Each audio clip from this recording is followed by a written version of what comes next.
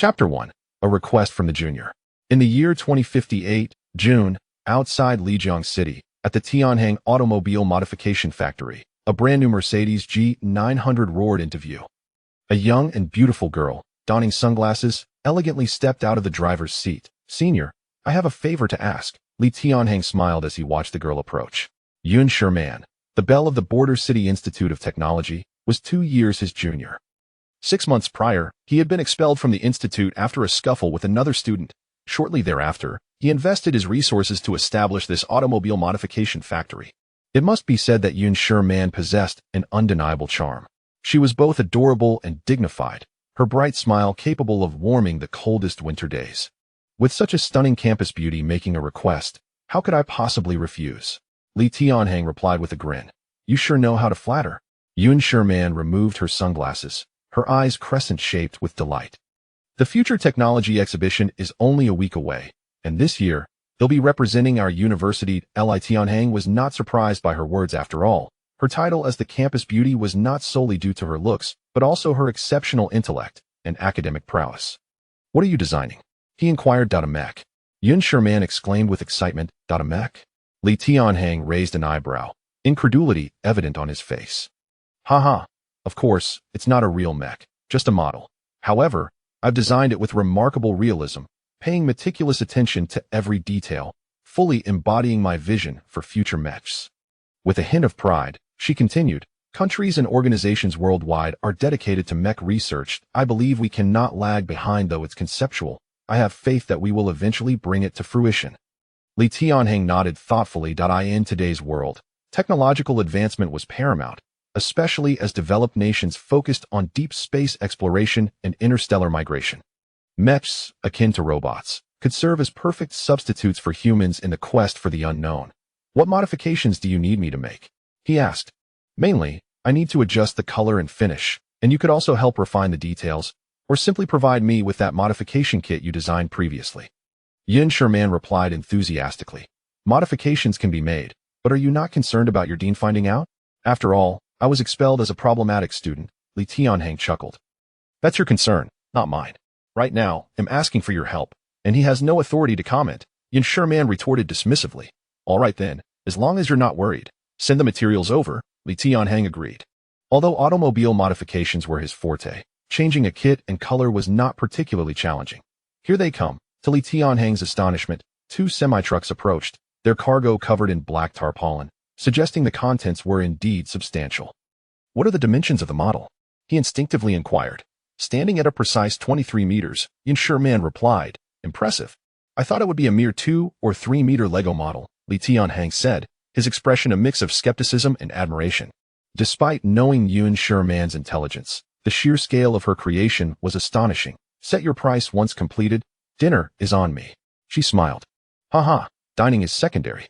If you graduate and come work as my assistant, I might consider it," Li Tianhang said, half-jokingly. "As long as the modifications are flawless, I'm open to anything," Yun Shimian said with a gentle smile. "Who could resist a charming senior like you? Just don't backtrack on your promise." Li Tianhang grinned. "Puffed. Who's afraid? Just make sure you don't hesitate when the time comes." Gazing at the beautiful campus beauty before him, Li Tianhang found himself momentarily entranced. The thought of her working as his assistant seemed rather appealing. "Have I sprouted flowers on my face during these 2 months?" Yun Shimian laughed.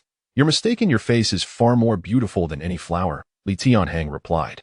"You sure know how to sweet talk. Do you say this to every girl? Where would I find the time?" Their banter continued, filled with laughter, until an hour later, Yun Shimian departed from the modification factory. Had it been the past, this task would have been quite a challenge, but now, with the system at my disposal, such modifications are well within reach. Indeed, a month prior, Li Tianhang had acquired a remarkable super modification system. Within that time, he transformed the factory into a super facility, though it appeared unassuming from the outside. System online, ready to modify the air or anything else. The super modification system is at your service. What would you like to modify, host? I wish to use the Black Knight Mech modification kit. Additionally, this project is unique, and I hope to gain some prestige from it. Some functions, modification plans, and system products required prestige points to unlock and purchase. Prestige points could be obtained through the positive emotions of others, such as praise, excitement, astonishment, and admiration. Hence, Li Tianhang viewed the upcoming Future Technology exhibition as an excellent opportunity to amass prestige. The host's request has been received. Based on the system's evaluation, the following modification plans are available. Plan 1. Minor modifications, providing basic functions such as illumination, movement, and jumping. This plan consumes 20,000 prestige points. Plan 2. Moderate modifications, offering the basic functions of Plan 1, plus an intelligent system, a sensory operation system, and a transformation system. This plan consumes 50,000 prestige points. Plan 3. Major modifications, retaining only the Mech's exterior, while redesigning the internal language, including the power system, intelligence system, operation system, and transformation system. This plan consumes 200,000 prestige points. Since I aim to acquire more prestige points, Plan 3 is undoubtedly the way to go. However, 200,000 prestige points. The system currently has a remaining gift of 210,000 prestige points. Using them all is somewhat risky, yet the first two options seem too ordinary. After contemplating for a while, Li Tianhang's gaze suddenly grew resolute. Fortune favors the bold. If I am to modify, let it be spectacular. System, I choose Plan 3. Understood, host. Deducting 200,000 prestige points. All modification data for Plan 3 has been generated. Please review, host. Plan 3, Major Modification Plan. Power System, a micronuclear propulsion device, enabling the mech to reach hypersonic speeds. Intelligence System, high-level artificial intelligence, assisting the mech operator in control. Operation System, a sensor operation system, connecting to human neural networks. Transformation System, due to material limitations, currently only one transformation device is available. Materials, it is recommended to directly spray the surface with hexagonal diamond synthetic osmium, eliminating the need for reforging the outer shell and other labor. Chapter 2. A million for modifications? A series of information continuously surged through Li Tianhang's mind. After he had a rough understanding of all the modification plans, his expression grew noticeably serious. A week's time felt rather rushed. Fortunately, he had previously gathered some materials which would suffice. Come on, brothers, let us get to work, Li Tianhang declared as he pressed a function key on his mobile device. At the immense factory entrance behind him, several work vehicles equipped with colossal robotic arms emerged. These vehicles were remarkably agile, deftly picking up the model components strewn across the ground and transporting them into the factory. Following their line of sight into the factory, one could see massive machines busily engaged in their tasks. The work vehicles placed all the components in their designated spots, while Li Tianhang began preliminary modifications to the power system at the control panel. With both hands deftly maneuvering the expansive holographic projection before him, any onlooker would surely be astounded. Such interactive holographic displays seemed only to exist in science fiction, yet Li Tianhang had brought it into reality. Observing beside him, the work vehicle scanned the mech's components, generating an identical 3D model within the holographic projection. Li Tianhang manipulated the model, magnifying, reducing, dragging, and adjusting dimensions. Impressively, Yun Shimian had even incorporated a motor system, allowing the mech to walk at a gradual pace. As Li Tianhang examined the model's design and assembly, he immediately grasped Yun Shimian's design philosophy. It was undeniable that this junior had considerable talent. After all, this was a behemoth towering 7 stories high. The ability to enable such a massive metal structure to walk was already a remarkable achievement. Then I shall directly upgrade your power and transmission systems, Li Tianhang thought with excitement, continuing to disassemble the remaining components within the holographic projection. He then utilized the system's plans to redesign and upgrade accordingly. Thus, amidst Li Tianhang's relentless toil, an entire week swiftly passed. Completing the modifications within the stipulated time frame was indeed a testament to his dedication. Essentially, the mech had retained only its outer appearance. Even the exterior had been repainted with a novel metallic material. The internal components had undergone a complete overhaul, retaining merely the foundational design of Yun Shimian. The authentic parts had all been meticulously reinstalled. Accomplishing such a monumental workload within a week was nothing short of miraculous. Finally done, Li Tianhang exhaled, sinking into the chair behind him, filled with a sense of satisfaction as he gazed at the finished product. Without further ado, earning the 50,000 prestige points initially bestowed by the system was already gratifying. When the system first appeared, it had gifted him 50,000 prestige points. Over the past month, he had spent nearly 30,000 transforming the factory's interior and constructing various mechanical devices. The remaining 20,000 prestige points had been entirely invested in this machine, naturally leading to his immense anticipation for its performance. Ding ding ding. The ringtone of his phone abruptly pierced the air. Upon checking, it was none other than a call from Yun Shimian. Senior, are you done? The exhibition is about to commence. The cacophony of noise on her end was palpable, with voices intermittently calling her name. Just finished. Come over to pick it up. He replied. All right, that's great. I'm a bit busy here, so have the driver come and collect it. Fine. Remember to settle the payment afterward, Li Tianhang said weakly. Having barely rested more than 20 hours throughout the week, his body was on the verge of exhaustion. All right, how much is it, senior? I'll transfer it to you right now. A total of 102,000. I'll round it down to 100. A brief silence lingered on the line, with only the background noise audible. Senior, it was just a modification of a kit. Why is it so expensive? I upgraded it to look more impressive, of course. The price differs. Don't delay the workers' wages. And remember to come by as my assistant after graduation. Li Tianhang, feeling utterly drained, muttered. I'm quite tired and need to rest. I've sent you the instructions via WeChat. Just follow them to operate it. With that, he hung up, leaving Yun Shimian on the other end of the line, puzzled as she gazed at her phone. She opened the WeChat document and skimmed through it briefly, not delving deeply. Meanwhile, a voice repeatedly called her name. Yun Shimian. Uncle Chen, you're here too. Yun Shimian quickly stowed her phone away, facing the middle-aged man, Tianhang, the head of an aviation company. He was an old classmate of the academy's dean, Gao Peng, and attended every technology exhibition. Yun, I've heard you designed a mech model. Where is it? I had someone make slight modifications to its appearance and color. It's currently en route. Yun Shimian replied hastily. Indeed, a remarkable young woman. Tianhang praised, giving her a hearty thumbs up. The advancement of technology requires forward-thinking minds like yours. Haha, Uncle Chen. I'm just playing around. These are merely conceptual ideas and not worth mentioning compared to those engaged in practical applications. Yun Shimian remained exceedingly modest, aware of the depth of her father's relationship with Tianhang, but mindful of the generational gap. You are mistaken. Many seemingly grand inventions and technological revolutions emerge from what appears impossible, even absurd.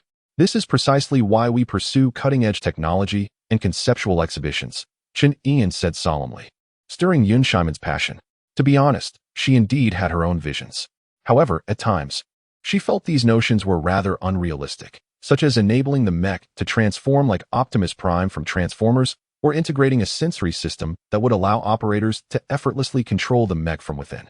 These ideas were undeniably fantastical, yet Yun Shimian believed that such mechs would undoubtedly materialize in the future. Are you saying that you've designed not just a fixed model, but, Uncle, I've integrated operational components within the mech, allowing users in the control room to maneuver it using control sticks, Yun Shimian explained. Upon hearing this, Tianhang's face illuminated with astonishment. You mean to say you've achieved free movement for the mech? Chapter 3. The Black Warrior Suit indeed, Uncle Chen. But, Yun Shimian offered a bittersweet smile. At present, this is all I can achieve. To put it plainly, it is merely a large, ambulatory mech model, devoid of any substantial function. No. The implications are entirely different. Tianhang exclaimed in astonishment. Old Lu Yuanshan and his team have labored for nearly a decade without managing to have their mechs walk steadily even 3 meters. And their mech apparatus is said to be merely 10 meters tall, while yours appears to be over 20 meters. Yes, Uncle Chen, Yun Shimian affirmed. Wonderful. The future is in capable hands. Tianhang continued excitedly. I can hardly wait to witness the true form of your mech. Old Chen, what are you discussing so joyfully? Suddenly, a middle-aged woman's voice interrupted, and approaching them was Huang Xiao, the head of the technology exhibition. General Huang, it has been a while. Every time I see you, you seem to have rejuvenated a few years. Tianhang remarked as he shook hands with Huang Xiao, who was flanked by several older individuals. Upon seeing these figures, Yun Shimian felt a slight shock. They were all distinguished leaders in various industries and fields. Gao Peng, the president of the Border City Institute of Technology, Zhang Shunan, the owner of Huaihua Technology, Kong Sun, the director of Wending Technology Group, and Jean Canyi, a mathematics professor at Hucking University, along with many others whom Yun Shimian had not met, undoubtedly prominent figures in the tech realm. This was hardly surprising, as both tech companies and related fields are in dire need of talent. In such a venue, they could discover rare individuals, which is why exhibitions like this often attract luminaries from various sectors. Old Chun, it's been years, yet you remain as silver-tongued as ever. Gao Peng laughed heartily. Clearly an old friend of Chun Ian. Do you think it suffices to be a wooden puppet like you? Chun Ian retorted playfully. The two embraced, while Yun Shimian tactfully stepped aside. Old Gao, I heard that a student from your institute has managed to create a model of a mech that can move over long distances? Jean Canyi inquired curiously, prompting the others to cast questioning glances at Gao Peng. The designer is right here. You must ask her for specifics, Gao Peng replied, turning his attention to Yun Shimian, who suddenly felt the weight of numerous gazes upon her, her pressure escalating in that instant. The device is still being transported. It should arrive in about half an hour. You can check the outdoor exhibition hall to the east, as it is too large to fit indoors, Yun Shimian hurriedly explained. To think a lady designed it. Border City Institute truly produces talent. Just now, Lu Yuanshan even called to remind me to pay special attention to your design. Jean Canyi remarked with a smile. It's merely a simple model. How could it possibly compare to academician Lu? Yun Shimian demurred. Yet, being acknowledged by the likes of Chun Ian and Jean Canyi, as well as eliciting surprise from someone of Lu Yuanshan's caliber, filled her with pride. Do not be too modest. With old Lu's skills, he may not be able to surpass you by much, Jean Canyi laughed. And soon the group began to tour the other exhibition areas. Approximately half an hour later, they arrived at Yun Shimian's designated outdoor exhibition area. The mech was draped in red cloth, obscuring its true form. However, even from its exterior, the sheer scale of over 20 meters was awe-inspiring. The thought of such a colossal entity being able to walk was utterly astonishing. You've kept it quite mysterious, student, Jean Canyi chuckled. Truth be told, Yun Shimian was equally curious about what modifications Li Tianhang had made to the model. Moreover, the thought of $1 million in compensation motivated her to confront Li Tianhang after the exhibition to inquire if he had indeed lost his mind, daring to swindle her. His junior. Come, let us witness this year's masterpiece from the Border City Institute of Technology, Chun Ian said with a smile. With a heart full of anticipation and excitement, Yun Shimian pulled the red cloth from the mech. As the modified mech emerged before the crowd, an eerie silence enveloped the scene. Every gaze shifted to one of sheer astonishment, leaving even Yun Shimian momentarily speechless. In comparison to her previous design, the overall silhouette was more robust, with a face and contours exuding an imposing presence. Coupled with its black warrior matte finish, the mech appeared both majestic and aesthetically pleasing, fierce yet gentle. In that instant, Yun Shimian felt as though the $1 million spent was truly worth it. Goodness, from its appearance alone, I could have sworn it was a mech from a film brought to life, exclaimed Kong Sun, the owner of Huawei Technology, astonished by the sight. Gao Peng turned to Yun Shimian, noting that this mech model bore slight differences from what had been displayed at the academy. It's magnificent, classmate Yun. Setting aside other aspects, your design deserves full marks for its exterior. Jean Canyi praised, giving her a resounding thumbs up. Indeed, Lu Yuanshan truly cannot compare to you young talents. Kong Sun added with a broad smile. I've seen what he produced. It was as cumbersome as an elderly person, and the appearance was leagues apart. Haha, Kong Sun. You are too much. If old Lu were to hear that, he would surely take issue with you. Jean Canyi laughed heartily. Old Lu's designs prioritize practicality, while young people naturally place aesthetics at the forefront. Precisely. Academician Lu has dedicated over a decade to this endeavor, and I suspect this year will yield a significant breakthrough, Zhang Shunan remarked. As they conversed, a crowd gathered around them, for this technology exhibition was open to the public, attracting numerous visitors. Almost everyone was capturing photos of the Black Warrior mech, with many taking group pictures. Classmate Yun, didn't you mention this mech model could walk? Could you demonstrate it for us to broaden our horizons? Jean Canyi urged. Certainly, no problem. After all this time, isn't this the moment we've all been waiting for? Yun Shimian confidently approached the mech, where the switch to enter was located at its toe. However, as she reached the toe area, she was struck dumb. Chapter 4. Senior, what have you done to my mech? The area meant for the switch had been smoothed over, leaving no trace of it. There was not even a hint of a groove or crevice to be found. Oh no, my senior couldn't he possibly have erased the switch? Could he? A bead of sweat formed on Yun Shimian's forehead at the thought of faltering in front of so many people. Classmate Yun, what's wrong? Is there an issue? Gao Peng's voice cut through her anxiety, making her feel as though she were standing in a pan of boiling oil. And no, it's nothing. Just a moment. Yun Shimian quickly recalled the electronic manual Li Tianhang had sent her. She took out her phone and flipped to the first page. Just as an animated explanation popped up. The switch for entering the mecha has been relocated to the inner side of the right foot. Upon witnessing this animation, Yun Shimian hurriedly dashed between the mecha's legs and, as expected, discovered a button. A sigh of relief escaped her lips. She had no time to ponder why the switch had been moved to this location. She swiftly stowed her phone and pressed the button. The entire mecha suddenly trembled, leaving everyone around in a state of astonishment. The mecha's face unexpectedly slid upward like a retractable cover, revealing a cabin that popped out from within its head. Subsequently, it descended slowly, akin to an elevator, coming to rest before Yun Shimian. This spectacle rendered not only the onlookers, but also Yun Shimian herself utterly speechless. She distinctly recalled designing a cabin that would lower a staircase for her to climb into the mecha's head. Yet here it was, this cabin autonomously detaching and descending? Such a fully automated mechanism had crossed her mind, but the feasibility seemed utterly implausible. Impressive, old gal. This student possesses not only a vivid imagination, but also exceptional practical skills. Most importantly, she is a woman. Huang Xiao, the head of the exhibition nearby, gazed in awe at the unfolding scene. Taking a deep breath, Yun Shimian was compelled to act without further contemplation and stepped into the cabin. The cabin then gradually ascended back into the mecha's head while the facial panel slid back down, restoring its original form. Detecting pilot entry into the cabin. Activating pressure balance device, assessing neurons, connecting sensors. A mechanical voice announced, and Yun Shimian observed a half-helmet-like apparatus gently descending onto her head. Numerous small, tentacle-like connectors emerged from the helmet, automatically adhering to her scalp and neck. Simultaneously, similar armor-like devices converged from all directions, attaching themselves to her body. What did you do to my mecha, Senior Lee? Yun Shimian was utterly astounded, the scene she was experiencing reminiscent of something from a science fiction film. She recalled her original design, which merely involved a few joysticks to control the mecha's slow movement. Yet now, she felt as though she had traversed from a primitive era into a technologically advanced future world. Connection devices complete, detecting pilot's physical condition as below average. Maximum operational speed of this device must not exceed 10 Mach. As this announcement concluded, Yun Shimian beheld a projection screen materializing before her, displaying fundamental data about her physical condition. Almost simultaneously, a peculiar sensation enveloped her mind. She felt as if she had completely merged with the mecha. No, this was no mere illusion. Yun Shimian was horrified to discover that she could see everything around her through the mecha's external apparatus. It was as if the mecha's eyes had become her own.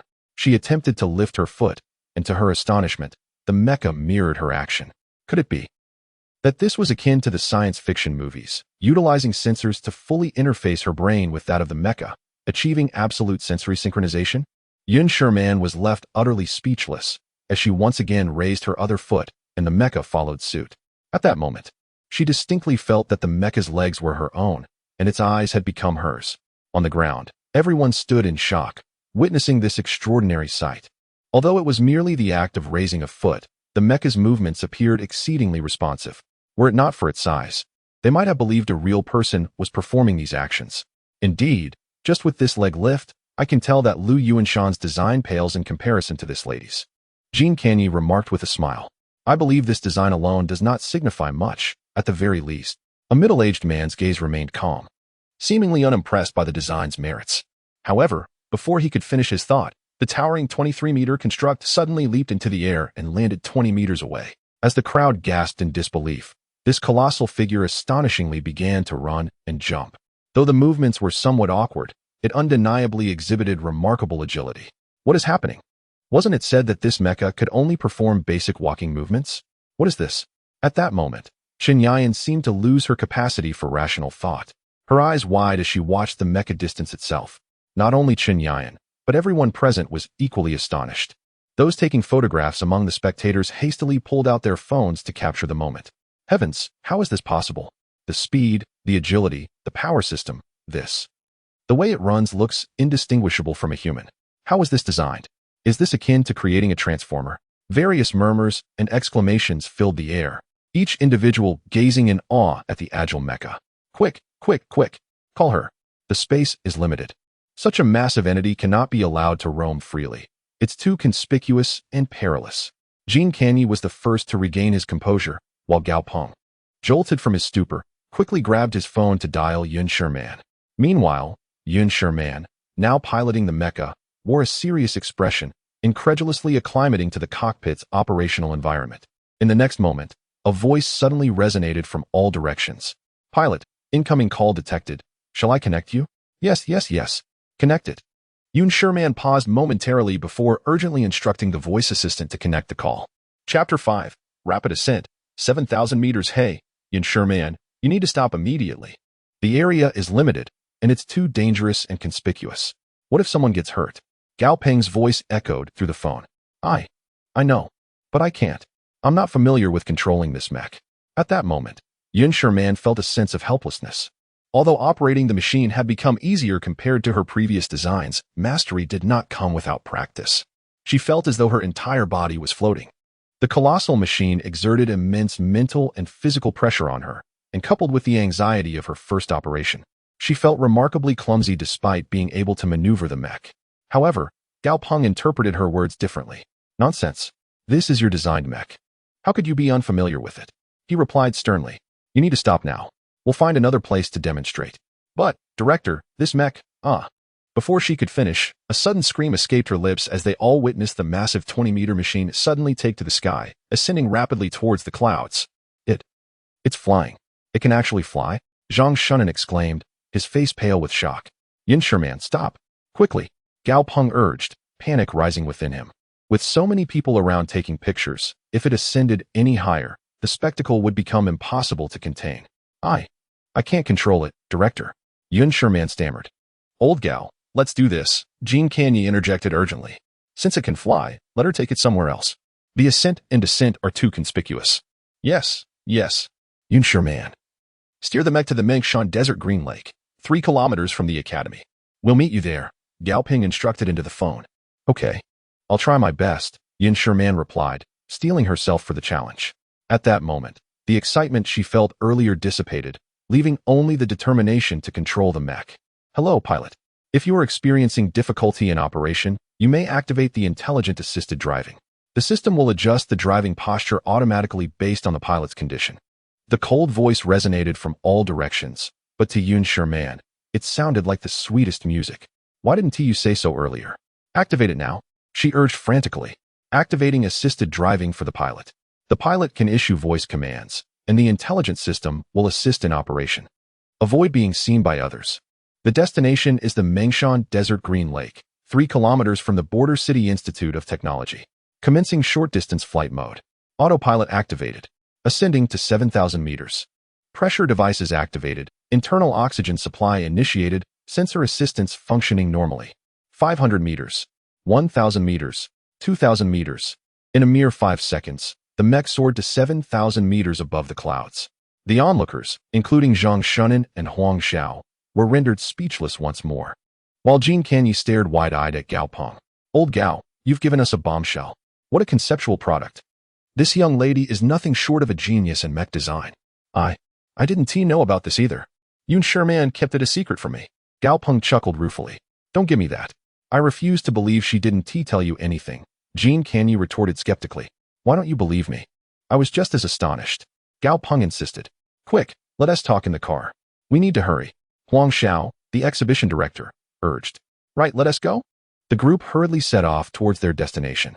In the vehicle, Jean Canyu's eyes sparkled with fervor as he envisioned the black mech in its running stance and soaring ability. He couldn't help but feel a surge of excitement. I need to get Lu Yuanshan over here. If he sees this, he'll absolutely freak out. Jean Canyi quickly dialed a number. At a certain research base, Lu Yuanshan, a renowned figure in physics, now 80 years old, had never ceased his research. Before him stood a 10-meter-tall mech, which could also be described as a large robot.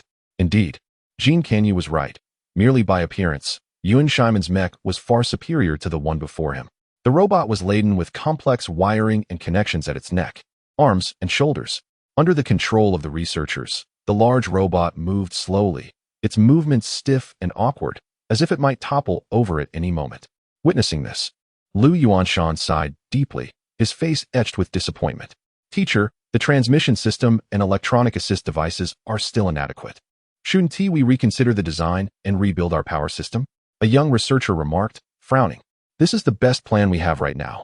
Other alternatives are either worse or not feasible, Lu Yuanshan replied, his expression filled with regret as he gazed at the large robot 30 meters away. Achieving agile movement with such a large machine still seemed a distant goal. Lu Yuanshan sighed again. During his studies abroad, he had noted that many research institutions had already managed to make these massive machines agile, with some even capable of short-distance running. This realization fueled his determination to create such technology.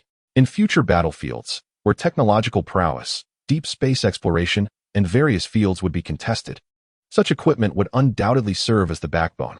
Yet, after all these years, his numerous prototypes had yielded unsatisfactory results. The thought of other nations surpassing him in this technology left a bitter taste in his mouth. Suddenly, the ringing of a phone broke his reverie. He picked it up to see a familiar name flashing on the screen, Jean Canyi calling. Chapter 6. The indefensible Gao Peng Lu Yuanshan and Jean Canyi were indeed old acquaintances, often sharing tea and engaging in discussions about their research fields. This time, Jean Canyi decisively pressed the answer button, and an urgent voice came through the receiver. Hey, old Lu, you need to take the fastest flight to Lijiang City immediately. After a moment's consideration, Jean Canyi felt that was not swift enough and quickly revised his suggestion. Actually, it's less than 300 kilometers from your place to Lijiang City. You should just take a helicopter. Wah, what is going on? Lu Yuanshan was momentarily taken aback, sensing the urgency in Jean Canyi's voice, indicating something of great importance was afoot. At the Border City Institute of Technology, a genius student has created a mecha, one that resembles the design you previously envisioned. You need to hurry over, Jean Canyi explained. What? You can't be joking. Do you actually remember what my design looked like? Lu Yuanshan was stunned, rising from his chair at the prospect of a breakthrough in mecha technology that he had longed for. The news struck him like a thunderclap, filling him with exhilaration. Stop wasting time. Do I look like I'm joking? Jean Canyi responded, then added, I have a video to send you, just filmed a few minutes ago. Lu Yuanshan activated the speakerphone and opened the message, which indeed contained a short video from Jean Canyi. The footage was simple yet astonishing, showcasing Yun Shimian piloting the mecha as it soared and leaped through the air. At that moment, Lu Yuanshan comprehended why Jean Canyi was in such a frenzy. This can't be real. Are you sure this isn't some post-production trickery? Did you actually film this? He questioned incredulously. Old Lu, can you imagine I would joke about something like this? Besides, I know exactly what you do all day, Jean Canyi replied. All right. I'm on my way to Lijiang City. Lu Yuanshan's excitement was nearly overwhelming. For a man who had dedicated 10 years to mecha research without significant progress, witnessing this scene filled him with an indescribable longing to rush to Lijiang City and uncover the truth. Let us go, shall Lu. Prepare the helicopter. We're heading to Lijiang City right now. The others around them were still trying to grasp the situation, but Lu Yuanshan's eager demeanor indicated that something monumental awaited them. Inside the mecha, despite the assistance of autopilot, Yun Shimian was still cautious. She endeavored to master the operation of this colossal machine. Before her, clouds danced past. Below, the scenery unfolded like a painting. At an altitude of 7,000 meters, aside from the pressure inherent in piloting the mecha, she felt no discomfort. Perhaps overwhelmed by the sheer amazement she experienced, banishing any unease from her consciousness. Seniorly, how on earth did you achieve this? It's simply unbelievable. The thought that this miraculous creation was the result of Li Tianhang's modifications left her feeling surreal. I've made up my mind. I won't wait until graduation. I want to be your assistant now.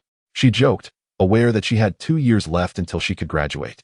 Yet staying in the school for another 2 years seemed futile if she couldn't learn any mecha technology. But being close to Li Tianhang would be entirely different. As long as she performed well, she believed he would generously share his expertise. As these thoughts swirled in her mind, she felt a surge of delight. Pilot, we are approaching the destination. Okay, all right. She looked ahead, spotting the verdant lakes of the Mengshan Desert not far from the institute. By now, she had nearly mastered the autonomous operation of the mecha. While she might not be able to execute high-difficulty maneuvers, basic piloting was no longer an issue. At that moment, the mecha descended rapidly, and the ground below swelled in size. Yet, during this process, Yun Shimian felt no sensation of weightlessness. Boom! The massive mecha landed, kneeling on one leg, sending dust and debris flying outward in concentric circles. Let us wait for them here. And I'll take a look at the manual Senior sent me. Yun Shimian focused intently on the instructions displayed on her phone, while Jean Canyi and his entourage raced towards her. Inside the vehicle, Jean Canyi glanced at Gao Peng, a hint of dissatisfaction on his face. Old Gao, you've concealed this too well. This student could not have accomplished this alone. You must have provided considerable support behind the scenes. I've said it countless times. I genuinely had no idea about this. This is entirely the work of Yun Shimian, Gao Peng insisted. Why didn't I notice your dedication before? You've completely downplayed your contributions and let the students take all the credit, Jean Canny remarked. What? Gao Peng began to retort, but at that moment, he realized he truly had no defense. As they journeyed, he faced mounting complaints and accusations from those around him. The most pressing question was how Yun Shimian had managed to develop such advanced mecha technology. Gao Peng's humility was indeed justified. Zhang Shunan chuckled from the side, saying, After all, Yun Shimian is a student of their institute. If she crafted this on her own, the school will undoubtedly bask in her glory. Haha, that's true. I can guarantee that your institute's enrollment will explode next year, added Kong Soon, both of them harboring ulterior motives. Undoubtedly, Yun Shimian was a unique genius. If they could recruit her into their companies, advancements in technology would be assured.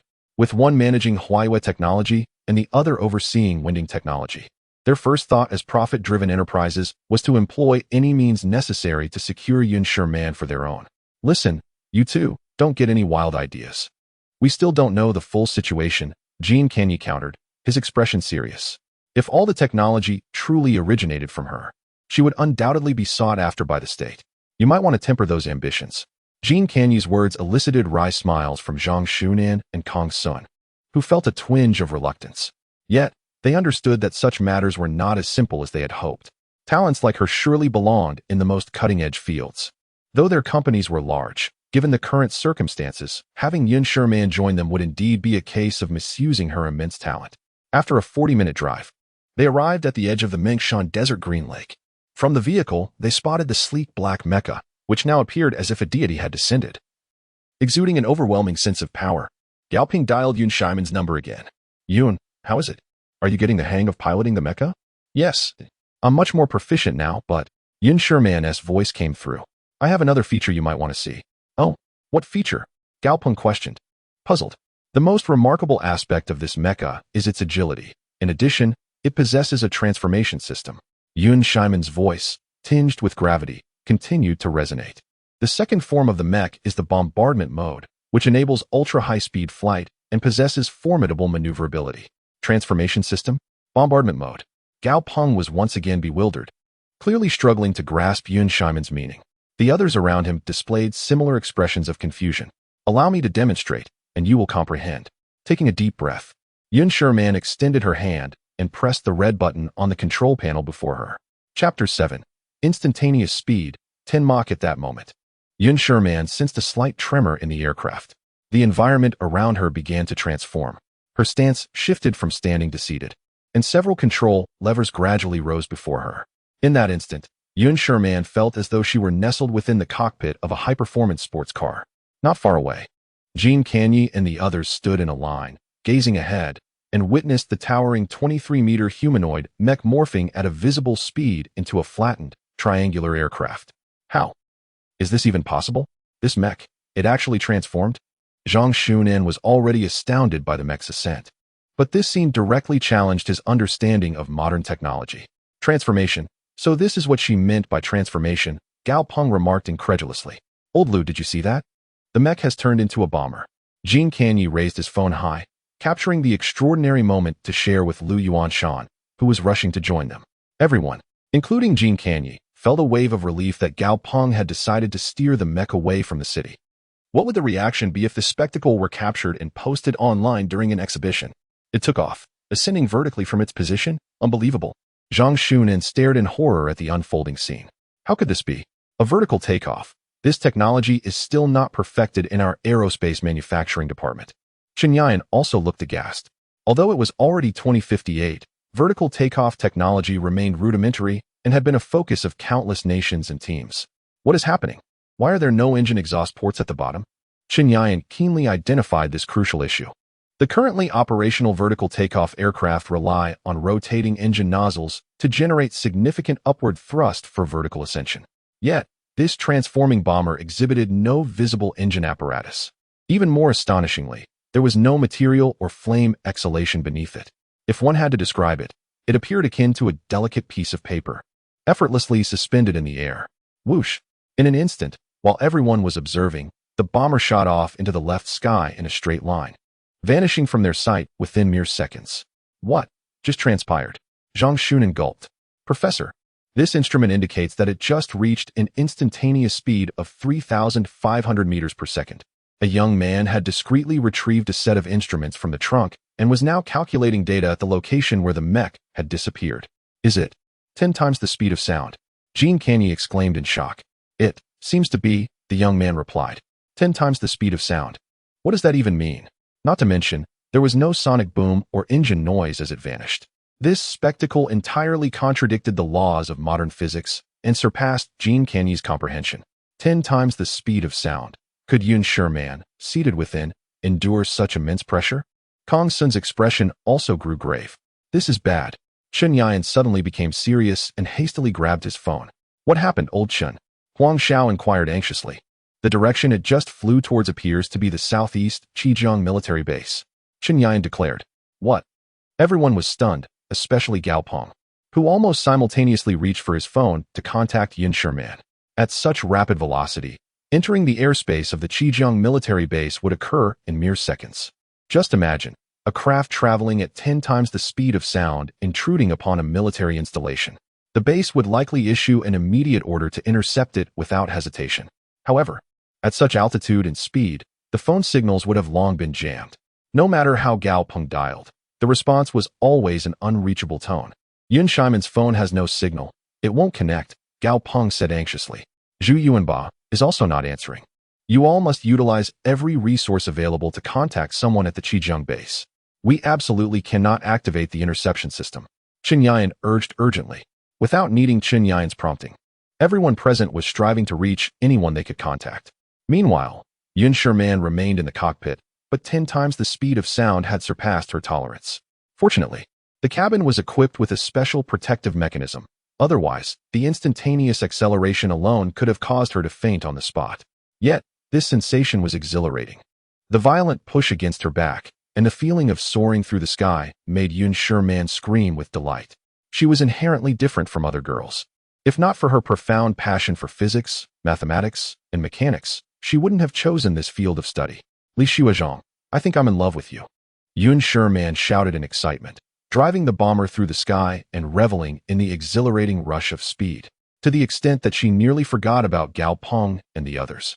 At this moment, in the southeast base, within a radar monitoring room, a soldier suddenly widened his eyes, fixated on the screen.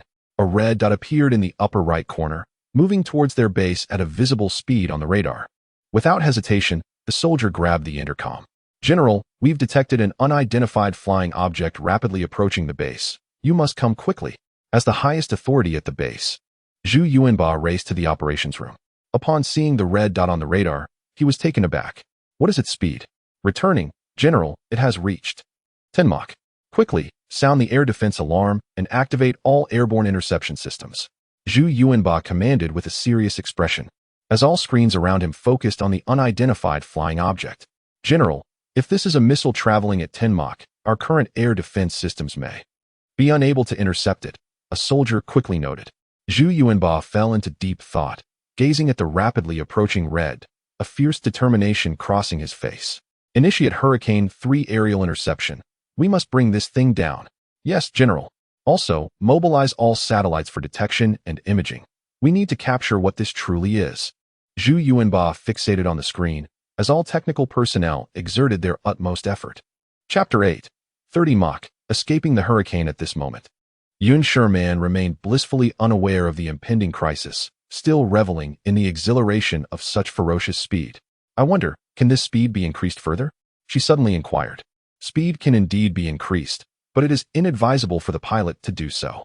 The current cabin pressure can only withstand approximately 10 times the speed of sound. Due to the pilot's physical condition, exceeding this speed could potentially lead to a state of shock. I see. Yun Shimian nodded, feeling the pressure induced by the speed within the cockpit, yet it did not significantly affect her. Warning, warning, warning. 5 Hurricane 3 missiles have locked onto this aircraft, and there is a possibility of destruction. What? 5 missiles, and they have locked onto me. On the screen before her, 5 red dots raced towards her with alarming speed, seemingly matching the velocity of the bomber she was piloting. Yun Shimian was once again taken aback. Intercept them. Hurry, intercept. The aircraft is not equipped with any weaponry or defense systems, rendering effective interception impossible. Yun Shimian was momentarily stunned. Think of something quickly. How could there be missiles? Where on earth am I flying? Activating superspeed flight mode can evade missile tracking, but there is a risk of the pilot losing consciousness. Better to faint than die, Yun Shimian exclaimed urgently.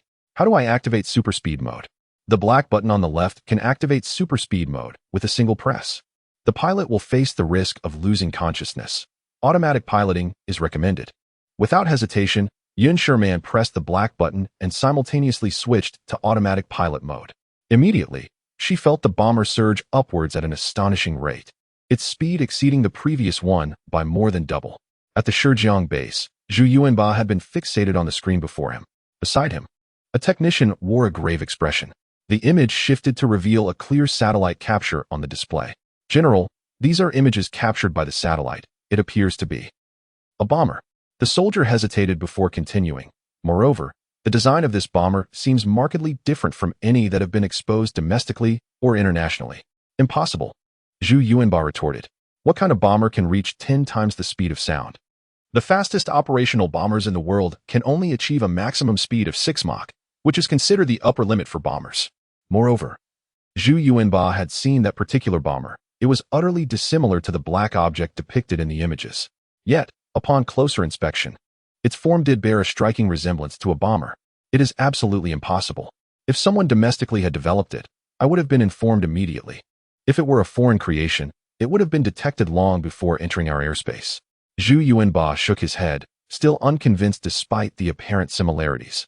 General, it's 20 times the speed of sound, 30 times, a full 30 Mach. It has evaded the hurricane's tracking, a radar operator exclaimed, as the red dot on the radar swiftly distanced itself from the hurricane missiles. 30 times the speed of sound. Had Zhu Yuanba not witnessed it with his own eyes, he would have deemed it a fantastical tale. Yet, seeing the red dot vanish at a visibly rapid pace left no room for disbelief. General, the footage should be indisputable. Moreover, if it were not a bomber, such sudden acceleration mid-flight would be impossible. The control room fell silent, save for the sounds of keyboards clattering and mice clicking, punctuated by Zhu Yuanba's heavy breaths. If this were indeed a bomber, he could scarcely fathom what technology had enabled such extraordinary speed. Impossible, absolutely impossible. This is beyond the capabilities of current technology on this planet. Zhu Yuanba shook his head, his expression grave. Are you suggesting this could be a UFO? A nearby soldier ventured. That possibility cannot be dismissed. In recent years, the number of reported unidentified flying objects has increased, and the shapes captured vary widely. The others nodded in agreement. 30 times the speed of sound implied, covering 10 kilometers in 1 second. Apart from unidentified flying objects, there seemed to be no other explanation. Strangely enough, I recall many recorded UFO videos where radar can detect them, yet they are invisible to the naked eye, or vice versa. This UFO truly is peculiar. For those who had long monitored the skies, incidents involving unidentified flying objects had become commonplace. Attributing the recent experience to a UFO event seemed plausible. Suddenly, as the discussion continued, a young man burst into the room, clutching a ringing mobile phone. General, you have a call. Mr. Chun has been trying to reach you. Zhu Yuanba, an old acquaintance of Tianhang, realized it had been quite a while since they last met. Hello, old Chun. Zhu Yuanba, has your aerial radar detected any unidentified flying objects? Upon hearing this, Zhu Yuanba's eyebrows raised in disbelief. How do you know? Please. You didn't order it to be shot down, did you? Tianhang's voice was laced with caution and unease. 5 hurricanes were launched, but the unidentified flying object evaded them. Zhu Yuanba could not help but inquire. Do you know what this unidentified flying object is? Thank goodness. You must come here quickly. The object you refer to is a student's design from the Bianxing Technology Institute. It likely went out of control due to improper handling. What? Zhu Yuanba was momentarily at a loss, unable to process the information. He took the phone away from his ear for a moment, confirming it was indeed Tianhang calling. How can that be? What nonsense are you spouting? Have you been drinking? I thought you didn't drink. Zhu Yuanba exclaimed. I haven't been drinking, and I have never been more sober than I am now, Tianhang replied. Listen, Tianhang, do you have any idea what speed that thing just reached? Zhu Yuanba's tone turned serious. It reached 30 times the speed of sound. Even the most advanced aerospace companies on this planet could not engineer such an engine. I know. It sounds unbelievable. You probably think I'm mad, but I swear by my life that this is the truth. Professor Jin Kanyi, Dean Gaopeng, and Academician Liu are all en route to us. This is indeed a project from a student at Bianqing University, Qinyan insisted. How? How is that possible? This is sheer fantasy. You must be joking. Despite Qinyan's clear explanation, Zhu Yuanba remained incredulous. And it was designed by a female student, Qinyan added. Hurry. She's already back. We're waiting for you and Academician Liu. I'll send you the location.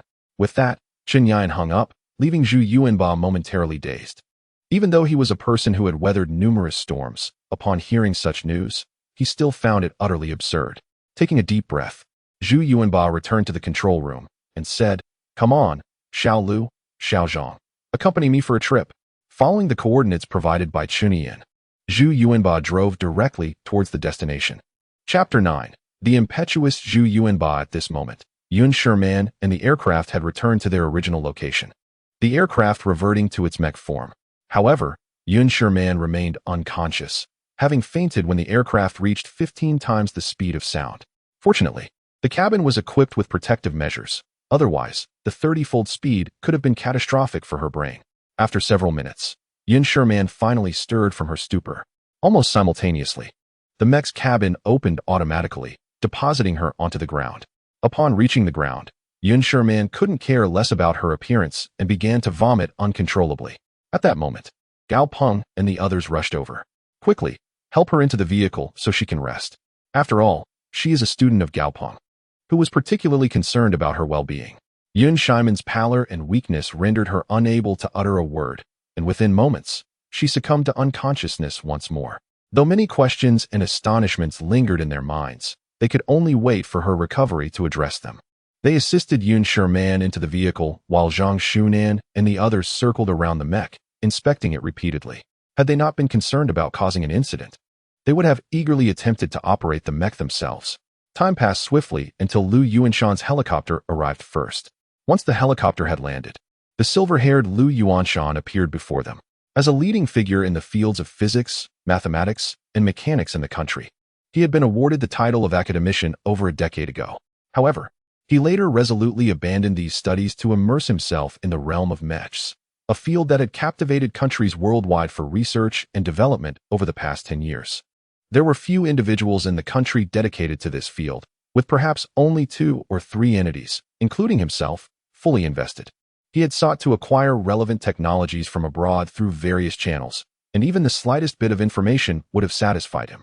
Yet, such advanced technologies were shrouded in the highest levels of confidentiality, whether for individuals or institutions.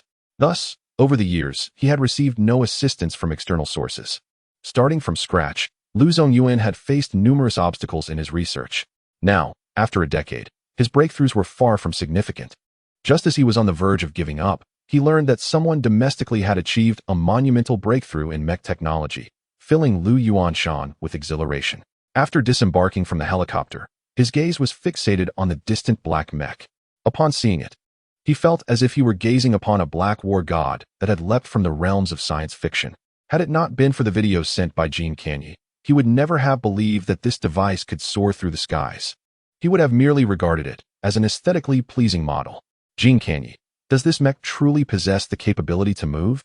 Where are the designer and operator? Lu Yuanshan endeavored to suppress his astonishment, only to turn around and notice Jin Kanyi and his companions standing there. Old Lu, this mech is not merely capable of running and jumping. Recalling the moment the mech transformed, coupled with Chun Ishan's revelation that the transformed mech reached 30 times the speed of sound, left them all dumbfounded. What do you mean? Lu Yuanshan implored. Don't be hasty. Old Lu, the designer just piloted the mech and experienced a slight issue. Once she recovers, we can inquire further. Jin Kanyi's expression was a blend of gravity and excitement. Coincidentally, Zhu Yuanba from the military district was also en route. Zhu Yuanba. Lu Yuanshan looked at them in shock. What transpired that even Zhu Yuanba has been stirred? The story was lengthy, and it seemed only the young lady could elucidate what had truly occurred. Jin Kanyi briefly recounted the events. When Lu Yuanshan learned of the mech's transformation and its evasion of hurricane missiles, achieving speeds of 30 Mach, he was utterly astonished. Had it not been for the esteemed individuals present, He would have thought he was dreaming or that someone was playing a cruel prank on him. After nearly an hour of waiting, several military Humvees approached slowly, leading with a figure nearly 2 meters tall. Even from a distance, his imposing stature made it unmistakable. This was Zhu Yuanba. Qinyan, where is that bomber? Zhu Yuanba's focus was solely on the aircraft that had reached 30 times the speed of sound, entirely overlooking the conspicuous Mech standing nearby. What you see is it? Qinyan pointed towards the black Mech. Qinyan, you rascal, are you jesting with me? Which of your eyes deemed that model a bomber? Zhu Yuanba's massive presence loomed over them, and his piercing gaze left not only Qinyan but everyone else feeling a sense of suffocation. It is indeed a Mech. But it can transform into a bomber, Gao Peng interjected. Transform.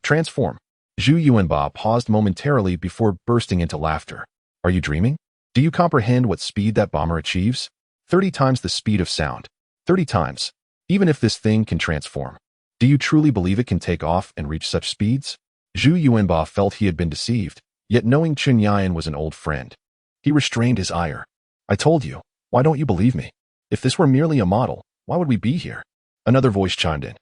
I could bring you to my base and claim our fighter jets not only transform but also achieve 1,000 times the speed of sound. Would you believe that?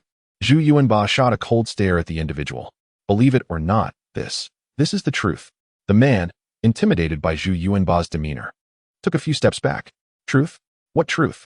A model can transform, I can accept that. But to claim it can transform and then reach 30 times the speed of sound? How can I believe that? Zhu Yuanba seethed with rage. Old Zhu, you should temper your impetuous nature. I called you here from afar. Do you think I am confused? Qinyan replied, exasperated. Zhu Yuanba's fiery temperament remained unchanged.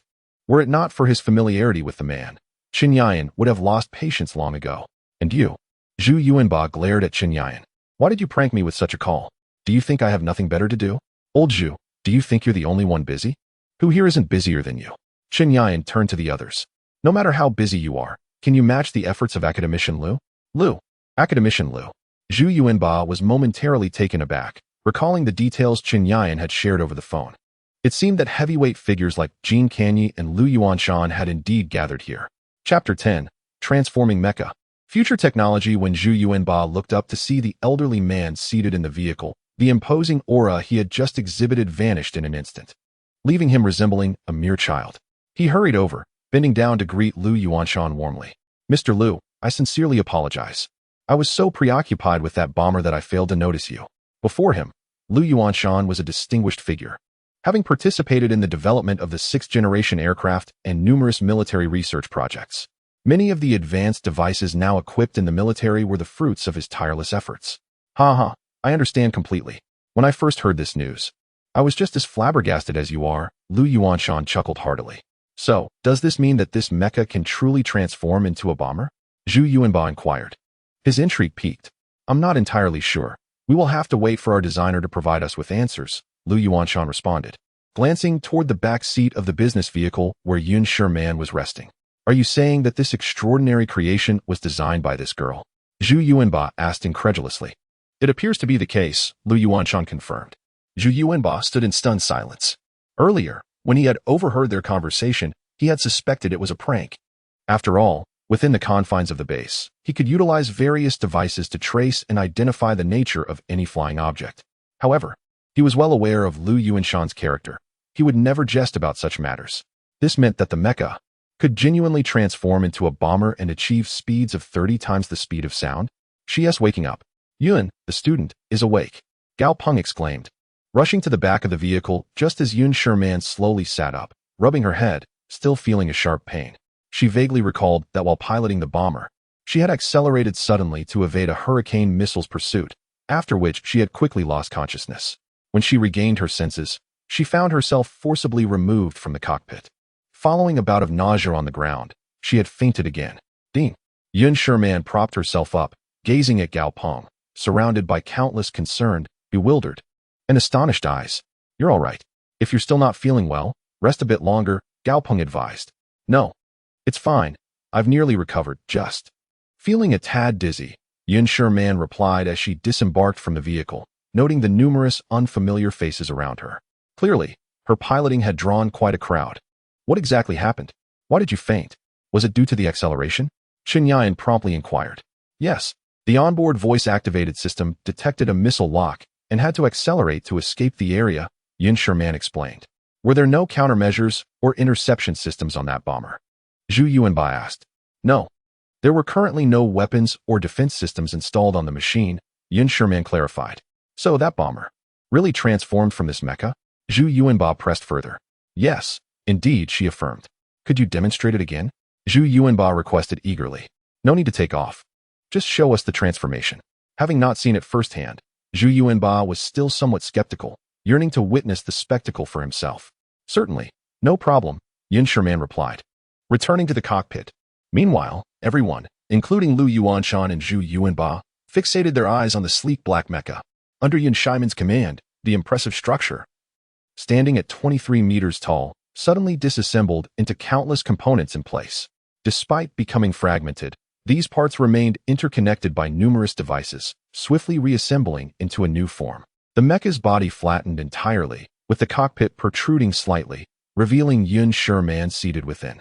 From afar, the bomber resembled a majestic eagle soaring through the skies, its sleek, flat body exuding an air of formidable power when compared to the humanoid mecha.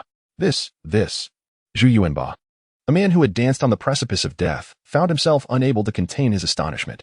It felt as though he had been transported from the agrarian era to a realm of science fiction. The scene before him was so surreal that his breath became labored. Lu Yuanshan's expression was equally animated, his gaze riveted on the transformed bomber. This spectacle transcended all his current understanding of research, and he felt as if it were technology not of this planet. General, this is it. It matches exactly what the satellite images showed. This machine, a soldier exclaimed, producing a tablet to compare. But how does it take off? I didn't see any wheels, and there is no runway. How does it ascend? Zhu Yuanba could not help but interrogate. As if responding to his query, Yun Shimian maneuvered the bomber, lifting it gently into the air. After ascending about 50 meters, it gracefully descended again, the entire process appearing as effortless as a delicate sheet of paper. The machine did not touch the ground, but hovered approximately 2 meters above it. How is this possible? Such a massive machine. How can it achieve vertical takeoff without any propulsion system? Zhu Yuanba gasped in disbelief. What is this? Jean Canyi, equally astonished, exclaimed. When it reached 10 times the speed of sound earlier, we didn't even witness any sonic barriers or booms. It vanished in just 2 seconds. Returning to its mecha form, Yun Shimian disembarked from the cockpit. At that moment, Zhu Yuanba and Lu Yuanshan gazed at the girl as if she were a divine being. This young lady, the terms remarkable and genius no longer suffice to describe you. How on earth did you design such advanced technology? Chapter 11. Is there another? Rushing to the Tianhang modification factory, despite being 80 years old, Lu Yuanshan's eyes sparkled with an indescribable vitality as he gazed at Yun Shimian. His question instantly pulled her back to reality. This advanced creation was not her design. Observing the black mech before her, she noted that only its general shape bore any resemblance to her original concept, with no element of her design remaining intact. It was evident that Li Tianhang was responsible for transforming her elderly mech into this form. The memory of Li Tianhang demanding 1 million from her resurfaced. Not merely 1 million, even 10 million or 100 million would seem trivial. Suppressing her inner astonishment, Yun Shimian turned to Lu Yuanshan. Ahem, this mech is not of my design. You need not be modest. We have all seen your designs, Gao Peng interjected hastily. This mech is nearly identical to the one showcased at the academy, differing only in color and minor details. Gao Peng quickly defended her, knowing that if she claimed full credit, the academy would surely soar to new heights. Yun Shimian smiled wryly, wishing she could claim ownership of such a design. Yet it was simply unrealistic. She could not elucidate the principles behind every element of the mech. Who would believe it was her creation? Dean, to be frank, I am as bewildered as anyone else regarding this matter. Thus, Yun Shimian recounted her transaction with Li Tianhang from a week prior in detail. Moments later, everyone stared at her in disbelief. Are you saying this mech was modified by Li Tianhang? Zhu Yuanba inquired. I cannot be certain. He may have enlisted other help or had his own team, but this mech's transformation is undoubtedly linked to Senior Li, she replied. Quick, call him. We must go over there. The urgency among them was palpable, as they longed to reach Li Tianhang without delay. Wait. Just as Yun Shimian prepared to dial, Gao Peng suddenly halted her. Dean, is there something wrong? Are you sure you are not mistaken? Li Tianhang, could he truly design something like this? Gao Ping's brow furrowed. He was very familiar with that name. About half a year ago, he had expelled Li Tianhang after a dispute with another student. Now, hearing that such an incredible creation stemmed from Li Tianhang's hands, he found it hard to accept. My mech was entrusted to him for modification. It certainly involves him, Yun Shimian asserted. Well, all right. Gao Peng hesitated, wanting to say more, but recognizing the identities of those around him and his own curiosity, he ultimately remained silent. Yun Shimian dialed Li Tianhang's number, but several attempts went unanswered. He might be resting. After a week of transforming this machine, even with help, he must be utterly exhausted. She mused. You just said, a week? Zhang Shunan exclaimed in shock. Did you not listen closely? Yun mentioned clearly that she delivered her mech to Li Tianhang a week ago, and then Huang Zhao's words trailed off, her expression shifting to one of profound astonishment. Are you implying he transformed the mech in just a week? She asked incredulously. That is implausible. This might be the culmination of years of research. Perhaps when you sought his help, he seized the opportunity to modify his own mech to your specifications for the exhibition. Jean Kenny suggested from the side. Old Jean makes a valid point. It seems this Li Tianhang harbors considerable feelings for you. Lu Yuanshan chuckled. Grandpa Lu, please. Do not speak foolishness. It was merely a transaction, nothing more, Yun Shimian replied, her cheeks flushed. A transaction? Do you believe this could be accomplished for a mere 1 million? Lu Yuanshan remarked. 3 years ago, when the B-3 bomber debuted and astonished the world, its cost soared to an astounding $30 billion. How do you think this compares to the B-3? Yun Shimian's expression grew serious. She could not estimate its worth. But it was clear it could not be merely valued at 1 million. Let us go. Since you know where he is, we should head straight there. Speculating here is futile, Zhu Yuanba declared. And what about this machine? You can take it and wait for us there, Zhu Yuanba quickly added, recalling something. Fly at a high altitude, and try not to be seen. Also, please drive slowly. Do not worry. I can track your location from the air and proceed in sync with you, Yun Shimian replied, sending her location to them before piloting the mech directly to Li Tianhang's automotive modification factory. As she anticipated, Li Tianhang was resting on the sofa in his office. The workload from the past week had indeed been overwhelming. Moreover, many of the factory's facilities were still not sufficiently advanced, causing work to progress at a sluggish pace. Nonetheless, he believed this mech would garner him considerable prestige, as only with more prestige could he upgrade the machinery here. Ding, ding, ding. The alarm rang, and Li Tianhang stretched. The time was 3:30 in the afternoon. Suddenly recalling something, he focused his awareness into the system. Congratulations, host. As of now, the mech you modified has brought you 60,000 prestige points. Furthermore, prestige points continue to rise. We hope you strive for further achievements. Seeing the over 60,000 prestige points in the system shop, Li Tianhang's spirits lifted. Excellent. Indeed, creating such a remarkable machine yields greater prestige. Unbeknownst to him, only a select few had witnessed the mech. The subsequent transformations had not been captured by any ordinary citizens. Even if some videos had been uploaded online, they garnered little attention. After all, such technology was far beyond the current era.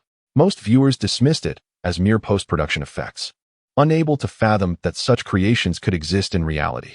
As he returned to the present, Li Tianhang picked up his phone and noticed several missed calls from Yun Shimian.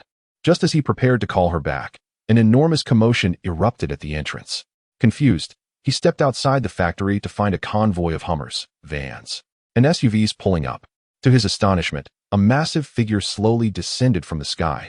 It was none other than the mech he had modified for Yun Shimian. Chapter 12. Limitless Speed. 100 Mach. Li Tianhang was momentarily taken aback, but he quickly regained his composure. It seemed that his modified Class A vehicle had attracted the attention of some influential figures. Among them were 2 individuals he recognized, Gao Peng, the president of his alma mater, Bianqing Institute of Technology, and the renowned academician, Lu Yuanshan. Upon seeing Gao Peng, Li Tianhang exhibited no signs of displeasure. After all, had Gao Peng not expelled him, he would not have considered establishing this modification factory. Without this factory, it is unlikely that the groundbreaking modification system would have come into existence. Hello, you must be Li Tianhang. Zhu Yuanba approached eagerly. Yes. Is this mecha your modification? Indeed. Although they had already learned about this from Yun Shimian, hearing it directly from Li Tianhang still left them with an unreal sensation. How is this possible? How did you acquire such technology? How long has your team been researching this? Lu Yuanshan could not help but inquire. I have no team, it is just me. Li Tianhang replied with a slight smile. He anticipated their skepticism and questioning upon the unveiling of such advanced technology. However, the intricacies of the system were matters he preferred to keep to himself, and he was prepared for this. You alone. Lu Yuanshan gazed at Li Tianhang in disbelief. It is inconceivable that you could overcome so many technical challenges. The transformation device, material synthesis, achieving a 30-fold supersonic propulsion system. To be precise, once it transforms into the H-50 form, it can reach a speed of 100 Mach, Li Tianhang stated nonchalantly. 100 Mach. Had this number been mentioned earlier, everyone would have dismissed it as nonsense. Yet, after witnessing the capabilities and specifications of the colossal machine, no one doubted his words. How did you acquire these technologies? Lu Yuanshan inquired once more, unable to suppress his curiosity. Does it matter? Li Tianhang replied calmly. What is important is that I possess this technology, that we, as citizens of Longhua, have mastered it. I believe that is the crux of the matter. Lu Yuanshan and Zhu Yuanba's expressions turned serious. They were indeed astonished by Li Tianhang and this technology. Yet they overlooked the fact that he was merely in his early 20s. More importantly, he was a genuine citizen of Longhua. May I know what drives this machine? Why is there no propulsion system visible? Jean Canny asked cautiously from the side. I designed a gravity-repelling device that utilizes energy to create a gravitational field, allowing it to counteract the force of gravity. Hence, it has discarded the conventional reliance on fuel for propulsion. Li Tianhang's explanation left everyone present in awe. Many were bewildered, struggling to grasp his words. Zhang Xunan and Kang Sun, in particular, were utterly perplexed. Please follow me. I will provide a brief demonstration that will clarify everything. Li Tianhang generously led them into his factory. Although the equipment was extraordinarily advanced, without his guidance, it would be impossible to replicate, even with design blueprints. His motivation for this demonstration stemmed from the increasing prestige value within the system, which had surged following their arrival. In the center of the factory, Li Tianhang waved his hand over the control panel, activating a holographic projection. He reached into the projection, selecting a three-dimensional schematic of the gravity-repelling design. What? How is this possible? Is that a touch-sensitive holographic projection? Jean Canny stared in astonishment at Li Tianhang's manipulation. Even in 2058, this technology had seen little advancement. Yet here they witnessed a remarkably mature iteration. Yes, utilizing holographic projections, we can directly manipulate design schematics with our hands, free from the constraints of keyboards, mice, and screens, thus enhancing convenience. Li Tianhang stated matter-of-factly. The astonishment of those around him rendered them speechless. Yun Shimian gazed at the spectacle before her in a daze. As a design enthusiast, a science fiction aficionado, and someone engaged in related fields, she found herself utterly captivated by this experience. Li Tianhang, already strikingly handsome, appeared even more impressive surrounded by such talent. Yun Shimian regretted not approaching him sooner. By generating a significant energy field to envelop the machine, we create a counteracting state against planetary gravity. Additionally, by integrating the energy field with the surrounding space, we effectively eliminate friction and resistance, allowing for greater speeds. Li Tianhang continued to elucidate the principles and designs behind his work, while the prestige value in the system escalated to 800,000. The spectators were left in awe, their minds struggling to comprehend the extraordinary advancements they were witnessing, which seemed far beyond the capabilities of their civilization. The transformation device is undoubtedly the most challenging aspect, isn't it? Each time the components change shape, the gaps, stability, and wear and tear, how will you address these issues? If it truly reaches 100 times the speed of sound, the structure, won't it disintegrate? Lu Yuanshan queried. This will require a multifunctional micron-level cutting machine. The components cut by the machine can be assembled with virtually negligible gaps and instability. Moreover, I have coated the surface with hexagonal diamond synthetic osmium, ensuring that stability and strength are not compromised after transformation. Li Tianhang explained dispassionately, each new term leaving the audience more bewildered. What is hexagonal diamond synthetic osmium? Lu Yuanshan, disregarding his title as an academician, was eager to extract more information from Li Tianhang, as these were technologies he had never encountered. It is a liquid metal formed by the fusion of several metallic materials processed at high density. Even if this metal is sprayed onto a sheet of paper, the paper would remain virtually undamaged, Li Tianhang elaborated. Such a material cannot possibly exist. It is beyond belief. Gao Peng finally spoke up after a prolonged silence. Despite the astonishing creations Li Tianhang had revealed, Gao Peng appeared to harbor lingering doubts. He found it hard to accept that a student he had expelled could possess such mind-boggling technology. Chapter 13. Cost. 33 million for a machine. I still have some left over here. You can give it a try and see for yourselves. Li Tianhang's gaze remained calm. How could he be unaware of Gao Peng's intentions? 6 months prior, he had gotten into a fight with a classmate, the root of which lay entirely with that student. However, due to the good relationship between that student's father and Gao Peng, Li Tianhang ultimately received a suspension, while the student emerged unscathed, facing no repercussions whatsoever. Yet, with the system he possessed, Li Tianhang had long since grown indifferent to such matters. At this moment, he merely sought to showcase his technical prowess to gain some renown. He walked to a nearby corner and retrieved a transparent cylinder. Inside, a half-filled container emitted a shimmering black liquid metal, distinct from the color of the external mecha. Li Tianhang opened the lid and laid a piece of paper flat on top. After allowing it to dry for approximately a minute, he handed the paper to Lu Yuanshan. Despite Lu Yuanshan's utmost efforts, he could not tear the paper. Passing it to others, each person employed various methods, even brandishing firearms. Yet they could not inflict even the slightest damage upon the paper. What material is this? It's simply astonishing. The soldier holding the gun stared, aghast, at the undamaged paper. Had he not witnessed it with his own eyes, he would never have believed it was merely a sheet of white paper. Old gal, I wonder what you were thinking when you expelled such a talent from your school, Jean Canny remarked, somewhat speechless as he looked at Gao Peng. This could be due to an error on the part of some teachers, Gao Peng replied, forcing a smile as he occasionally glanced at Li Tianhang, fearing exposure. You are truly remarkable. I suggest we expel such teachers from the academy. Jean Canny's words made Gao Peng's expression falter, his face growing increasingly grim. Suddenly, Lu Yuanshan, who had remained silent, shifted the topic. Can this mecha, or rather, this bomber, be mass-produced? Mass production is somewhat challenging. Li Tianhang shook his head. Although the technology is present, the necessary materials, arc reactors, anti-gravity devices, require vast resources and equipment. Moreover, I still need the original model, even with the smart system. We might manage to produce one every month at best. Completing the modifications in a week was truly a feat achieved only through my relentless dedication. A month to produce one. Lu Yuanshan exclaimed in disbelief. I will upgrade the relevant manufacturing equipment, and then we could potentially achieve a modification every 2 weeks. Li Tianhang replied nonchalantly. He had only just established a small-scale operation. Many large-scale production facilities and bases were still in development. If I could transfer everything from the system into reality, I could modify various large and even super-large equipment in no time. If we were to modify this mecha, could we install a weapon system? Lu Yuanshan inquired. No need for a complete overhaul. If necessary, I can install it right now, Li Tianhang smiled. Initially, my junior mentioned that this machine was intended for a technology exhibition, so I felt weaponry was unnecessary and opted not to include it. Upon hearing this, not only Lu Yuanshan but also Zhu Yuanba and the others displayed an unmistakable excitement.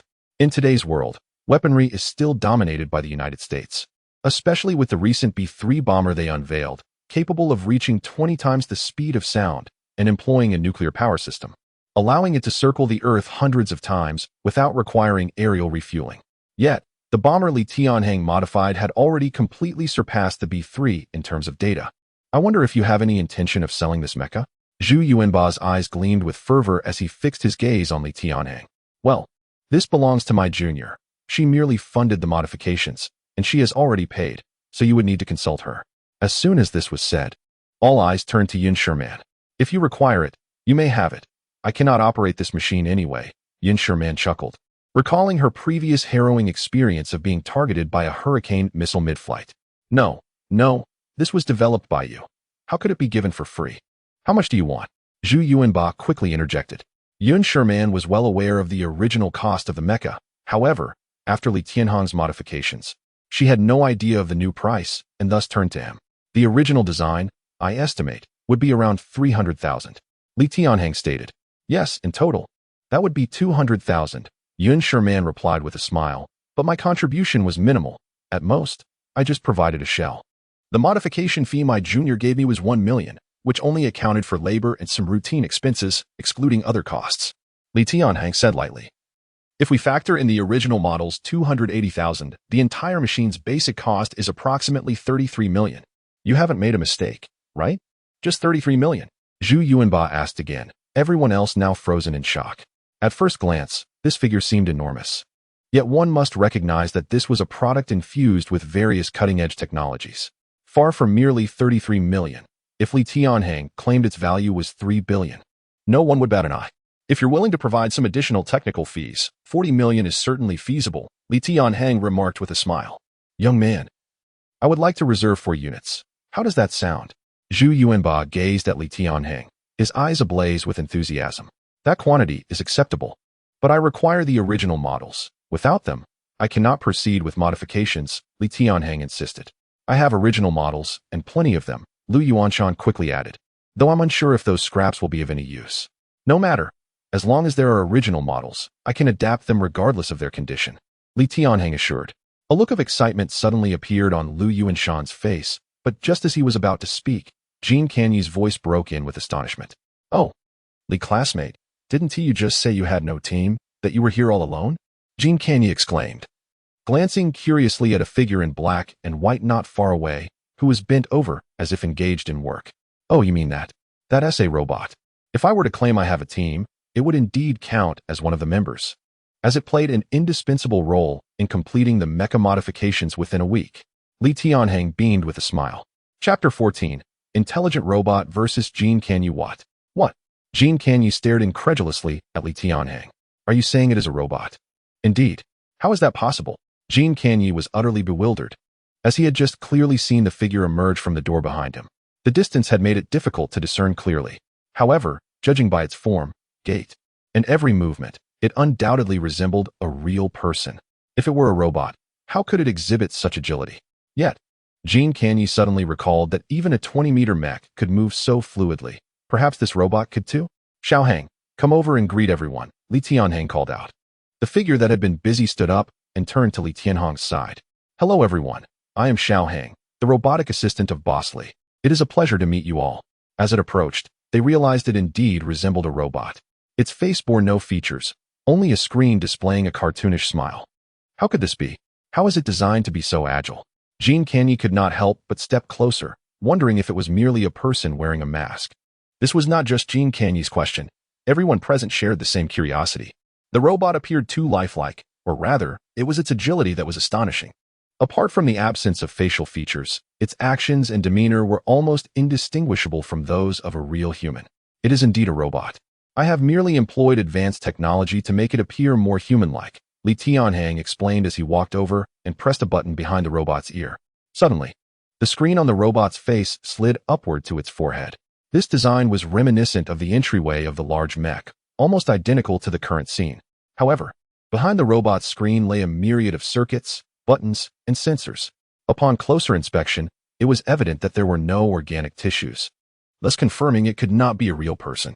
Restoring Xiaohang to its original state, Li Tianhang continued, compared to the intelligent systems available on the market. It is more aligned with human thought processes, and its computational speed and ability far exceed those of a human. Coupled with the robot's inherent agility, it can assist me in numerous tasks. What do you mean? It is countless times faster than we are in computation. Jean Canyi inquired further. Think of it as a supercomputer that takes on the form of a human, Li Tianhang replied, seemingly recalling something. If I am not mistaken, you have made significant contributions in the field of mathematics and are also an avid chess enthusiast, having achieved the Shinier rank in the national chess game, correct? How do you know? Do you have a background in chess as well? Jean Canyi was taken aback. It was well known that Jean Canyi possessed immense talent in chess, having once defeated a so-called unbeatable AI chess player, a victory that solidified his status. It was then that people realized chess was merely a hobby for him, with mathematics being his true forte. Do you remember half a month ago, a player nicknamed Hang Yi checkmated you in just 43 moves? Li Tianhang asked again. Why you? How do you know? Jean Canyi was astonished once more, still puzzled as to how his Shinier rank had matched with a novice Shui, especially one as formidable as this. Indeed, the player known as Hang Yi is my robotic assistant, Xiaohang, Li Tianhang said with a smile. At that time, to test Xiaohang's performance, I had it hack into the chess game's backend to alter the matching rules. Thus, it was matched with a high-ranking opponent while posing as a low-ranked player. And it just so happened that the opponent was you. This. The nearby Gao Ping interjected, Old Jean, is this true? Old Gao, do you think Li Tianhang would fabricate such a lie? Yun remarked, leaving Gao Peng stunned, followed by a rueful smile and silence. A genius capable of creating such a mech certainly had no need to exaggerate. May I play a game against it now? Jean Canye's eyes sparkled with determination, clearly not satisfied with their previous encounter online. Excellent idea. I have a chess set in my car's trunk. Zhang Shunan hurriedly ran outside, not wanting to miss this thrilling match. Amid the astonished gazes of everyone, he returned with a beautifully crafted chess set. You have quite the eclectic interests. Carrying chess around with you? Kong Sun remarked. Why not? Just because my skills are lacking doesn't mean I can't enjoy it. Zhang Shunan retorted with a snort. They set up the chessboard, with Jean Kanye and Tianhang seated at opposite ends. To all onlookers, there was an uncanny normalcy to the scene. If not for the screen on Tianhang's face, it would be hard to believe it was a robot. You play as red. Please go ahead. Tianhang gestured politely to Jean Kanye, who nodded with a hint of seriousness. Faced with a former adversary and a robot with superior computational capabilities, he dared not be careless and initiated with the cannon opening. Without hesitation, Tianhang responded, advancing its knight to form a defensive position against the cannon. To the observers, the focal point was not merely the moves, but the fluidity of Tianhang's every action, even the way it held the chess piece. The two players exchanged blows on the chessboard, and in just 5 minutes, Jean Kanye's expression shifted from concentration to disbelief. He realized he had been cornered. No matter how he strategized, he could not reverse the dire situation. All right, I concede. Jean Kanye shook his head. While losing to a computer did not seem as daunting, facing defeat at the hands of this robot left him genuinely shocked. Incredible, simply incredible. The others were equally astonished. They all knew of Jean Kanye's chess prowess, yet he had been bested by this robot in less than 5 minutes. What terrifying computational ability was at play here? Professor Jean, do not be disheartened. My design and modifications do not fall within the realm of existing technology. If not for the limitations of the chip, it could accomplish even more complex tasks, Li Tianhang reassured him. What chip is it currently equipped with? Lu Yuanshan inquired. I removed a 3nm chip from my phone. Li Tianhang replied with a wry smile. If we could produce a picometer-level chip, tasks like modifying Mechs could be entrusted to it alone. Picometer-level chips? Are you joking? How could that possibly be made? Jean Kanye instinctively retorted. Currently, the most advanced chips were at the 2nm level, and domestically, only 10nm chips could be produced. However, if I had access to a suitable lithography machine for modifications, picometer-level chips could indeed be mass-produced, Li Tianhang stated with a smile. What did you say? You can modify a lithography machine too? Jean Kanye exclaimed in disbelief. Chapter 15. A bold recruitment. The manufacturing of a chip is an exceedingly intricate and tedious process. To this day, no single nation has achieved the capability to independently produce a chip, whether it be photolithography machines, etching machines, or ion implantation machines. Their production necessitates the collaboration of multiple companies across various countries. Currently, some companies in the Dragon Nation continue to procure relevant machinery from abroad for chip production, yet they are unable to acquire the latest and most powerful machines. Hence, when Li Tianhang proposed that he could modify a photolithography machine, the astonishment it evoked among those present was comparable to the creation of a mech. Indeed, my skills extend beyond merely upgrading automobiles. Anything with a touch of technological sophistication can be transformed. Li Tianhang smiled subtly, for he possessed a system reputed for its ability to alter the heavens, the earth, and even the air. If I lacked such prowess, it would be a profound failure of the system. Are you truly certain you can transform a machine capable of producing 10nm chips into one that can manufacture picometer chips? Lu Yuanshan could not restrain himself from asking once more. Of course, in the presence of such esteemed individuals, how could I possibly speak falsely? Li Tianhang replied with a smile. This is simply unbelievable. Lu Zongyuan found himself at a loss for words. At that moment, Zhang Shunan, who had been holding back for quite some time, finally interjected. Ahem, I wish to express that a talent of your caliber is rather underutilized in a mere modification factory. Zhang Shunan had waited for this opportunity to speak, his gaze fervently fixed on Li Tianhang. However, before he could continue, Kong Sun shot him a glare filled with disapproval. What do you mean, Zhang Shunan? With so many distinguished figures present, are you openly trying to poach talent? That's absurd. I was merely offering a friendly reminder. Why would you assume I am trying to steal someone away? Zhang Shunan's expression soured upon being called out by Kong Sun. After all, they were surrounded by professors and academicians, including someone as prominent as Zhu Yuanba. Despite having built a top-tier enterprise, The notion of poaching talent seemed rather inappropriate. Yet he could not help himself. If such a talent were to join his company, Huawei Technology Group would undoubtedly ascend to become a world-class enterprise in no time. You can't claim you aren't trying to poach. Do you take us for fools? Kong Sun said, quickly turning to Li Tianhang. Li, be cautious. Zhang Xunan is notorious for underpaying his employees. Don't be swayed by his sweet talk. Are you out of your mind? When have I ever underpaid my employees? Are you really gullible enough to believe the media's fabrications? Zhang Xunan retorted, his face turning grim, as the reality of the situation began to dawn on him. Li Tianhang, feeling exasperated, wondered why everyone seemed intent on escalating the situation. Not far away, Gao Peng observed this scene with a complex expression. Reflecting on the time he had dismissed Li Tianhang, now, the student he had expelled was being fervently pursued by these eminent figures. After contemplating for a while, Lu Yuanshan finally made a resolute decision.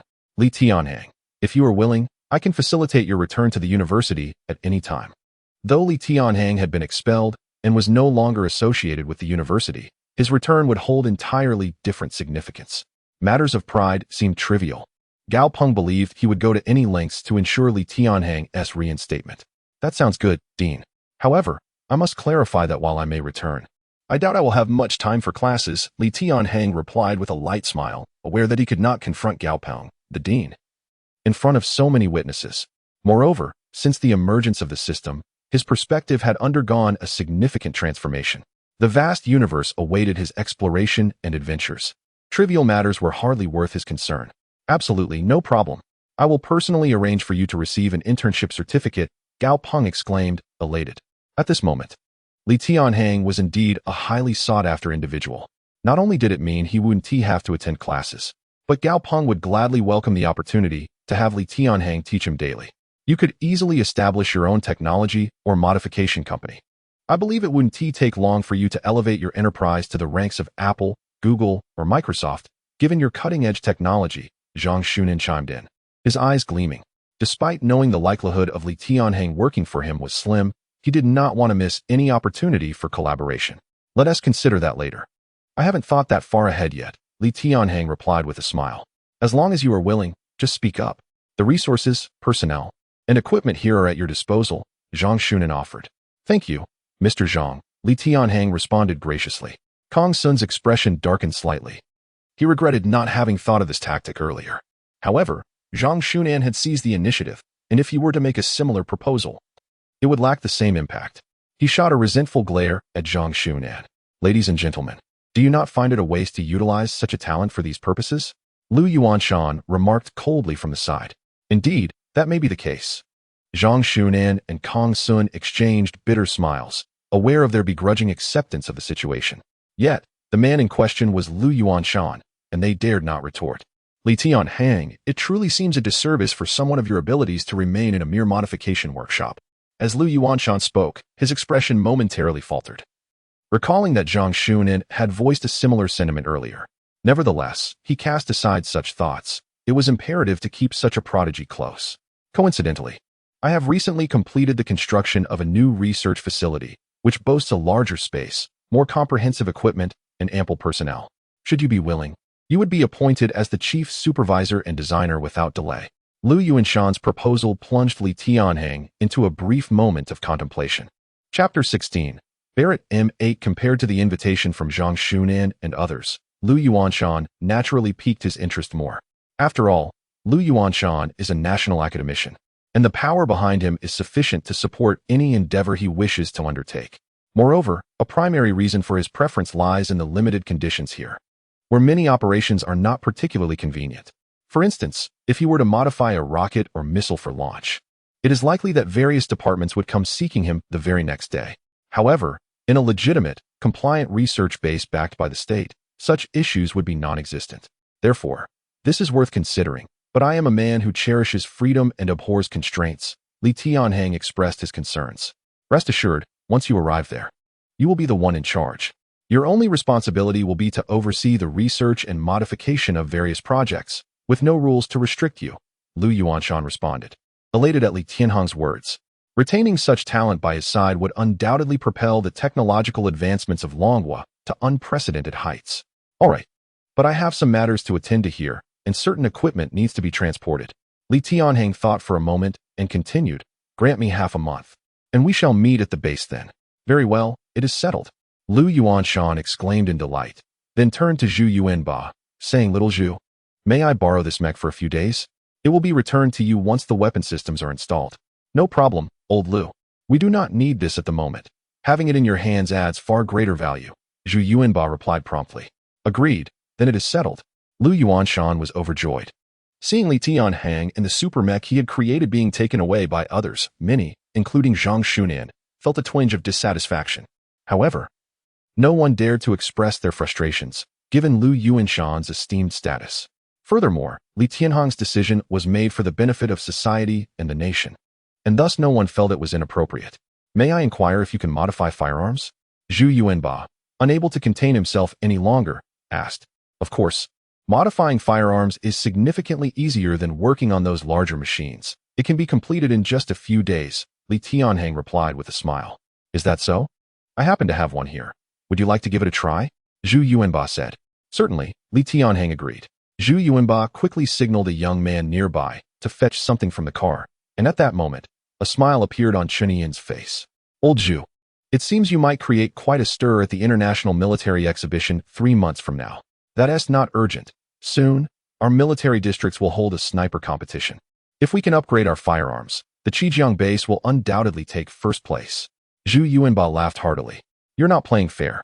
Others rely on the sniper's skills to win, while you want to depend on equipment. That is not honorable. Chun Ian remarked. Nonsense.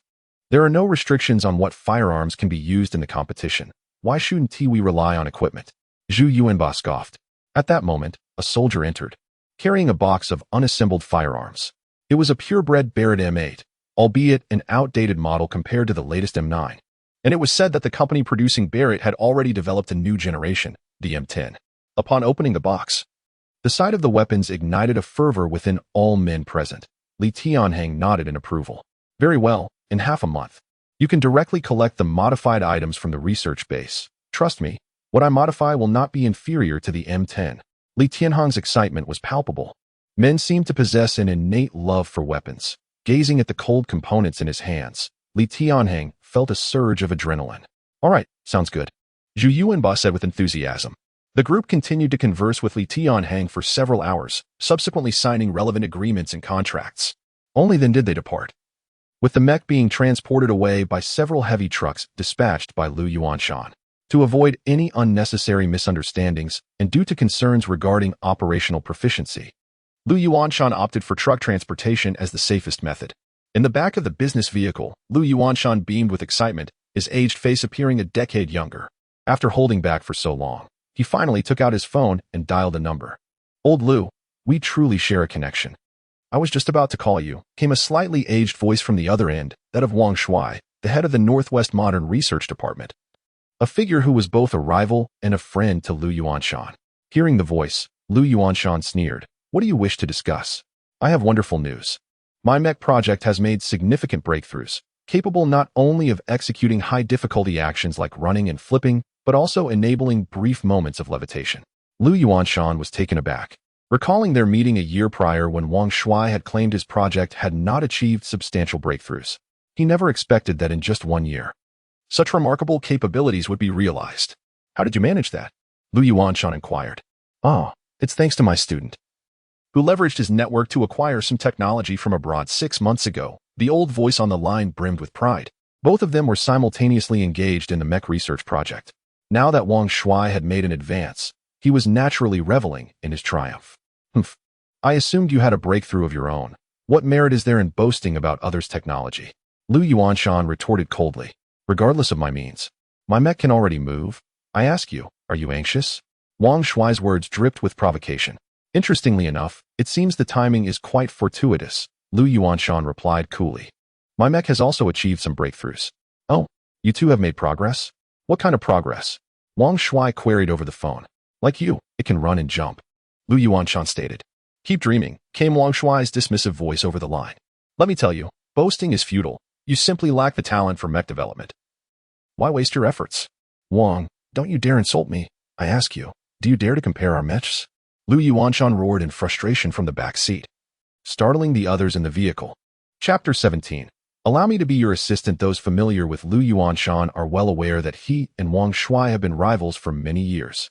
Their personal competitions often erupt over various projects, resembling a pair of mischievous children whose quarrels can be both amusing and exasperating. Old Lu, are you truly jesting with me? Wang Shuai's voice over the phone clearly reflected his irritation, provoked by Lu Yuanshan's remarks. Wang Ma, do you believe I have the leisure to indulge in frivolities with you? Lu Yuanshan retorted, unable to restrain himself. 1 week, meet me at our usual spot with our respective gear. Old Lu, your actions are somewhat self-deprecating. I am well aware of your mech's progress. Why must you? I merely ask you, do you dare to engage in a mech competition a week from now? Lu Yuanshan interjected vehemently. Fine, if you refuse to heed sound advice, I will grant you your wish. Wang Shuai's voice was calm. Let us meet a week from now, bringing our prized possessions. Agreed. With that, Lu Yuanshan hung up the phone decisively, although his face still bore the marks of anger. A subtle smile emerged when he turned to behold the cargo awaiting transport behind him. Wang Ma, do you think you are the only one capable? In this vast world, numerous individuals surpass you. Soon, you shall understand what it means to be a frog at the bottom of the well. He murmured to himself before closing his eyes to rest. Inside the Tianhang automotive modification factory, once everyone had departed, only Li Tianhang and Yun Shimian remained. Li Tianhang, have you been concealing too much from me? Yun Shimian glared at him, feeling exasperated. Recalling her various blunders while piloting the mech, including being locked onto by a missile, she still felt a lingering sense of dread. Naturally, she attributed all these mishaps to Li Tianhang. Well, I did send you the manual. If you follow the instructions, it's quite manageable, Li Tianhang replied, somewhat helplessly. Who could have anticipated that you would transform a standard mech model into that? Yun Shimian remained resolute, fixating her gaze on him. Perhaps if I had made a few adjustments, and besides, Li Tianhang chuckled. You specifically requested that I enhance its appearance to make it more eye-catching. My dear senior, this is not merely eye-catching, it is quite. Yun Shimian struggled to find an appropriate term, ultimately settling for a fierce glare directed at him. I refuse to relent. As punishment, you must agree to one thing for me, and only then will this matter be settled, she declared. Wait, I earned you over 30 million, and now I must acquiesce to another request? Li Tianhang was at a loss for words, realizing her reasoning was distinctly unconventional. I don't care. Do you have any idea what it was like for me, being locked onto by 5 of those hurricane missiles? Missiles, my senior. A look of terror crossed Yun Shimian's face as she continued. You have no idea how close I came to death. I genuinely felt my life was at stake. Seeing this, Li Tianhang's expression grew serious. He had indeed underestimated the situation. For a girl to endure such an experience was excessive, and he felt a substantial sense of responsibility. So what do you want me to do? Perhaps a hug? Li Tianhang said half-jokingly, observing Yun Shimian's reaction as her face flushed crimson. Who would desire your embrace? How revolting. Well, I'm too lazy to wait until graduation. I'll come and be your assistant right now. This felt less like Li Tianhang compensating Yun Shimian, and more like the reverse. You're only a sophomore. You have 2 more years of study ahead of you. Besides, your parents have high expectations for you, he countered. Yun Shimian's family was relatively affluent, with her parents holding significant aspirations for her future. Staying in school for 2 more years is of little consequence. Look at our dean. Once he learns of your abilities, he will practically beg you to return to school, Yun Shimian said nonchalantly. Therefore, I believe being by your side holds far greater value than remaining at school. That is a valid point. But are you not concerned that I might whisk you away? Li Tianhang replied teasingly. Go ahead, senior. If you possess the ability, feel free to try, Yun Shimian responded confidently, puffing out her chest. At that moment, Li Tianhang found himself momentarily entranced. Her breathtaking beauty, alluring figure, and sweet smile made the prospect of having such a campus queen as his assistant quite distracting. Yet, he reasoned that it mattered little, as all pertinent knowledge could be gleaned from the system. Yun Shimian's presence would undoubtedly enhance the joy of his daily life. And then there was Zhou Hao. He recalled the numerous warnings he had received from Zhou Hao to keep his distance from Yun Shimian, culminating in an altercation that led to Li Tianhang's expulsion. Let us forget about that scoundrel. He merely relies on his family's wealth, spending his days in bars and pursuing women, dreaming of winning me over. What a delusion, Yun Shimian scoffed, asserting that if she were that sort of woman, she would never have been able to design the mech model. Just then, A brand new Audi R9 sped into view, its scissor doors opening to reveal a young man of striking physique and undeniable presence, albeit with a hint of anger etched upon his face. Yun Shimian, I wondered why I couldn't reach you. You've returned to this wretched place. Zhou Hao said coldly. Chapter 18. Barrett Modification Kit, are you out of your mind? Who do you think you are? And what kind of relationship do we have that I need to report to you? Yun Shimian retorted without a hint of mercy. You, Zhou Hao, who had always been articulate, found himself at a loss against her sharp tongue. He turned his gaze back to Li Tianhang. Li Tianhang, even after being expelled from the academy, you remain so unruly. Do you not realize I can turn your shabby modification factory into a pile of ruins in an instant? You may try, but before that, let's see whether your face becomes the first ruin, or if my place is reduced to rubble first. Zhou Hao's words caused a flicker of trepidation in his eyes, as the haunting memory of being disfigured by Li Tianhang 6 months prior loomed over him once more. He had only just recovered a month ago, and had no desire to relive such an ordeal. Fine, you really think you're capable? Just you wait. Zhou Hao could not help but glance at Yun Shimian. I must ask, do you intend to continue entangled with Li Tianhang? Yun Shimian scoffed, then without hesitation, she looped her arm around Li Tianhang's, resting her head on his shoulder. Indeed, I relish being with him. What can you do about it? Go enjoy your time in the bar with your sister instead of making a fool of yourself here. After that, she turned back to Zhou Hao, adding, oh, by the way, I should inform you that Dean Gaopeng will personally reinstate Li Tianhang's student status. Who knows? He might even grace the professor's seat at the academy to lecture you.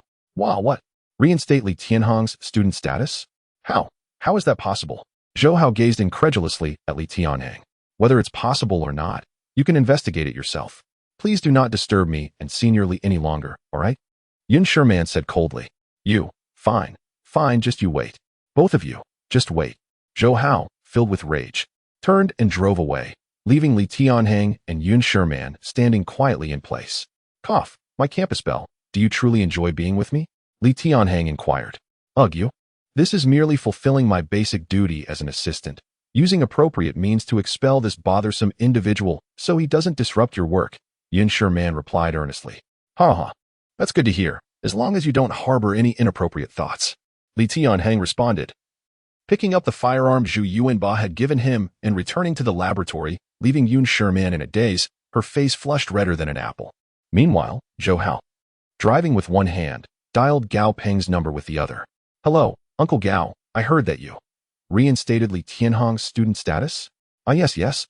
I'm just preparing the paperwork for him, Gao Peng replied, having just returned to the academy and immediately begun the necessary preparations. This matter held significant implications not only for Li Tianhang, but for the entire Bianqing Institute of Technology, and he could not afford to be careless. Uncle Gao, what? What is going on? Why is his student status being reinstated? He was expelled for fighting. Zhou Hao, this is a long story. You'd best not oppose Li Tianhang. As for him now, Gao Peng suddenly realized he could not disclose certain details and quickly changed his tone. In any case, you should heed Uncle Gao's advice and consider it as if nothing ever happened. With that, Gao Peng hung up, leaving Zhou Hao staring blankly at his phone, utterly bewildered by the turn of events. After a long pause, his countenance darkened further. Li Tianhang, no matter what means you have employed, even if you regain your student status, I will ensure you do not have it easy. With that, Zhou Hao decisively dialed his wealthy father, Zhou Ran. At this moment, inside the automobile modification factory, Li Tianhang stared at the Barrett M8 in a trance. Though it appeared he was daydreaming, his consciousness had already delved into the system. Let me recommend this Barrett M8 modification plan. The host's request has been received. Based on the system's evaluation of the item, the following options are available. Option 1. Upgrade with standard modification kits, including optical sight kits, stock stabilization kits, laser rangefinders, locking mechanisms.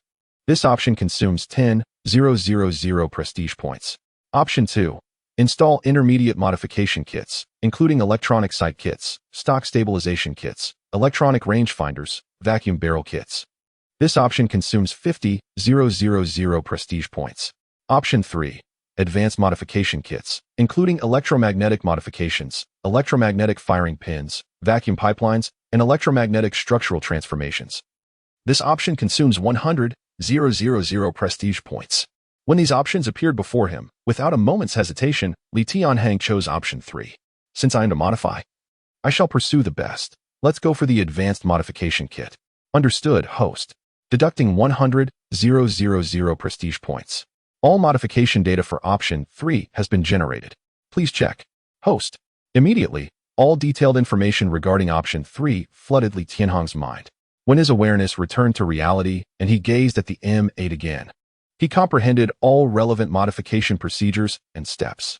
You can't be telling me you already know how to modify this thing, Yun Shimian remarked. Disbelief etched on her face as she observed Li Tianhang's confidence. There's hardly a challenge. This modification is significantly simpler than your mech suit. The only complicated aspect is upgrading the battery technology, but it will take only 2 or 3 days at most. Li Tianhang placed all components of the Barrett M8 onto the scanner.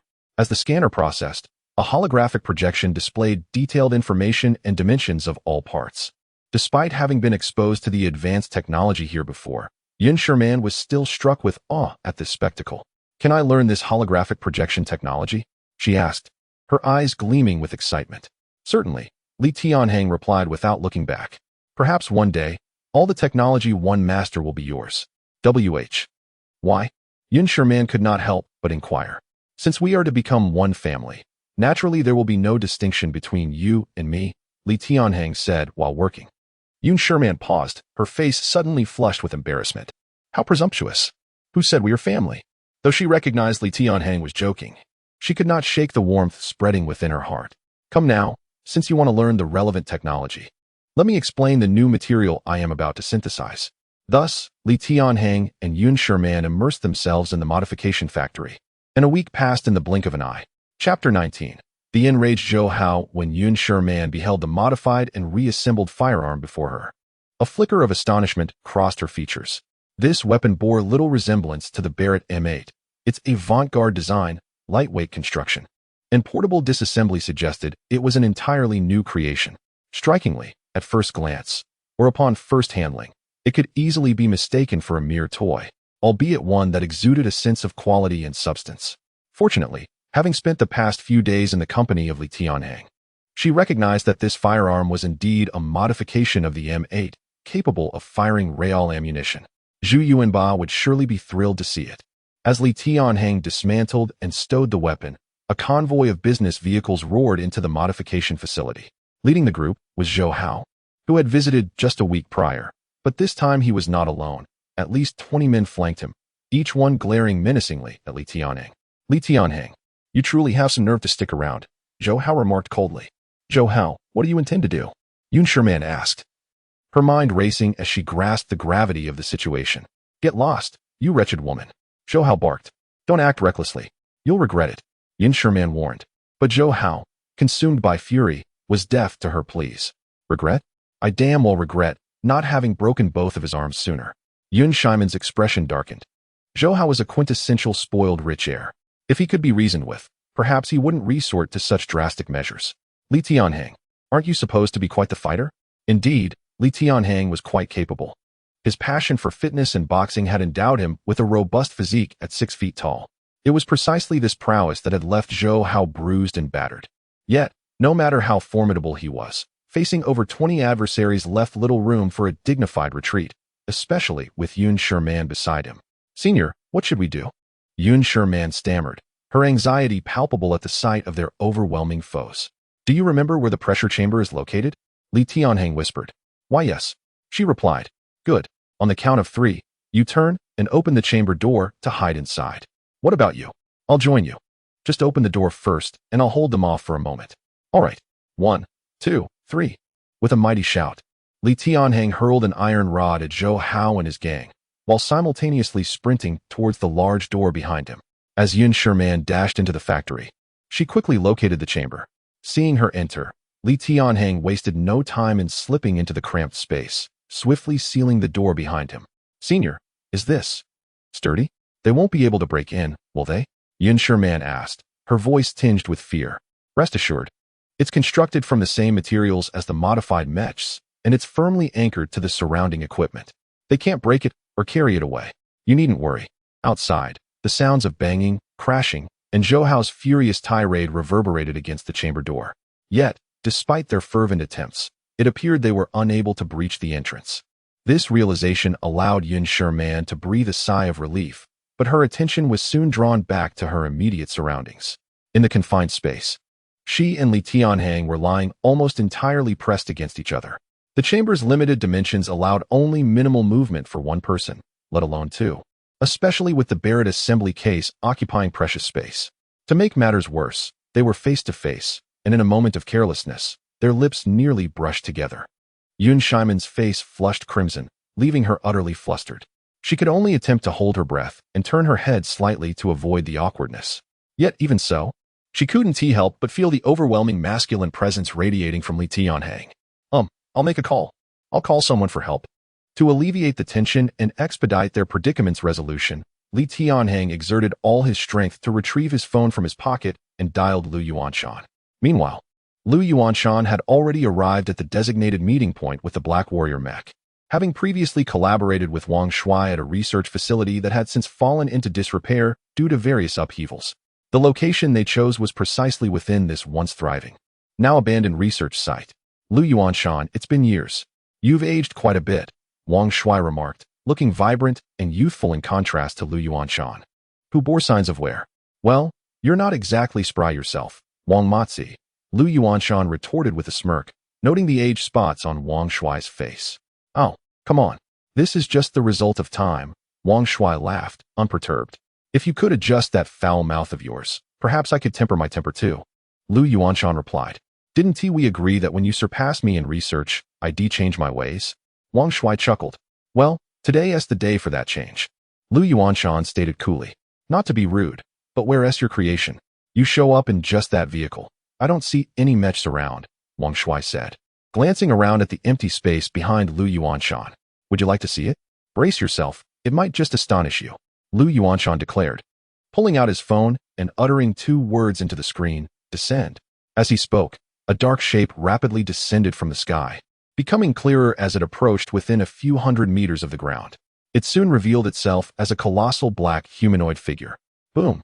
The Black Warrior Mech landed on one knee, sending a shockwave through the ground and stirring up clouds of dust. Chapter 20. Anti-gravity propulsion and aerial transformation. In a state of astonishment, Wang Shuai and his companions watched as the Black Knight Mech emerged from the swirling dust, slowly moving behind Lu Yuanshan. How? Is this even possible? Wang Shuai was utterly astonished, unable to resist rubbing his eyes, feeling as though the scene before him was nothing but an illusion. How does my mech compare to yours? It shouldn't be lacking in any regard, right? Lu Yuanshan asked, his tone filled with pride, clearly satisfied by Wang Shuai's astonished expression. This is impossible. This is merely a walking model, Wang Shuai retorted, though his intuition suggested there was more to it than met the eye. He could not easily concede defeat. A model that walks. Have you ever seen a model of this size descend from the sky without issues? Lu Yuanshan laughed heartily. This is merely sturdier than others. I refuse to believe it can do anything else, Wang Shuai replied defiantly. You mentioned your mech could run and jump, so why don't we have a race? Lu Yuanshan proposed. All right, what are the rules? Wang Shuai inquired. Simple. We'll start from the same line, and whoever reaches the finish first wins, Lu Yuanshan explained. Agreed. The 2 mechs lined up at the starting line. While Wang Shuai's mech lacked the advanced appearance and sophistication of the Black Knight, it still boasted a striking and formidable design, having completely departed from traditional robotic aesthetics to adopt a more anthropomorphic structure. On 3, 1, 2, 3, go, shouted a soldier beside them. As the command was given, both mechs surged forward simultaneously. However, in the next instant, Wang Shuai sensed something amiss. The Black Knight was vanishing from his sight at an astonishing speed. In contrast, his own mech was merely jogging, akin to the pace of an elderly person versus that of an adult. How could this be? Such a massive machine exhibiting such stability, agility, and power. How was it possible? Wang Shuai felt utterly overwhelmed by the scene unfolding before him. He had believed his technology was advanced enough to leave Lu Yuanshan far behind, yet here he was, faced with a stark reality. How about that, Wang Shuai? I believe my mech has decisively outpaced yours, Lu Yuanshan laughed, a smug expression on his face. You. Wang Shuai glared fiercely at Lu Yuanshan. There's still the jump. I refuse to believe it can surpass my mech in that aspect. Come on, Xiao Luo. Don't waste time. Show our Minister Wang the anti-gravity propulsion, Lu Yuanshan commanded. At his behest, the Black Knight Mech leaped from the ground, hovering steadily 50 meters above the ground. How is this possible? This is inconceivable. Wang Shuai's eyes nearly popped out of their sockets, as the scene before him completely transcended his understanding. Lu Yuanshan, witnessing Wang Shuai's reaction, felt a sense of satisfaction, recalling how he had felt upon first witnessing this very display. This cannot be. There is no way you could have created this. Wang Shuai murmured. Forget about who created it. Tell me, how does this machine compare to your outdated model? Lu Yuanshan asked with a triumphant grin. Though I have always found you insufferable, I must admit I am impressed by this, Wang Shuai conceded without hesitation. Wang Shuai, would you like to see an even more remarkable feature? Lu Yuanshan inquired. An even more remarkable feature? What is it? Wang Shuai asked, intrigued. Here, Xiao Luo, show off your talents.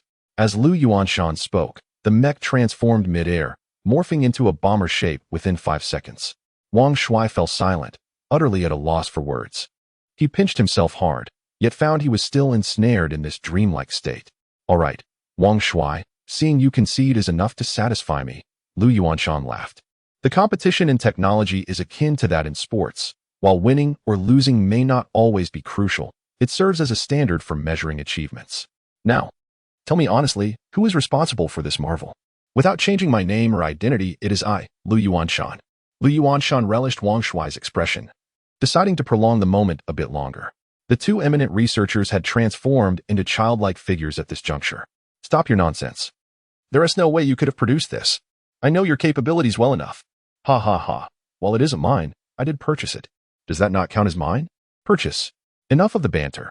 This student will soon take over the newly established research facility. If you're interested, you may visit it later. Student. Wang Shuai's face paled in shock as he gazed at Lu Yuanshan. Are you telling me this was developed by a student? Indeed. A student who was expelled from the academy. Ding ding ding. Before he could finish, Lu Yuanshan's phone rang, revealing it to be a call from Li Tianhang. Look at that. Our thoughts are in sync. What perfect timing. Lu Yuanshan boasted before answering the call. Hello, Tianhang. Lu Yuanshan's smile gradually faded, his expression twisting into one of unease. All right, I will send you Yuanba over immediately. You need not worry about anything else. Leave it to me. Upon hanging up, Lu Yuanshan's demeanor turned grave and tense as he dialed another number. What is going on? What happened? Taking advantage of the lull in Lu Yuanshan's call, Wang Shuai cautiously inquired. Zhou Ran's son is looking for trouble with Li Tianhang, and it's serious trouble. Lu Yuanshan replied. Li Tianhang, who is that? Wang Shuai asked again. Given Zhou Ran's prominence on the wealthy list, especially in the tech and digital sector, Wang Shuai was familiar with the name. However, he was perplexed as to why Li Tianhang commanded such attention from Lu Yuanshan. He is the student who created the Black Knight mech. Zhou Hao would undoubtedly be taken aback at this revelation. Lu Yuanshan not only knew his father, but was also calling Zhou Ran at this moment. At the Tianhang auto modification factory, Zhou Hao was already in a state of agitation. No matter the methods they employed, they were unable to open the hatch. Frustrated and desperate, he glared at the door. Knowing Li Tianhang and Yun Shimian were merely a few feet away yet completely inaccessible. So, you choose not to come out, do you? Very well. Zhou Hao surveyed the factory and then roared, come on, smash it. Destroy everything in front of me. You like modifications, don't you? I will ruin all your machines right here. Chapter 21. Despair of Zhou Hao. As Zhou Hao's words fell, over 20 individuals launched into a violent rampage. Most of the surroundings were filled with advanced equipment of high intensity and precision. Despite the robust strength and hardness of the machinery, it was no match for the indiscriminate assaults from such a multitude. In a mere span of minutes, the entire modification factory had descended into chaos. Every machine, lathe, and device lay in utter disarray. Some individuals, brandishing chainsaws acquired from who knows where, reduced several machines to mere fragments. Ha ha ha, do you see it? Your beloved machines, the modified lathes, are all gone. Zhou Hao's frenzied voice echoed, leaving Yun Shimian inside the pressure chamber pale with fury. The audacity of his actions was beyond comprehension. He had destroyed everything of yours. As long as we are unharmed, machines can be rebuilt, she tried to console. Yet, despite her words, Li Tianhang felt a sting of pain. These machines had been earned through his hard-won prestige. Although he was well acquainted with the modification process, reconstructing them would demand considerable effort on his part. This scoundrel was utterly despicable. Soon, the consequences of Zhou Hao's actions would become apparent. Just as Li Tianhang finished speaking, an unexpected silence enveloped the surroundings, soon followed by a thunderous roar. Both Li Tianhang and Yun Shimian could distinctly hear the whirring of helicopter blades. They have arrived. It must be Zhu Yuanba and his team. Li Tianhang opened the hatch, and both he and Yun Shimian gasped for breath. Fortunately, Zhu Yuanba's arrival was timely. Had they waited any longer, both would have suffocated inside. As they inhaled the fresh air outside, they gradually regained their composure. In the vast expanse outside the modification factory, 3 helicopters descended in succession. A dozen armed young men emerged in an orderly manner. The leader, standing nearly 2 meters tall, exuded an imposing presence, none other than Zhu Yuanba. Returning to the factory after a week's absence, Zhou Hao and his companions were left in a state of bewilderment. What was the meaning of this armed force? Why you? Who are you and what do you want? Zhou Hao summoned his courage to ask Zhu Yuanba, believing he had committed no crime. Even if he had, such matters should be dealt with by the police, not the military. You are Zhou Hao, correct? Zhu Yuanba inquired. I am. Zhou Hao stammered. Stand still and do not move. Zhu Yuanba commanded as he stepped into the factory, while armed guards took aim at Zhou Hao. The sight made Zhou Hao's legs weaken, nearly causing him to collapse. He had always been arrogant and unruly. When had he ever faced such intimidation?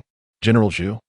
I sincerely apologize for this minor incident that requires your intervention, Li Tianhang said with a look of regret. Zhu Yuanba was responsible for national defense and military training, and this situation hardly warranted such attention.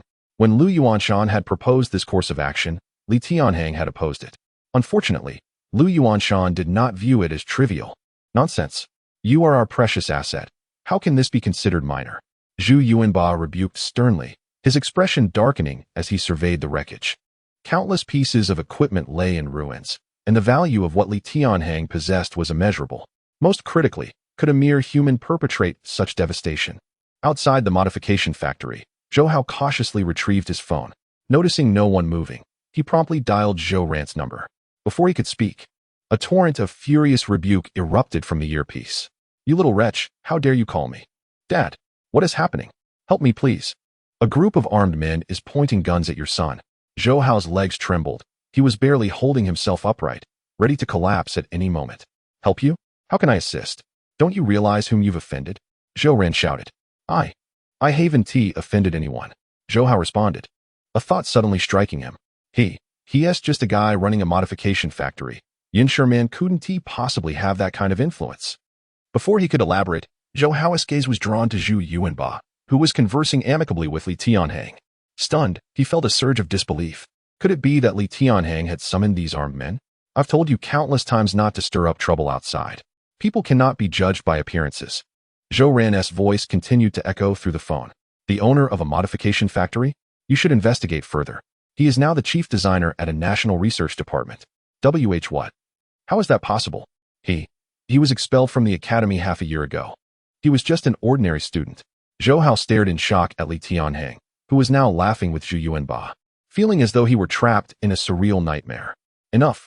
I cannot assist you with this matter. How it is handled is beyond my control. Maintain a respectful attitude, and perhaps you'll secure leniency. Do not mention my name. It will hold no weight with them, Zhou Ran stated coldly. I just destroyed their factory. Zhou Hao lamented, his face a mask of despair. Indeed, my son has truly made a name for himself. Just wait for their decision. Zhou Ran expressed his utter disappointment. There was no salvation for Zhou Hao, not even from the highest authorities.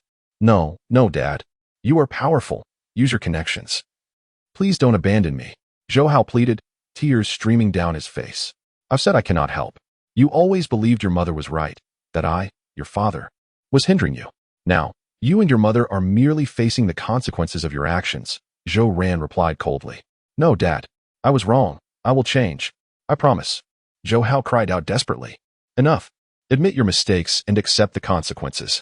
I am weary. I must hang up now. With that, Zhou Ran abruptly ended the call, extinguishing Zhou Hao's last flicker of hope. Chapter 22. The delivery of the Barrett M8 at this moment. Li Tianhang, Zhu Yuanba, and Yun Shimian stepped forward together, approaching Zhou Hao. Brother, I was wrong. Zhou Hao stammered, desperation evident in his voice. If I don't admit my mistake, who knows what consequences I might face? Wrong? Do you think that a mere admission of guilt can compensate for the losses incurred here? Zhu Yuanba's gaze was icy as he stared at Zhou Hao. A staggering 2/3 of the equipment lay in ruins, and the nearly completed Barrett was now a lost cause. Moreover, Zhou Hao had threatened Li Tianhang's safety, making his actions utterly unforgivable. What should I do? What can I do? Zhou Hao's voice broke, tears streaming down his face, his cold sweat soaking through his clothes. Let all the losses convert into financial compensation. We will contact Zhou Ran for the specifics, Zhu Yuanba stated coolly. How much are we talking about? Zhou Hao inquired, his voice trembling. Not less than 1 billion. Zhu Yuanba replied sternly. What? 1 billion. Even though Zhou Hao came from a wealthy background, the sheer magnitude of that figure left him utterly shaken. In addition to compensating for the damages, you will obediently serve in our unit for a few years, as we are currently in need of recruits. At this statement, Zhou Hao was rendered speechless. For someone of his privileged upbringing, comfort had always been a way of life. The thought of enduring training in such a unit was more unbearable than death itself. Can I refuse? Do I have any other options? Zhou Hao's voice quivered as he pleaded. Choose between spending 10 to 8 years in a prison cell or 3 to 5 years with us. The choice is yours. I. Zhou Hao stuttered, his mind racing. Suddenly, he cast a pleading glance at Li Tianhang. Brother, my dear brotherly, please help me. I truly regret my actions. I swear I won't trouble you again. I beg you, I really don't want to go to the military. Li Tianhang remained calm throughout. Observing Zhou Hao's desperate state, he turned to Zhu Yuanba. I propose we send him to the most rigorous boot camp. Agreed. I will handle the arrangements personally. Zhou Hao was left in a daze as he absorbed their conversation. Suddenly, he shot Li Tianhang a venomous glare. Just wait. You'll pay for this. You bastard. Before he could finish, he sensed a palpable aura of menace. The intense gaze from Zhu Yuanba sent chills down Zhou Hao's spine. Take him away. 2 soldiers restrained Zhou Hao and escorted him to the helicopter. You lot, clean this place up thoroughly and orderly, Zhu Yuanba commanded, his cold gaze sweeping over the 20 or so terrified individuals. Upon hearing his words, they scrambled into action, exerting every ounce of energy to restore the wrecked modification factory to order within the hour. Li Tianhang sighed as he regarded the ruined equipment. The thought of having to reconstruct everything was quite daunting. However, they were preparing to relocate to a new base, and he trusted that the facilities provided by Lu Yuanshan would be far superior, making the task of rebuilding considerably easier. With all this equipment destroyed, what now? Zhu Yuanba looked at Li Tianhang with concern. He feared that the loss of equipment might hinder Li Tianhang's future endeavors, which might incite a desire to eliminate Zhou Hao altogether. Not to worry. Once we arrive at Old Lu's base, we can begin anew. Li Tianhang replied with a hint of a smile. Fortunately, the modified Barrett had been salvaged. He handed the Barrett assembly box to Zhu Yuanba, who couldn't suppress his excitement upon seeing it. The mech from a week ago was still fresh in his memory, especially the seemingly otherworldly anti-gravity and transformation technologies. In a mere half-day, these innovations had completely reshaped Zhu Yuanba's understanding of technology. What astonished him further was that all these advanced techniques had been developed by Li Tianhang. Thus, he had unprecedented expectations for how the Barrett M8 would be transformed. What will the modification cost? Zhu Yuanba asked earnestly, taking the box. Take it back and test it. If you are satisfied, we can discuss pricing at the base, Li Tianhang replied. All right, I won't hold back then, Zhu Yuanba declared, passing the box to one of his soldiers. I spoke with old Lu over the phone, and we decided to assign a few personnel to ensure your safety. Zhu Yuanba said solemnly, looking at Li Tianhang. Is that really necessary? Such incidents are unlikely to recur, Li Tianhang responded. We cannot rule out the possibility of similar dangers in the future. You are now our treasure, especially after our report to the higher-ups. Everyone unanimously agreed on the need to ensure your absolute safety. Seeing Zhu Yuanba's resolute attitude, Li Tianhang conceded. Sometimes, unpredictable events do occur, and having someone around to handle emergencies can indeed be necessary. At Zhu Yuanba's signal, 2 fully armed soldiers approached and introduced themselves. My name is Wang Chen, and this is Lei Xiaoya. We have received professional bodyguard training and have spent 6 years in special forces.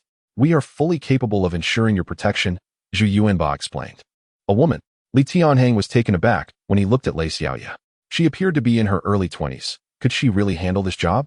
Who says women are inferior to men? We are all professionally trained. Do not underestimate us. Lei Xiaoya retorted, her expression stern. Okay, Li Tianhang stammered, feeling embarrassed and quickly closing his mouth. Just pay them a regular salary. They won't disappoint you, Zhu Yuanba advised. Understood, Li Tianhang nodded. After discussing a bit more with Zhu Yuanba, the 3 helicopters gradually ascended and departed. Yun Shimian's face was etched with disappointment and reluctance, mourning the loss of the invaluable equipment. Moreover, she was acutely aware of the effort Li Tianhang had invested in perfecting the Barrett parts. Now, All that hard work had been for naught. I'm so sorry. It's all my fault for bringing you such trouble, Yun Shimian said, her expression heavy with guilt. It has nothing to do with you. This scoundrel already harbored deep resentment towards me. Your presence was merely the spark that ignited his actions. Li Tianhang replied with a smile. In fact, I owe Zhou Hao a debt of gratitude. Gratitude? Yun Shimian looked puzzled. Why? Li Tianhang leaned close to her ear and whispered, if it weren't for him, how would I have discovered how sweet your lips are? You. Yun Shimian's face flushed crimson, and she shot Li Tianhang a fierce glare before turning away in embarrassment. Ahem, you too. Li Tianhang addressed the armed duo. I think it would be better if you changed out of these uniforms. Your attire is rather conspicuous.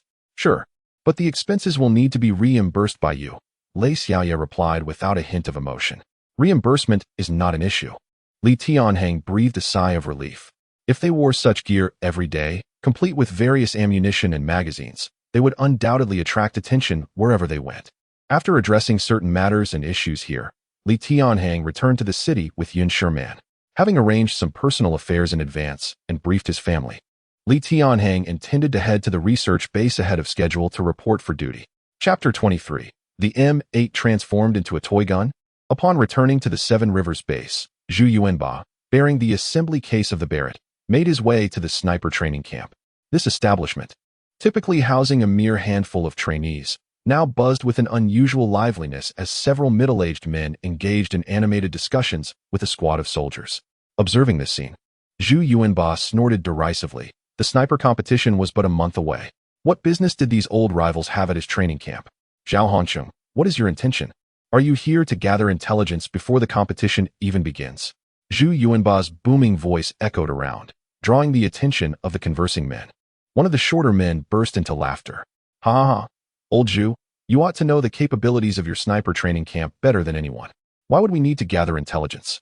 As the head of the Shushan military camp, Zhao Hongcheng held a position equal to that of Zhu Yuanba, and he seemed unfazed by the situation. However, the surrounding soldiers instinctively felt a twinge of fear at the sight of Zhu Yuanba. His imposing physique alone exuded a formidable presence. Coupled with his naturally authoritative demeanor, many soldiers dared not meet his gaze. Enough with the nonsense. If you're not here to spy, then what brings you? Zhu Yuanba retorted coldly. Though our military districts differ, it is essential to engage in regular communication. I consulted with Zhang Xian and thought it prudent to come over for a friendly exchange, Zhao Hongcheng countered. Spare me the charade. You merely wish to ascertain whether we have nurtured any new talents, to see if anyone here might pose a threat in the upcoming competition. Am I mistaken? Zhu Yuanba declared. Ha ha ha, the facts speak for themselves. The sniper proficiency here remains as unremarkable as in previous years. Zhao Hongcheng and Zhang Xian exchanged glances and erupted into laughter simultaneously. Nearby, a neatly assembled squad of snipers lowered their heads in embarrassment. Sniping may sound simple, yet this role demands more than mere diligent training. Much like singing, painting, or playing an instrument, snipers require a certain innate talent. Evidently, despite their considerable skills, they lacked that elusive spark of genius. This was the reason why Zhu Yuanba's sniper training camp consistently ranked last in past competitions. However, this year promised to be different. Gripping the Barrett assembly rifle, Zhu Yuanba's eyes gleamed with an unprecedented fervor. Sensing the shift in his demeanor, both Zhao Hongcheng and Zhang Xian cast their gazes to his right hand. Frankly, it is high time for an equipment upgrade. Clinging to the 15-year-old M8. How can your snipers find the motivation for serious training? Zhao Hongcheng remarked. Come now, old Zhao, you can't be so dismissive. He operates a Marine Corps unit, not one dedicated solely to snipers. The M8 suffices, Zhang Xian interjected. That is true. Given their current level of sniping, even the M10 would yield little advantage. At that moment, Zhao Hongcheng and Zhang Xian seemed to perform a comedic duet, provoking Zhu Yuanba's ire to the point where he nearly wanted to slap their faces. This year's M8 is not the same as in years past. Zhu Yuanba restrained his emotions and carefully placed the assembly case upon a nearby table. An M8 is merely an M8. What could possibly be different? Do you genuinely believe this M8 will secure victory over our two training camps? Zhang Xian chuckled. Oh, and I almost forgot to inform you. Our Shushan military camp has secured a new procurement of military funds, allowing us to equip our snipers with a batch of Barrett M10s. In the past, hearing such words from Zhao Hongcheng would have filled Zhu Yuanba with envy. Yet now, He remained calm. Regardless of the sniper rifles his opponents possessed, he had every reason to believe that the weapon in his hands would reign supreme. I had someone modify the Barrett. It's time to test its performance. Today, prepare to be amazed, Zhu Yuanba stated coolly. Modify a Barrett? Zhao Hongqing's eyes widened in disbelief. Old Zhu, are you out of your mind? You can't just modify a firearm like a car. A careless mistake could lead to catastrophic consequences. Zhang Xian chimed in with a warning. Enough of your ignorance, you two frogs in a well, Zhu Yuanba scoffed. With a click, the assembly case opened, and as Zhu Yuanba lifted the lid, he was taken aback. He was not alone in his astonishment. Zhang Xian and Zhao Hongqing, along with the other onlookers, were equally stunned. After a prolonged silence, Zhao Hongqing erupted into uncontrollable laughter. Ha ha, Zhu Yuanba, what kind of sorcerer did you enlist for modifications? This M8 looks like a toy gun. Inside the case lay only a few simple components, yet they resembled a futuristic toy gun, boasting a metallic sheen that suggested good quality. While it bore a resemblance to a Barrett, this contraption, Zhang Xian pondered for a moment before remarking, I dare say, this thing could shoot quite far. The young snipers behind them struggled to contain their laughter, bursting forth at this comment. To be honest, Zhu Yuanba himself felt an odd uncertainty, wondering if Li Tianhang had mistakenly provided him with the wrong items. How could a Barrett M8 be transformed into such a form? Yet he quickly dismissed the notion. Li Tianhang would never commit such a blunder. Moreover, the Black Knight mech hardly resembled anything realistic. Why should firearms conform to traditional designs? Lu Wenwen, step forward. Zhu Yuanba suddenly bellowed. Here, a sharp voice responded as a tall, poised woman strode forward with determination. Carefully review the instruction manual and prepare to test the weapon.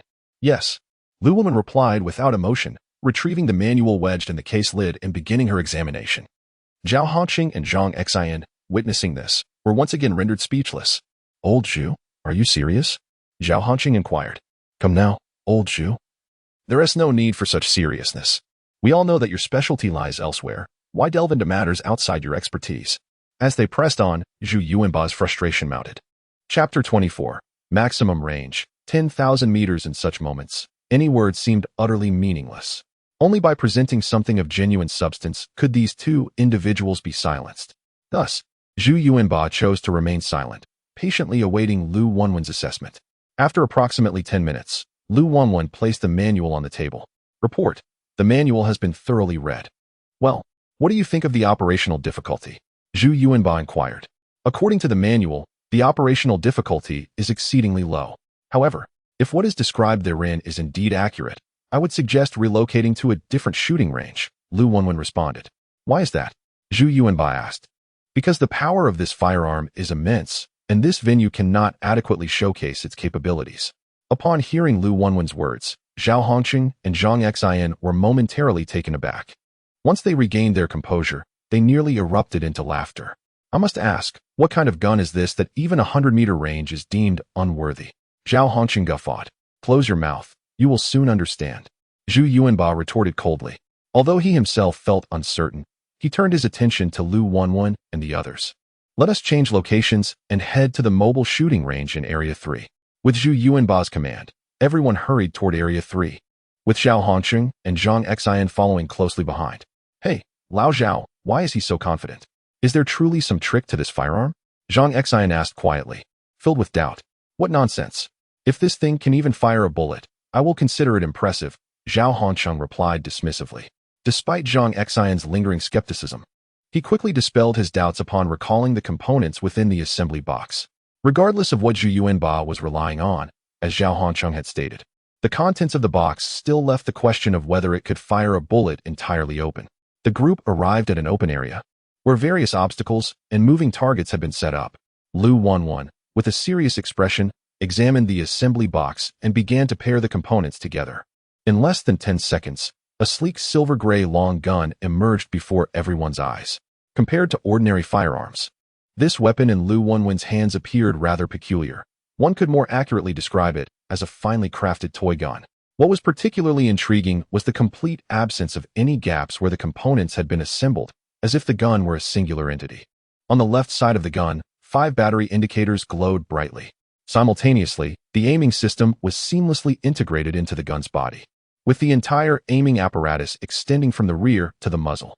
At first glance, it resembled a high-tech Gauss rifle from a science fiction film. Striking in appearance, yet elegant in design. Let us begin, Zhu Yuanba's voice rang out. Understood. Lu Wenwen inhaled deeply, detaching the magazine from a nearby sniper rifle and affixing it to the base of the new gun. May I ask? This magazine is specifically designed for the 510 sniper rifle. How can it be used with another firearm? Zhang Xian queried from the side. This question echoed the confusion of everyone else present. How could magazines of different models be compatible? According to the detailed explanation in the manual, this gun is compatible with magazines from all sniper rifle models. What? Zhang Xian and Zhao Hongqing were left speechless, their expressions mirroring the astonishment of those around them. This hardly sounded like a firearm. It was akin to a product from the realm of science fiction. Lu Wenwen, do not let external distractions interfere. Focus on testing the gun. Yes. Lu Wenwen steadied the gun, aiming forward as everyone held their breath in anticipation. She gently squeezed the trigger. A sharp crack echoed, and amidst the astonishment of the onlookers, they indeed perceived something exiting the muzzle. Yet, that was not the crux of the matter. What truly captured their attention was the peculiar sound. When the trigger was pulled, the gun exhibited no recoil whatsoever. Throughout the entire process, Lu Wenwen felt no pressure at all. How was that? Zhu Yuanba, equally tense, echoed the curiosity of the others. In that moment, Zhao Hongqing and Zhang Xian's laughter rang out once more. All right, Lao Zhu, we get it. We all know this gun is impressive enough already. Zhao Hongqing exclaimed loudly. Do you two have a toothache if you refrain from speaking for a minute? Zhu Yuanba retorted icily. General, this gun can accurately hit a metal target 4,500 meters away. Lu Wenwen adjusted a nearby display screen, and a red target materialized before them. To their astonishment, the area within the 6 rings of the target was replaced by a massive hole, as if it had been struck by artillery fire. Such destruction was inconceivable. What did you say? That target is 4,500 meters away? Zhang Xian gasped, his face paling. Indeed, Lu Wenwen replied, her expression a mix of gravity and excitement. This gun boasts a maximum range of a full 10,000 meters. Moreover, due to its electromagnetic launch system, it experiences no traditional recoil, and its lightweight design allows it to accommodate all types of magazines without having to adjust for weather conditions or aim deviations. As Lu Wenwen articulated these details, everyone was left utterly astounded. After a long pause, Zhao Hongqing finally found his voice. Are you joking? What era are we in that such a gun could possibly exist? Zhao Hongqing questioned incredulously. This is not my assertion, it is stated in the manual, and I have just tested it. There is no exaggeration, Lu Wenwen declared, suddenly lifting the entire gun with one hand and aiming at a moving target 200 meters away. Almost the moment all the targets aligned in a straight line, Lu Wenwen squeezed the trigger. Chapter 25. Automatic targeting. A similar sound echoed, and before the astonished gazes of all present, a colossal void appeared at the center of each moving target. How is this possible? Zhao Hongqing and Zhang Xian were utterly dumbfounded. Not just the two of them. Even Zhu Yuanba stood speechless. In the instant the bullet was fired, he did not perceive any recoil. Yet, it was irrefutable that all the targets had been pierced. Most astonishingly, Lu Wenwen, a woman, effortlessly controlled the firearm with a single hand. Simply unfathomable. This is impossible, absolutely impossible. Zhao Hongqing rushed over and seized the gun from Lu Wenwen's grasp, his expression one of heightened disbelief. This, so light? Without the magazine, it must weigh no more than 2 pounds. Hey, what are you doing? Are you outright stealing it? Zhu Yuanba, having regained his composure, approached Zhao Hongqing with his imposing physique and chilling demeanor. Startled, Zhao Hongqing instinctively returned the gun to Zhu Yuanba's hands. This defies logic. It cannot be real. Despite witnessing the gun's formidable power, his understanding and basic knowledge made it hard for him to accept such a phenomenon. If Zhu Yuanba were to bring this gun to a sniper competition, the outcome of this year's contest would indeed be unpredictable. He chuckled. If you saw the mecha that kid created, wouldn't that be even more difficult for you to accept? A smirk of pride appeared on Zhu Yuanba's face as he casually handed the gun back to Lu Wenwen. This is merely advanced equipment. It does not equate to the prowess of a marksman, Zhang Xian interjected. What's the matter? Care to measure skills? Zhu Yuanba's tone dripped with challenge. How about a comparison? Zhang Xian suddenly turned to the back. Wei Yi stepped forward. A young man with a buzz cut approached, carrying a firearm assembly case. His piercing gaze and rugged features signified that he was no ordinary sniper. Let us compare him to our sniper from Zhejiang, Lu Wenwen. Absolutely. Zhao Kai stepped forward. At that moment, Zhao Hongqing shouted, and another young man stepped forward. You two will engage in a duel with Lu Wenwen. Seeing this, Zhu Yuanba let out a cold laugh. If he had any reservations before, he was now completely at ease. Lu Wenwen's earlier display had instilled him with ample confidence. How shall we compete? Zhu Yuanba inquired. We will measure accuracy and sniping speed, shooting at high-altitude moving targets. Whoever hits the most targets wins. Zhang Xian proposed. Understood. Zhu Yuanba replied, then asked, what will the range be? 2,000 meters, I suppose. Zhang Xian hesitated, recalling Lu Wenwen's success at hitting targets from 4,000 meters away. If it came to range, they were already at a disadvantage. Very well, 2,000 meters it is. Zhu Yuanba affirmed. A target vehicle was positioned at the designated spot 2,000 meters away, while screens behind displayed the entire scene from various angles. The target vehicle would simultaneously launch 10 targets into the sky, and the 3 of them would shoot together, with the one hitting the most targets before they landed declared the victor. This event had become a staple in many sniper competitions, testing the competitors' reflexes, adaptability, and firearm control. Moreover, it was essential to note that at such a distance, even a slight tremor could lead to significant deviation in the scope. Thus, this time-sensitive shooting was the ultimate test of a sniper's practical capabilities. Zhao Kai and Wei Yi took their positions, stabilizing their weapons and calibrating their scopes. In contrast, Lu Wenwen appeared nonchalant, easily resting the gun against her shoulder. It seemed she intended to participate in the competition while simply holding the Barrett. Wasn't he that a bit presumptuous? At 2,000 meters, even with both hands, she would surely face some deviation. This could be quite entertaining. If Zhao Kai and Wei Yi lost, it would be a sight to behold. Impossible. They are elite snipers, the most likely contenders for the championship this year. Curiosity buzzed around. Who could have crafted such an impressive weapon?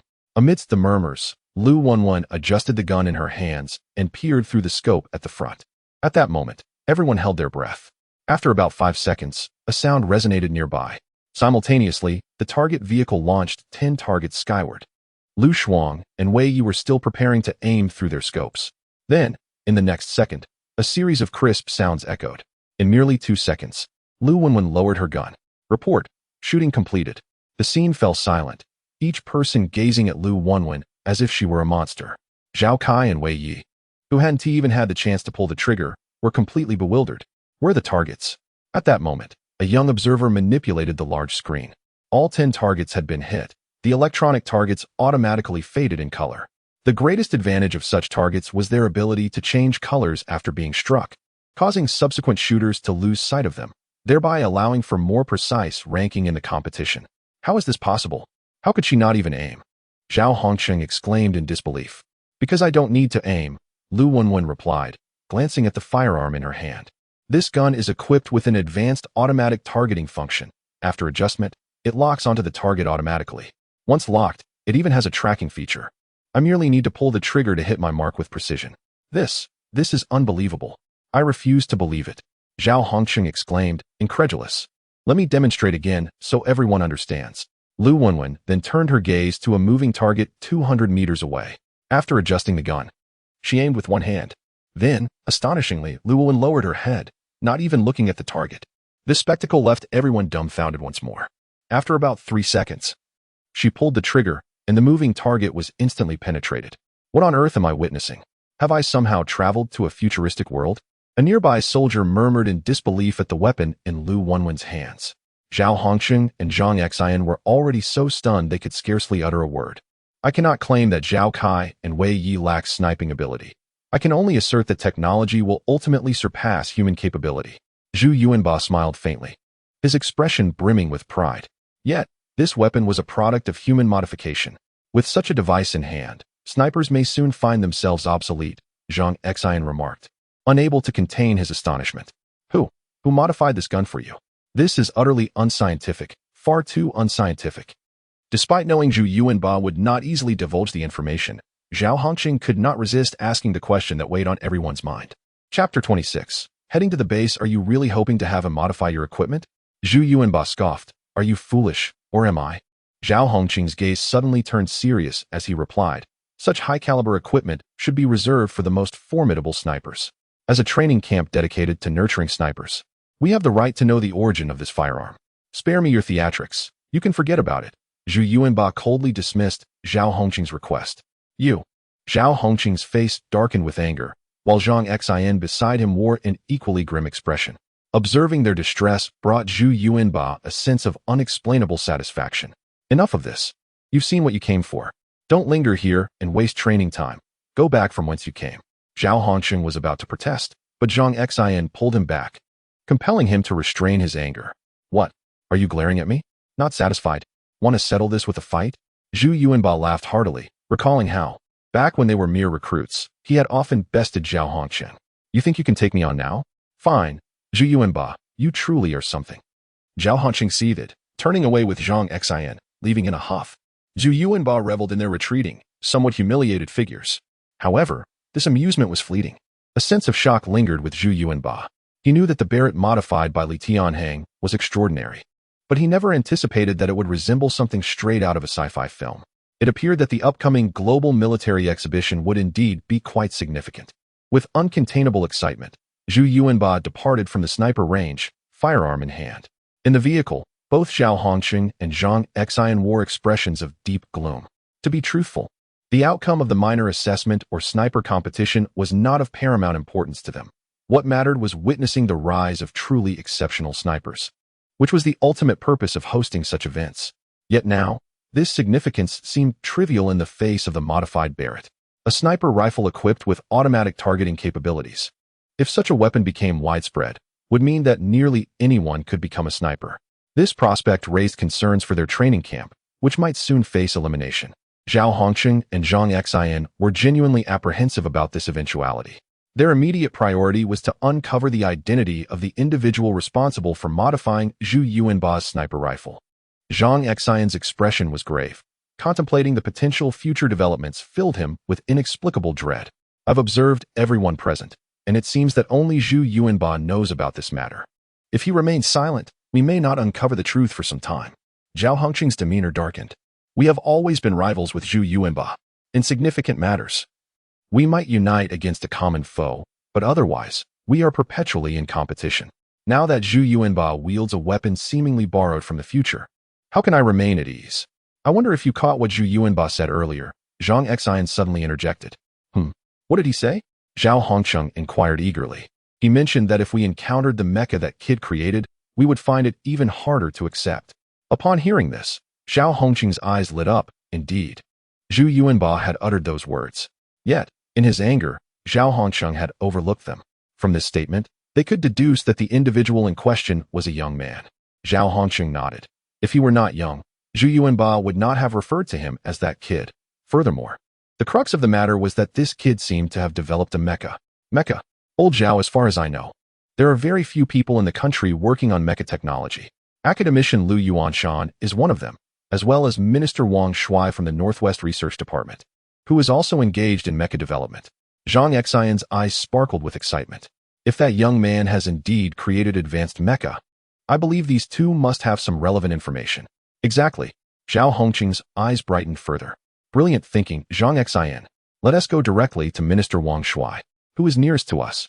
Zhang Xin nodded in agreement, and the two wasted no time turning around to head for Wang Shui's location. Meanwhile, Li Tianhang was oblivious to these developments. He had spent a few days at home with his parents, clarifying all pertinent matters, and then returned to school to finalize his academic registration. After sorting everything out, he and Yun Shimian headed straight to the base location provided by Lu Yuanshan. At Donghai Jinjua Cliff, an area that was once a desolate coastal expanse, now stood rows of buildings perched on the edge of the cliff. Construction vehicles bustled around both inside and outside these structures. A 30-kilometer exclusion zone surrounded the buildings, and an equivalent 30 nautical mile radius offshore was also off-limits, as this was the newly established research base of Lu Yuanshan.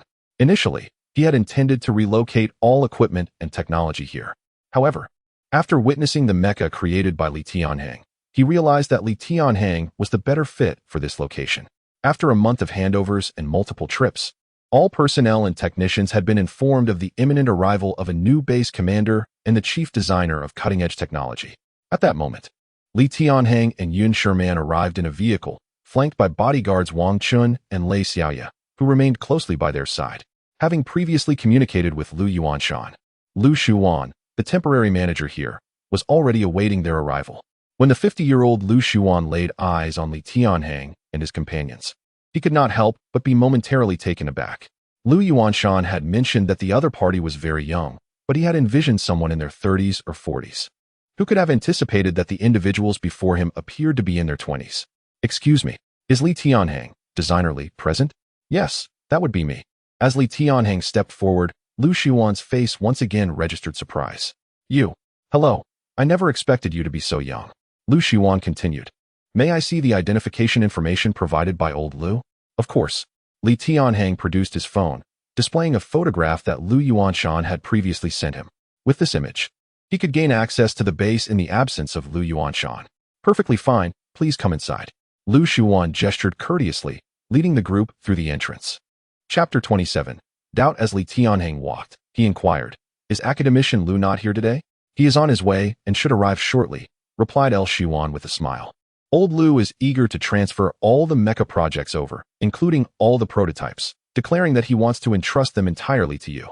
Li Tianhang felt a bit overwhelmed. It was evident that Lu Yuanshan's passion for the mecha endeavor was genuine. Under L. Shuan's guidance, they entered the interior of the base. This place is indeed significantly larger than your modification factory, Yun Shimian remarked, her excitement palpable as she surveyed the surrounding buildings and various equipment on display. Li Tianhang's modification factory had merely revamped an existing structure and upgraded some equipment. The space and facilities were quite limited, compounded by its location on the outskirts of the city, which made certain large modifications rather inconvenient. However, such issues were non-existent in this facility. Since old Lu hasn't arrived yet, how about I give you a tour to familiarize yourselves with the place? L. Shuan suggested. That sounds good. They all agreed. L. Shuan led them deeper into the base, soon arriving at a vast manufacturing facility. Numerous staff members were busy setting up equipment, and advanced machinery filled the expansive workshop. This is our #1 workshop.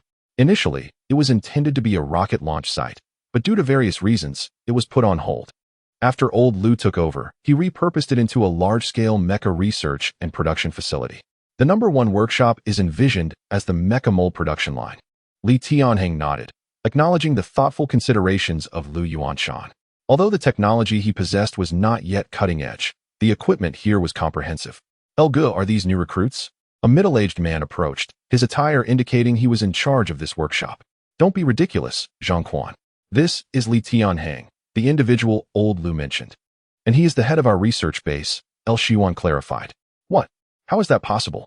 Zhang Quan stared at Li Tianhang for a long moment, then pulled L. Shuan aside. Elgu, you can't be serious. He looks barely in his 20s. Zhang Quan's voice was low, glancing at Li Tianhang occasionally, clearly struggling to reconcile his age with such a responsibility. It can't be mistaken.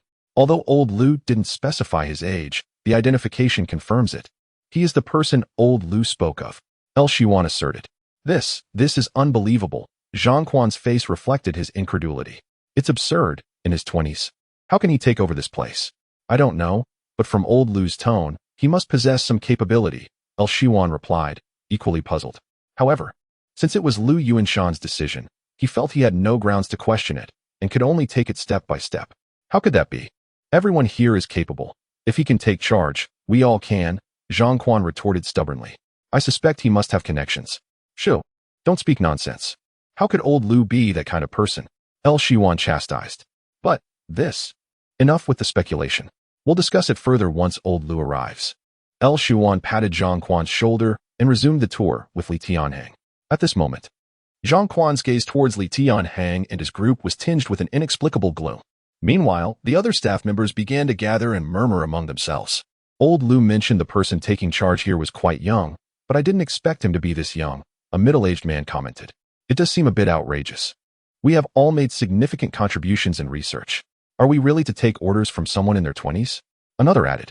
Perhaps he truly possesses some skill. Otherwise, old Lu wouldn't entrust such a significant base to him, a bystander suggested. Even if he has some skill, how substantial can it be? He's too young and lacks any qualifications. I remain unconvinced. I share your doubts. I intend to clarify this with old Lu when he arrives. Those who managed to come here were individuals who had made remarkable breakthroughs in their respective fields.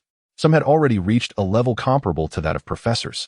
They had come here largely due to their respect for Lu Yuanshan and their dedication to mechas. It was natural that they would be unwilling to accept a mere youth as their superior.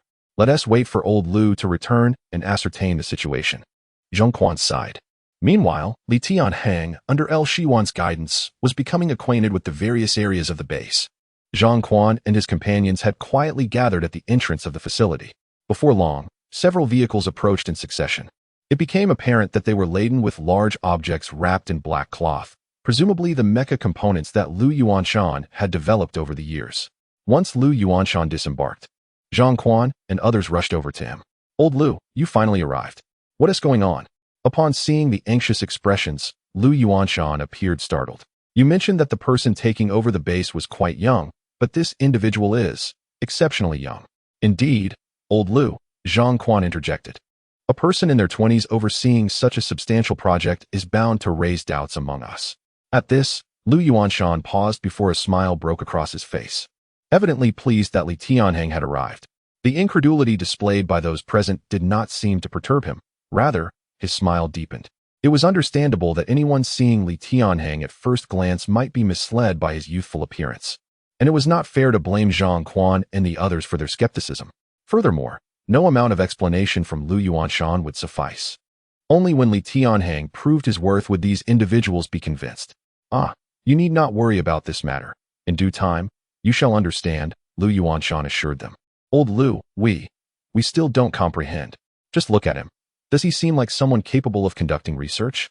Another middle-aged man questioned, still unconvinced. Because the time has yet to come, you will know soon enough, Lu Yuanshan replied with another smile. Just as the crowd remained perplexed, several more vehicles approached the entrance. Chapter 28. Gathering together once the vehicles were parked, Zhang Quan and the others were taken aback upon seeing the individuals disembarking. Minister Wang. Indeed. The elderly man with a face full of pockmarks was none other than Wang Shuai. Having witnessed the formidable power of the Mech, Wang Shuai could hardly contain his eagerness to meet Li Tianhang. Is Li Tianhang at the base? Wang Shuai inquired immediately. Just a step ahead of you. LV Shuan should be showing him around the base, Lu Yuanshan replied. Come, take me to meet this remarkable individual. I must see him today, Wang Shuai insisted. Wang, let me be clear beforehand. While meeting is one thing, you'd better not get any wild ideas. He is now the person in charge of our base. Lu Yuanshan cautioned. Look at you. Do you really think I'm that kind of person? Wang Shuai retorted, his anger palpable. If I didn't know you were that kind of person, would I bother to warn you? Lu Yuanshan shot back. You just then? Two individuals approached and warmly shook hands with Lu Yuanshan. Hello, Academician Lu. I am Zhao Hongcheng, the head of the Su Mountain Military Camp. Hello, Academician Lu. I am Zhang Xian, the head of the Bashang Training Camp. The two introduced themselves in succession. Had Yun been present, he would likely have rushed forward to give them a beating. They had contacted Wang Shuai through various channels to gather information about Li Tianhang, which Wang Shuai had also learned from Lu Yuanshan. For them, this was a significant breakthrough. Hello. Lu Yuanshan shook hands with each of them. Although they were not well acquainted, he had heard of their names. We came to see the young man in hopes of exploring potential collaboration, Zhao Hongqing stated. That is something you'll need to discuss directly with Li Tianhang, Lu Yuanshan replied. Zhao Hongqing and Zhang Xian nodded excitedly, with Lu Yuanshan's assurance. They felt completely at ease. Suddenly, as everyone prepared to enter the base, the roar of helicopters filled the sky. Two helicopters descended towards the base, and Zhu Yuanba emerged from one of them. His gaze seemed to possess a locking mechanism, instantly honing in on Zhao Hongqing and Zhang Xian. In that moment, the entire world appeared to stand still. You two are quite shameless, Zhu Yuanba said, his expression stern. What nonsense are you talking about? Zhao Hongqing could not help but retort. Li Tianhang is not your personal property. Can't we seek him out? Seek him out for what? He is swamped with work, managing various equipment and research. Do you think he has time for you? Zhu Yuanba questioned. Just because he is busy doesn't mean you have the privilege to meet him, Zhang Xian added. I say, have you two grown wings? You think I wouldn't dare confront you in front of Academician Lu? Zhu Yuanba strode towards them, causing the two to backpedal hastily. Cough. It's all right. Since we're all here to meet Tianhang, let us speak with him first, Lu Yuanshan interjected. Zhu Yuanba halted, glaring at the two before they all proceeded into the base. Meanwhile, Zhang Quan and his companions were utterly bewildered. Each person in front of them was a figure of great authority, and yet they were all clamoring to meet Li Tianhang, the young man they had just belittled. What extraordinary ability did he possess that compelled these figures to seek him out? Filled with astonishment and curiosity, Zhang Quan and his group followed closely behind. The large entourage made its way into the base, soon encountering Li Tianhang, who had nearly completed his tour. Academician Liu, you've arrived. Li Tianhang greeted Lu Yuanshan with a handshake, only to pause when he noticed the throng of people ahead. What a lively gathering. Tianhang, these individuals are your admirers. Lu Yuanshan introduced Li Tianhang to each person, and after a few minutes, he had a general understanding of them. Hello, I'm new here, so if there is anything we can collaborate on, please don't hesitate to let me know, Li Tianhang announced. Zhao Hongqing and Zhang Xian appeared even more thrilled. Li Tianhang was far more approachable than they had anticipated. Tianhang, you must set aside their matters for now. I've brought all the mech components, Lu Yuanshan remarked, glancing at the vehicles unloading nearby. No worries, as long as there is a prototype. Modifications can be made relatively easily. It won't delay anything, Li Tianhang replied. That is great to hear. By the way, Tianhang, are you considering taking on students? Wang Shui interjected. If such cutting-edge technology could be widely utilized, it would undoubtedly elevate our nation's technological prowess. Hey Wang, are you disregarding what I just said? Lu Yuanshan retorted sharply. I never said I wanted to poach Li Tianhang. Why are you so worked up? Wang Shui shot back. You still want to take him away? Do you wish to ascend to the heavens? Lu Yuanshan replied, exasperated. You, cough, at present. I have no plans to take on students. However, I do not intend to privatize this technology. I will compile it and share it with all of you. Li Tianhang said with a smile. You mean, you will fully share this technology with us? Wang Shui asked in disbelief, staring at Li Tianhang. Indeed, to be precise, I will be transferring the developed technologies to the nation, Li Tianhang declared solemnly. A strong nation ensures its people's stability, and advanced science and technology are vital pathways to national strength. Thus, you need not worry that I will withhold anything. Hearing this, Lu Yuanshan and the others regarded Li Tianhang with deep respect. Such vision and ambition at such a young age, it was no wonder he could master cutting-edge technology. Zhu Yuanba, did you see that? Zhao Hongqing laughed heartily. This is what true vision looks like. Just look at you, broad and brawny. But can you match his caliber of character? There is no need for anyone to feel anxious about these matters, Li Tianhang said calmly. We are all citizens of Longhua. Everything we do is aimed at national prosperity and stability, and to strengthen our capabilities. Therefore, I will treat each and every one of you equally. Look at this young man. Zhang Xian could hardly contain his joy. This is how the youth of Longhua should be. After engaging with these individuals for over 2 hours, Li Tianhang finally returned to the equipment factory. There awaited a multitude of gear, machinery, and equipment in need of his upgrades and modifications.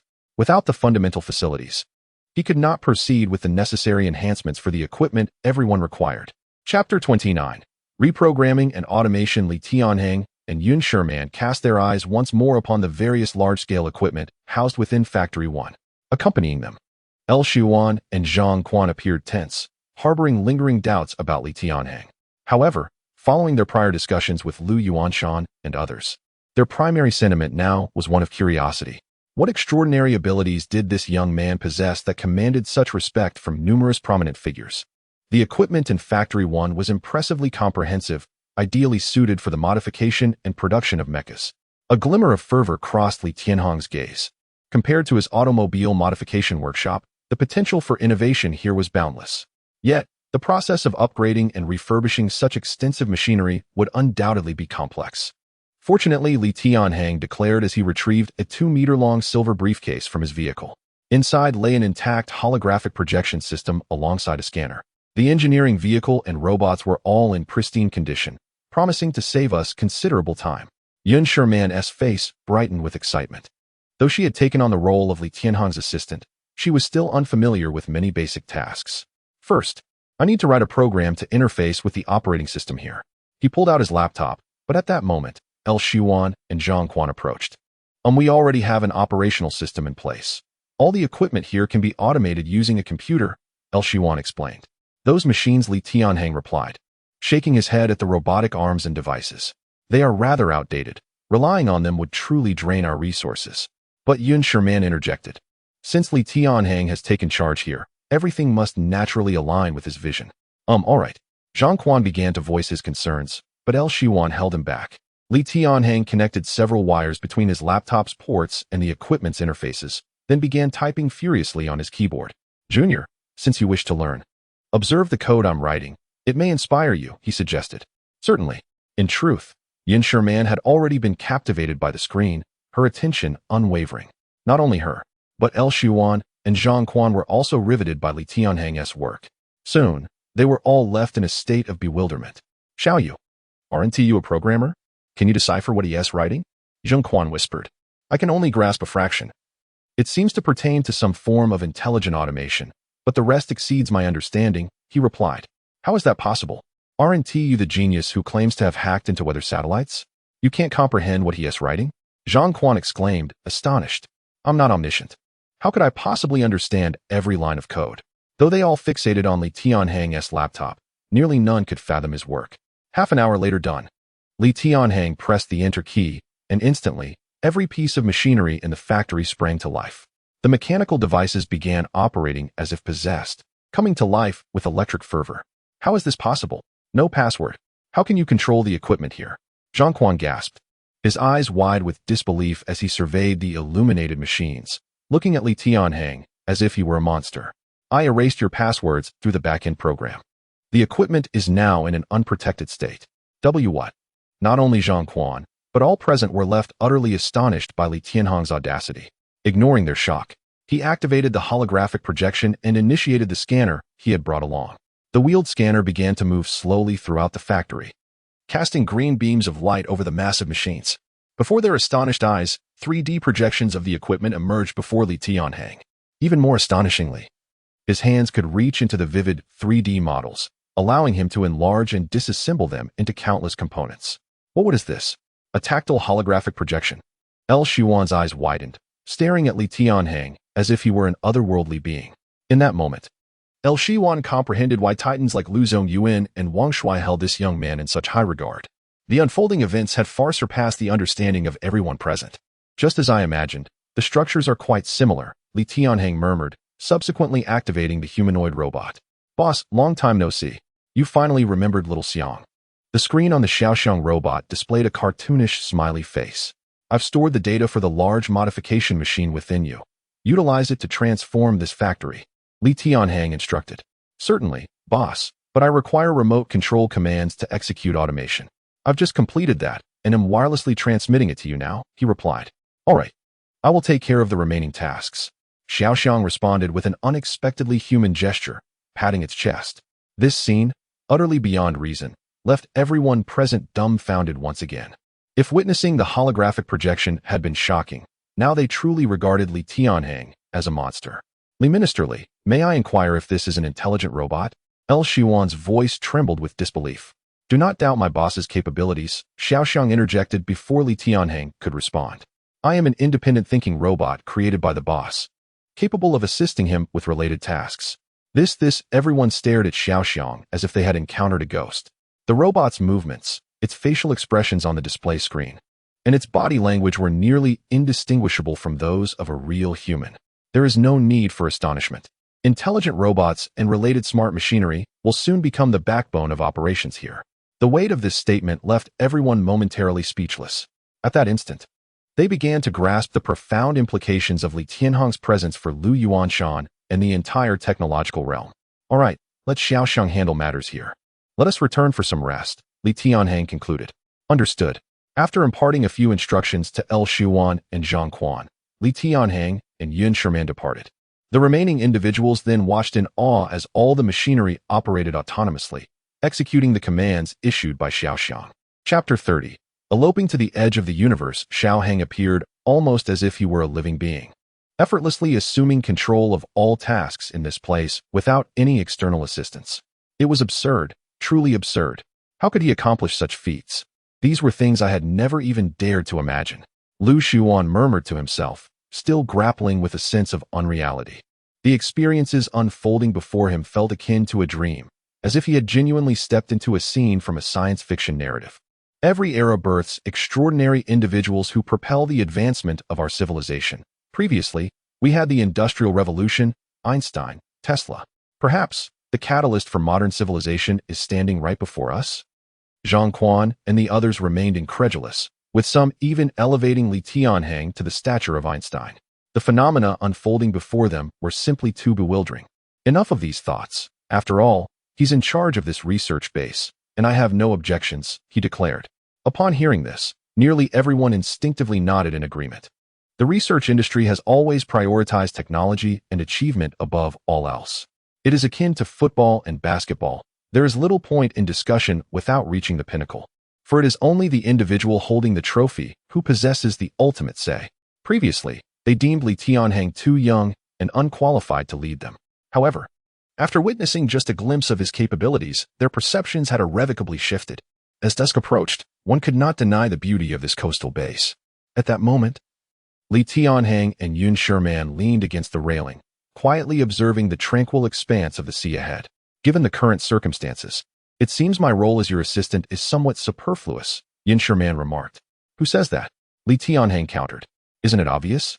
She replied with a hint of irritation. Your robot can solve all your problems. I am entirely redundant. That's nonsense. A robot is ultimately just a machine. It can address technical issues. But there are some problems it cannot resolve, Li Tianhang asserted with earnestness. I think you're the one talking nonsense. Your robot can accomplish many tasks that even a human cannot, Yun Shimian retorted. Yet it cannot be by my side to witness the sunrise and sunset like you can. Li Tianhang's words seemed to resonate with an electric current, striking Yun Shimian's heart with a profound impact. You're being so cheesy. You only know how to sweet-talk to make me happy, she exclaimed, her cheeks flushed, particularly radiant under the glow of the evening sky. Li Tianhang could not help but be entranced by her beauty, as two fervent hearts appeared to intertwine under some inexplicable force. Junior, have you ever pondered what lies at the edge of the universe? Li Tianhang inquired, gazing up at the darkening sky, his expression imbued with a depth not typically present. As a girl, why would I contemplate such matters? Yun Shimian responded, glancing skyward as well. You, a girl, managed to create a mecha over 20 meters tall. Li Tianhang noted. That is different, Yun Shimian replied, contemplating for a moment before continuing. Could it be? You know? I too am uncertain of what lies at the universe's edge, but, one day, I wish to harness my abilities to explore it. Li Tianhang suddenly turned to Yun Shimian, asking, My dear Junior, would you want to accompany me on that journey? If someone else had spoken such nonsensical words to her, Yun Shimian would have deemed them utterly mad. However, this was Li Tianhang, a genius capable of creating groundbreaking technology, even transforming a model mecha into a real one. Thus, his words carried a significance beyond the ordinary. If that day truly comes, please take me with you, she replied. To elope to the edge of the universe together? Li Tianhang chuckled. Why yes. Yun Shimian's voice was barely a whisper. Hey, don't you dare back out. Night descended, and beneath the starry sky, two fervent hearts beat in unison. As their bodies drew closer, the surrounding air seemed to pulse with a newfound energy. 3 days later, when Li Tianhang and Yun Shimian arrived at workshop number 1, a remarkable transformation had taken place. More precisely, the entire workshop had evolved into a vast spherical space, with walls replaced by an array of machines, equipment, and mechanical arms. These devices interconnected seamlessly, converting the workshop into a cohesive unit. Upon entering, Lu Shuan and Zhang Quan were utterly astonished by the sight before them. The former appearance had vanished completely, replaced by a metallic space composed of diverse machinery. Xiaohang, well done, Li Tianhang praised. Thank you for the compliment, boss, Xiaohang replied as he approached. All the major equipment, including the smelting machine, cutting machine, molecular apparatus, and steel-making machine, have been connected and assembled, allowing you to conduct modification work at any time. All right, let me test the machine's performance, Li Tianhang said.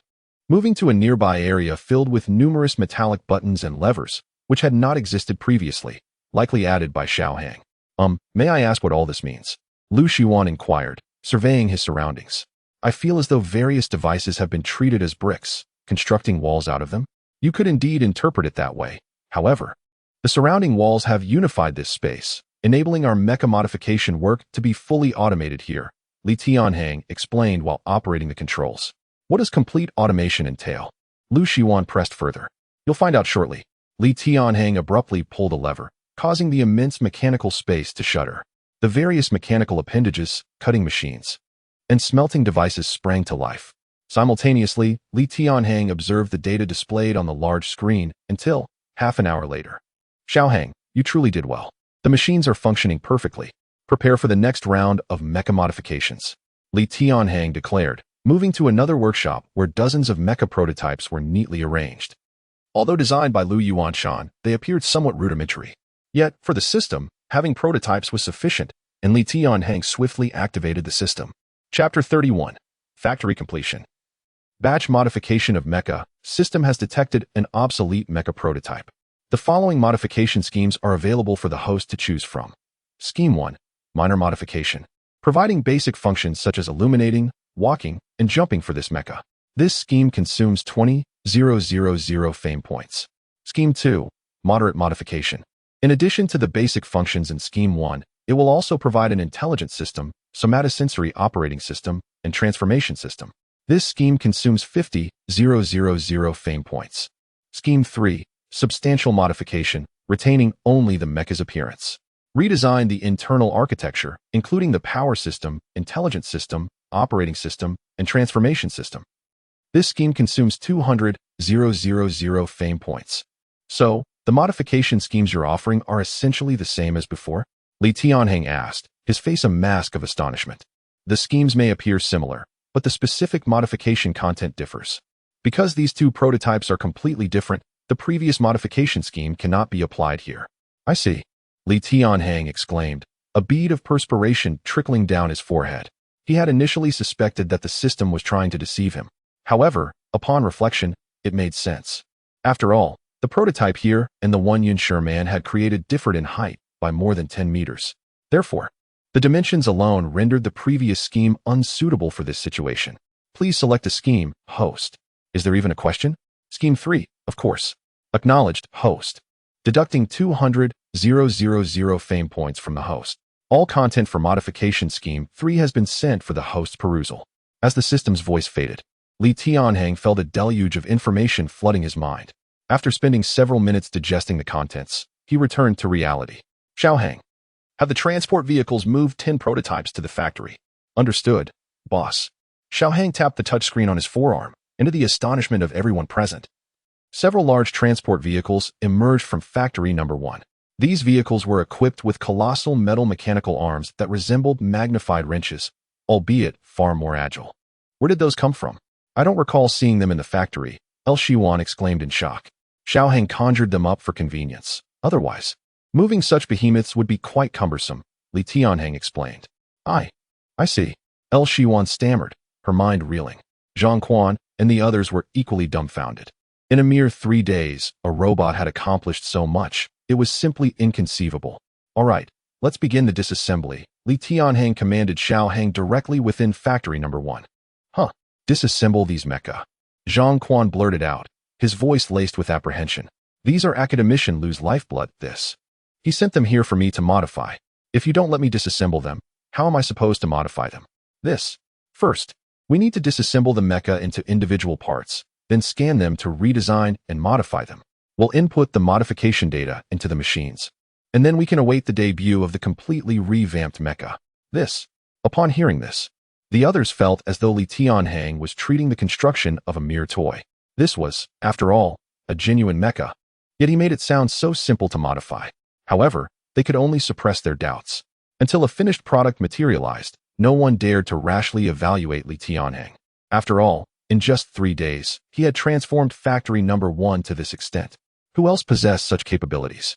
Li Tianhang activated the holographic projection. The scanning instruments projected the disassembled parts one by one. Li Tianhang then utilized the holographic projection to design and modify these components. This process lasted only half a day. As he had become thoroughly familiar with the task, he simply needed to translate the scheme provided by the system into reality, which proved relatively straightforward. Okay, done. Li Tianhang announced as the final component design was completed, marking the culmination of the project. Then, what's next? Zhang Quan inquired. Next, we entrust it to the automated factory, Li Tianhang replied. As his voice faded, the colossal mechanical arms in the distance hurled the components into the adjacent machinery. All the machinery here will automatically cut, modify, and assemble them according to my design data until a complete, modified mecha emerges at the end, Li Tianhang continued. This. El Shiwan and Zhang Quan exchanged wry smiles. It sounded like a fantastical tale. However, they refrained from further comment. Though it seemed far-fetched, coming from Li Tianhang, it seemed to carry a certain degree of credibility. I've compiled a list of the necessary materials. They need to be prepared by the day after tomorrow at the latest. Li Tianhang declared. All right, no problem. We'll take care of it. El Shiwan responded promptly. How long will the entire modification process take? Yun Shimian inquired from the side. About 5 days, Li Tianhang replied with a smile. Such a large machine makes it much easier than modifying your mecha alone. If I had this contraption back then, I could have modified it for you in 2 days. Yun Shimian nodded. Although she had already witnessed Li Tianhang's modification of the Black Knight, she still felt a sense of anticipation for the transformation of these 10 mecha. The biggest issue at the moment is energy, Li Tianhang remarked, gazing at the colossal machines at work. This place can produce everything the mecha needs, but the energy still needs to be resolved separately. Didn't you create that miniature arc reactor? Yun Shimian inquired. The device was destroyed by Zhou Hao, and it can't be mass-produced, Li Tianhang explained. May I ask, what is an arc reactor? Zhang Quan asked cautiously. It's a miniature nuclear reactor that provides energy for the mecha, Yun Shimian clarified. A miniature nuclear reactor? Zhang Quan and the others were stunned. Ordinary energy sources can't provide enough power for the mecha. Nuclear energy is the most suitable option at the moment. But the device for manufacturing the reactor needs to be rebuilt as well, Li Tianhang sighed. Zhou Hao was truly a spendthrift. He had painstakingly created those items, only for them to be destroyed in a matter of moments. If he had those basic facilities, he could have simply used fame points to modify them. However, the prototype had been destroyed, and without the prototype, he couldn't trigger the system's functions. There's an abandoned nuclear power plant beneath our feet. Would you like to take a look? El Shiwan proposed. There's a nuclear power plant beneath us? Li Tianhang asked in astonishment. The original plan was to build a base here for researching nuclear-powered rockets, but it was shelved for various reasons, and the small nuclear power plant was abandoned. El Shiwan explained. Why didn't you say so sooner? A hint of excitement flickered across Li Tianhang's face. If they had that, why would he worry about not being able to create an arc reactor? All right, follow me. El Shiwan led Li Tianhang and the others to a large building, where they boarded an elevator that descended deep beneath the surface. After descending a full kilometer into the underground base, everyone donned protective suits and passed through 3 heavy metal doors, finally arriving at the small nuclear power plant. Chapter 32. The renovation of the abandoned nuclear power plant. As colossal machines and equipment loomed ahead, the massive raw material furnace at the center had long extinguished, with all nuclear fuel securely sealed away. Yet, when Li Tianhang beheld these remnants, it felt akin to gazing upon a magnificent treasure. System. Can the nuclear reactor here be modified? The system for transforming the elements has activated, detecting the possibility of modifying the nuclear reactor. Please specify the modification requirements for the nuclear reactor. I wish to utilize this facility to mass-produce small arc reactors, along with ether batteries and high-pressure electron pumps. All of these components should be feasible for production here. Host request has been received. The system has generated 2 modification proposals. Proposal 1. Simply enhance the existing machinery with basic constructs, which will meet the host's fundamental requirements. This proposal is straightforward and efficient, capable of completion within a day, but it cannot guarantee the overall safety of the nuclear reactor. This proposal will cost 100,000 prestige points. Upon hearing this, Li Tianhang was momentarily taken aback by the required expenditure of prestige points. It appeared that this modification was no ordinary task. Even a basic proposal demanded a staggering 100,000 points. Proposal 2. Undertake extensive renovations of the facility, allowing for the production of any energy source beyond basic needs, while ensuring 100% safety. This proposal will cost 500,000 prestige points. Li Tianhang fell into a brief contemplation, with 60,000 prestige points remaining. Opting for the second option would leave him with merely 10,000. However, completing this modification could potentially yield substantial prestige points in return. Furthermore, with Lu Yuanshan's mechs undergoing bulk modifications, it was likely that the completion of those would also generate additional prestige. Most importantly, the second proposal's guarantee of safety was paramount. After all, this was a nuclear reactor. Without assurance of safety, he would not dare to proceed.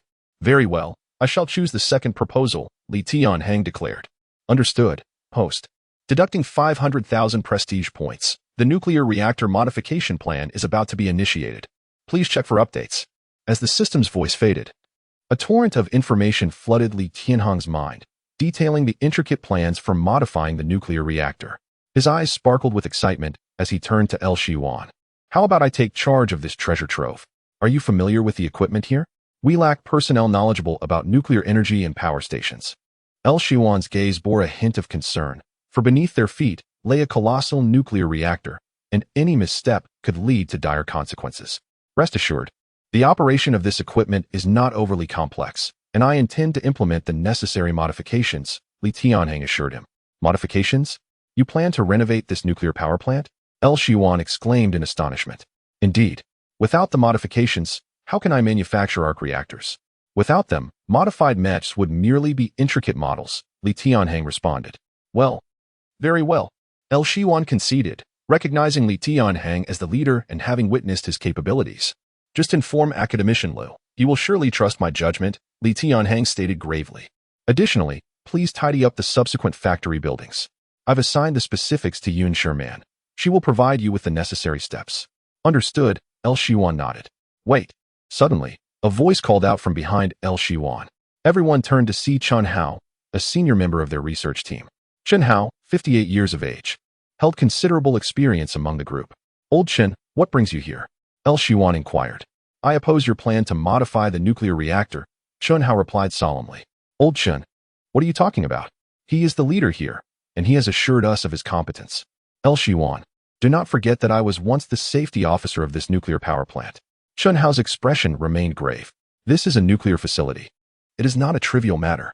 A slight miscalculation could lead to a nuclear leak. Do you comprehend the repercussions? I understand, but Li Tianhang, I acknowledge your abilities. Anyone recognized by Lu Yuanshan must be extraordinary. Yet, I still cannot agree to tamper with this place recklessly, Chen Hao insisted. Then, what do you propose I do to proceed? Li Tianhang asked.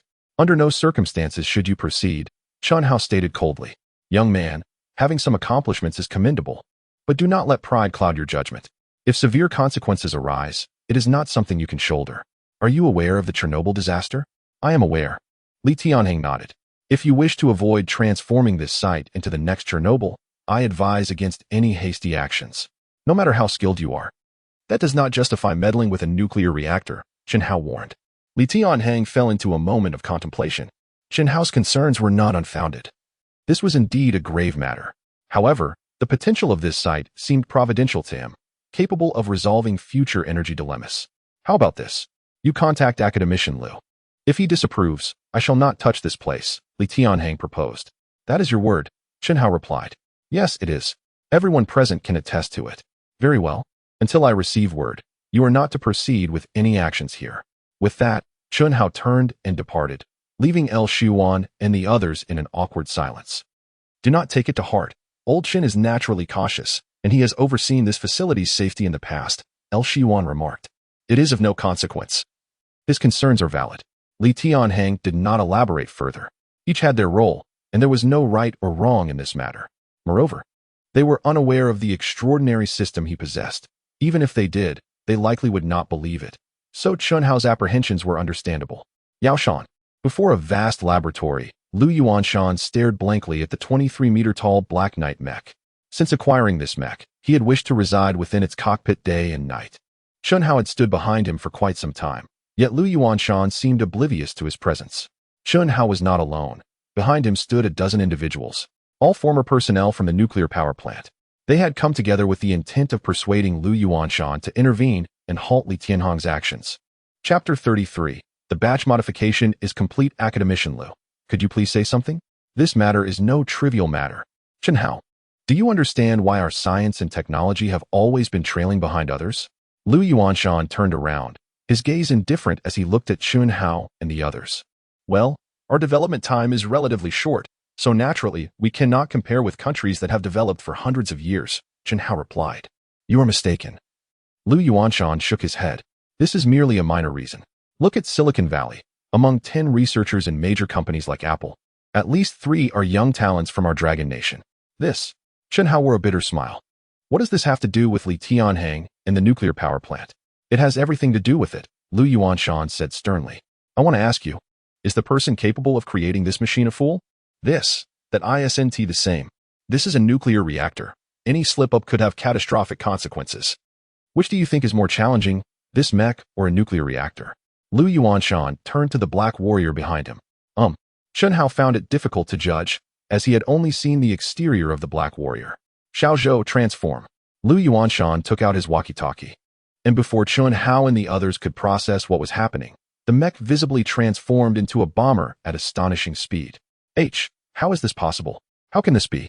Not just Chen Hao, everyone behind him was utterly frozen in place. Before they could react, the bomber form transformed back into the mech. Can you judge now? See. Can. Chen Hao nodded stiffly, his mind still struggling to comprehend the situation. Now do you understand why I allowed him to proceed? Lu Yuanshan said lightly. If such a genius were to go to the places I mentioned earlier, or worse, be poached by military research from other countries, do you know what the consequences would be? I understand. Chen Hao's expression suddenly became serious. Therefore, as long as he is confident in his endeavors and does not harm our people, society, or national interests, he should be allowed to pursue them freely, Lu Yuanshan declared. I understand. I was indeed narrow-minded, Chen Hao said with a bitter smile. It's not entirely your fault. After all, when I first encountered this thing, I barely slept for 3 days and nights. Lu Yuanshan smiled slightly before personally calling Li Tianhang. After waiting for a while, Li Tianhang, upon receiving Lu Yuanshan's permission, rushed straight to the underground nuclear power plant with Xiaohang. Come on, Xiaohang, let's South tackle this place together. A week passed quietly. During this time, apart from completing the tasks assigned by Li Tianhang, El Shuan and Zhang Quan were constantly monitoring the immense noises emanating from Factory No. 1, an enormous automated assembly machine, a super equipment purported to transform prototypes into sci-fi products. They could hardly contain their anticipation for the completion of the mech. It's coming out. The first one seems to be finished. Outside the factory, a huge exit opened like the maw of a beast. At that moment, a massive black object was slowly being transported out. As this object was placed onto the mechanical platform by a giant robotic arm, everyone present was left dumbfounded. The completeness is astonishingly high.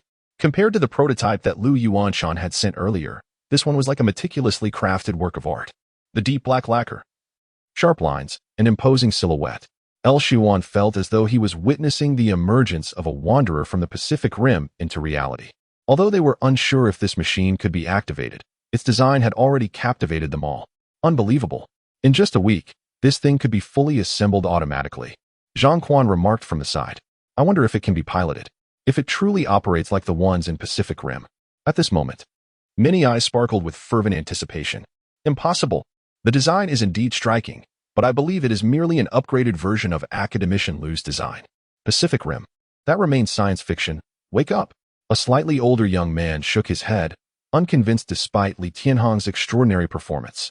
Old Lu, you're only in your 40s. And already you're losing your sight? Which of yours sees this mech is comparable to what Academician Lu created? I think these two are entirely different. Zhang Quan retorted. Regardless, it still originates from the upgrades of Academician Lu's mech, and you cannot escape that point, Old Lu said. Your reasoning. If Li Tianhang had only this ability, would he be so widely celebrated? Zhang Quan countered. That's exactly what I've been saying. When a young person achieves some success, they are easily elevated to the heavens by others, which can lead to vanity and ultimately stifle their true talent, Old Lu remarked. Sigh, what a stubborn old man. I can't make you understand, Zhang Quan said, shaking his head and ceasing the argument with Old Chen. As everyone discussed, several mechs were successively completed and placed neatly in front. This was the fine-tuning area designated by Li Tianhang. If there were any aspects of the mechs that were unsatisfactory or if there were color issues, adjustments could be made here. Now they awaited the completion of his arc reactor. El Shiwan gazed at the 10 mechs before him, his eyes filled with unprecedented fervor. At this moment, they all instinctively turned their attention to the nearby building. Li Tianhang had yet to arrive, but they spotted Yun Shimian jogging over. Oh go, if I'm not mistaken. You hail from the upper city, right? Yun Shimian's voice rang out, showing no surprise at the neatly arranged mechs. After all, she had personally piloted the 20-meter Black Warrior. Yes, what is up? El Shuan replied. Haven't you seen the news?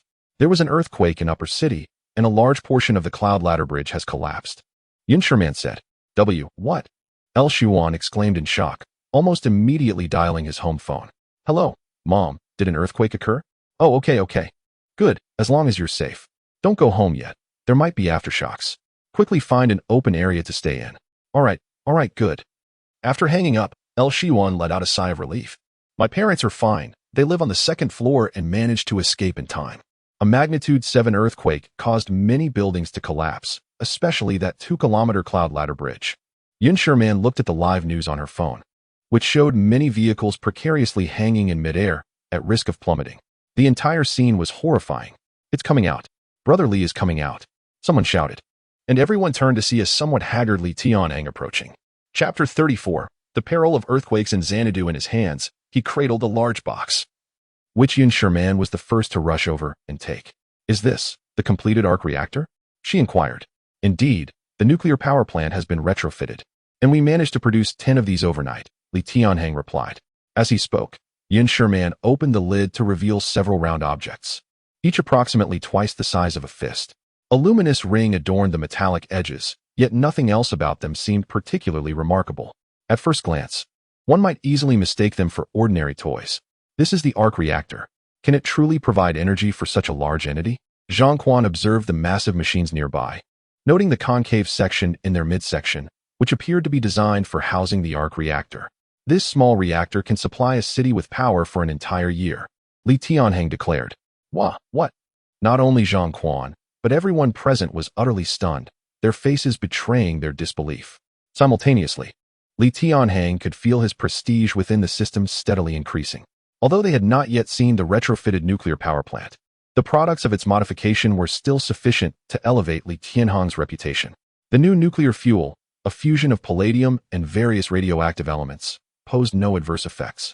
Unlike the palladium-powered Iron Man, this miniature reactor could even be directly utilized within the human body, Li Tianhang explained. Hearing this, the audience seemed to be listening to a fantastical tale. Could such sci-fi innovations truly be so effortlessly translated into reality?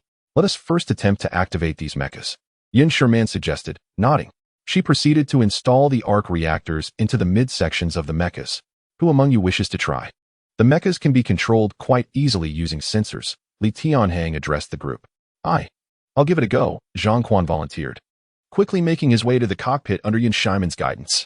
Given that these mechas were less than half the height of a Black Knight, Li Tianhang had designed the cockpit to be situated in the chest area. Presently, everyone could see through the transparent panel of the chest and witness Zhang Quan's astonished and exhilarated expression. After a few minutes of familiarizing himself with the controls, Zhang Quan finally took his first step in piloting the mecha. This singular movement left everyone once again in awe. They stared, wide-eyed, as if witnessing a ghost in broad daylight. Zhang Quan maneuvered the mecha with agility, leaping and even flying through the air. Despite having known Li Tianhang's capabilities, this spectacle rendered everyone as if they were gazing upon a monster. All right, I admit I was hasty. I shouldn't have spoken so freely earlier. When the mechas were first unveiled, old Lu had merely thought it was a cosmetic upgrade. However, what unfolded before him shattered all prior notions.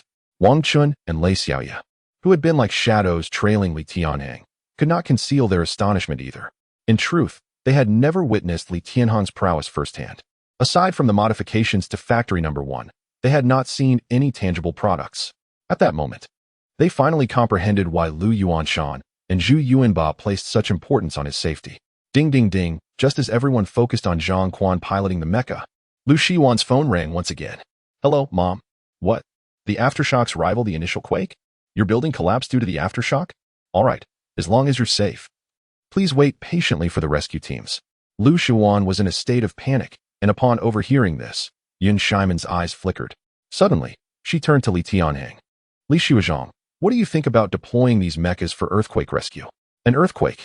Li Tianhang fell into a brief contemplation as Yun Shimian handed him her phone, displaying the news and live coverage. The initial quake registered at 7.3, and this aftershock measured a staggering 7. Li Tianhang's expression grew grave. Blue Star was an exceedingly unstable planet. Earthquakes, volcanoes, tsunamis, any one of these calamities could be devastating. The inhabitants of this world were insignificantly small in the face of such disasters. Seeing the news and observing Lu Shiwan's frantic demeanor, it seemed Li Tianhang had made a resolute decision. Is there anyone here who has piloted a fighter jet or an aircraft? Please step forward. Li Tianhang called out. I have flown before. I'm an experienced pilot, a voice from the crowd declared. 6 individuals emerged, joining Zhang Quan, totaling 7, yet 2 spots remained. Yun Shimian. You have experience piloting the Black Knight, so you count as one, Tianhang continued. We still need one more. I want to give it a try. A young man with fervent eyes stepped forward, his gaze fixated on the Black Knights. Having been eager for this moment, yet hesitant to speak as an ordinary worker, he now seized the opportunity. And for the last spot, Li Tianhang inhaled deeply. I will take it myself. Everyone, with the earthquakes in Xanadu, these mechas will be invaluable. I will explain the operational procedures in 5 minutes. Should you encounter any difficulties, let the automatic pilot take over. With that, Li Tianhang began detailing the mecha operations. Approximately 10 minutes later, 10 sleek black mechas ascended into the sky. Led by Li Tianhang, they transformed into 10 small fighter jet forms, vanishing from view in mere seconds. At that moment, in Xanadu, the temporary earthquake rescue department, led by Wang Shuo, was convening to discuss rescue efforts. Currently, all firefighting units in the city have been deployed, and hospitals are on standby 24 hours a day. We have also established a civilian volunteer organization and notified several nearby military forces to ensure maximum personnel involvement in the rescue. A middle-aged man, the head of various departments, wore a serious expression, understanding the gravity of the rescue mission. With 2 consecutive earthquakes exceeding magnitude 7, it was uncertain whether stronger aftershocks would follow. Wang Bu. The most challenging part of the rescue is the cloud ladder bridge, as the roadway has fractured into several segments, with steel cables flying everywhere and massive boulders occasionally crashing down. The enormous screen in front displayed the latest developments regarding the cloud ladder bridge. Chapter 35, Mecha. Awe-inspiring spectacle. News outlets and reporters dared only to film from afar, wary of approaching the vicinity of the bridge. The footage revealed numerous vehicles suspended precariously in midair, threatening to plunge into the water below. Other cars were ensnared by steel cables, immobilized high above. Adding to the dire situation were those who had managed to escape their vehicles, pedestrians and drivers alike, clinging desperately to any stable structure they could find, though it seemed unlikely they could endure for long. Another aftershock would surely spell disaster for many. At present, the only recourse is to deploy boats and speedboats to rescue those who have fallen into the water. However, the vehicles and individuals still trapped on the bridge. The speaker trailed off, the immense difficulty of the rescue operation evident. The bridge itself spanned 2 kilometers, and the fractured sections made ground-based rescue impossible. Helicopters, while an option, faced the peril of the thick steel cables that crisscrossed the area, posing a significant risk of entanglement and a potentially catastrophic crash. Dispatch helicopters for an aerial rescue, Wang Shuo declared, inhaling deeply. But, as you can see, the risks are substantial, came the reply. Does the risk negate the need to act? Are we to abandon them to their fate? Wang Shuo retorted, his voice rising. But this, the other individual stammered, at a loss for words. There are hundreds of vehicles stranded up there, at the very least. Have you considered the number of people involved? Wang Shuo took a deep breath, his gaze fixed on the screen. That car teeters precariously on the pillar, swaying back and forth. Do you comprehend the consequences should it plunge into the river? A palpable tension filled the office, the gravity of the situation weighing heavily on everyone present. In that moment, it seemed as though everyone yearned for the arrival of a superhero. Yet, this was reality, where such figures were absent. Then deploy the helicopters for aerial rope rescue, ensuring they remained clear of the cables. With that decisive statement, orders were issued across all departments, and over a dozen helicopters were dispatched towards the cloud ladder bridge. Meanwhile, hundreds of meters from the bridge, media outlets and reporters joined the rescue teams, striving to capture the unfolding events as accurately as possible. Yang Shui, a reporter for a well-known media organization, bravely ventured forward, reporting live from the scene with the bridge looming behind her. The footage was broadcast in real time to an online audience that swelled to tens of thousands. Viewers included individuals from across the nation, following the earthquake's impact, as well as local residents of Xanadu, seeking updates on the disaster. This rescue is incredibly challenging. Some of those cars are swaying precariously, as if the slightest touch would send them plummeting. Those cables are a nightmare. Wouldn't it be easier to cut them all, clearing the way for rescue? This is terrifying. Humans are so insignificant in the face of such natural disasters. I was just taking a stroll on the bridge, and I'm trembling with fear. I'm so glad I don't live in Xanadu. I can't imagine the psychological trauma for those trapped in their cars. They'll probably never set foot on a bridge again. A torrent of comments flooded the live stream as Yang Shui continued to provide commentary on the unfolding situation. As you can see, numerous individuals are trapped on the cloud ladder bridge, particularly those in vehicles stranded on the pillars, awaiting rescue. However, the fractured bridge, the tangled cables, the precarious pillars, and the threat of aftershocks, all present immense challenges to the rescue efforts. Just moments ago, I received official confirmation that helicopters will be deployed for aerial rescue. We are confident that our rescue teams will ensure that no one is left behind. As Yang Shui concluded her statement, a series of helicopters approached from the distance, hovering in the air as they sought suitable positions. Ropes were deployed from the helicopters, and rescue personnel descended to the bridge. It appears that aerial rescue, avoiding the cables, is indeed proving effective. As you can see, our professional rescue teams are in action, ensuring that no one is left behind, Yang Shui announced, her voice filled with emotion. Simultaneously, other media outlets broadcast the same images. Bang! In the next instant, a muffled thud echoed through the air, and a thick steel cable snapped under the strain, striking a nearby metal pillar. The resulting force sent the severed cable hurtling through the air.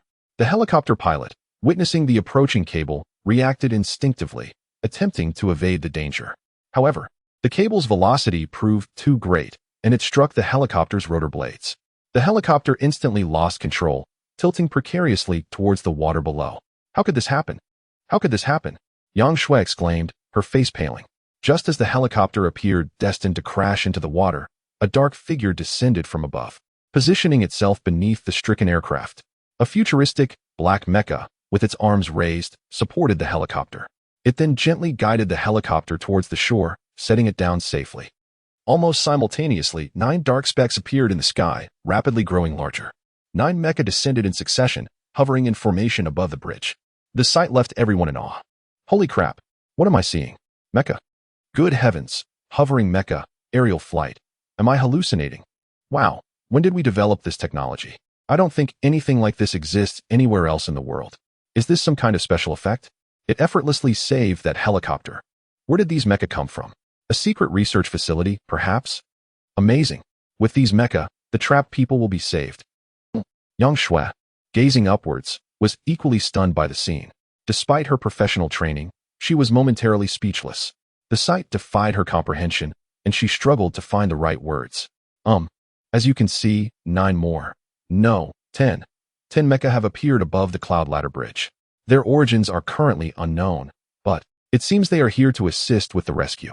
Despite her attempts to remain composed, Yang Shui's voice trembled slightly. The scene before her was beyond anything she had ever witnessed. Meanwhile, at the rescue headquarters, Wang Shuo and his colleagues stared in disbelief at the live footage. Director Wang. What is happening? What are those things? You're asking me? I have no idea. Wang Shuo retorted, his gaze fixed on the screen. The black mecha defied his understanding. Everyone watched in rapt silence, mesmerized by the appearance of these unknown machines. Chapter 36. Armored Warriors? Black Rhino Armor? Inside one of the mecha, Tianhang surveyed the fractured bridge, lost in thought.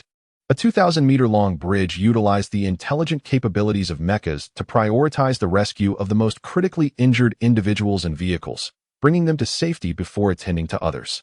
The communication system of the mecha transmitted his commands into the ears of everyone present, including Yun Shimian. All responded and rushed towards the bridge. At that moment, Tianhang pressed a button on the front control panel and announced that all helicopters could withdraw, while the rescue boats on the water remained on standby. His voice was amplified and echoed in all directions, prompting the swift departure of helicopters. Although the details of the situation were still unclear to everyone, many drivers had witnessed the perilous moment involving the helicopter. Had it not been for the quick response of Tianhang's mecha, disaster would have surely ensued. On the bridge's support pillar, a rugged vehicle swayed back and forth. Inside, the driver and passenger, a man and woman, clung tightly to each other. In the back seat, a 6-year-old boy trembled in his child's seat, casting anxious glances toward the nearby boats that seemed tantalizingly close yet impossibly distant. He also spotted a black mecha soaring through the sky, approaching them. The boy held his breath and exclaimed, "Daddy, Mommy, the mecha is coming. A mecha is here to rescue us." Me, mecha. The parents, frozen in their embrace, momentarily stared in disbelief. Tears welled up in their eyes, realizing their child was likely hallucinating out of fear. "Look, it's my favorite black rhino armor. It's here to save us. Black rhino armor, I'm here. I'm here." The boy shouted, desperate to lower the window. His parents were startled, ready to stop him, only to find their vehicle suddenly lifted off the ground, soaring away from the bridge until they landed safely on solid ground. It was then that they noticed the black mecha retreating, saluting the boy with two of its mechanical fingers. The mecha then ascended again to continue its rescue operations on the bridge. Li Tianhang's first priority was to rescue those in immediate danger, and without hesitation, he transported the nearest vehicle to the riverbank. Returning to the bridge, Li Tianhang piloted the mecha downward, targeting a man trapped under rubble. All media outlets and cameras focused their lenses on the 10 mechas. In the live broadcast room with Yang Shui, viewership skyrocketed from around 10,000 to over 100,000, continually climbing. What is happening? Is this a scene from a science fiction film featuring mechas in earthquake rescue? Incredible. This must be extraterrestrial technology. I've heard many explorers claim that our blue planet is protected by alien technology. Now I believe it. Unbelievable. Is it really aliens? Are there actually beings like Transformers? For those denying extraterrestrial tech, can we even create such mechas ourselves? Is there a pilot in the mecha? Or is it a living entity like in the movies? Various comments flooded the live stream. Meanwhile, Yang Shui, like everyone else, provided detailed coverage of the event.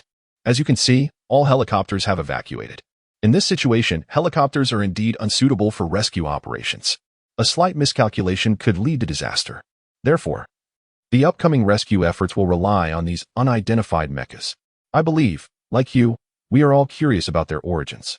However, what is more significant is that their involvement will greatly facilitate the rescue efforts. Yang Shui's expression was filled with excitement as she observed the mechas effortlessly retrieving the injured in vehicles, accomplishing feats beyond the capabilities of any existing rescue team. Simultaneously, a young woman nearby held a smartphone on a stand, broadcasting the unfolding events to her audience. As a renowned outdoor streamer, Wang Xiaoxiao commanded millions of followers.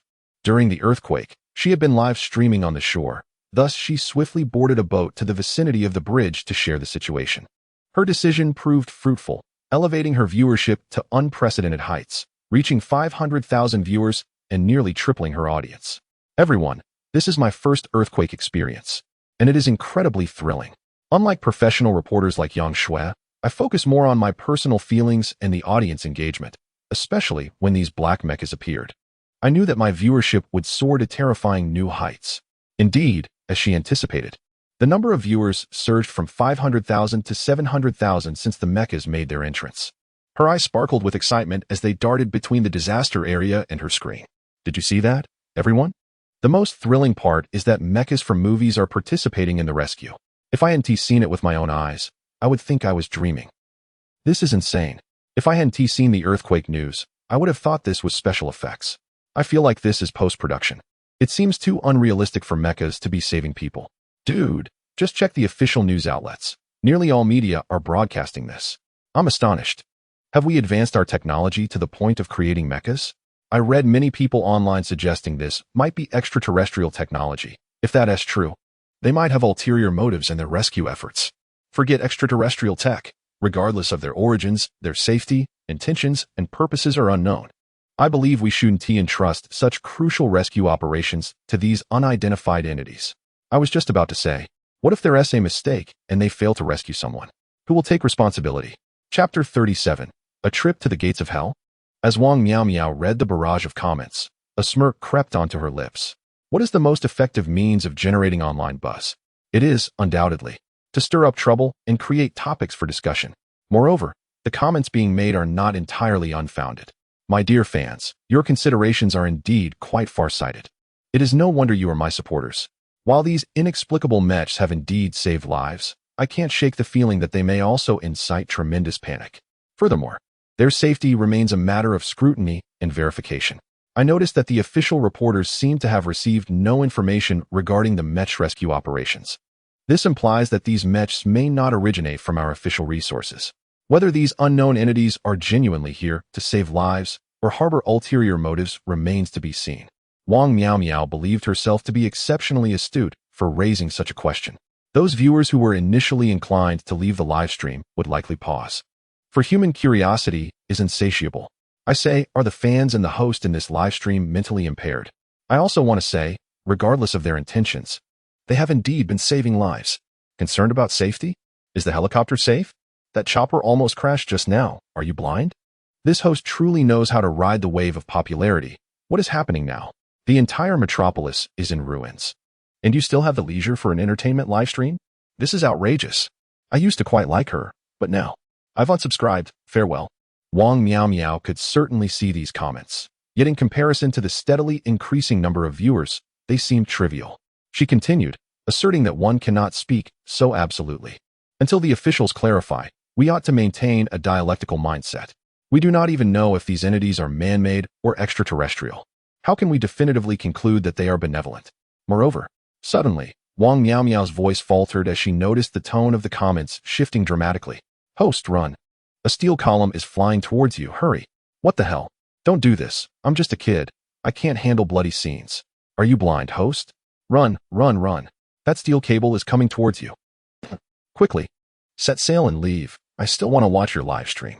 Oh my god. I can't bear to watch this live stream anymore. Wang Miao Miao was momentarily stunned. Having been focused on the comments, she instinctively raised her gaze towards the direction captured by her phone's camera. In that instant, she felt as if struck by a jolt of electricity, paralyzed by an indescribable wave of panic and the looming specter of death. A steel cable had been severed by immense force, hurtling a 10-meter steel column directly towards her. Indeed, its trajectory bore no deviation. Should it strike her, she would likely be obliterated. The dire reality was that she was merely piloting a standard electric boat, and at that moment, she was utterly alone. The time she spent frozen in shock had already stretched too long, and this vessel was incapable of swift movement. As her hands finally found the steering wheel, a massive shadow loomed ahead. Am I to die like this? How could this happen? Wang Miao Miao stared ahead, and just as the steel column was about to crush her, a shadowy figure, resembling a specter, swooped in, shielding her and the boat with its towering presence. Boom! A deafening explosion reverberated, followed by a terrifying shockwave that sent the previously calm water surging into towering waves. The dark mech hovered a few meters above the water's surface, unwavering. Wang Miao Miao's gaze met that of the pilot, Tianhang, who smiled back at her. The cockpit had been rendered transparent, allowing her to glimpse the scene inside. When she realized the pilot was a young man, she was once again rendered speechless. Yet Tianhang seemed unfazed. He simply grinned at her, then discarded the steel column and cable into the water before soaring towards the center of the bridge. After a prolonged silence, Wang Miao Miao finally regained her composure, her thoughts gradually returning to reality. I thought I was going to die? With a grave expression and a lingering sense of trepidation, she had just brushed against the gates of death and returned to reality. Such an experience is something one can only truly understand through personal encounter, for it evokes a feeling that is beyond words. Ha ha, this is hilarious. Just a moment ago, weren't you boasting about the mechs having ulterior motives? If I were piloting that mech, I would have let you be crushed instead of saving you. Dream on. By the way, I think I saw a person in that cockpit. Did anyone else notice? I thought I was imagining things. It seems those mechs are undoubtedly man-made. This is absurd. When did we acquire such technology? Ha ha ha. Do you believe in my reflexes? I managed to screenshot the moment that person appeared. Really? Share it with us. We wish to see who this savior is. Host, now that you know the identity of your rescuer, I believe you should pay them a visit to express your gratitude. I agree. If that person had been a moment slower, you would have been finished. As she read these comments, Wang Miao Miao felt a twinge of shame. Just as the comment suggested, she had indeed brushed against the gates of death mere moments ago. Yet just a second prior, she had been questioning the true purpose of the mech's appearance. I will, as soon as I learn the identity of my savior.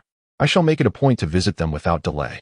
At that moment, in the emergency response unit hastily established in the metropolis, Wang Shuo and the other officials were fixated on the screen, their eyes wide with astonishment. It had been a full 10 minutes since the mechs made their entrance, and their expressions had not waned from sheer shock. Chapter 38. Predicting Earthquakes? In a mere quarter of an hour, hundreds of vehicles trapped on the broken bridge were effortlessly rescued by these mechanized suits, bringing them safely to the shore. Those stranded both on the bridge and beneath it, including several injured individuals, were completely relocated to secure locations. The efficiency of such a rescue operation was beyond the imagination of everyone present. Yet, they all understood that this remarkable speed was reliant on advanced technological foundations. Where on earth did these mechanized suits come from? It's almost as if they were sent by divine intervention. A middle-aged man exclaimed. Could it be that our domestic research institutions working on mechanized suits have developed them? Another person speculated. You mean academician Lu Yuanshan, don't you? A woman interjected, shaking her head. I can assure you that it's impossible. I visited Academician Lu last year with a friend, and the mechanized suits he was developing could barely walk. There's no way they could be this advanced. Moreover, the designs are completely different. Then where did these mechanized suits originate? Could it really be, as some internet users claim, that extraterrestrial technology is aiding us? The middle-aged man could not help but ask. Regardless of the source of the mechanized suits, all those trapped on the cloud ladder bridge had been rescued, and matters elsewhere seemed more manageable. Although puzzled and curious about the origins of these mechanized suits, Wang Shua's primary concern remained the safety of human lives. Look, the mechanized suits have left the cloud ladder bridge. They appear to be heading elsewhere for rescue operations, he pointed out. Indeed, on the screen, 10 mechanized suits sped toward areas severely affected by the disaster. Excellent. Wang Shua's face lit up with excitement, no matter where they hailed from. The presence of these mechanized suits would undoubtedly facilitate a more efficient rescue operation. Compared to the origins of these suits, their purpose and capabilities were far more significant. Li Tianhang and his team would certainly not disappoint Wang Shua's expectations. The subsequent rescue efforts became extraordinarily smooth due to their involvement. Particularly, each mechanized suit was equipped with the ability to scan for life forms, making it easy to locate those trapped beneath debris. The entire rescue operation continued for most of the day until dusk, when Li Tianhang and his crew vanished from the gaze of the entire upper city populace. Throughout the process, Li Tianhang had kept their identities concealed. Although he was aware that many media outlets and individuals had captured everything, he felt it unnecessary to make a grand announcement. Achieving their objectives was sufficient. Upon returning to the base, as everyone disembarked from the mechanized suits, the entire facility erupted into a thunderous applause. Notably, Academician Lu Yuanshan had also traveled from a distance to witness the events. Though he had not been present at the scene, he had observed everything through the screens. Tianhang, I must commend you. You truly are remarkable, Academician Lu praised, giving Li Tianhang a thumbs up. The thought of utilizing these mechanized suits for earthquake rescue efforts had never even crossed his mind. Yet, Li Tianhang not only contemplated it, but actually executed it. Many would undoubtedly regard these mechanized suits, or the Black Knight, as the future's primary weapon. Li Tianhang sighed softly, realizing that few could connect their purpose to saving lives, as their existence would indeed simplify various rescue operations during disasters. How embarrassing, Academician Lu sighed, recalling his own initial impression of the Black Knight as merely the pinnacle of weaponry. However, there is nothing wrong with that. Using it for warfare on this planet is a bit of an overkill. In the future interstellar battlefield, it might serve as a formidable force. Li Tianhang smiled, gazing at the 10 black mechanized suits, a sense of pride emerging on his face. Although reliant on the system, they were indeed products of his own efforts. In this era, to create such science fiction-like entities was a source of immense pride. What are your plans for addressing the media and the public? Academician Lu inquired. To speak the truth, there is no need to hide anything, Li Tianhang replied, contemplating. Moreover, this earthquake has made me realize the tremendous impact future technologies could have on our lives. Imagine if a smart robot could detect an impending earthquake at home, allowing people to evacuate in advance and avert disaster. You mean predicting earthquakes? Is that something robots can accomplish? Academician Lu, despite witnessing numerous astonishing feats, could not suppress his shock at this statement. If I can modify these mechanized suits, I can certainly develop technology to predict earthquakes, Li Tianhang asserted, leaving everyone momentarily speechless. Had they not experienced the efficacy of the mechanized suits firsthand, they would have dismissed his claim as mere fanciful talk. What do you intend to do? Academician Lu pressed. I will oversee the research facility here, focusing on the technological aspects, while Li Tianhang suddenly turned to Yun Shimian. She will establish a tech company aimed at creating cutting-edge technologies for the public. You could say, I handle the internal affairs while Yun Shimian manages the external. What do you mean by internal and external? What nonsense are you saying? Yun Shimian's face flushed with embarrassment at such declarations in front of so many people. Yet, internally, she felt a profound sense of satisfaction, knowing that Li Tianhang no longer regarded her as an outsider. My rough plan is to create our own Silicon Valley in the shortest time possible, establishing a leading global tech conglomerate. Li Tianhang's eyes sparkled with ambition, focusing on the theme of utilizing technology to enhance lives. Upon hearing this, everyone nodded in agreement. Currently, the technological prowess of the world was predominantly dominated by the United States, especially with top-tier companies like Apple, Microsoft, and Google possessing an unmatched research capacity. However, under Li Tianhang's leadership, Establishing such a company could rapidly surpass all others. Excellent. We fully support you. Pursue your ambitions. And we will all stand as your solid backing. Academician Lu's gaze similarly shone with fervor. In the following days, aside from the preliminary planning and design for the company, Li Tianhang also focused on upgrading the research facility's factory, enhancing equipment, and manufacturing products without neglecting any aspect. Thus, 3 days quietly slipped by. During this period, videos of Li Tianhang piloting the mechanized suits, alongside footage of the 10 suits rescuing individuals at the earthquake site, had gone viral online. Social media buzzed with discussions surrounding the mechanized theme, dominating trending topics across various platforms. Both official channels and personal bloggers eagerly shared and commented on the 10 mechanized suits. Driven by curiosity, skepticism, and the sheer sensationalism of this extraordinary event. By the 4th day, Li Tianhang activated his personal social media account. Leveraging academician Lu's connections, he obtained official verification. Subsequently, his personal account was pinned to the top of the homepage, featuring a simple yet striking line of text. Li Tianhang, the visionary creator of future technology and surreal mecha designer, has graced Weibo with his presence. I implore you all to hasten and behold. Chapter 39. Multifunctional Civilian Robots. The term mecha has recently dominated trending topics across various online platforms. At this moment, the official Weibo account has prominently featured it on their homepage. This alone suffices to establish that Li Tianhang is indeed the creator of those enigmatic black mechas. For the eager netizens, this revelation is nothing short of sensational news that reverberates throughout the internet. Although Li Tianhang has yet to release any content, his follower count skyrocketed to 2 million within a mere half-day, a figure that continues to ascend. The backend data of Weibo reveals that a significant portion of these users had never registered for the platform prior. A considerable wave of newcomers has recently joined, and their sole action upon registration has been to follow Li Tianhang. This phenomenon marks an unprecedented event for Weibo.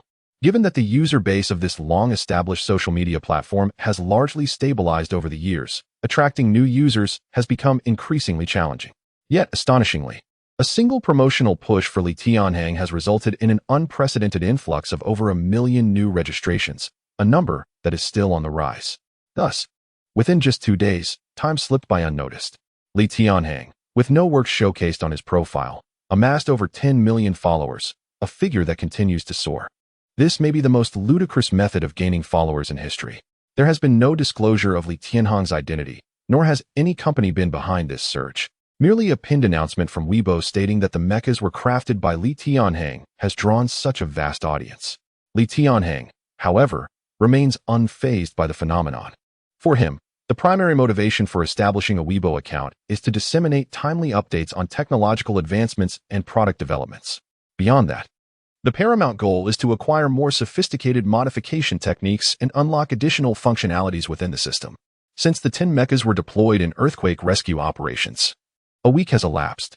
By this afternoon, the system's prestige value has reached a staggering 10 million, a figure Li Tianhang had previously deemed unimaginable. Yet it has now materialized within the system.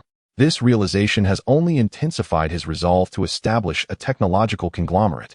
Consequently, throughout this week, Li Tianhang has devoted himself entirely to modifying the mechas, specifically focusing on enhancing the multifunctional Xiaoheng robot, with the aspiration of bringing this versatile machine into countless households. Tianhang, do you have enough energy for this? While modifying the base, developing weaponry, and researching civilian technologies, Lu Yuanshan observed Li Tianhang in the laboratory, filled with concern. Although he does not frequently stay here, he harbors deep respect for Li Tianhang, as conveyed by those who work alongside him. It is said that during this past week, Li Tianhang has averaged merely 3 hours of rest each day, spending the remainder immersed in the laboratory and the various modification projects at the base. It's all right, Grandpa Lu. I am still young. Youth is the time to strive, Li Tianhang replied. But your health is your capital. You cannot just with your own body. Lu Yuanshan's expression grew serious. Rest assured, I am fine. Li Tianhang then turned to the robot beside him, which was of similar height. Grandpa Lu, what do you think of this robot? Isn't it similar to the Xiaoheng robot? Lu Yuanshan inquired, somewhat perplexed. As the robot before him bore a striking resemblance to Xiaoheng, with only minor differences in detail. While the appearance may be comparable, the functionalities are worlds apart. Li Tianhang explained. Oh. Lu Yuanshan's eyes sparkled with intrigue. To receive such praise from Li Tianhang suggested the robot possessed remarkable capabilities. That Xiaohang could be termed the work version or special edition, while this one leans more towards a lifestyle version or a civilian model, Li Tianhang elaborated. You mentioned you were working on earthquake predictions. Could it be? A look of astonishment washed over Lu Yuanshan's face. In just a week, had Li Tianhang truly accomplished such a feat? Not only can it predict earthquakes, but it also integrates the most advanced design concepts I currently have at my disposal, encompassing disaster prediction, assistance for the disabled, and care and treatment for injuries, Li Tianhang enumerated, leaving Lu Yuanshan momentarily speechless.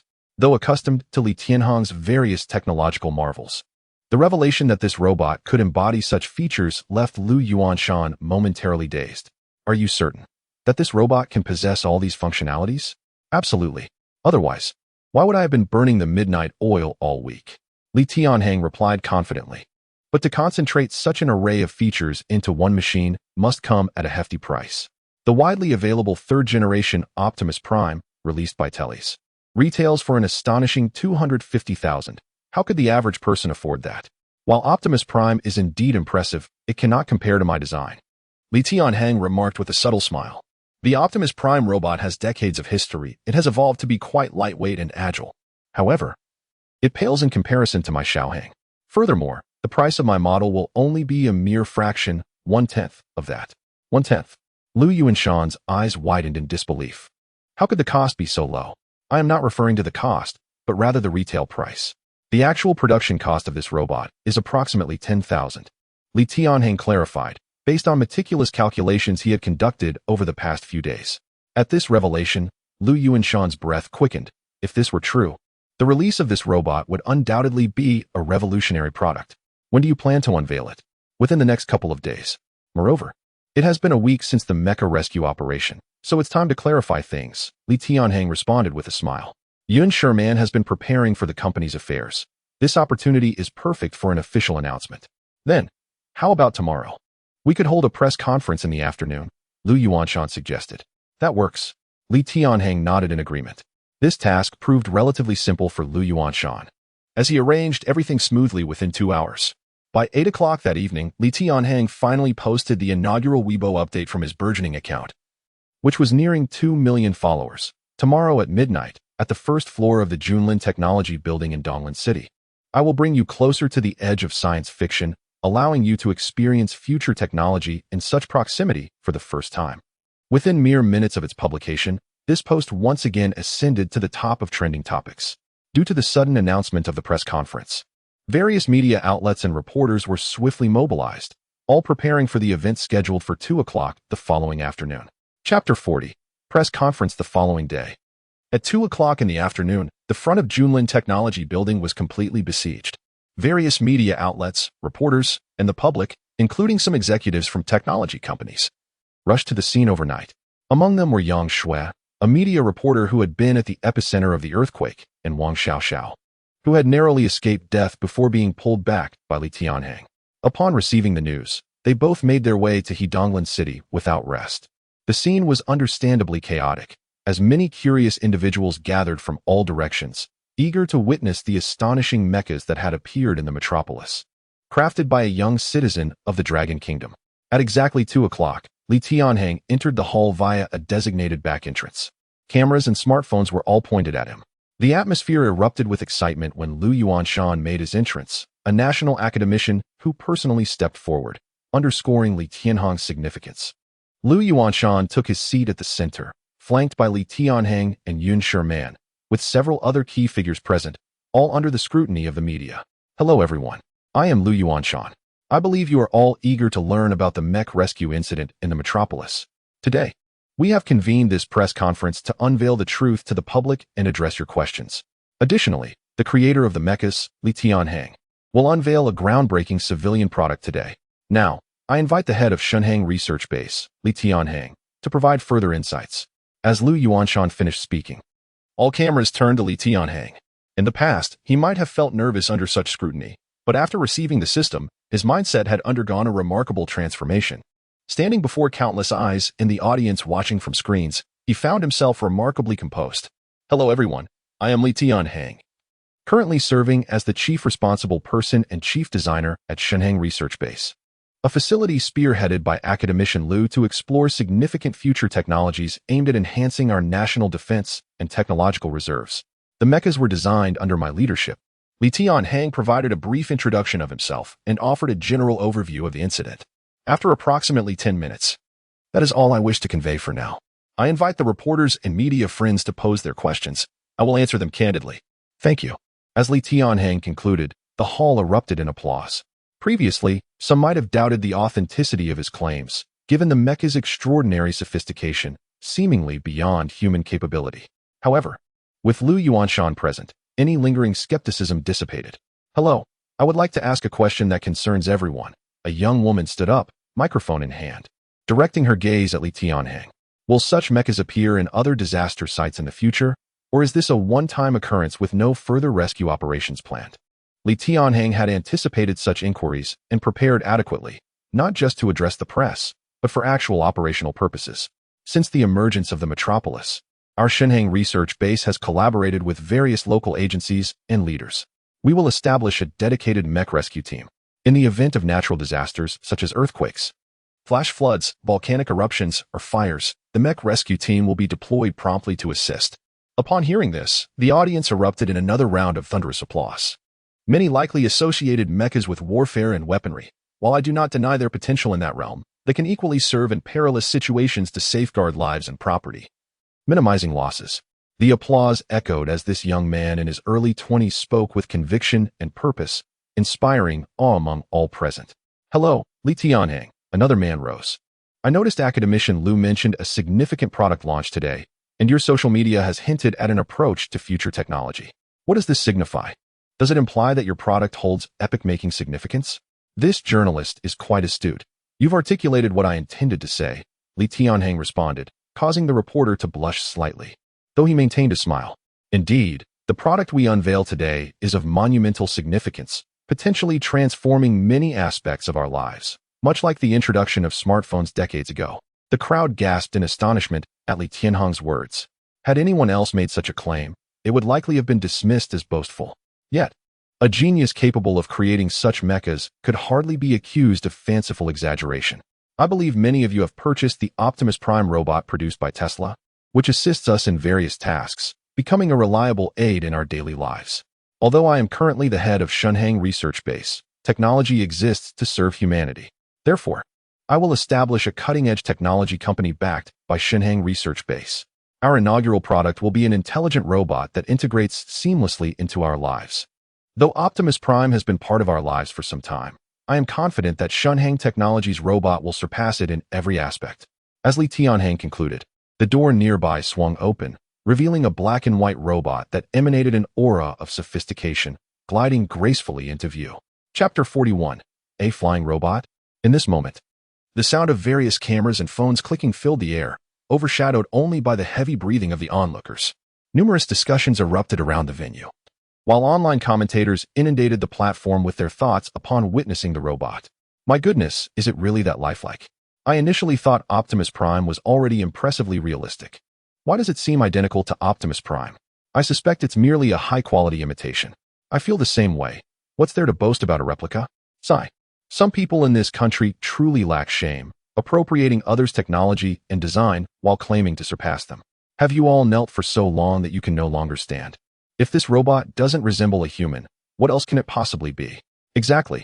If they can create mechs like those seen in futuristic cities, what is so remarkable about producing a more advanced robot? The online discourse was decidedly polarized, with fervent supporters of Tianhang juxtaposed against those who dismissed his work as entirely worthless. Naturally, Tianhang remained oblivious to these online remarks as he activated the robot. The display screen on its face illuminated instantly, showcasing a cheerful cartoon smile before the crowd. I must interject. Your robot bears a striking resemblance to Optimus Prime. A woman commented, her voice soft yet unmistakably clear, drawing the attention of everyone present. At that moment, many in the crowd noticed her complexion shift slightly.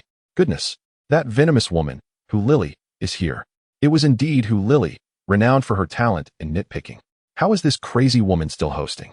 Who can tolerate her sharp tongue? She had gained notoriety for her abrasive style, and many guests had walked out of interviews in frustration, vowing to avoid any program associated with her. It seemed her approach had not changed. Her incisive question pierced the air. All robots look somewhat similar, but the details inevitably differ. Li Tianhang smiled faintly, unperturbed by Hu Lily's presence. So, are you suggesting that your design is merely a replica of someone else's? Hu Lily remarked coolly. If you must perceive it that way, I have no better way to respond, Li Tianhang replied calmly. After all, Optimus Prime is our predecessor. The scale and technological innovation of Telsa are indisputable. Thus, drawing inspiration from their design is hardly a flaw. Given that, you cannot claim this robot as a product of your Tianhang research base. It must be labeled as a high-quality imitation, Hu Lily countered. The exterior may be similar, but I never claimed the internals were identical, Li Tianhang replied nonchalantly. It's akin to how we all possess two eyes and a mouth. Yet some people incessantly seek out conflicts, while others exhibit grace and professionalism. Can you truly equate these two types of individuals?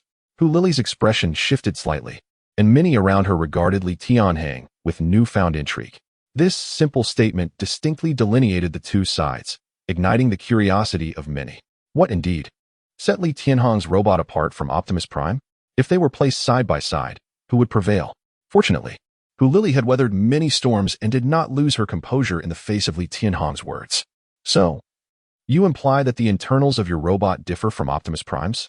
At this juncture, allow me to briefly introduce this robot, Li Tianhang addressed the cameras.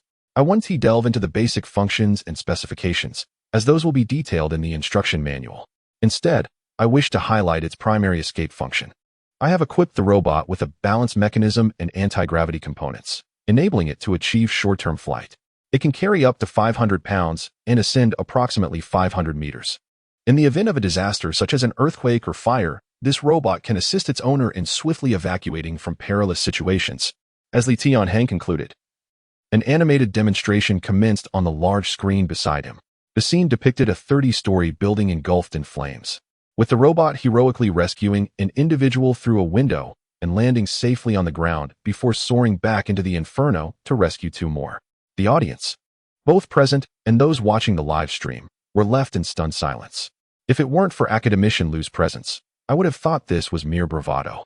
Whether Academician Lu is here or not, I remain skeptical. I witnessed those Mechs during an earthquake.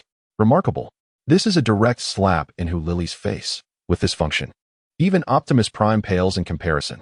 Wait, is this for real? Can this robot actually carry me away on the wind? The promotional animation is impressive, but who knows if it performs as stated?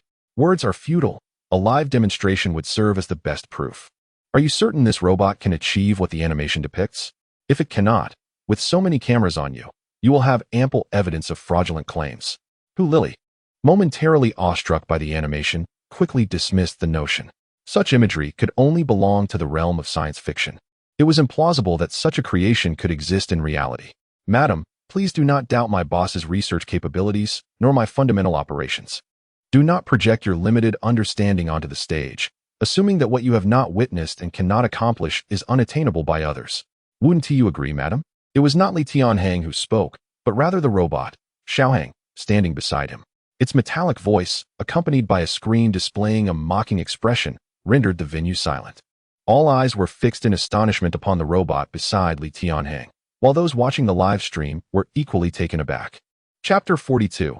Repeated provocations in an unexpected turn of events. Hu Lily found herself chastised by a robot, a situation she could never have anticipated. The absurdity of the moment was palpable. How could a machine possess such advanced capabilities? Was it possible that a human operated the robot, masquerading in its guise? The notion was unsettling, as the robot's intellect seemed to surpass that of its human counterparts. The audience, including Hu Lily, was momentarily rendered speechless, staring at the robot in disbelief. Li Tianhang, designer of the robot, felt a wave of embarrassment wash over him. It was inappropriate for the machine to address Hu Lily in such a manner before so many witnesses. I apologize, it appears to be overly excited. I have yet to fully program certain nuances of human interaction, he quickly explained, leaving the audience in stunned silence, some questioning their own reality. Xiaohang, how many times must I remind you that Blue Star technology has its limitations? Public skepticism is to be expected, Hu Lily admonished, her tone more cautious. Perhaps you could demonstrate its flying capabilities? Certainly, boss, came the robot's affirmative reply. At that moment, It ascended effortlessly, soaring above the audience, prompting many to rub their eyes in disbelief. Comments flooded in from various platforms, expressing astonishment and skepticism at the robot's extraordinary flight. As the robot gracefully descended back to the ground, Lily's expression darkened. The realization that she had been outperformed by a machine was hard to digest. I still find this implausible. Many illusionists can simulate flight. Surely this robot is no exception. How could it possibly fly without any propulsion system? She pressed. You imply that the credibility of the Tianhang research base is in question, do you? Lu Yuanshan, who had remained silent until now, finally spoke, his demeanor serious. It is disheartening to see a talented genius from our nation subjected to such relentless scrutiny by journalists seeking notoriety. And no, I don't mean to imply that. Lily stammered. However, she had indeed investigated the Mecha rescue efforts in Xanadu and found unanimous agreement on their invaluable contribution during the recent earthquake. The thought of what could have transpired without those machines was unfathomable. You may pose reasonable inquiries, but refrain from disparaging our research base. We are not a mere entertainment entity, Lu Yuanshan asserted firmly. Understood, Academician Lu, who Lily conceded, silencing her earlier doubts. It was only natural for the public to have questions. Yet Li Tianhang assured them that his products were rigorously tested and certified by authoritative bodies before being released to the market. Further evaluations would be conducted by tech bloggers following this initial presentation. Thus, he chose not to elaborate on the robot's other capabilities. He then shifted focus to the robot's most significant feature, an advanced pulse device capable of predicting earthquakes up to 15 minutes in advance. The audience was left utterly astounded. Despite living in the mid-21st century, accurate earthquake prediction remained elusive due to the unpredictable nature of tectonic movements.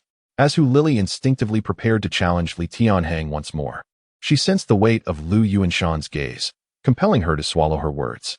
Doubts lingered in the minds of the audience. How could a robot possess such predictive abilities? I shall refrain from delving into the complexities of the underlying technology, as it would likely be beyond comprehension. I can only assure you that it possesses this capability. As for proving its authenticity, that remains to be seen, Li Tianhang stated. A reporter interjected, What do you mean by luck? Last night, I dispatched another Tianhang to the most seismically active region of Tianshan.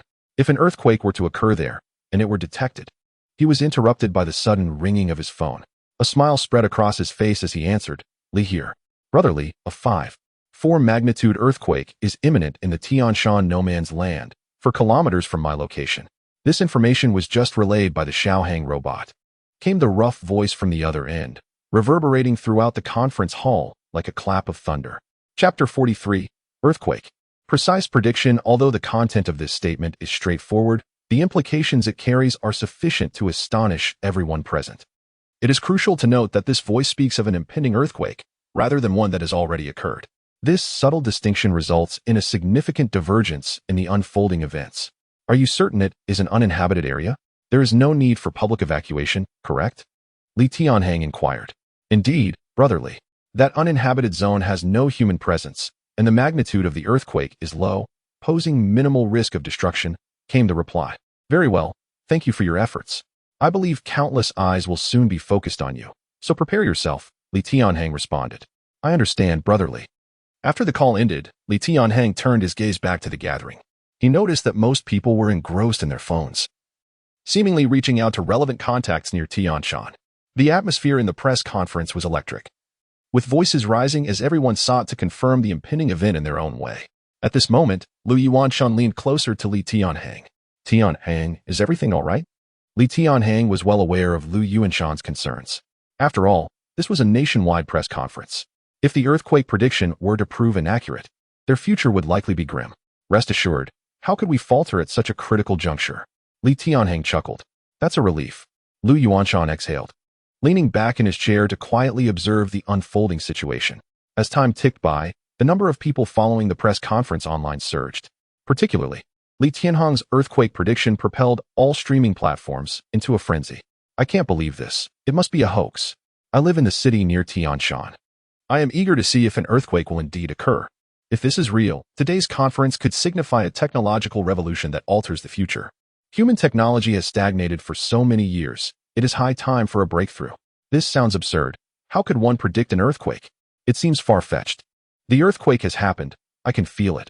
I'm just 30 kilometers from the uninhabited zone. What? I just felt a slight tremor in my building. Incredible. The earthquake detection station registered the quake just 10 seconds ago. I lack the knowledge. What kind of miraculous technology is this? Is this truly technology? The livestream audience hailed from all corners of the globe, including those near Tianhang, who had received the news just moments ahead of Tianhang regarding the earthquake in the uninhabited zone.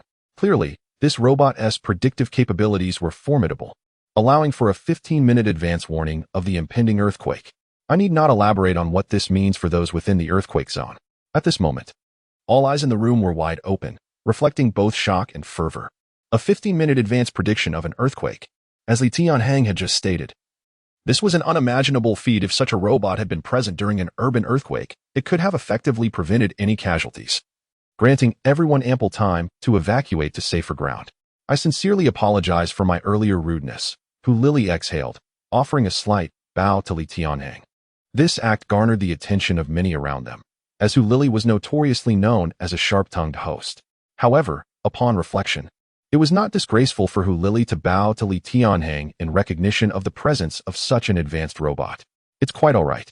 Given the robot's advanced nature, misunderstandings are to be expected, Tianhang replied with a gentle smile. I shall not dwell on the robot's other functions for now.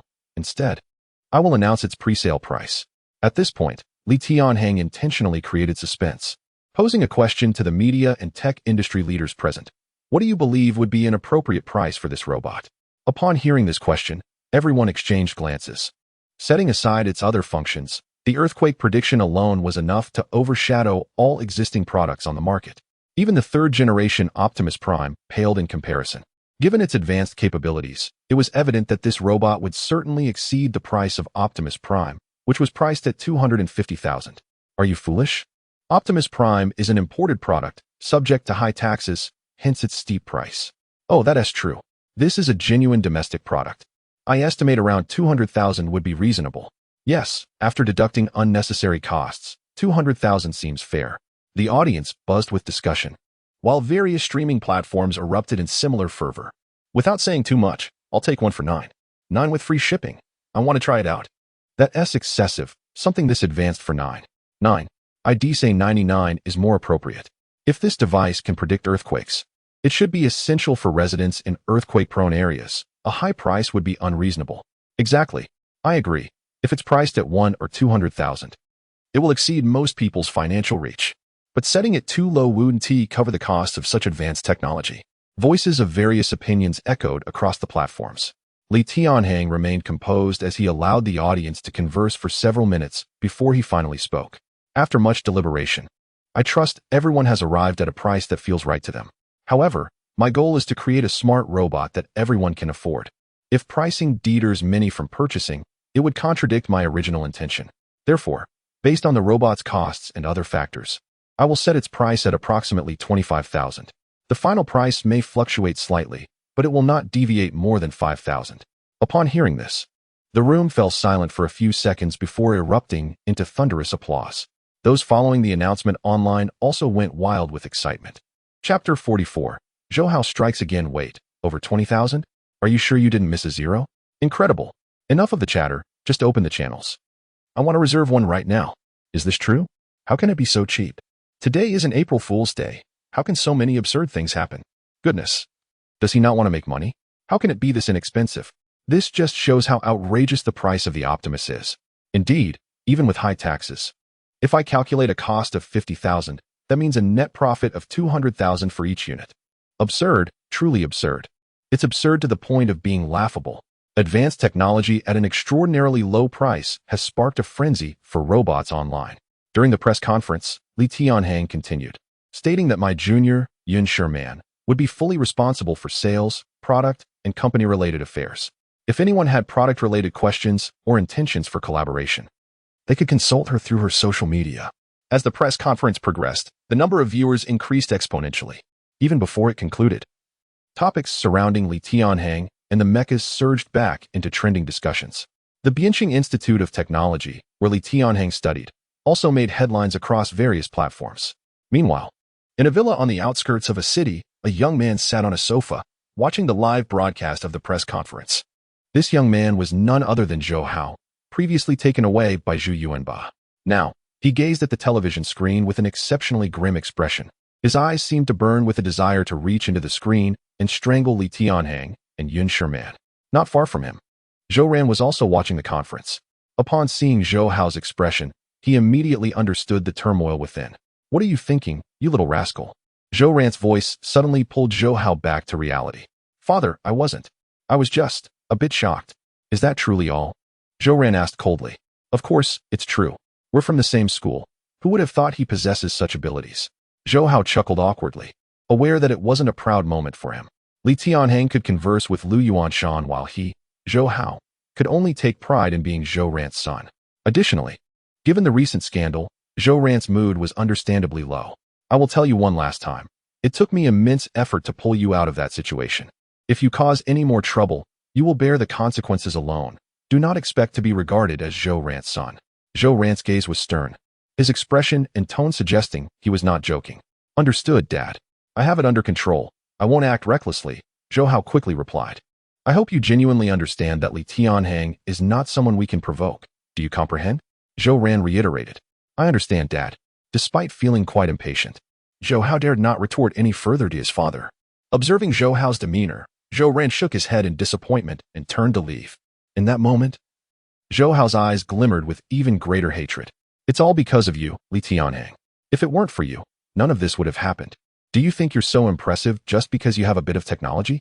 You even took away my Yun Shimian. Just you wait."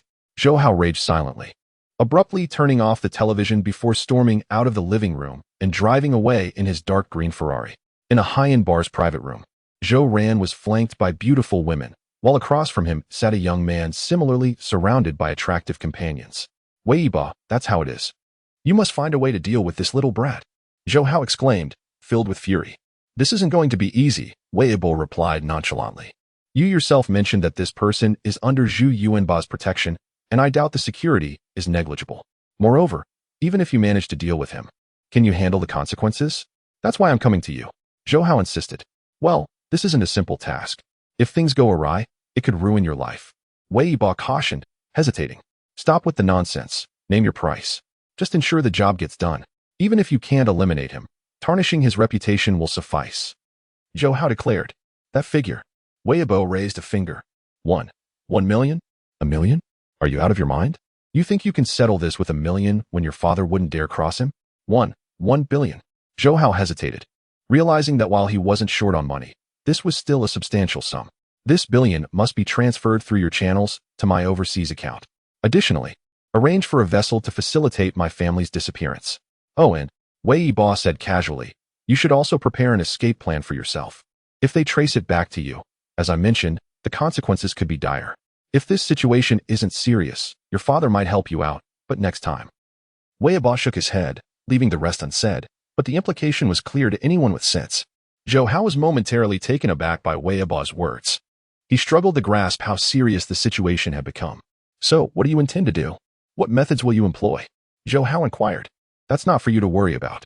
Rest assured, I will ensure his downfall. As for the specifics, you don't need to know," Wei Ba replied. Zhou Hao fell into a brief contemplation. Wei Ba's grave tone made him reconsider. Yet, the thought of nearly being captured due to Li Tianhang's actions, along with Yun Shimian's association with him, made it impossible for him to swallow his pride. After a moment, his expression hardened with determination. "Fine, let us do it," Zhou Hao declared. "If you can ruin him, I'll give you $1 billion. Okay, it's a deal." Wei Ba smiled slightly, sealing the agreement verbally. Moreover, the impact of this press conference extended beyond the domestic network and technology sectors. It had already caused a stir internationally. Many industry leaders had also viewed the related videos from the conference. In the heart of Tech City, a vast metropolis renowned for its technological advancements, Elon Musk stood atop a towering building, surveying the city with a sense of pride. Chapter 45, The Astonishment of Elon Musk as a Pioneer of Contemporary Technology. Every product and innovation he introduces is at the forefront of global advancement. Particularly, the forthcoming release of the fourth-generation robot Optimus Prime is poised to be a revolutionary product that will capture the world's attention. While he continues to envision grand blueprints for the future, the entrance door swings open. A young man hurriedly approaches, clutching a tablet. "Clark, your manners are deteriorating. Do you not know to knock before entering?" Musk admonishes. "Not this time, boss." Something urgent has come up, and I need to see you immediately, Clark replies. Standing at attention, Musk, as a superior, is quite agreeable, yet his expectations of employees are stringent, a fact that Clark is acutely aware of. What is it? Musk inquires. His mood relatively pleasant as he takes a seat and looks toward Clark. Not long ago, a young man from the Dragon Country held a technology launch event, Clark announces. A technology launch? What high-tech advancements could they possibly unveil? Most of their technology still relies on ours, Musk responds, his brow furrowed in confusion. Boss, this launch might truly be different, Clark insists, handing the tablet to Musk and starting the video playback. The few minutes that follow leave Musk increasingly astounded. This is impossible. It must be a post-production video. My Optimus Prime, even in its 5th generation, could never possess such capabilities. How could he possibly create such an advanced robot? Musk stares intently at the tablet, the content of the launch event utterly preposterous, akin to something from a science fiction film. I thought the same at first. But this elder, you should remember him, Clark states, pointing at Lu Yuanshan on the screen. After a brief pause, Musk's expression shifts to one of disbelief. Lu Yuanshan. It's actually Lu Yuanshan. The name resonates beyond domestic borders. Many internationally are also aware of this venerable figure's significance. It is precisely this recognition that leaves Musk in a state of incredulity. If this is a fabrication, Lu Yuanshan would not have attended the launch, Clark remarks. Is there any news on when this robot will be available for sale? Musk swiftly inquires. The launch concluded with a mention of a month from now. With 100,000 units for sale. Their company is newly established, and their production capacity is quite limited, Clark explains. A month is far too long. We must acquire a prototype with utmost urgency, Musk asserts. That is quite difficult. They have likely produced only a few units. And those are surely kept under tight security. We may not be able to obtain one, Clark replies. The young man from the Dragon Country clearly stated that prior to the official launch, select digital tech bloggers would receive prototypes for detailed evaluations. Did you not catch that? Musk points out. Did he say that? Clark reviews the footage and confirms, indeed, that Tianhang made such a statement. If that's the case, we could be among the first to acquire the product from these individuals. Yet, recalling something, Clark adds, however, they will undoubtedly require confidentiality agreements. Any leaks could incur substantial fines, and these tech bloggers will not casually sell the machines before the official release. That's merely due to insufficient compensation, Musk replies nonchalantly. If we offer them an amount significantly exceeding the penalties, do you think they would refuse? Understanding Musk's implication, Clark realizes that for Musk's financial capacity, several hundred million is merely a minor objective. Then let us proceed, meet all their demands, and at the very least, we must secure 1 unit, Musk commands. Understood, boss. I will arrange it immediately, Clark responds as he departs. Musk continues to re-watch the launch event, his eyes glimmering with seriousness. If this robot indeed exists and can be mass-produced, the forthcoming release of his 4th-generation Optimus Prime will pale in comparison. Although Tianhang poses no immediate threat, Musk's pursuit has transcended mere financial gain. He has long surpassed the age of seeking wealth by any means necessary. What Musk struggles to accept is the existence of a product that utterly surpasses his own technological advancements. Such an innovation could redefine future technology, presenting an overwhelming challenge to him. Let this merely be a promotional gimmick. If this robot truly achieves mass production, Musk's eyes glimmer with intensity. If that is indeed the case, then what Elon Technology City requires is precisely such a genius. Dragon Country. Following the conclusion of the launch event, the excitement surrounding the Tianhang robot continues to grow. However, it faces its share of criticism online. Nevertheless, many remain convinced that the robot will indeed be mass-produced, especially with Lu Yuanshan's backing, leaving no room for doubt regarding this titan's credibility. The most significant concern remains that the official release is still a month away, with only a mere 100,000 units available. This seems absurd. However, such matters are beyond the control of internet users. Their only option is to keep the momentum of Tianhang robot alive. At this moment, within the office of the Tianhang research base, Tianhang occupies the head seat at a round table. Beside him sit Lu Yuanshan and Yun Shimian. Additionally, Zhang Xunan of Huayue Technology and Kang Sun of Wending Technology are present. The heads of the aviation company, Chen Ian and Gao Peng, the president of Tianhang's alma mater, the Bianqing Institute of Technology, also join the gathering. These influential figures surround the table, with Tianhang at its center. As you are all aware, the newly established company faces significant challenges regarding production capacity. Mr. Zhang and Mr. Kong, your firms possess their own manufacturing facilities. As Yun Shimian speaks, joy illuminates the faces of Zhang Shunan and Kong Sun. They have watched the entire launch event and recognize that the revolutionary robot heralds a transformative technological revolution. If we can collaborate with Li Tianhang on this front, the benefits would be unimaginable, Zhang Shunan asserts without hesitation. This robot can undergo fragmentary processing. Many components are easily manufacturable. Costs are negotiable, but the sole concern remains quality. Rest assured, before Li Tianhang can finish, Zhang Shunan confidently assures, Huawei technology will employ the highest standards and the utmost productivity to create what you require. Wending Technology shares the same commitment. We will expedite the robot's reputation and position our dragon country as a leader in global technology. Seeing their enthusiasm, Li Tianhang nods in agreement. Regardless of their motives, be it profit or genuine intent, the quality of the work is certainly not a concern. Chapter 46. Gao Peng's request. After continuing the conversation for a while, Li Tianhang finally turned his gaze toward Chen Ian, Zhang Huai, and Yu Wenhe. Mr. Chen has traveled a long way. What insights do you wish to share? According to Lu Yuanshan, it seemed that Chen Ian sought Li Tianhang's support in technical matters. Indeed, Chen Ian smiled. I intended to speak of this during my visit to your modification facility, but felt the moment was not quite right. Are you looking to enhance the performance of civil aircraft? Li Tianhang inquired tentatively. Exactly. Chen Ian's eyes sparkled with enthusiasm. As you know, we still lack the capability to manufacture aircraft independently. We procure both engines and engines from other countries.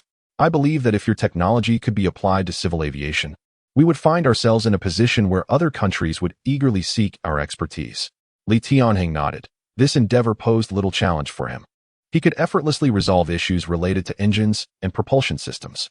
As for the entire aircraft redesign, it would merely require system modifications, leaving mass production as a straightforward task of replication. This is quite feasible. Just bring me a civil aircraft, and I will modify it accordingly. I can also separately provide you with the necessary technology concerning engines and propulsion systems, which can be produced using the existing factory. Chen Ian was momentarily taken aback by this proclamation, and it took him a while to respond. You are willing to share such technology with me? This knowledge ought to be disseminated among more individuals and utilized in various necessary applications. As a citizen of the Dragon Nation, it is my duty and obligation. Moreover, Li Tianhang chuckled, the fields involved will only expand, and if everyone seeks my collaboration on related technologies, I shall be utterly overwhelmed. Despite his light-hearted tone, his decision inspired admiration among all present. For an ordinary individual, possessing such technology would be akin to holding their very lifeblood, something they would never disclose to anyone. Excellent. I shall call to arrange for the aircraft's transport immediately. Chen Ian was brimming with excitement. Even a small fraction of the technology Li Tianhang offered would undoubtedly yield immense benefits for him. By the way, do you have any specific requirements regarding the design and modification of the aircraft? Li Tianhang inquired. Well, I'm not entirely sure. I was wondering if it would be possible to install a gravity-defying system, thereby eliminating the need for runways at airports. The propulsion system need not be as powerful as that of the Mech. Perhaps it could make the passenger experience a bit more interesting. Chen Ian outlined some basic requirements, to which Li Tianhang readily agreed. After finalizing the agreement, Chen Ian eagerly departed. Gao Peng remained seated, somewhat hesitant and silent for a long while. Times have changed. In the presence of the current Li Tianhang and Yun Shimian, even he, the president of the Border City Institute of Technology, felt compelled to tread carefully. President Gao, it has been a while since we last met. You wouldn't have come to urge me to enroll, would you? Li Tianhang laughed. No, of course not. Your responsibilities are substantial. The schoolwork is of little consequence. Gao Peng quickly replied. Well, that's a relief. At least it means I'll graduate as a bona fide university student. Li Tianhang laughed once more. Gao Peng felt slightly awkward, recalling that he had personally expelled Li Tianhang from the institute in the past. Yet fortunately, the latter bore no ill will. Gao Peng, let us get straight to the point. Can't you see how busy it is here? Lu Yuanshan interjected from the side. Yes. Gao Peng jolted back to the matter at hand.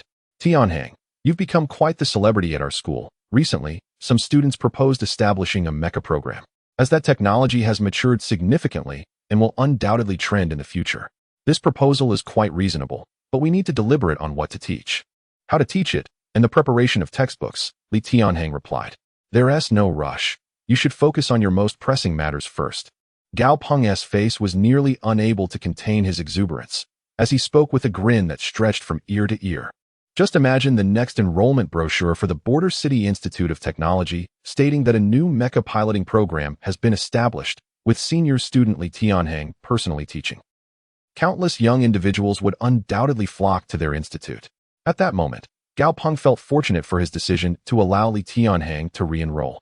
Had he not swallowed his pride, the current situation might not have unfolded so smoothly. Over the next few days, Li Tianhang indeed devoted a portion of his energy to drafting the mecha curriculum. On the third day, Chen Ian delivered a passenger aircraft disassembled into parts and batches. Upon seeing the neatly arranged components in the factory, a smile graced Li Tianhang's face. Since we are set on revolutionizing the aerospace landscape, let us undertake the most ambitious project. System Initiate. Super Modification System for altering heaven, earth, and air online. What modifications does the host require? For this civil passenger aircraft, I wish to enhance it with a gravity-defying system, as well as an entertainment system. The passenger experience must be exemplary. Li Tianhang articulated all his demands. Understood. Host request has been received. Based on this Boeing 799 passenger aircraft, the system proposes the following modification plan. Implement a gravity-defying system, upgrade aerodynamic kits, install an immersive holographic entertainment system, and enhance personal safety equipment. The total cost of this plan is 300,000 prestige points. Upon hearing this final price, Li Tianhang could not help but feel a twinge of shock. It is worth noting that the Black Knight mecha had only cost him 200,000 prestige points. However, considering the various features of this passenger aircraft, he soon came to terms with it. All right, let us proceed with this plan. Understood, host. Deducting 200,000 prestige points from the host. Detailed plan content will be sent in batches. Please be on the lookout for it. Before long, Li Tianhang felt an overwhelming surge of information flood in. As he gazed at the technological components before him, his smile deepened. In the days that followed, Li Tianhang immersed himself wholly in the modification of this Boeing 799. Simultaneously, after careful selection by Yun Shimian, a total of 10 renowned technology bloggers received prototypes of the Xiaoheng robot. The Xuanqing twins, who enjoyed a modest but respectable reputation in the digital community, were among them. They were a pair of twins, currently live-streaming with enthusiasm to their audience. The 10,000-plus viewers in the live stream underscored their exceptional popularity. Chapter 47. The robots disdain everyone. After many days of anticipation, we have finally obtained a prototype of the Xiaoheng robot, Yang Jia exclaimed with excitement. Indeed, Yang Shan chimed in. In comparison to you all, my brother and I are even more curious to see if this robot is as remarkable as demonstrated at the launch event. With that, Yang Jia continued. As you can see, we have chosen an outdoor suburban location for our evaluation today, allowing the robot ample space to showcase its capabilities. At this moment, the audience in the live stream was rapidly increasing. The popularity of this evaluation far surpassed that of previous ordinary assessments. Within just 50 minutes of broadcasting, the viewer count had soared to over 30,000. In the past, the maximum viewership had only reached 200,000. But now, the trend indicated that the numbers could exceed 1 million. This surge in interest was precisely why the brothers Yang Jia and Yang Shan had worked tirelessly to secure this evaluation opportunity. Nothing more to say. Always supporting the two elders of Xianxing. Impressive. The live stream is about to break 50,000 viewers. Wow, I thought they hadn't secured the evaluation opportunity. Hurry up. The launch event was so extraordinary. I want to see if it's real. I believe with Lu Yuanshan at the helm, it cannot be fake. What I'm most concerned about is the final price. Even if it's real, so what? Only 100,000 units available. Do you think you are jiatinging with that kind of speed? Various comments flooded the live stream screen. Yang Jie and Yang Shan exchanged glances before turning their attention to the screen. I want to keep you all in suspense. Let us dive straight into today's topic, testing the Xiaoheng robot. As Yang Jie finished speaking, Yang Shan brought an unopened box into view of the camera. To be honest, its weight is beyond my expectations. The contents surely cannot exceed 30 pounds, Yang Shan remarked as he began to unbox it. 2 minutes later, a brand new robot appeared before the live stream audience. Without a doubt, it looks exactly like the one from the launch event.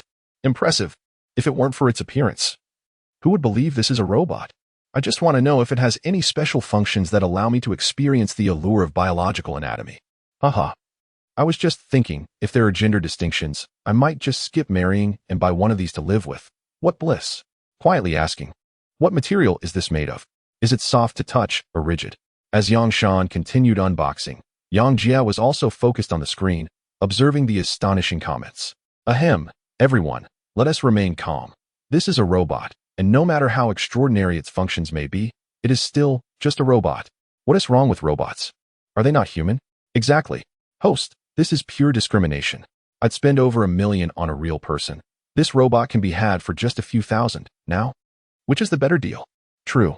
The key point is, robots will definitely obey. Marrying a woman, however, is not guaranteed. Wow, reading these comments makes me tempted. I want to say anything more. I'm getting a divorce with my nagging wife tomorrow. Reading these comments, Yang Jia was left both amused and exasperated. As a technology evaluation host, how had he transitioned into an entertainment figure?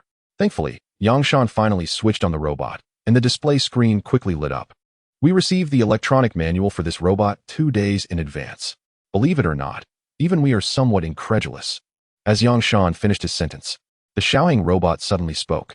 Hello, I am the Xiaoheng robot.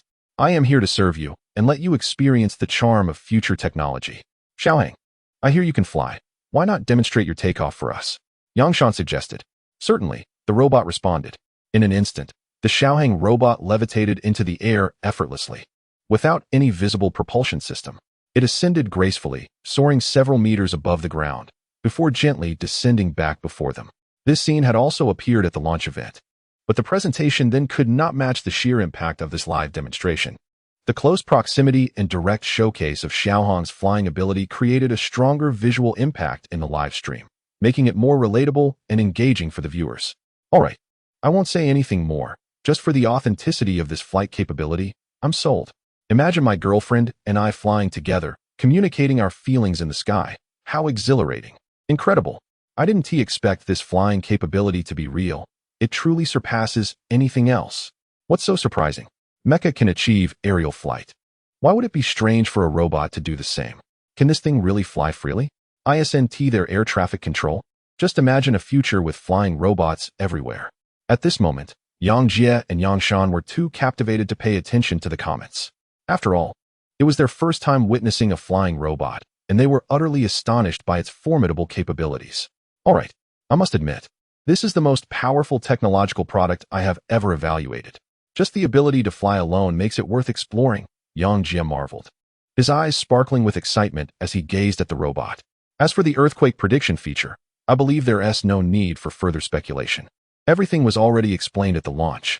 Besides, if it can achieve flight, predicting earthquakes is certainly within the realm of possibility. However, we currently lack the conditions to evaluate that function. Yang Shan glanced at the live stream, where a flurry of comments filled the screen, and he realized that if he didn't change the topic soon, the stream might be in jeopardy. Next, let us test the protective function mentioned in the manual. This function entails, when the owner is in danger and the robot is nearby, Xiaoheng will react swiftly to avert the threat. Xiaoheng, can you truly do that? Yang Shan asked, looking at the robot. At that moment, Xiaoheng nodded vigorously and displayed an angry emoji on its screen. Please do not doubt Li Tianhang's manufacturing capabilities. These basic functions are child's play, Xiaoheng stated, creating an illusion for the two brothers that they were conversing with a real person. Well then, let us give it a try, Yang Shan said, standing up and taking a deep breath before abruptly falling forward. Chapter 48, Invasion. Although Yang Shan was prepared, falling to the ground would certainly be painful. However, just as his body reached a 45-degree angle with the floor, Xiaoheng swiftly stepped forward and caught him securely. The agile strides and astonishingly quick reflexes left Yang Jia beside himself with astonishment yet again. However, in the next moment, a smile graced Xiaoheng's face. Gentlemen, might I suggest employing some more sophisticated evaluation methods? This testing approach truly belies your intellect. You are dealing with a groundbreaking technological marvel, not a mere toy for a game of hide and seek. Xiaoheng's voice resonated throughout the vicinity, leaving Yang Jia and Yang Shan momentarily speechless, thoroughly taken aback by such an unexpected retort from a robot. The live stream audience erupted in laughter. Haha, two tech bloggers, mocked by a robot. This is priceless. A robot calling them dim-witted. I can't breathe. Honestly, I'm hesitant to purchase this robot. I fear it might find me too dull. Imagine having this robot do my homework. That would be splendid. Hey, you two, Could you test something of actual significance, like functions related to human reproduction? Enough with the trivialities. At that moment, Yang Jie and Yang Shan remained in a state of shock, having been belittled by a technological device, an unprecedented experience for them. All right then, since you just demonstrated your flying capability, how about you take us for a flight? That way, we can also assess your rescue abilities. Yang Jie proposed. Certainly. Xiaohang agreed, and the two brothers secured their phones. Subsequently, Xiaohang took one brother under each arm and ascended into the air, lifting them off the ground. Indeed, my girlfriend can take me flying. Haha, I see this robot is made of metal. I wonder if a silicone version will be released? I'm baffled by how this is even possible. How can it fly? Oh, how I envy those who are cradled under its arms. How wonderful it would be to be a tech blogger, experiencing cutting-edge products firsthand. What on earth is happening? The atmosphere in the live stream shifted dramatically, filled with various question marks and exclamation points. Suddenly, the robot Xiaohang halted mid-air, approximately 10 meters above the ground. Then, it began to tremble violently. Invasion. Xiaohang seemed to struggle with all its might, slowly descending a couple of meters. Abruptly, sparks erupted from its back, followed by a plume of smoke. Xiaohang and the two brothers plummeted to the ground under the force of gravity. A sharp crack resounded, overshadowing even the metallic sound of Xiaohang's landing. The final sounds were the pained groans of Yang Jie and his brother. What is going on? What is happening? Is it out of control? Haha. I said this technology couldn't possibly be reliable. Something was bound to go wrong. Hey, Xuanqing duo, are you alright? You want to die from the fall, will you? That height shouldn't be fatal, but fractures are unavoidable. Didn't they say this thing could predict earthquakes? And it crashes during evaluation? Is there anyone nearby? Hurry and call 120. They've been down for ages. What the hell? Blood. I see blood. This is serious.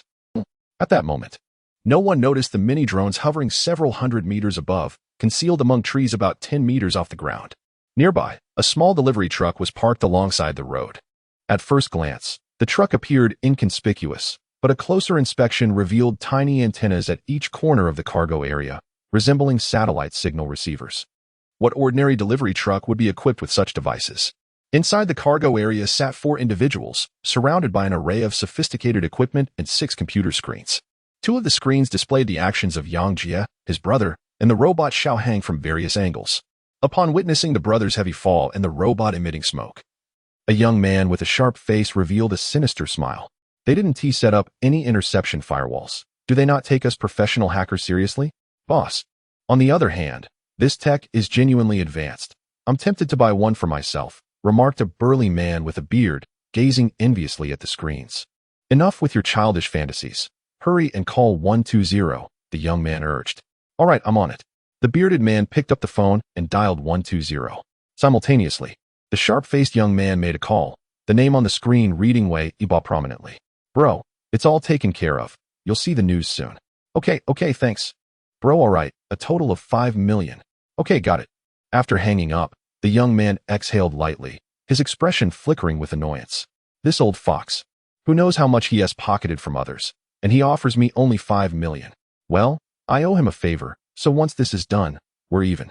With that, the surrounding drones returned, and the delivery truck departed from the scene. In truth, it wasn't just Yang Jie and his brother who encountered mishaps. Over the past few days, 1/3 of the bloggers testing the Xiaohang robot experienced various incidents. One tech blogger even caught fire due to the robot igniting, narrowly escaping a potentially fatal situation thanks to others nearby. Of course, some bloggers testing the Xiaohang robot faced no issues at all. Within Elon Technology City, Musk's Xiaohang robot functioned flawlessly. Upon receiving the robot, he was astounded. The design was indeed reminiscent of Optimus Prime, crafted to human proportions. However, the craftsmanship, tactile sensation, and material quality of Xiaohang surpassed that of Optimus Prime. Especially remarkable was its weight. The mere 27 pounds left everyone present in awe. Are you sure this is the robot being sold by the Dragon Kingdom? Musk inquired, directing his gaze at Clark.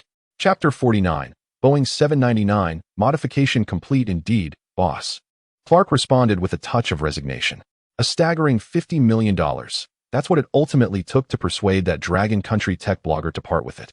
It's likely the most expensive robot in history. If the technology is genuinely sound, then it's a bargain, Musk retorted, his face alight with anticipation. He then activated Xiaohang. Greetings. I am Xiaohang, and I am at your disposal, ready to immerse you in the allure of future technology. The opening spiel was delivered with rote precision, accompanied by a cartoonish grin on the robot's face. What's this? Why are there so many foreigners present? The flawless Mandarin caught Musk and Clark completely off guard. Subsequently, Musk addressed Xiaoying in English. Do you comprehend English? Affirmative. Xiaoying will now transition to English mode. After a brief 2-second pause, Xiaoying responded in impeccable English. Switching to English mode. It is a pleasure to meet you. Xiaoying is at your service. This simple exchange left Musk and Clark utterly dumbfounded. This robot seemed to possess autonomous awareness. In comparison, Optimus Prime appeared rather rudimentary. Could you, perhaps, demonstrate flight for us? Musk inquired. Certainly. Without hesitation, Xiaoying ascended into the air, hovering before Musk and Clark's very eyes. Musk proceeded to probe Xiaoying's various functionalities, discovering that they aligned perfectly with the demonstrations showcased in the videos. Good heavens! Securing such technology for a mere $50 million is undoubtedly the most shrewd transaction I've ever executed. Musk's face radiated a mixture of awe and triumph. Handed over to Research Team Zero, tasked them with dismantling and analyzing it, with the express objective of unlocking all the technology within this robot in the shortest possible time frame. Understood, boss. Clark acknowledged, escorting Xiaoying away, leaving Musk to gaze once more at the technological hub ahead, his face etched with a victorious and self-satisfied expression. Unbeknownst to Tianhang, these events had already transpired. He remained wholly engrossed in the modification of the Boeing 799. In a mere week, the original Boeing 799 had undergone a complete metamorphosis. From stem to stern, the airliner bore no resemblance to its former self. From afar, it resembled an enormous UFO, albeit a rather ungainly one. After all, it was intended for public transportation, and passenger capacity was paramount. Were Chunyan present, he would scarcely recognize it as the Boeing 799. Zhang Quan, observing the contraption before him, remarked that were it not for Li Tianhang's involvement as the modifier and designer, they would never have believed it capable of flight. It's not imperative to emulate the form of an aircraft to achieve aerial locomotion, Li Tianhang declared with a faint smile. The majority of individuals have become fixated on the conventional aircraft shape and its mode of propulsion, presuming that anything capable of flight must incorporate propellers and adhere to the principles of aerodynamics. However, since acquiring the system, Li Tianhang had come to realize that propellers and aerodynamics represent only the most rudimentary level of dynamic principles. Of course, had anyone else uttered such a statement, Zhang Quan would have vehemently refuted it. Yet, hearing it from Li Tianhang's lips, Zhang Quan found himself strangely convinced. He suddenly felt that his own understanding was woefully limited, dwarfed by Li Tianhang's expertise, rendering him akin to a mere child in comparison. We can inform Chunyan that his order is ready for collection. He's already en route. Zhang Quan swiftly responded. Furthermore, it seems he's accompanied by several experts from the aeronautical field, along with a dozen seasoned pilots, purportedly to seek your insights and exchange experiences in advance. That's hardly necessary. This contraption, unlike the Mecha, doesn't demand such a high degree of piloting proficiency, Li Tianhang commented. After all, it's destined for the skies. It's only natural that the old gentleman harbors some reservations. At that moment, Chunyan was speeding towards the base in the back of a business vehicle, surrounded by experts and scholars from the realm of aviation. Of particular note was an elderly gentleman named Su Wenkai, seated behind him. Su had originally intended to procure a new batch of advanced engines from overseas to construct his own airliner, but Chunyan had abruptly halted the project. Old Chun, this is no trifling matter. Li Tianhang is a robotics aficionado. How can he possibly construct an aircraft? Su Wenkai's face was etched with apprehension. He was convinced that Chunyan had been swayed by Lu Yuanshan and Li Tianhang. Could an aircraft be modified so casually? A single aircraft can carry hundreds of passengers. The consequences of even the slightest error would be catastrophic. Su Wenkai, are you a broken record? You've been harping on about this the entire journey. If you're not weary of repeating yourself, I'm certainly weary of listening to it. Chunyan exclaimed, his head throbbing. Su Wenkai had been incessantly reiterating the same concerns, leaving Chunyan thoroughly exasperated. Chunyan, you can't fault old Su, interjected a middle-aged man nearby with a smile.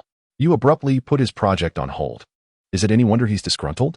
That's not the crux of the matter, Su Wenkai countered, shaking his head. Constructing an aircraft is no trivial undertaking, leaving aside performance. Can he guarantee its safety? Su Wenkai, does Lu Yuanshan's title surpass yours? Chunyan inquired. That goes without saying. Though reluctant, he had to concede the point. Does Lu Yuanshan possess greater authority than you? Qin Yan pressed further. Spit it out already. Su Wenkai retorted irritably. I was merely suggesting that if Academician Lu isn't concerned, why should you be? Qin Yan inquired. Qin Yan, I feel compelled to add something here. An elderly man with snow-white hair suddenly chimed in from the front passenger seat. Lu Yuanshan's expertise lies in physics and mecha. It's entirely unrelated to aircraft. Just because Li Tianhang has created a mecha doesn't make him an omnipotent deity, does it? I'm not inclined to engage in a battle of wits with you, Qin Yan replied impatiently. We'll arrive at our destination shortly, and then you'll comprehend everything. With that, Qin Yan leaned back in his seat and closed his eyes, while the others around him remained visibly apprehensive. Half an hour later, arrived at Tianhang Research Base. As the driver's voice echoed, Qin Yan jolted awake. Upon disembarking, they were greeted by Li Tianhang, Zhang Quan, and El Shiwan, who had been eagerly awaiting their arrival. Tianhang, I hear the aircraft modification is complete? Qin Yan inquired expectantly. Indeed. Coincidentally, I'm not particularly occupied at the moment. I'll provide a brief introduction, and then you can take it away. Hearing this, Su Wenkai and the others exchanged bewildered glances, as if Li Tianhang had modified not an aircraft, but an ordinary vehicle. Very well. Qin Yan turned to Su Wenkai and his companions, saying, they are prominent figures in the field of aviation. Provide a brief overview to give them some context for their subsequent work. Very well, follow me. Li Tianhang led the way, with Qin Yan and the others trailing behind. Chapter 50. Wings of the Dragon. At this moment, Su Wenkai and his companions gazed disdainfully at Qin Yan. How could this titan of the aviation industry appear so subservient before Li Tianhang? Although it might seem an exaggeration, his demeanor was excessively cautious, as if he feared offending Li Tianhang with a single misstep. Upon arriving at the modification factory, they glimpsed a colossal object through the entrance. Qin Yan and the others were oblivious to its nature, prompting them to survey their surroundings until, after a span of 10 seconds, Qin Yan turned to Li Tianhang. Tianhang, where's the plane? This is it, Li Tianhang replied, gesturing toward the enormous UFO-like structure. This is the modified aircraft? Despite having mentally prepared himself, Qin Yan was still taken aback by the sight. The object resembled an enormous dish magnified countless times, bearing little resemblance to an airplane. Only a short distance away on the ground, the conspicuous words Boeing 799 modification were visible. Absolutely ridiculous. Su Wenkai, already simmering with frustration, could no longer contain his anger upon witnessing the spectacle. Old Su, what are you saying? Qin Yan glared at Su Wenkai, who remained unperturbed. Come on. Someone explain what has been modified here. Su Wenkai challenged, eyeing the behemoth. Can anyone point out where this thing resembles an airplane? A heavy silence fell over the group. Aside from the glaring lettering, it was evident that the object bore no relation to an aircraft. Su Wenkai, Tianhang hasn't even begun his introduction yet. Why are you barking? Qin Yan scolded. Barking? Su Wenkai retorted, unable to suppress his fury. You halted my project, claiming that this Li Tianhang would bring us new technology. And now? What is this thing? Can it even carry people into the sky? Our time is precious. What is this nonsense? Su Wenkai, please don't impose your outdated mindset on this young man. Qin Yan interjected, a hint of irritation creeping into his voice. Who could possibly believe that his mecha technology could be so advanced? I was skeptical at first too, but look at the results. Just because you doubt it doesn't mean others will. Qin Yan, you truly have lost your mind. How can you conflate mecha with aircraft? Su Wenkai continued to point at the flying saucer. This thing, a mere assembled model, can hardly be called an airplane. You are correct. Li Tianhang finally interjected, his voice resonating with authority. This object indeed cannot be referred to as an airplane. After all, that outdated term simply does not suit it. As Li Tianhang spoke, he pressed a button on the remote control in his hand. With a hum, the sound of an engine igniting reverberated through the vast modification factory. Instantly, countless luminous patterns illuminated the base and surrounding areas of the massive machine. A scarlet dragon motif enveloped the entire aircraft, resembling a dragon coiling around it.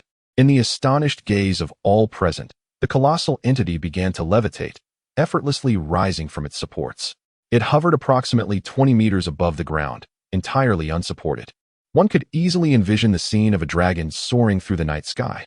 Wings of the Dragon, Li Tianhang proclaimed, a groundbreaking future aircraft.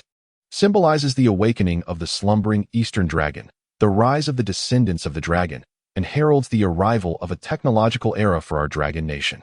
As he finished speaking, The aircraft erupted once more with a thunderous roar of its engines. In that moment, every individual present felt an exhilarating surge of fervor. The visual spectacle was indescribable, and the unimaginable cutting-edge technology overwhelmed their senses. How is this possible? Su Wenkai gazed up at the hovering wings of the dragon, astonished that there were no engine exhaust waves at its base, as it floated effortlessly in the air. Li Tianhang continued, "Wings of the Dragon utilizes the most powerful anti-gravity technology at my disposal, employing a nuclear reactor and electromagnetic forces to create an anti-gravity field that counters gravitational pull, thus enabling flight. This technology has also been applied in my mecha and robotics. So, Su Wenkai, do you still dare to claim I am speaking nonsense?" Chen Yan looked triumphantly at Su Wenkai, a wicked smile on his face. "Does this mean we can eliminate the need for airport runways?" Su Wenkai seemed oblivious to Chen Yan's words, still fixated on the wings of the dragon above. "Indeed. Not only can airport runways be dispensed with, but in the future, passengers will no longer need to travel to airports," Li Tianhang explained. "No more airports?" Su Wenkai was bewildered. "If we don't go to the airport, how do we board? Everyone, follow me."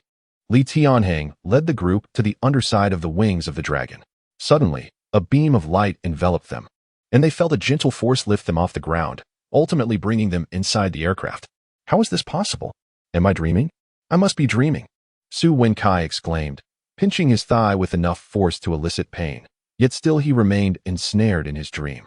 This anti-gravity device, its principles are thoroughly detailed in the electronic tutorial I have prepared. You can study it later to understand, Li Tianhang continued. Now you should comprehend why airports are unnecessary.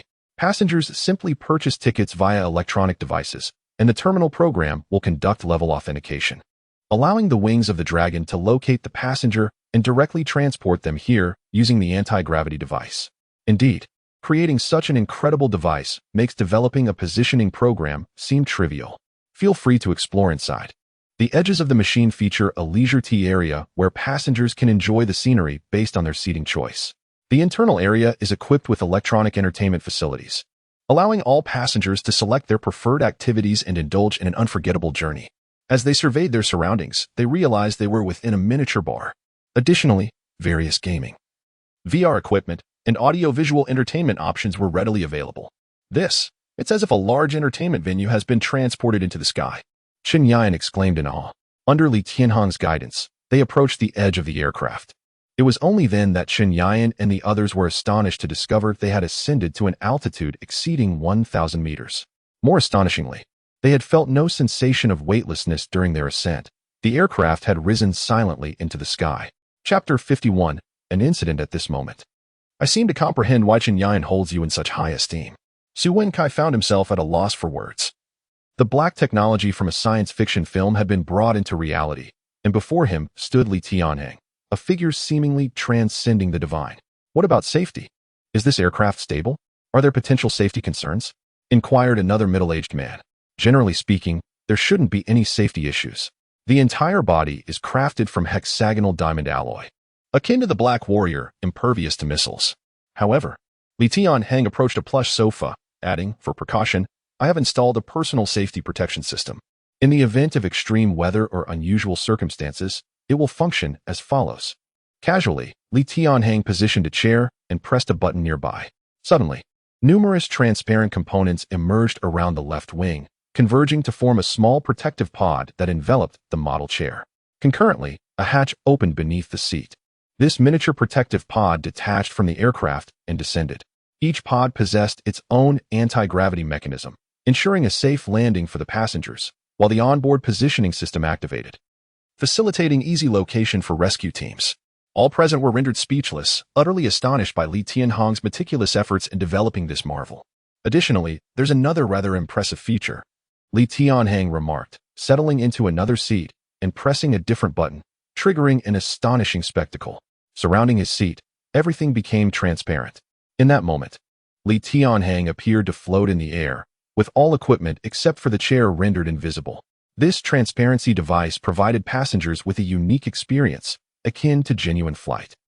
Each individual stood in awed silence, particularly Su Wenkai, who gazed at Li Tianhang as if he were a creature from another realm. Words could scarcely encapsulate what Li Tianhang represented. The world teems with geniuses, yet before him, They all seemed to pale in comparison. What about the speed? How fast can this contraption go? Someone nearby inquired, curiosity written all over his face. The speed isn't excessively high. After all, it's designed for passenger experience. So I've capped it at a maximum of 10 Mach, Li Tianhang replied. 10 Mach. The individual was taken aback, while others around him stared at Li Tianhang in disbelief. 10 Mach equates to 10 times the speed of sound. Just imagine a dragon wing carrying 300 passengers, soaring through the skies at 5 Mach. What an unparalleled experience that would be. Typically, such speeds are unnecessary unless passengers are in a hurry, Li Tianhang chuckled. I must apologize for my earlier rashness. Chen Yan was indeed not exaggerating, Su Wenkai suddenly remarked, directing his gaze at Li Tianhang. Not to worry. This technology is exceedingly advanced, surpassing your collective understanding. With time, you'll all become familiar with it, and we can aim to replace our entire fleet with this. Li Tianhang responded with a smile. Yet, such advanced technology couldn't possibly be easily replicated. It depends on you, Su Wenkai said, not out of modesty, but because any single aspect of this black technology would astound the world. He had never encountered such unprecedented and unheard of technology. Mastering it was a daunting prospect. Not at all. Once the principles are elucidated, it's not as complex as it seems. I've compiled everything regarding the modifications and production into electronic tutorials, Li Tianhang explained. You mean you intend to share this technology with us? Su Wenkai gazed at Li Tianhang in disbelief. Indeed, as I mentioned to Mr. Chun, we are all citizens of Longhua. There's no need for secrecy. Besides, I cannot manage it all alone, Li Tianhang stated. Su Wenkai recalled his earlier harsh words towards Li Tianhang, only to now be presented with such a grand gesture, leaving him at a loss for words. If you wish, you may also provide me with some related patent fees, Li Tianhang added. All right, that seems fair. It is indeed the most appropriate approach, Su Wenkai exhaled in relief. He felt uneasy about receiving such technology without compensation. Quite the performance. Weren't you quick to criticize Li Tianhang earlier? Chen Yan scoffed. Why bring that up? How could I have known he could actually produce something like this? It's simply. Su Wenkai was at a loss for words, yet ultimately, they reached an agreement. It was likely that once the Dragon Wing entered mass production and deployment, Li Tianhang's reputation would soar to new heights. The aircraft descended gently, enveloping them in a radiant light as they touched down. To them, it felt as if they had just awakened from a dream.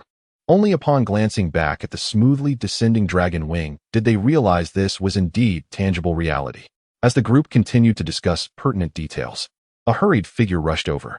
Li Tianhang, we have a serious situation, Yun Shimian exclaimed, breathless and anxious, seemingly oblivious to Chen Yan and the others. Seeing her in such distress, Li Tianhang understood it was no trivial matter. What happened? The robots have malfunctioned, Yun Shimian replied gravely. Yang Jie and Yang Shan encountered an accident during a live unboxing review. The robot lost control at a height of 7 meters, and they fell, suffering fractures. How could this be? Xiaohang losing control? Li Tianhang's expression morphed into one of disbelief. His astonishment was warranted. Such incidents had never occurred before. Moreover, this technology was provided by the system. Logically, it should not have failed. Not only the Yang brothers, but several other reviewers have also encountered issues. Sustaining varying degrees of injuries, Yun Shimian continued, producing her phone to reveal the trending topics online. Your information is dominating the trending searches, but all of it is negative. As Li Tianhang and the others glanced at the screen, they were bombarded with glaring headlines. Digital reviewer injured by robot explosion. Is this future technology or merely modern hype? Xiaohang's robot review flops. Millions of followers witnessed the disaster as the two brothers plummet to the ground, sustaining various injuries. It appears that the so-called technology surpassing Optimus Prime is not yet mature. What was anticipated to be a technological revolution brought forth by Xiaohang has instead proven to be a fleeting illusion. Chapter 52. The three-step plan. These striking headlines compelled one to glance at them, enticing curiosity. At this moment, Li Tianhang's eyes were filled with gravity, a situation he had not previously contemplated. Upon seeing these trending topics, he could not help but entertain a flicker of doubt. Could it be that the robots he designed and manufactured were indeed suffering from quality issues? With this thought, Li Tianhang suddenly glanced at Yun Shimian. 10 robots, 10 evaluation agencies. Was it possible that all products had failed? No, Yun Shimian shook her head. Among the 10 evaluation agencies, 5 encountered various malfunctions. One for reasons unknown failed to conduct the assessment as scheduled, while the remaining 4 operated normally. Her words illuminated Li Tianhang's face with an expression of realization. It appeared that foul play was afoot, and the opposing party possessed remarkable technical prowess. Are you suggesting this is a deliberate scheme aimed directly at you? Yun Shimian inquired. Indeed. Li Tianhang's tone remained laced with seriousness. These 10 robots were products of an automated production line from a super factory, with identical standards, components, and materials. If one machine malfunctioned, the others would inevitably follow suit. Who is this deranged individual seeking to sabotage our nation's premier product launch? Earlier, Su Wenkai had vehemently criticized Chen Yan, but upon hearing the current predicament, his sympathy shifted towards Li Tianhang. This is partly my fault. While I accounted for all potential issues, I neglected to design a defensive system, providing an opportunity for exploitation. Exhaling deeply, Li Tianhang hurried towards his laboratory. With Yun Shimian and Chen Yan trailing closely behind, each face etched with concern.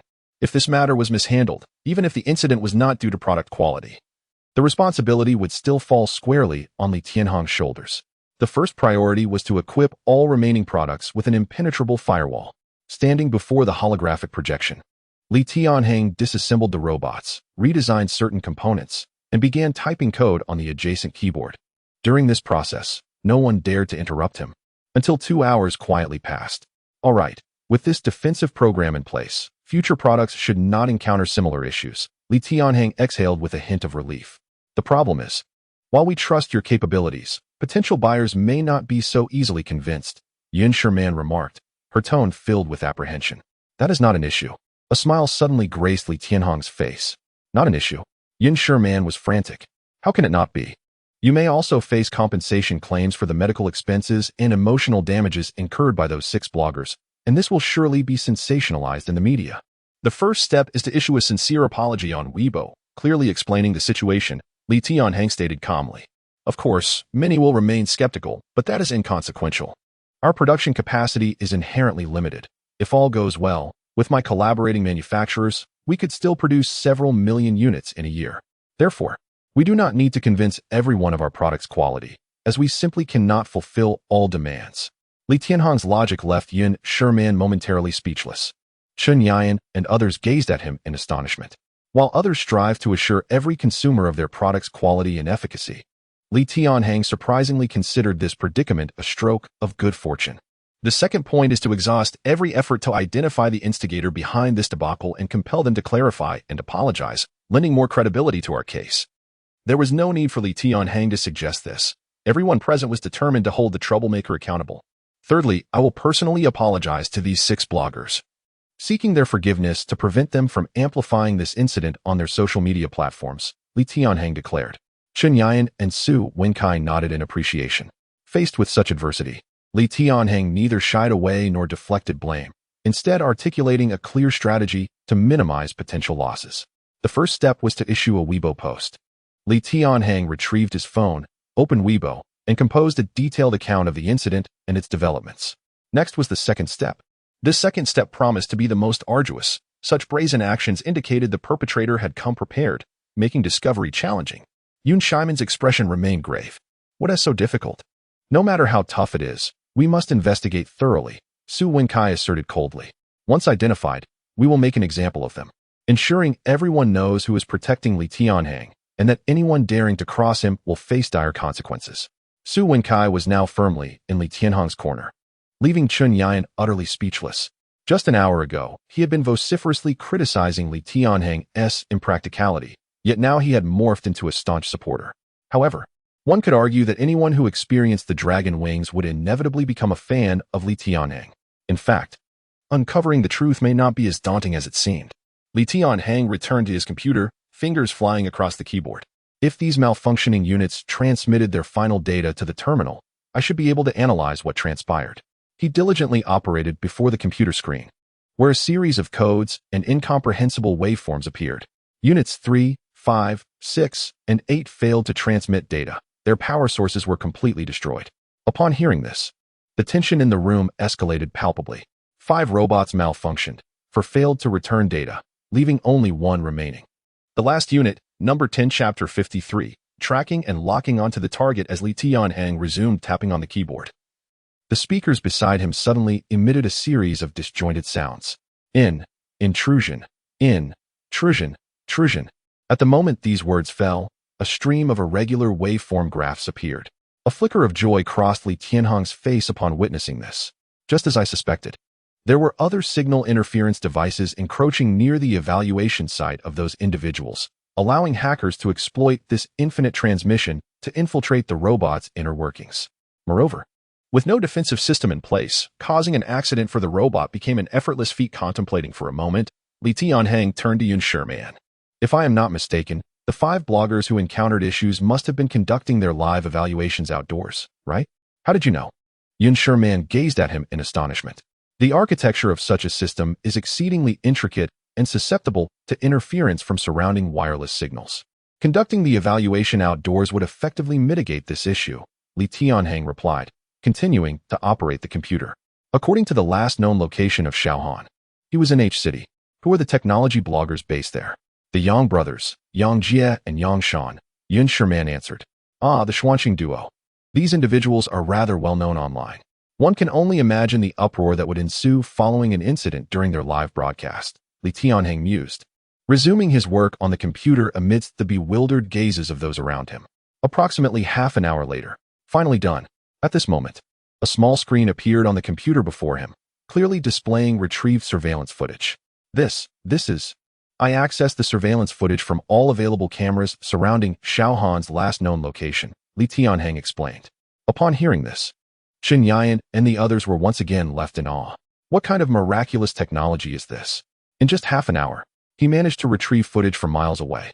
Yet, considering that Li Tianhang could even construct a UFO, acquiring surveillance footage must be a trivial task for him. This area appears to be suburban, with few surveillance cameras nearby. However, there are a few cameras on the road 100 meters away from Xiaohan's location that monitor traffic violations. The power outage and loss of contact with Xiaohan occurred precisely at 2:30. Let us examine the footage from this time frame for any anomalies on the road and its surroundings. Li Tianhang adjusted the monitoring time frame, and soon they discovered that at 1:50 in the afternoon, a truck had halted by the roadside.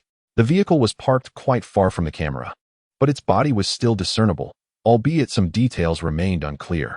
This truck appears suspicious. Li Tianhang fast-forwarded the footage to 2:31. Right here. Do you see it? He slowed the video playback, revealing a small black dot moving in the left foreground of the footage. Concurrently, another small black dot approached and entered the truck's cabin. If not observed closely, one might easily overlook these two moving dots. As these small dots entered the cabin, the truck swiftly drove away, drawing nearer to the camera, allowing a clearer view of its shape and details, including the license plate number. Li Tianhang promptly hit the pause button. Did you see that? The 4 corners of the cabin are equipped with antennas. The objects that just flew inside must be signal-transmitting drones.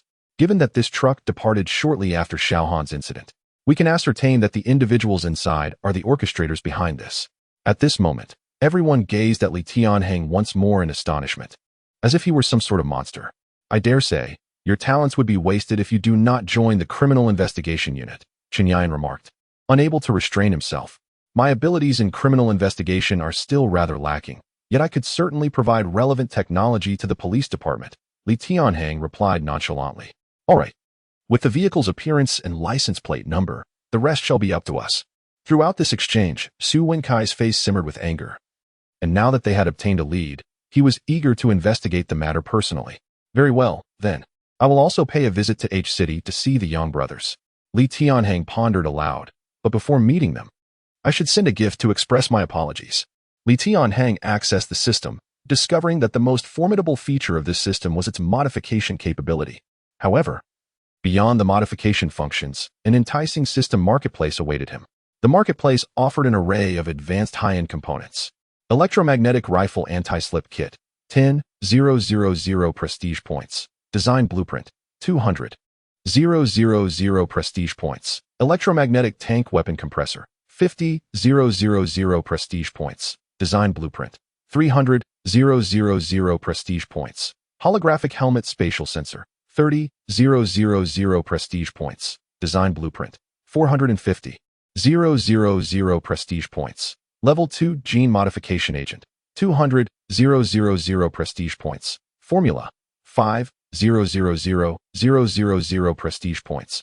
Biological Cell Recombination Repair Agent, 100,000 prestige points. Formula 3,000,000 prestige points.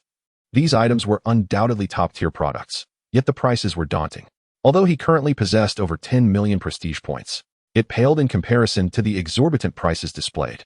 Most of the items were components rather than complete products, making individual purchases impractical. Except for the gene modification agents, which were essentially finished products, their prices were still exorbitant. To put it into perspective, modifying a Black Knight mecha consumed 200,000 prestige points. Here, a single biological cell recombination repair agent cost 100,000 prestige points, enough for just one person's use.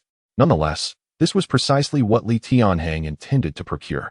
System, provide me with 5 biological cell recombination repair agents, he whispered inwardly. Understood, host. Deducting 500,000 prestige points. 5 biological cell recombination repair agents have been issued. Please check your inventory. Though it stung to part with such a sum, the potential to restore the victim's physical well-being made it worthwhile. Feeling the 5 small vials in his pocket, Li Tianhang felt a surge of confidence. Returning to reality, he discussed the division of labor with the group. Subsequently, Chen Yan and Su Wenkai departed with the detailed design blueprint of the Dragon Wing. Along with the authentic Dragon Wing itself, Li Tianhang and Yun Shimian jointly piloted a mecha, soaring into the sky and transforming mid-air as they headed straight for H City. At this moment in H City, within the hospital room, Yang Jie and Yang Shan lay in adjacent beds, receiving care from the nurses. Yang Jie's injuries were relatively minor, with his right leg suspended in a cast and bandages. Yang Shan, however, had both legs bound in casts and bandages, and his left hand was also immobilized. Some abrasions adorned his face, but they were not severe. Seated in the room were their parents and several relatives and friends. Outside the room, in the corridor, numerous media reporters and even streamers awaited. Chapter 54, Hospital Room. The arrival of Li Tianhang for both the media company and the streamers. This was an extraordinary event that would surely garner significant attention. Securing an interview with the Yang brothers would translate into immense traffic directed towards them. However, this was a hospital, and the brothers' condition was only slightly improved. Thus, they could only wait patiently outside, hoping for the moment when the brothers would agree to an interview. Xiao Jia, I told you that robot was unreliable. Just look at what has happened, Yang Ma lamented, her face a mix of concern and anger. Upon hearing that her son had fallen from a height of 7 or 8 meters, she was momentarily paralyzed with shock.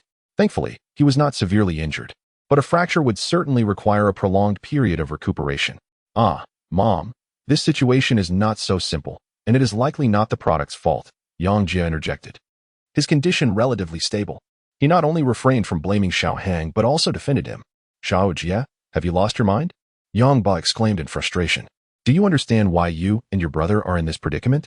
It's all because of that wretched robot. If it weren't for that robot, would you be lying here now? I know, Dad. We've experienced the robot's advanced technology firsthand, which is why I believe it should not have encountered such issues. Yang Jie replied.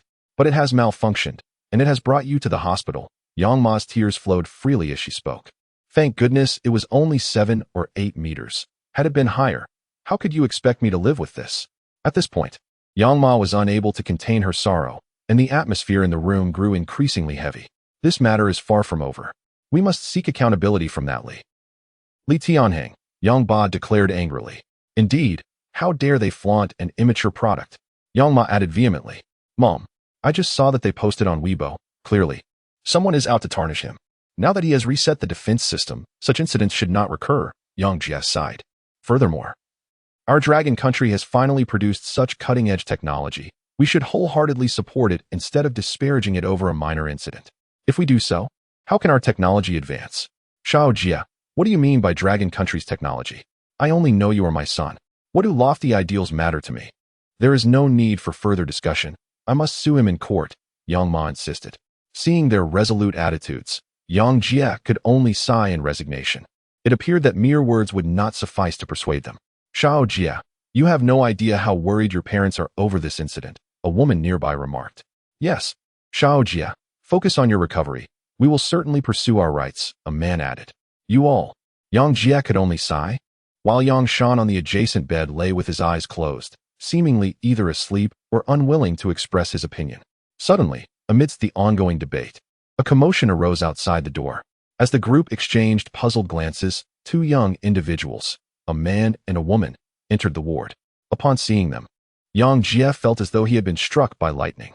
Li Tianhang, is that you? He exclaimed involuntarily. At that moment, Yang Shan, who had been resting, opened his eyes, his expression shifting to one of disbelief. Li Tianhang, you are that Li Tianhang? Both Yang Ba and Yang Ma looked equally astonished. Yes, I am Li Tianhang, he confirmed. You still have the audacity to show your face here. My son is in this state because of you. Look at what you have done, you murderer. Yang Ma's pinned-up anger erupted, and she rushed forward, striking Li Tianhang across the face. Though Li Tianhang had the ability to avoid the slap, his stature enabling him to easily overpower others, he chose not to evade her, instead accepting the blow. At that moment, journalists and reporters outside the hospital room began capturing the scene with their phones. What on earth is happening here? This is a hospital, a ward. What do you think this place is? A doctor entered, unable to contain his ire. We sincerely apologize. We will quiet down. Yun Shimian quickly interjected, attempting to defuse the situation. However, this did little to quell Yang Ma's fury. Now that you are here, speak. What are you going to do about this matter? She demanded angrily. Mom, can you please remain calm? Yang Jie urged. I understand your concern for my safety. I nearly lost my life as well. However, the true circumstances behind this incident remain unclear. If it were entirely Li Tianhang's fault, would he have come here personally to check on me? Son, you are simply too kind-hearted, Yang Ma said, exasperated. Uncle and auntie, this incident indeed stemmed from my actions.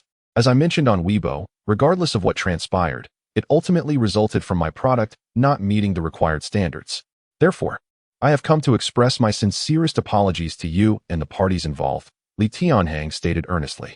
An apology alone is not sufficient. You. Let him finish speaking, Yang Ba interjected, pulling Yang Ma back. She shot Li Tianhang a glare before turning away in silence. This incident has undoubtedly caused significant trauma and impact. Therefore, I will compensate each of the affected parties, including the Yang brothers and 4 other vloggers, with 1 million as compensation for your emotional distress, Li Tianhang announced. No, that is truly unnecessary, Yang Jia exclaimed, eager to rise from his bed. I know this is not a simple matter. There are many who envy such advanced technology, and there will always be those who wish to sabotage it. Focus on enhancing your product to perfection. That is the aspiration of every tech vlogger. Thank you for your support. I genuinely appreciate it, Li Tianhang replied, touched. However, you must accept the compensation. In addition to that, he produced a small vial, no larger than a pinky finger. This is my latest development. A biological cell repair agent. It will expedite the healing of your injuries. Chapter 55. A staggering revelation at these words. All present were rendered speechless, especially Yang's father and mother, who gazed at Li Tianhang as if he were a fool. Yang's mother could no longer contain her frustration and exclaimed, Li Tianhang, what are you doing? Do you intend to harm my son? Does such a drug even exist in this world? Do you think we are all fools? Yang's father could not hold back his anger, pleading, I implore you to cease this deception. Please, do not create more victims in society. Another middle-aged woman interjected, Li Tianhang. If you lack the capability, do not boast. If you continue this nonsense, we will call the police. Why are you all acting this way? Yun Shimian could not help but interject. In front of so many people, do you truly believe Li Tianhang would speak such nonsense? This is a press conference broadcast across the nation. Yang's mother continued, you promised to compensate for the emotional distress. Transfer the amount without delay, and then you may leave. You. Enough. Suddenly, Yang Jie unleashed a furious roar, his immense emotional turmoil causing a searing pain in his injured leg. Son, you. Li Tianhang, I trust you. I will take this medicine. Yang Jie declared. Son, this is not a joke. Who knows what he has concocted? Yang's mother protested. Mom. Yang Jie inhaled deeply and continued. Please provide more encouragement to us researchers. Grant them the space to innovate. Technology is the cornerstone of human development. The Wright brothers faced countless failures while striving to build an airplane, risking their lives time and again. Madame Curie pioneered the theory of radioactivity and discovered 2 new elements, polonium and radium, yet ultimately succumbed to cancer due to prolonged exposure to radioactive materials. It is her selfless dedication that propelled advancements in physics. While I cannot compare myself to them, please allow researchers the freedom to make mistakes. Grant them opportunities, especially someone as extraordinary as Li Tianhang. Only in this way can our society and nation progress. Even if this drug is unrefined, I am willing to be Li Tianhang's test subject. More importantly, I believe that if he dares to present this, he must have confidence in it. Yang Jie's powerful words moved even Li Tianhang, who had not anticipated that a technology blogger could articulate such profound insights. In his perception, most reviewers were merely driven by views and monetary gain. However, Yang Jie exhibited a remarkable depth of understanding and a willingness to sacrifice. At that moment, Yang's parents fell silent, tears streaming down Yang's mother's cheeks. Regardless of her previous actions, she was simply a mother, driven by the profound love for her child. Rest assured, this is not as grave as it seems. This medicine will not disappoint you, nor will it let anyone down, Li Tianhang assured, taking a deep breath before handing the drug to Yang Jie. A smile graced Yang Jie's face at that moment. Can this medicine truly allow me to recover swiftly? He inquired. Indeed. Has anyone tried it before? No, not yet. Li Tianhang hesitated but ultimately spoke the truth. Nonetheless, as it was derived from the system, it was unlikely to fail. But rest assured, this medicine will not let you down. Good. Yang Jie's eyes sparkled with excitement. He then opened the cap and drank the transparent liquid in one swift motion.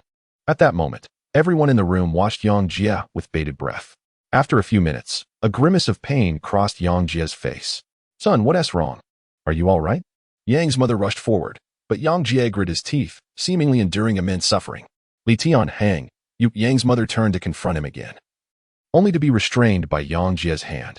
Mom, it's just itchy, unbearably itchy. As Yang Jie continued to endure this overwhelming discomfort, 2 more minutes passed, and his expression gradually returned to calm. In the astonished gazes of everyone present, Yang Jie suddenly lifted his injured leg, slowly unwrapping the bandage and removing the cast. Then, he sat up from the bed and stood on the floor steadily. Is it fine? Someone exclaimed in disbelief, and everyone stared at Li Tianhang in utter astonishment. It should be noted that Yang Jie had fractured his bone just yesterday and had undergone surgery, resulting in the cast being applied. Yet, here he was, fully recovered within a single night. What miraculous elixir was this? Indeed, I am completely well.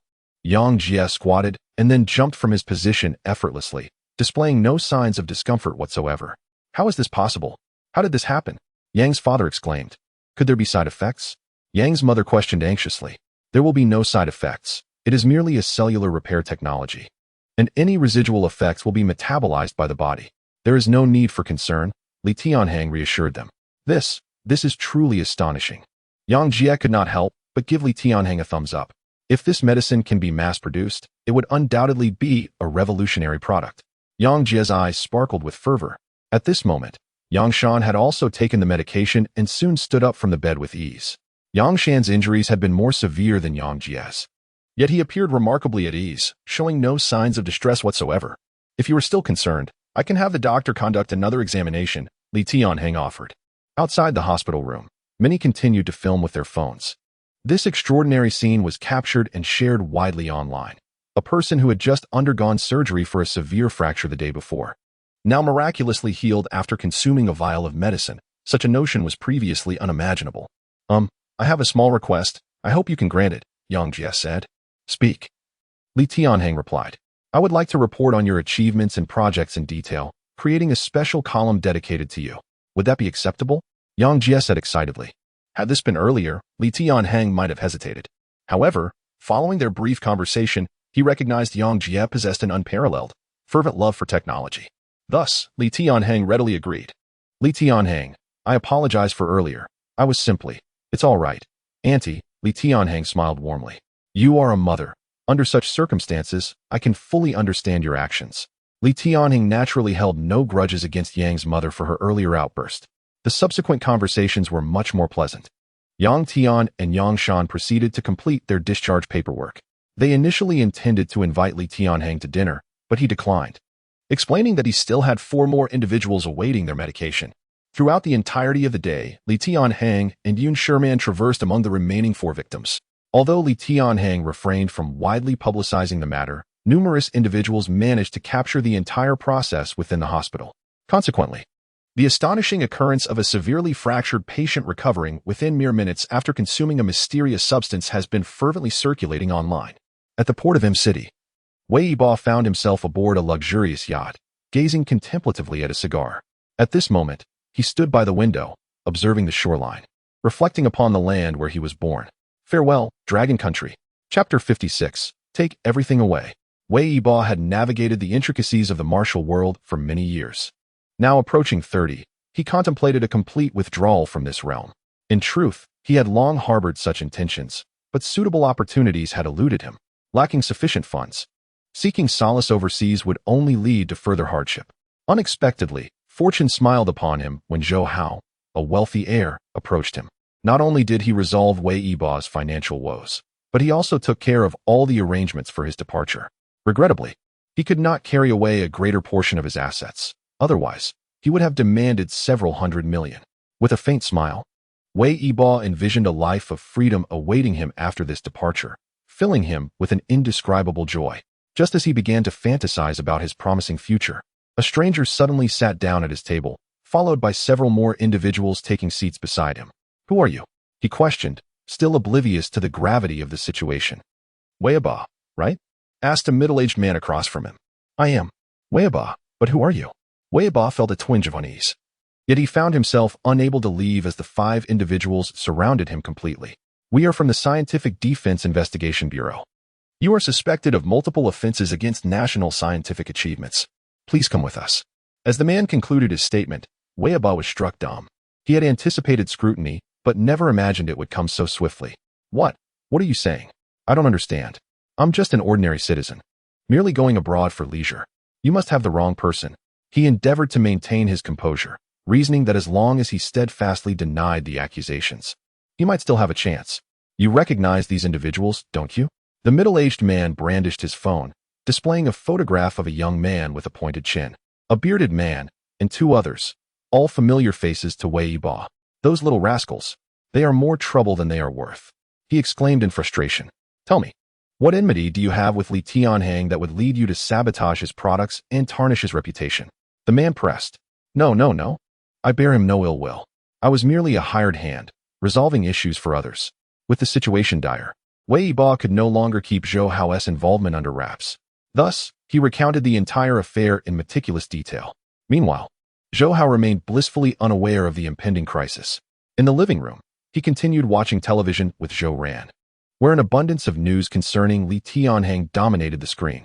When Zhou Ran noticed the various bloggers criticizing the malfunctioning robots, he suddenly turned to Zhou Hao. "Tell me, this incident has nothing to do with you, right?" Zhou Hao was momentarily taken aback. He had never mentioned his actions to Zhou Ran. Moreover, since Zhou Ran was unfamiliar with Wei Yibo, he had no reason to suspect anything. "Dad, what are you thinking?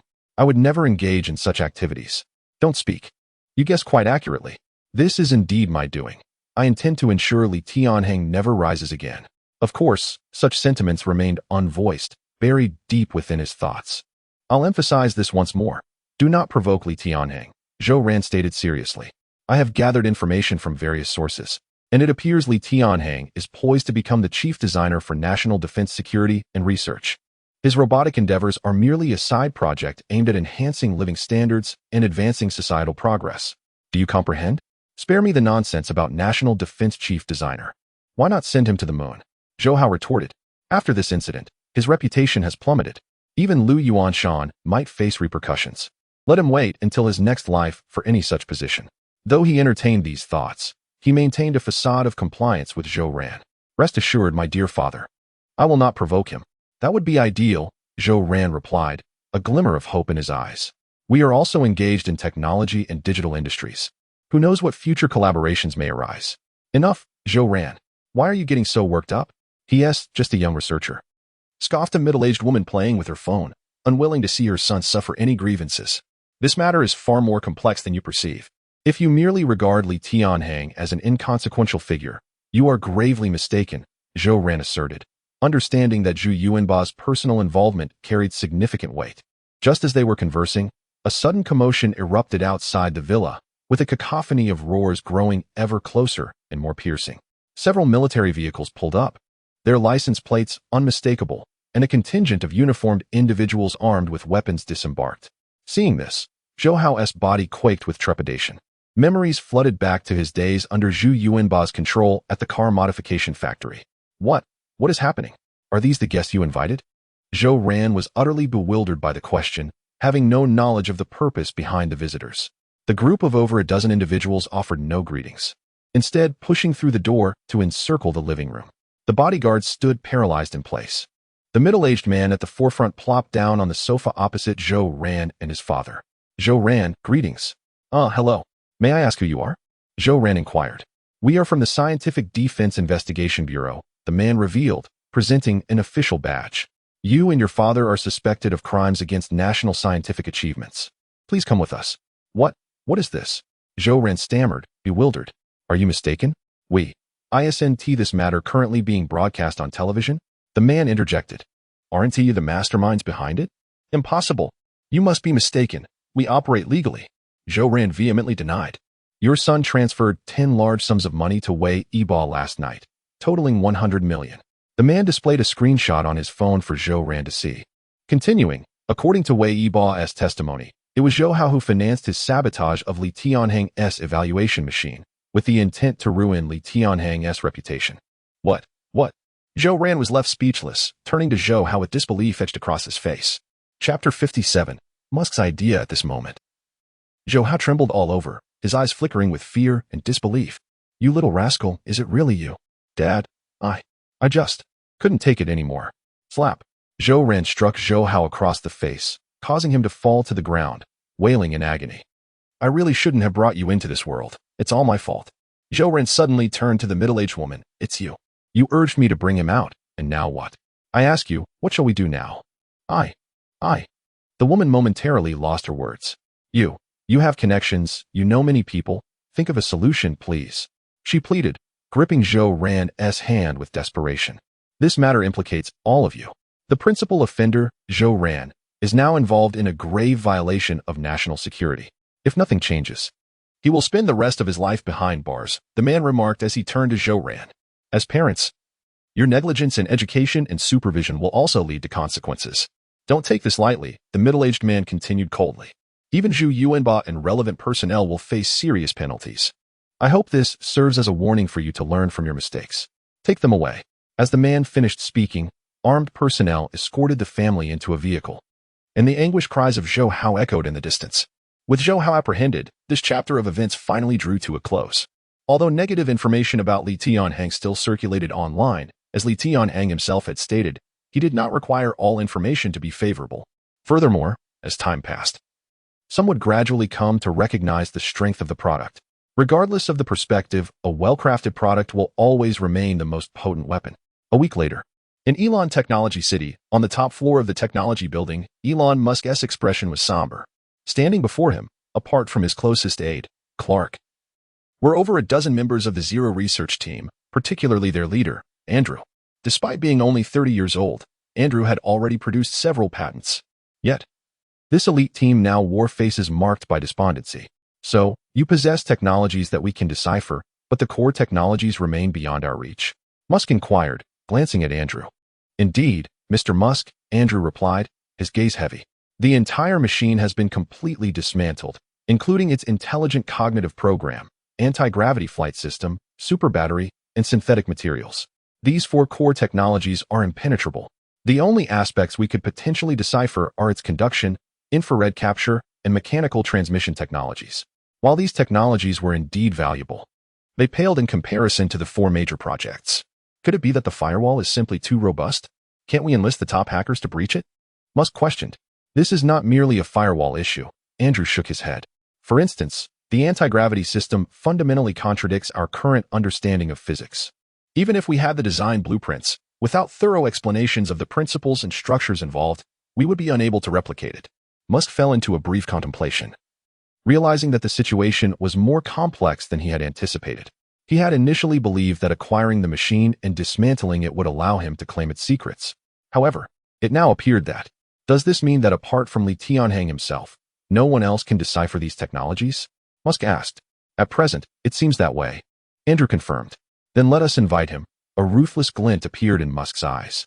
This might be unfeasible, Clark interjected. Given his capabilities, he will undoubtedly be well guarded by Long Country. How could he possibly come here? I think sending someone to learn from him is more plausible. That is even less realistic. He would never share such technology with anyone outside of his closest and most trusted circle, Musk replied. That is true, Clark frowned, troubled by the prospect of being unable to utilize the observed technology. The international scientific competition is in 2 months, correct? Musk asked. Yes, boss, Clark responded. Specifically invite Li Tianhang from Long Country to serve as a judge for this scientific competition. Musk declared. Wow, what? Invite him to be a judge? What do you mean? Clark looked at Musk in astonishment. Of course, we shall accord him the highest treatment, the utmost respect, and the most prestigious position, Musk said nonchalantly. Even so, he would not be inclined to share his technology, Clark protested. As long as he comes here, as long as he steps foot in our domain, his technology will not remain out of reach, Musk replied with calm assurance. Observe our researchers at Technology City, 1/5 hail from Long Country. You should understand why. It is well known that many talented individuals from Long Country who came to study here have no intention of returning. The fundamental reasons lie in the developed conditions, high salaries, and the generous benefits Musk deliberately offers to retain these talents. It is precisely this congregation of exceptional minds from around the globe that keeps Elon Technology City at the forefront of technological advancement. Utilize all our resources. Employ every means at our disposal to retain this individual. Musk's eyes sparkled with excitement. But what if he refuses to serve as a judge? Clark asked. I have my methods to ensure he cannot refuse. A cunning light flashed across Musk's face. We will leverage our contacts in Long Country to gather all relevant information about Li Tianhang. The more detailed, the better. I require every piece of valuable data. Understood. Clark nodded vigorously.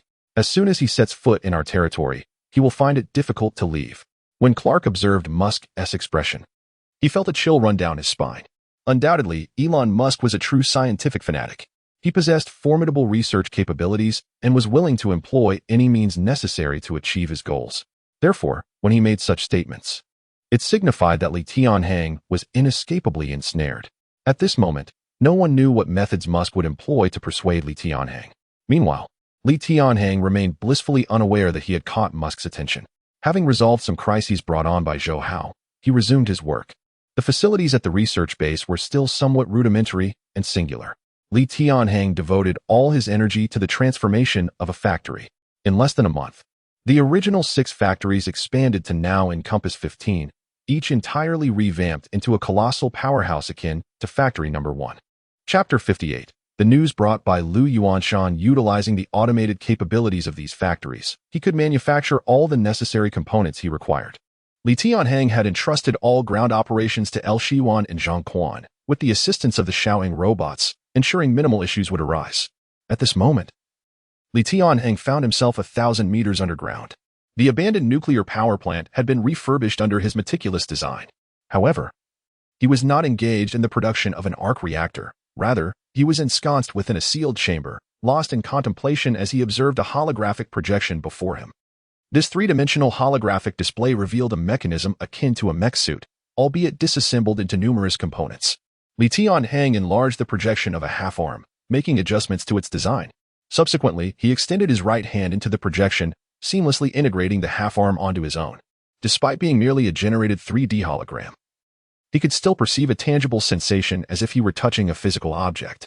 Yet, he realized the neural connection component remained problematic. Stepping back, he brought his hands together, causing all components to recombine. Should anyone else have been present, they would undoubtedly have been astounded by this 3D projection reminiscent of Iron Man. Although the details differed slightly, the overall silhouette and appearance were strikingly similar to that of the cinematic portrayal. It appeared that creating Iron Man on his own was still somewhat beyond his grasp. Indeed, Li Tianhang was attempting to design Iron Man. Having modified the Black Knight mech and assimilated Lu Yuanshan's designs, along with mastering the Xiaoying robot schematics, Li Tianhang had become well-versed in the structure, manufacturing, and principles behind humanoid robots. Thus, he had long harbored the ambition to construct Iron Man, and now, with time, location, and materials at his disposal, he could not afford to let such a rare opportunity slip by. However, the differences between this wearable mech and the Black Knight were substantial. The disparity in size rendered many technologies incompatible. In recent days, Li Tianhang had encountered numerous obstacles in his design endeavors. It seemed that the realization of a true Iron Man was still a considerable distance away. Unless he were to invest substantial prestige points to procure relevant components or even schematics from the system. Suddenly, an alarm sounded beside the door. With a gentle wave of his right hand, the holographic projection vanished. Turning around, he saw Lu Yuanshan and Zhang Quan on the nearby display screen. After traversing 2 secured doors, he found them in the external experimental hall. Tianhang, it's been a while since we last met. I have some matters to discuss with you. Lu Yuanshan remarked, his expression somewhat serious. What is it? Li Tianhang inquired, sensing the gravity of the situation. The international scientific competition, held once every 3 years, is about to commence. You should be aware of this, Lu Yuanshan stated. I am familiar with it, Li Tianhang nodded. In today's world, nations compete not only in military, economic, and national strength, but also in scientific research capabilities. The international scientific competition has been held over a dozen times and has garnered even more fervor than the Olympics. This event has evolved into a significant platform for countries, institutions, and research teams to showcase their scientific achievements. However, since the inception of this competition, although the Dragon country has participated, it has consistently faced early elimination. Such events require robust, innovative capabilities, even with significant effort. It is challenging to rival the super geniuses from around the globe. This time, the competition committee has specifically invited you, Lu Yuanshan revealed. Me? Invited? Li Tianhang responded in astonishment, realizing he had gained international recognition. Indeed, it appears that way, Lu Yuanshan affirmed. That's unremarkable, Li Tianhang shook his head. I've observed previous competitions, and the designs presented by those opponents are rather outdated. There's little reason to participate. Lu Yuanshan and Zhang Quan exchanged wry smiles at this remark.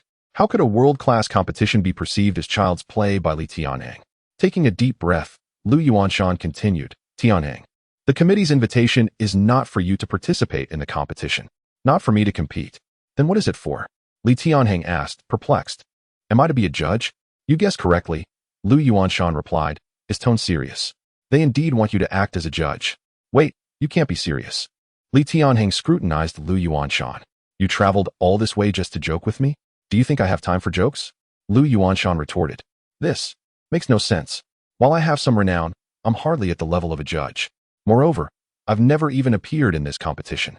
No one would take me seriously as a judge. Li Tianhang expressed his confusion. That is precisely our concern, Lu Yuanshan replied, maintaining a grave demeanor. We have analyzed the situation and believe there are 2 possibilities. Please, enlighten me. First, the organizers genuinely want you to serve as a judge, which is beneficial for both you and us, Lu Yuanshan explained. Li Tianhang nodded in agreement. If that is their intent, then it is indeed acceptable. But what if? The second possibility is that having you act as a judge is merely a pretext, and they have ulterior motives. Lu Yuanshan's expression deepened in seriousness. Li Tianhang inquired. What do you think those motives could be? It's difficult to say, Lu Yuanshan shook his head. However, if your role as a judge is merely a bait, then the underlying motives will likely not bode well for you. Li Tianhang fell into a momentary silence. After a pause, he suddenly raised his gaze to Lu Yuanshan. Previously, I mentioned the incident involving the evaluation of 10 Xiaoying robots. 5 were compromised by hackers employed by Zhou Hao, leaving 4 operational, while 1 has gone missing. Pausing briefly, he continued. Later, we tracked down the blogger who claimed that upon activation, the robot went rogue and ran away.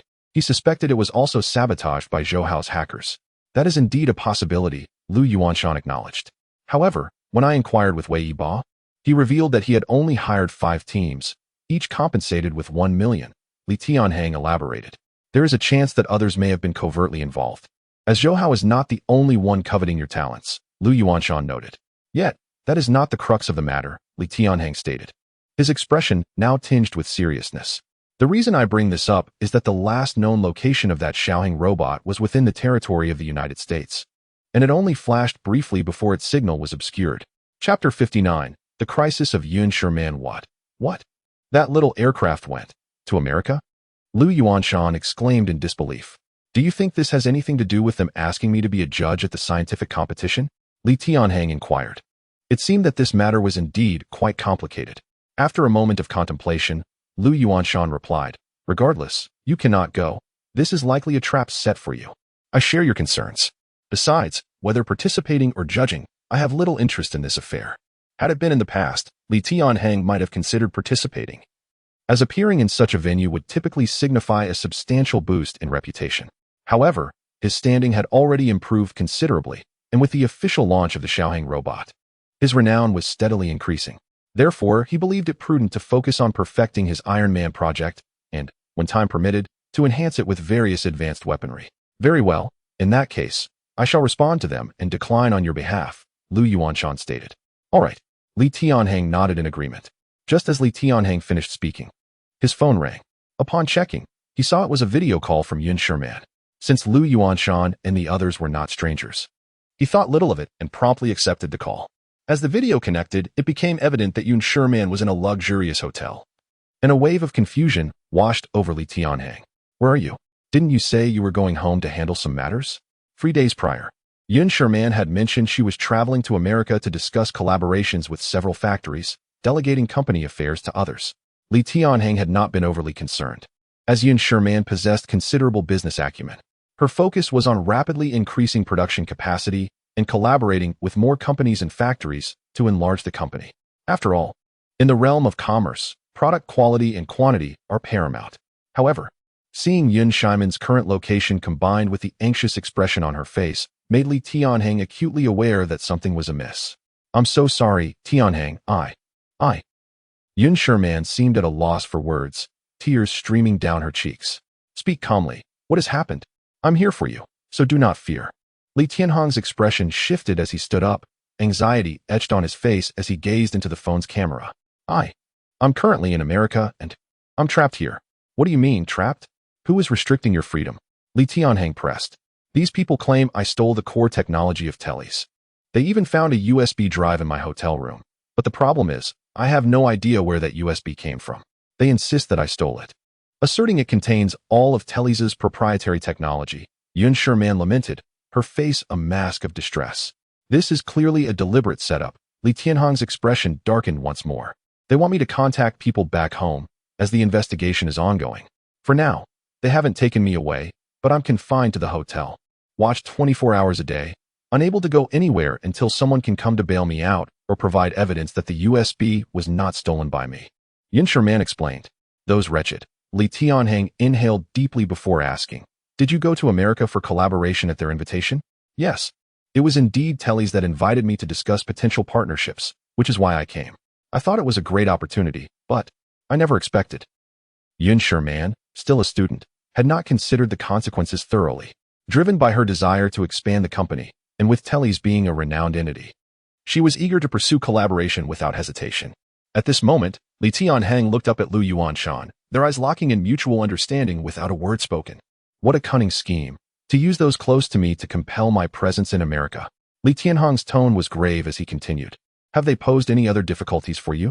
Not really. They just said to wait for my people to arrive. In the meantime, I am safe. But my freedom is restricted, Yun Shimian replied. Understood. Do not worry. Stay calm. Li Tianhang's expression suddenly shifted to a smile. Wait for me. His smile seemed to possess an almost magical quality, and despite the distance, Yun Shimian felt a surge of reassurance. I'm so sorry. It's my fault that you. Do not say such things. Just wait for me, all right? Okay. After their agreement, the video call ended, and Li Tianhang turned back to Lu Yuanshan, saying, it seems our plans must change. You need to think this through, since they are resorting to such unscrupulous tactics. Your journey will undoubtedly be fraught with uncertainties. Lu Yuanshan's expression was serious.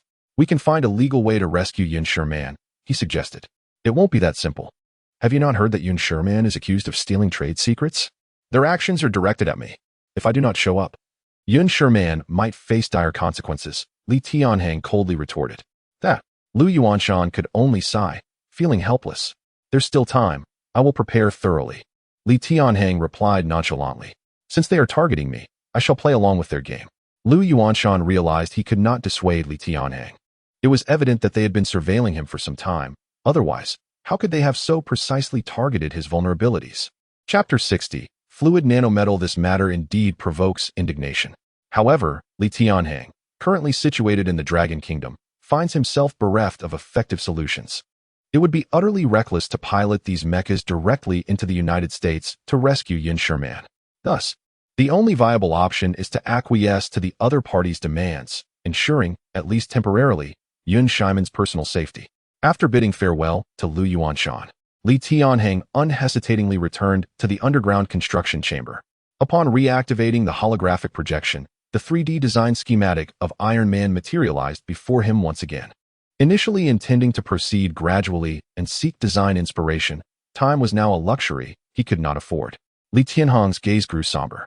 Since he had agreed to the journey to the United States, it was bound to be fraught with peril. Even now, he remained unaware of the true adversary he would face, compelling him to prepare meticulously before embarking. The Iron Man he was designing would undoubtedly serve as his ultimate trump card. Regardless of the circumstances, he was determined to ensure Yun Shimian's safe return home. With this thought, Li Tianhang's consciousness once again delved into the system. Compared to relying on his own manufacturing and modification experience, purchasing relevant items from the system's marketplace proved far more straightforward. System, I wish to purchase this fluid nanometal material. Understood, host. Fluid nanometal, valued at 5 million prestige points. Please confirm whether you wish to proceed with the purchase. Upon seeing the 5 million prestige points required, Li Tianhang felt a pang of regret. Although his prestige points had amassed to nearly 30 million over the past month, such a significant expenditure still stung. Nonetheless, he found himself with no alternative. Yes, system. Confirm the purchase. Confirmed, host. 5 million prestige points have been deducted. The fluid nanometal has been issued. Please exit the system to inspect it. Returning to reality, Li Tianhang discovered a transparent box before him, containing what appeared to be a liquid metal substance. This had been his intended purchase half a month prior. He had initially sought the manufacturing method for this metal. However, the daunting price of 80 million for the design formula had deterred him. Undoubtedly, this metal's power exceeded imagination. It was an exceptionally robust metal, its hardness surpassing that of hexagonal diamond synthesized osmium by over 1,000 times. Most importantly, it was a fluid metal, capable of transforming shape at will, endowing it with remarkable malleability. Especially as Li Tianhang aspired to create a genuine Iron Man akin to that in the movies. This material was tailor-made for his ambitions. After verifying everything was in order, Li Tianhang returned to the system. System, I wish to purchase this set of battle armor gauntlet design schematics. Understood, host. 3 million prestige points have been deducted. The battle armor gauntlet design schematics have been issued. Please check your inventory. Subsequently, Li Tianhang procured various components and design schematics. And half an hour later, as he surveyed the myriad parts surrounding him, his expression grew increasingly grave. It was now time to rely on these creations. In the ensuing days, Li Tianhang immersed himself in this subterranean sanctuary, dedicating every waking moment to his work, aside from daily video calls to confirm Yun Shimian's safety. After an entire month, when Li Tianhang once again stood within the construction chamber, he bore the marks of neglect, unshaven, disheveled, and likely unrecognizable to Lu Yuanshan upon emerging. Yet, such unwavering dedication yielded magnificent results. Before him stood a humanoid mecha, entirely cloaked in black. Compared to his earlier creations, this one was noticeably more agile and compact, standing nearly at his own height. Xiaohang, change form. As Li Tianhang's command echoed, the humanoid mecha disassembled into countless metallic fragments, subsequently reconstituting into a black box the size of a computer screen. A spark of excitement illuminated Li Tianhang's face as he stepped onto the black box and pressed a button on his black wristwatch. The metallic box beneath him disassembled once more, enveloping his body from feet to legs to torso, encasing him entirely. Haha, success. Finally, success. Feeling the surge of power emanating from the suit, Li Tianhang experienced an unparalleled sense of confidence. Perhaps he had never envisioned that one day he could materialize cinematic technology into reality. Ding ding ding. The phone rang, and the black fluid metal enveloping Li Tianhang reverted to the black box. He stepped aside to answer the call. Hello, Grandfather Lu. Oh, all right. I'll be right up. Please wait for me. After tidying the area, Li Tianhang took the elevator to the surface of the base. Lu Yuanshan had been waiting for some time, accompanied by a man and woman, both foreigners. Tianhang, these two are the heads of the scientific competition here in our Dragon Kingdom. They have come specifically to brief you on the competition schedule, standards, and important considerations. Li Tianhang nodded, glancing at his phone and recalling that the competition was merely half a month away. His relentless toil had nearly made him forget about the scientific competition altogether. Hearing Lu Yuanshan's introduction, Li Tianhang merely nodded calmly. Since he was not genuinely willing to participate, he felt no particular fondness for the competition officials. He knew these individuals were merely representatives assigned by the competition organizers, and the circumstances surrounding the event were not their concern. Hello, Li Tianhang. You have been invited to serve as a judge for our scientific competition. We are here to familiarize you with the relevant procedures. This year, there have been some adjustments to the competition projects and rules, and I sincerely apologize for any inconvenience caused, the woman articulated in fluent Chinese. Li Tianhang nodded placidly as she began outlining the competition's regulations. Chapter 61. Reunion. The regulations of this competition were not drastically different from previous scientific research contests, though there were slight adjustments. Li Tianhang was somewhat familiar with this competition, having observed it in the past. Approximately half an hour later, after explaining the rules and engaging in some conversation, the two individuals handed Li Tianhang a golden referee badge before departing. Tianhang, if you wish to change your mind, it's not too late, Lu Yuanshan said gravely. Everyone understood that Li Tianhang's journey was far from simple, yet they also recognized that he had no choice but to proceed. It's all right, Grandfather Lu. Regardless of the circumstances, I cannot stand by while Yun Shimian is trapped, Li Tianhang replied with a smile. Moreover, I am well prepared, no matter their tactics. It will not be an easy task to bring me down. Lu Yuanshan nodded, believing in Li Tianhang's capabilities. After all, he was a genius capable of creating extraordinary mechs, and it was evident that he would not be easily defeated. However, Lu Yuanshan could not shake his concern. They were venturing into enemy territory. Even though special operatives would be dispatched to protect Li Tianhang, the unforeseen events that might unfold were unpredictable. Be exceedingly cautious. Your safety must be your foremost priority, Lu Yuanshan advised. Rest assured, Grandfather Lu, Li Tianhang acknowledged with a nod. Once Lu Yuanshan departed, Li Tianhang resumed his inspections of the surrounding factories for necessary modifications. Given that this was a scientific research competition and he was serving as a referee, he needed to create something that would truly captivate the audience, for it was an opportunity to garner prestige. It was worth noting that the competition would be broadcast live across numerous countries. Having decided to participate, Li Tianhang naturally aimed to accumulate as much prestige as possible, as his current standing was far from adequate. Thus, 2 weeks passed quietly. By the time Li Tianhang arrived at the airport, his role as a referee for the International Scientific Research Competition was common knowledge.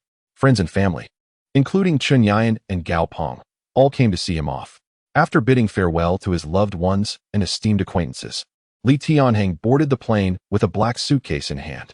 Due to the unique nature of this trip, he was accompanied solely by Wang Chun and Lei Xiaoya. The presence of others would serve little purpose and might introduce additional uncertainties. You seem unconcerned, remarked Lei Xiaoya, seated beside him near the aisle, while Wang Chun occupied the row behind them, leaving one seat empty. They had reserved all 4 seats in first class for convenience. Why should I worry? Li Tianhang replied with a smile. I am going as a referee, not to the battlefield. What is there to be concerned about? Don't think we're oblivious. You're only taking on this role for Yun Shimian, Lei Xiaoya said, her expression serious. Their intentions were clear. They aimed to keep him there. What do you think they will do? Li Tianhang asked with interest, glancing at Lei Xiaoya. Although they spent time together, his interactions with her and Wang Chun were relatively limited. Certainly, they will resort to various threats and temptations. The old tactics can still prove effective, Lei Xiaoya replied. You're not wrong, but that applies to others, Li Tianhang noted, retrieving 2 wristbands and handing one to each of them. You too, take these. Your foremost duty in protecting me is to ensure your own safety, which I trust you understand better than anyone. What is this? Can it protect us? Lei Xiaoya inquired. Her curiosity piqued as she examined the wristband's quality. You'll find out when the time comes. In case of danger, press the button on top twice. It will have unexpected benefits, Li Tianhang explained. Come on, don't keep us in suspense. Despite her teasing, Lei Xiaoya carefully put it on her wrist. They had long since come to understand Li Tianhang's capabilities. Anything he created could not be ordinary.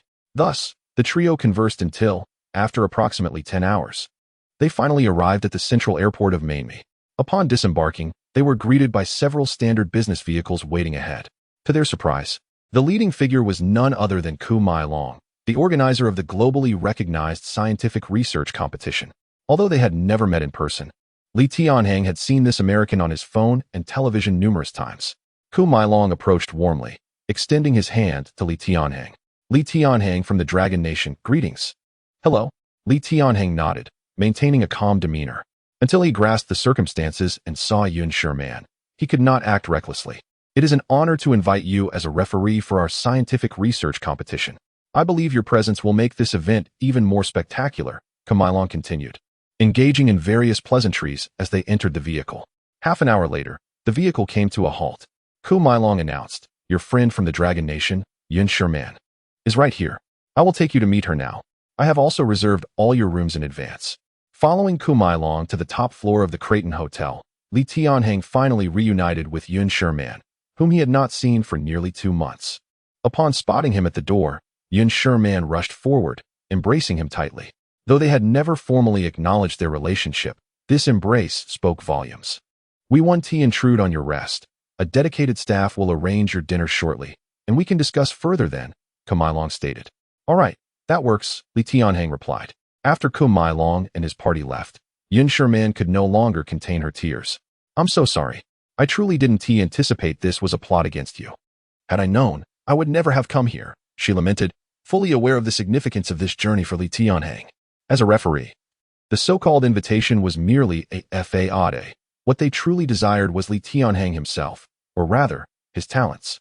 "It's all right, my dear. Even without you, they would have employed other means to act against me," Li Tianhang consoled, wiping the tears from her face. In that moment, Yun Shimian, overwhelmed with sorrow, momentarily froze. When their eyes met, the temperature in the room seemed to rise several degrees. As their lips touched, the world around them fell into a profound silence. Chapter 62. Innocence. An hour later, Yun Shimian, her cheeks flushed, inquired, "What shall we do next? Perhaps we should leave now." "Leave? At this moment? Not only is it dangerous outside the room, but I suspect the hotel perimeter is teeming with their people. Every move we make is under their surveillance," Li Tianhang replied. "Then, what should we do?" Yun Shimian seemed to recall something and quickly added, "Black Warrior. You should have brought the Black Warrior with you." "With that in hand, would we still have to fear our escape?" "I brought something far more formidable than the Black Warrior," Li Tianhang said with a smile. What is it?" Yun Shimian gazed at him in astonishment. You will find out in due time," Li Tianhang continued. "Since my mission is to act as a judge, there is no need for evasion. After the scientific competition concludes, we shall observe their specific actions and adapt accordingly. Are you confident?" Yun Shimian looked at him with concern. "Confidence? If I lacked it, would I be here?" Li Tianhang embraced Yun Shimian. This former school beauty, who had been his classmate for nearly 2 years, was now finally his. Henceforth, he would exert every effort to protect her. Shortly after tidying the room, several foreigners entered. Upon seeing them, a flicker of hatred appeared in Yun Shimian's eyes. These were the very individuals who had confiscated the USB drive from her room and subsequently restricted her freedom. Although she recognized they were merely following orders, she could not suppress her animosity towards them. "Respected Li Tianhang, Yun Shimian, we sincerely apologize for the intrusion." The leading blonde man spoke earnestly, as if genuinely remorseful. "You've been intruding for over a month. Do you think I fear this moment?" Yun Shimian replied coldly. "We sincerely apologize for the oversight and negligence that led us to believe that Miss Yun Shimian had stolen the confidential documents of Telly's. However, after our investigation, we have determined that this incident has no connection to Miss Yun Shimian. It was, in fact, due to an engineer named Kevin, who had stayed in this room and inadvertently left the USB drive behind. When Miss Yun Shimian occupied the room, we mistakenly assumed it was she who had stolen the documents. We are truly sorry." The blonde man's demeanor was indeed sincere. To those unaware of the situation, it might seem as simple as he stated. "Do you believe what you just said?" Yun Shimian retorted coldly. "Regardless, this was a mistake on our part. Thus, we are willing to cover all expenses incurred by Miss Yun Shimian during this time and additionally provide $2 million as compensation," the blonde man continued. "This is not merely a matter of money. Let me tell you, this affair is far from over." Yun Shimian wanted to voice something more cutting, but recalling that their true aim was not her, but Li Tianhang standing beside her, she swallowed her words. "Well, it has come to this. Saying too much is futile. Transfer the funds to her, and this matter will be resolved," Li Tianhang stated calmly. After managing the necessary formalities, the group departed. "How disgusting. Their tactics are utterly vile." Yun Shimian seethed, her face flushed with anger. It was a fabricated scenario, yet they twisted it to appear as if they were magnanimous. The moment Li Tianhang arrived, they rushed to clarify the truth, further exposing their real intentions. "Fear not, we all know the truth. Let us wait and see what further tactics they devise," Li Tianhang said placidly. Following this, Li Tianhang and Yun Shimian enjoyed their time together. Over 2 days, aside from spending time with Yun Shimian, Li Tianhang met with the Dragon Country team several times. Compared to before, the team had significantly expanded, and many of the devices were personally modified and crafted by Li Tianhang. providing him with confidence in the upcoming scientific competition. On the morning of the third day, at 10 o'clock, in the heart of Miami City, the massive stadium was already filled with a cacophony of voices, with an overwhelming influx of people rendering all streets within a 10-kilometer radius congested. With technology having advanced to this point, this globally anticipated super event rivaled major sporting events. Those who had purchased tickets 6 months prior could hardly contain their excitement to enter the stadium. The venue, capable of accommodating 200,000, was filled to capacity. Such a vast number meant that even a whisper could resonate thunderously. Moreover, the opening featured performances from various superstars. As the performances concluded, the host and event director, Kumail Long, made his entrance. A massive aerial platform slowly descended, supported by a mechanical arm. This sci-fi spectacle reignited the excitement in the venue. Greetings, distinguished guests. Good afternoon. The triennial scientific competition has commenced once again. Every 3 years, we unveil entirely new scientific projects. Each iteration brings us closer to the realm of true science fiction. Kumail Long's impassioned speech elicited thunderous applause, with cheers, shouts, and roars echoing throughout the stadium. The magnitude of a scientific competition at this scale is a testament to the success of Kumail Long and all involved. Yet it undeniably reflects the growing admiration and enthusiasm for such sci-fi-themed scientific events. At this moment, teams from various countries and organizations were already poised with anticipation. Though the opening show was electrifying and Kumail Long's speech fervent, the true stars of this competition were the participants. The event was being broadcast live to nearly 100 nations. Even a brief appearance on camera was invaluable to them. Next, it was time to introduce our esteemed panel of judges. To ensure absolute fairness and to enhance the spectacle of the competition, our judging panel comprises individuals from diverse nations and backgrounds. Compared to the 20 nations and 20 distinct professional judges from 5 years ago, this year we have invited a heavyweight figure. Now, please welcome the young judge from the Dragon Country, Tianhang, to the stage. As Kumail Long concluded his statement, all cameras turned to the judge's table behind him. In the center seat, there was an empty spot. At that moment, Tianhang gradually made his entrance, and upon the staff's guidance, he took the central position at the judge's table. The once boisterous stadium suddenly fell into a hush. Chapter 63. The Golden Key. All the cameras and spotlight converged on this young individual from the Dragon Kingdom. In a stadium that could accommodate 200,000 spectators, 4 massive screens displayed the scene of Tianhang seated in the central position of the judging panel. The previously raucous venue was now subdued, with only the faint murmur of whispered discussions permeating the air.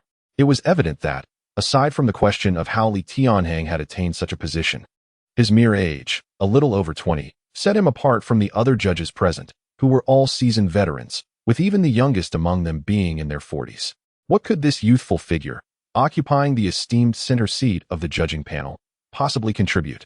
Ladies and gentlemen, you may still find this young man from the Dragon Kingdom somewhat unfamiliar, but I assure you, his achievements and prodigious intellect far surpass those of all present.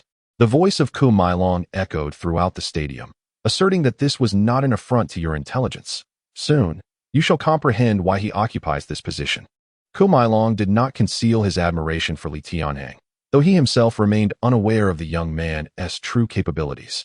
However, this arrangement had been dictated by the event's principal investor, Elon Musk, and Kumail Long had no choice but to comply unconditionally. Furthermore, this year, we shall introduce a golden key position, which is firmly in the hands of Tianhang. When he perceives a contestant with significant potential or groundbreaking research surpassing their peers, he may activate this golden key, allowing that contestant to advance directly to the finals. Contestants, I implore you to perform admirably. Upon hearing this, not only were the audience and fellow competitors taken aback, but even Tianhang himself stood in stunned silence. This was a concept unheard of in previous competitions, where judges monitored and scored based on collective deliberation. What was transpiring now? Undoubtedly, this decision by the organizing committee catapulted Tianhang's reputation to unprecedented heights. But it also intensified the animosity directed toward him, particularly from the other judges. Kumail Long, I must inquire, how has this young man from the Dragon Kingdom been granted such authority? Why were we not informed of this prior to the competition? A middle-aged man nearby grasped his microphone, his tone laced with indignation. Receiving such information beforehand would not alter the committee's decision, Kumail Long replied coolly. Let me reiterate, Kumail Long continued, you will soon learn why he possesses such abilities. Any explanations provided now would likely fall on deaf ears. Many judges glared at Kumailong with resentment, yet they were constrained by their contracts, aware that leaving the panel would incur substantial penalties and irrevocably tarnish their reputations. Thus, they could only direct their ire toward the central figure, Li Tianhang. At this moment, Li Tianhang began to grasp the motivations behind their actions. They intended to elevate him to unprecedented heights, only to later inform him of their capacity to diminish his reputation just as swiftly. However, these were merely his conjectures. The truth would only reveal itself post-competition. As Kumailong continued to announce the competition rules, the first match of the day commenced after an hour. As in previous contests, opponents would be determined by a random draw. Utilizing their design machines, contestants would face off, with the victors advancing to the next round. As Kumailong's words faded, rows of tables slowly rose from the ground, each adorned with chessboards. The contestants approached their designated tables, bringing along their machines. The devices displayed a myriad of peculiar designs, each a testament to the team's and researchers' relentless dedication. Li Tianhang's gaze shifted to Wu Jiang, a fellow contestant from the Dragon Kingdom. Wu Jiang had previously participated in 2 competitions without achieving notable rankings. However, this time, significant enhancements had been made to his design, thanks to Li Tianhang's assistance just 10 days prior. The cameras focused increasingly on Wu Jiang, who, despite lacking any remarkable features, became the center of attention due to Li Tianhang's role as the chief judge. As fellow countrymen, they were eager to see how Wu Jiang would fare this year. The rules for the first round were straightforward. Winners advance, losers are eliminated, testing the independent computational abilities, speed, and understanding of international chess inherent in their designs. With these words, all contestants took their positions. Wu Jiang glanced at Li Tianhang in the judging seat and activated his robot. This robot was striking, with agility and design rivaling that of the distant Optimus Prime. Indeed, Musk's research team was also competing, showcasing a 4th-generation Optimus Prime not yet released to the market. In contrast, Wu Jiang's humanoid robot seemed comparatively inferior to his opponent's device, which resembled a mechanical hound equipped with multiple arms, a display screen, cameras, and sensors. While his counterpart's machine appeared to excel in combat capabilities, Wu Jiang believed that his robot, enhanced with Li Tianhang's insights, would not fall short of Optimus Prime's prowess. As the match commenced, time slipped away as Wu Jiang engaged in a tense contest with his opponent, while Li Tianhang observed the performances of other contestants with keen interest. Suddenly, his attention was caught by a young man at the edge of the venue, whose unconventional machine left him utterly astonished. Chapter 64. The Great E Nation. Unlike the machines designed by Johnson and other teams, this young man's creation seamlessly integrates himself with his invention. To be more specific, the apparatus he has crafted is wearable, and at this moment, he is donning it while engaging in a game of strategy with his opponent across from him. However, what truly captivates the audience is not merely the machine itself, but the 8 tentacle-like appendages that resemble flexible whips, extending and retracting at will. 2 of these appendages stabilize the entire machine and its user, while another adeptly maneuvers the game pieces in their match. The scene appears almost surreal. At least in Li Tianhang's perception, current technological advancements seem unfit to realize such a feat. The young man before him, with his dreadlocks, resembles a villain akin to Dr. Octopus from Spider-Man. Where is this contestant from? Li Tianhang inquired, gesturing towards the dreadlocked boy displayed on the screen. As an information officer approached, "Hello, this contestant is Yabo from the Malay Nation. He is a graduate of Harvard University and currently works at a research institute under the Malay government." Upon hearing this, Li Tianhang furrowed his brows once more. The Malay Nation is a rather small country, and he had not previously heard of any notable researchers emerging from there. The fact that this individual had managed to design something so futuristic suggested he was quite extraordinary. As time passed, after a quarter of an hour, Yabo, the contestant who had caught Li Tianhang's attention, declared his victory. This was an unexpected outcome. He had anticipated that Wu Jiang would be the first to triumph, especially since Li Tianhang had personally designed and modified his creation. Yet, it was Yabo who claimed the lead. Shortly after Yabo announced his win, Wu Jiang also declared his victory in the first match. Although the difference in time was less than a minute, it was enough to astonish Li Tianhang. Quite interesting, he mused. I initially thought this competition would be mundane, but I did not expect something so striking to emerge. After a brief moment of astonishment, Li Tianhang regained his composure. While Yabo's design was indeed impressive, it did not quite reach the level of leaving him awestruck. During the first round, Li Tianhang refrained from utilizing the golden key, as this was merely a one-on-one competition where victory would allow advancement to the next round. Moreover, thus far, there had not been any significant highlights, so Li Tianhang saw no reason to squander the opportunity of the golden key. As the first round concluded, the event transitioned to a series of grand performances featuring various renowned singers and movie stars, inciting screams from the audience. Perhaps the reason for the competition's immense popularity was largely due to the presence of these celebrities. Li Tianhang held little interest in these displays, compounded by the fact that he had reluctantly taken on the role of referee. Consequently, after the events of the day concluded, he rose and departed from the judges' table. This scene was captured by countless cameras, but Li Tianhang paid no heed to the lenses or the media's gaze. Upon returning to his hotel, Li Tianhang was taken aback as he opened the door to his room.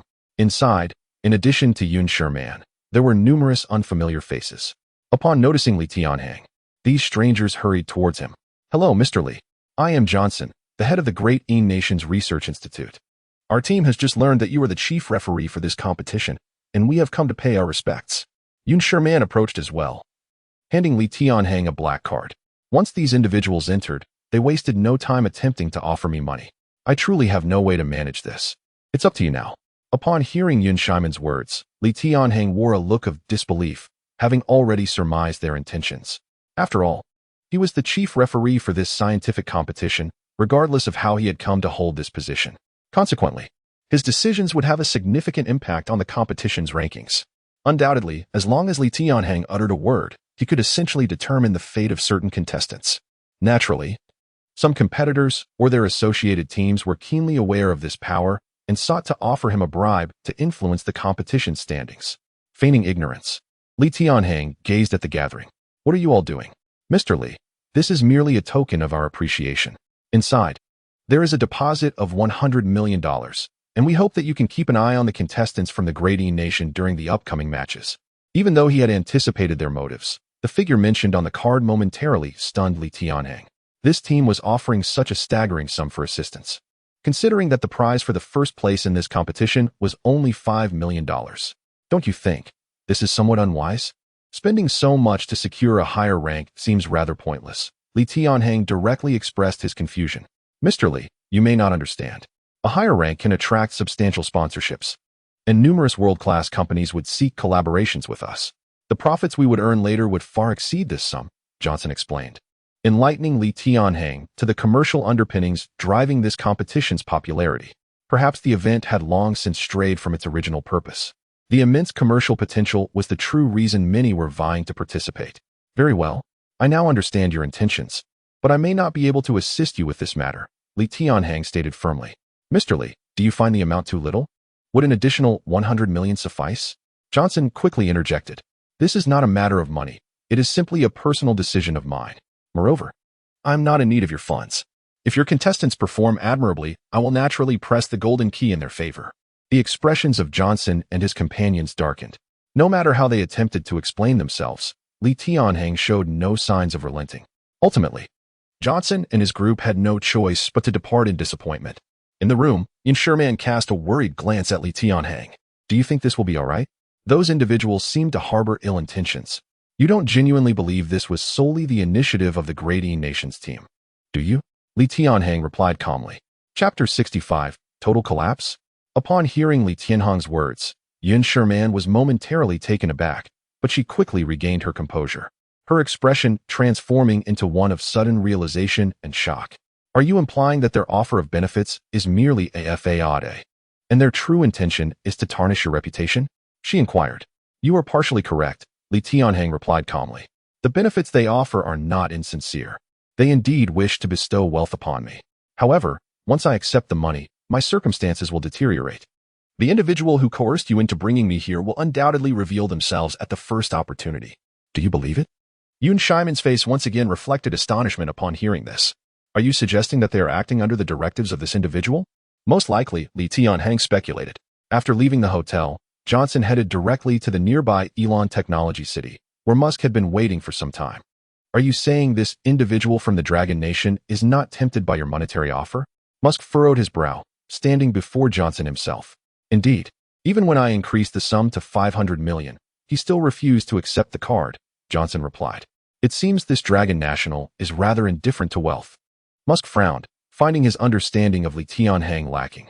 He had always believed that individuals disinterested in money were exceedingly rare, especially young men like Li Tianhang, who were typically driven by financial incentives. However, reality had proven him mistaken. $500 million, equivalent to 3 billion dragon currency, would surely entice even the wealthiest individuals. It appeared that this person was more formidable than Musk had anticipated. What shall we do next? If he truly remains unaffected by financial incentives, the likelihood of retaining him through conventional means is slim, Johnson remarked. Let us wait until this competition concludes. I will personally negotiate terms with him, should he still refuse. Musk's eyes glinted with a cold light. Such an individual, if not aligned with our interests, cannot be allowed to drift towards other nations. In that case, he must simply vanish. Musk's words stirred a flicker of emotion on Johnson's face. What extraordinary power resided within this dragon national that prompted Musk to make such a drastic decision?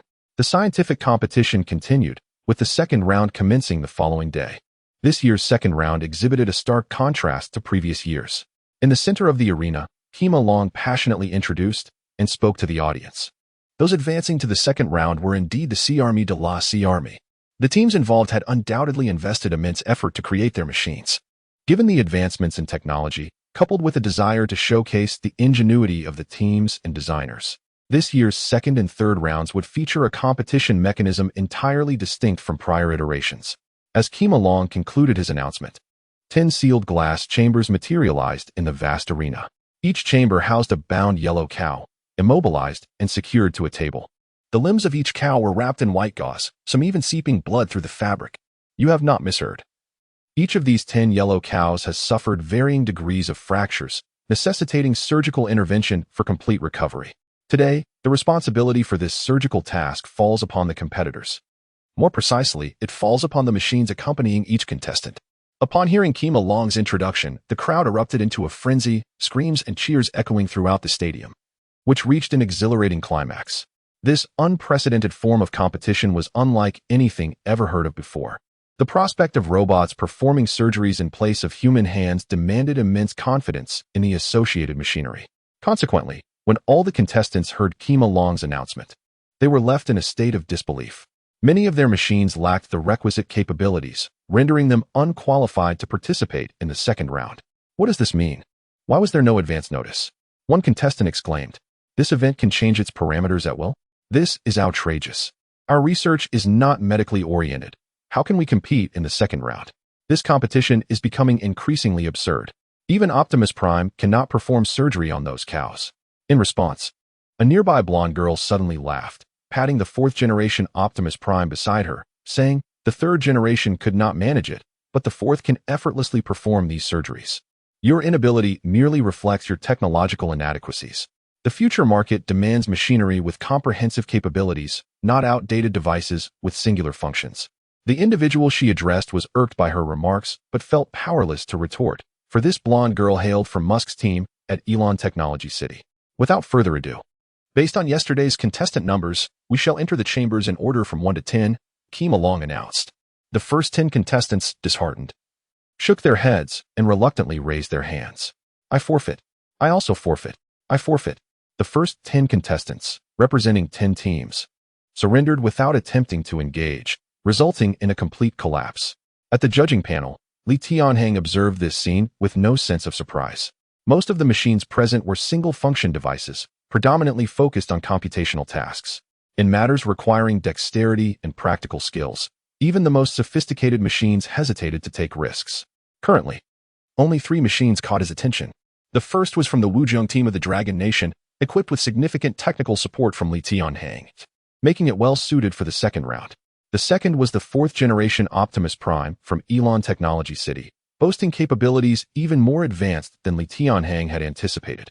The third was the robot from the Malai Nation, resembling Dr. Octopus, leaving uncertainty about its capabilities. Chapter 66, challenging Li Tianhang, however. Li Tianhang's intuition suggested that the performance of this robot would undoubtedly be exceptional. Indeed, the subsequent competition transformed into a showcase for these 3 robots, as no other participants were present for this particular event. At this moment, all the judges, including Li Tianhang, We're deliberating on how to proceed with the next round of the competition. No one anticipated that only 3 contenders would remain in the second round. Given that only 3 were left, it was decided that the individual who completed the most surgeries in the shortest time would advance. Tianhang addressed the other judges, noting that there seemed to be no other viable options, and this was likely the most efficient way to handle the situation. Let us proceed as you suggested, Ku Mailong declared, announcing a change in the rules for the second round. The contestant Wu Jiang, whose design rivaled that of Optimus Prime, had already captured the attention of countless spectators.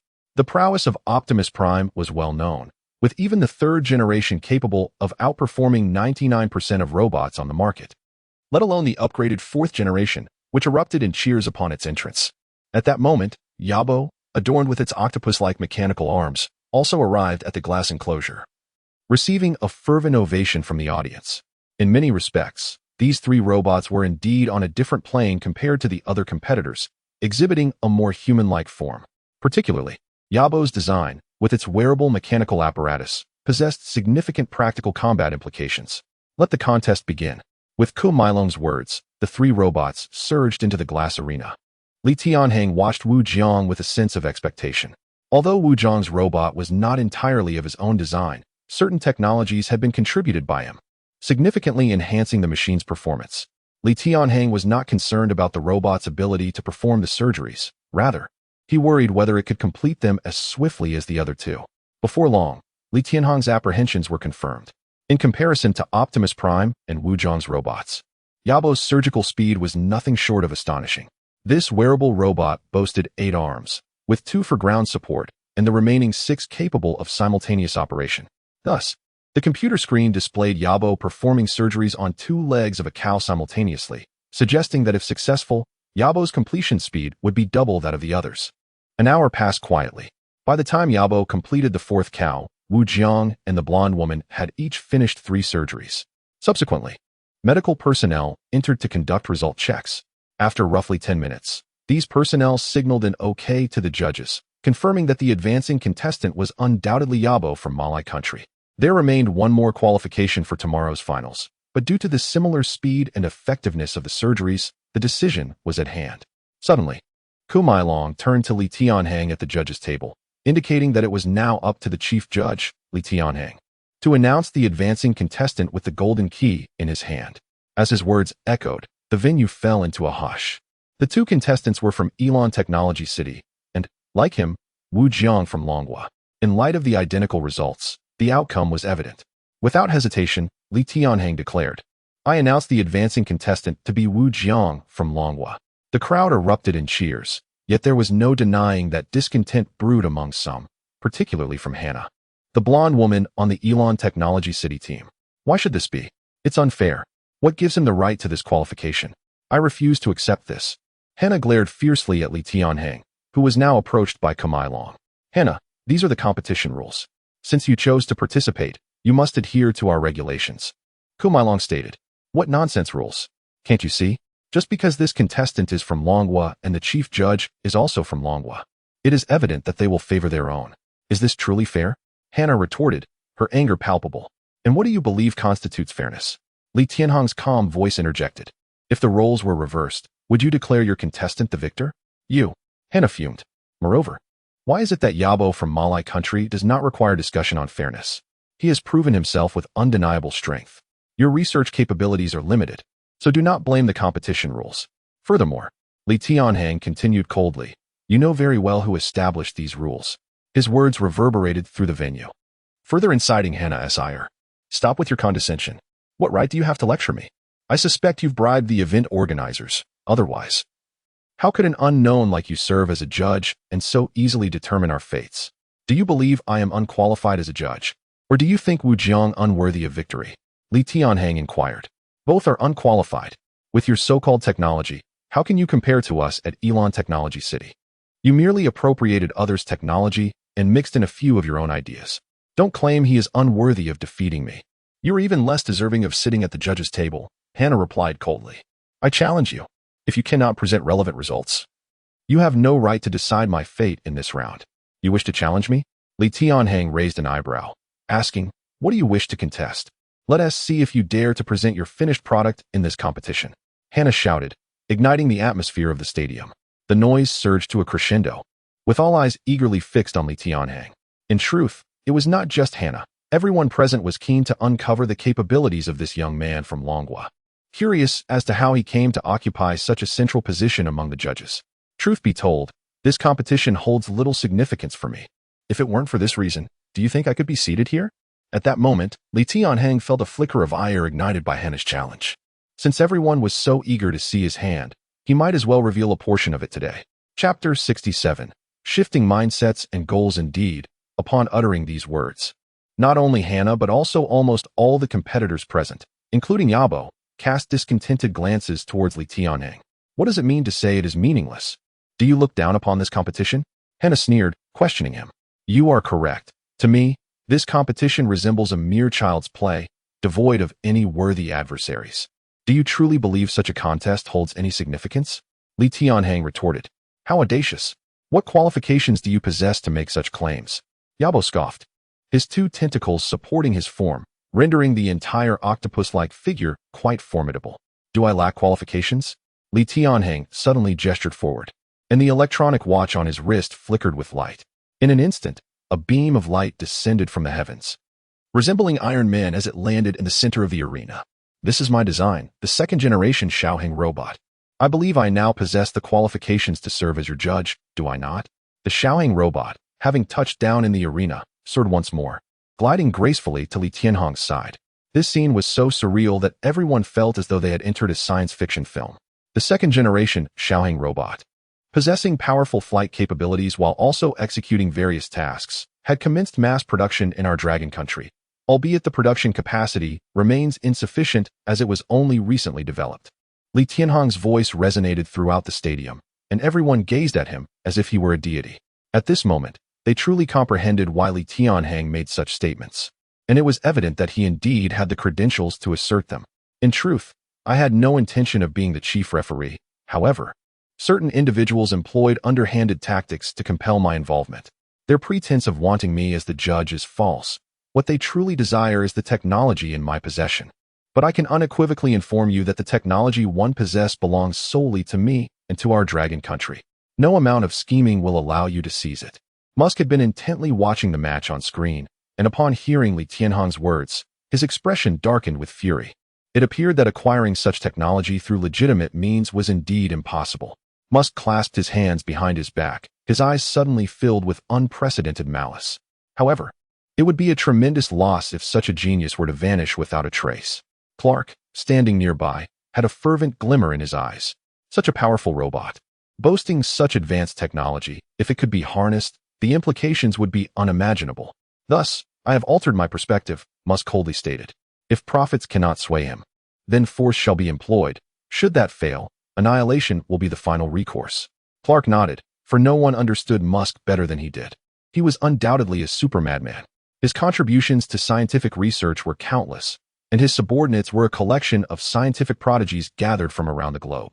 If Li Tianhang could not be brought under control, his fate would inevitably be destruction. In fact, aside from Li Tianhang, I believe that Wu Jiang is also quite remarkable. I sense that his robot has not yet unleashed its full potential.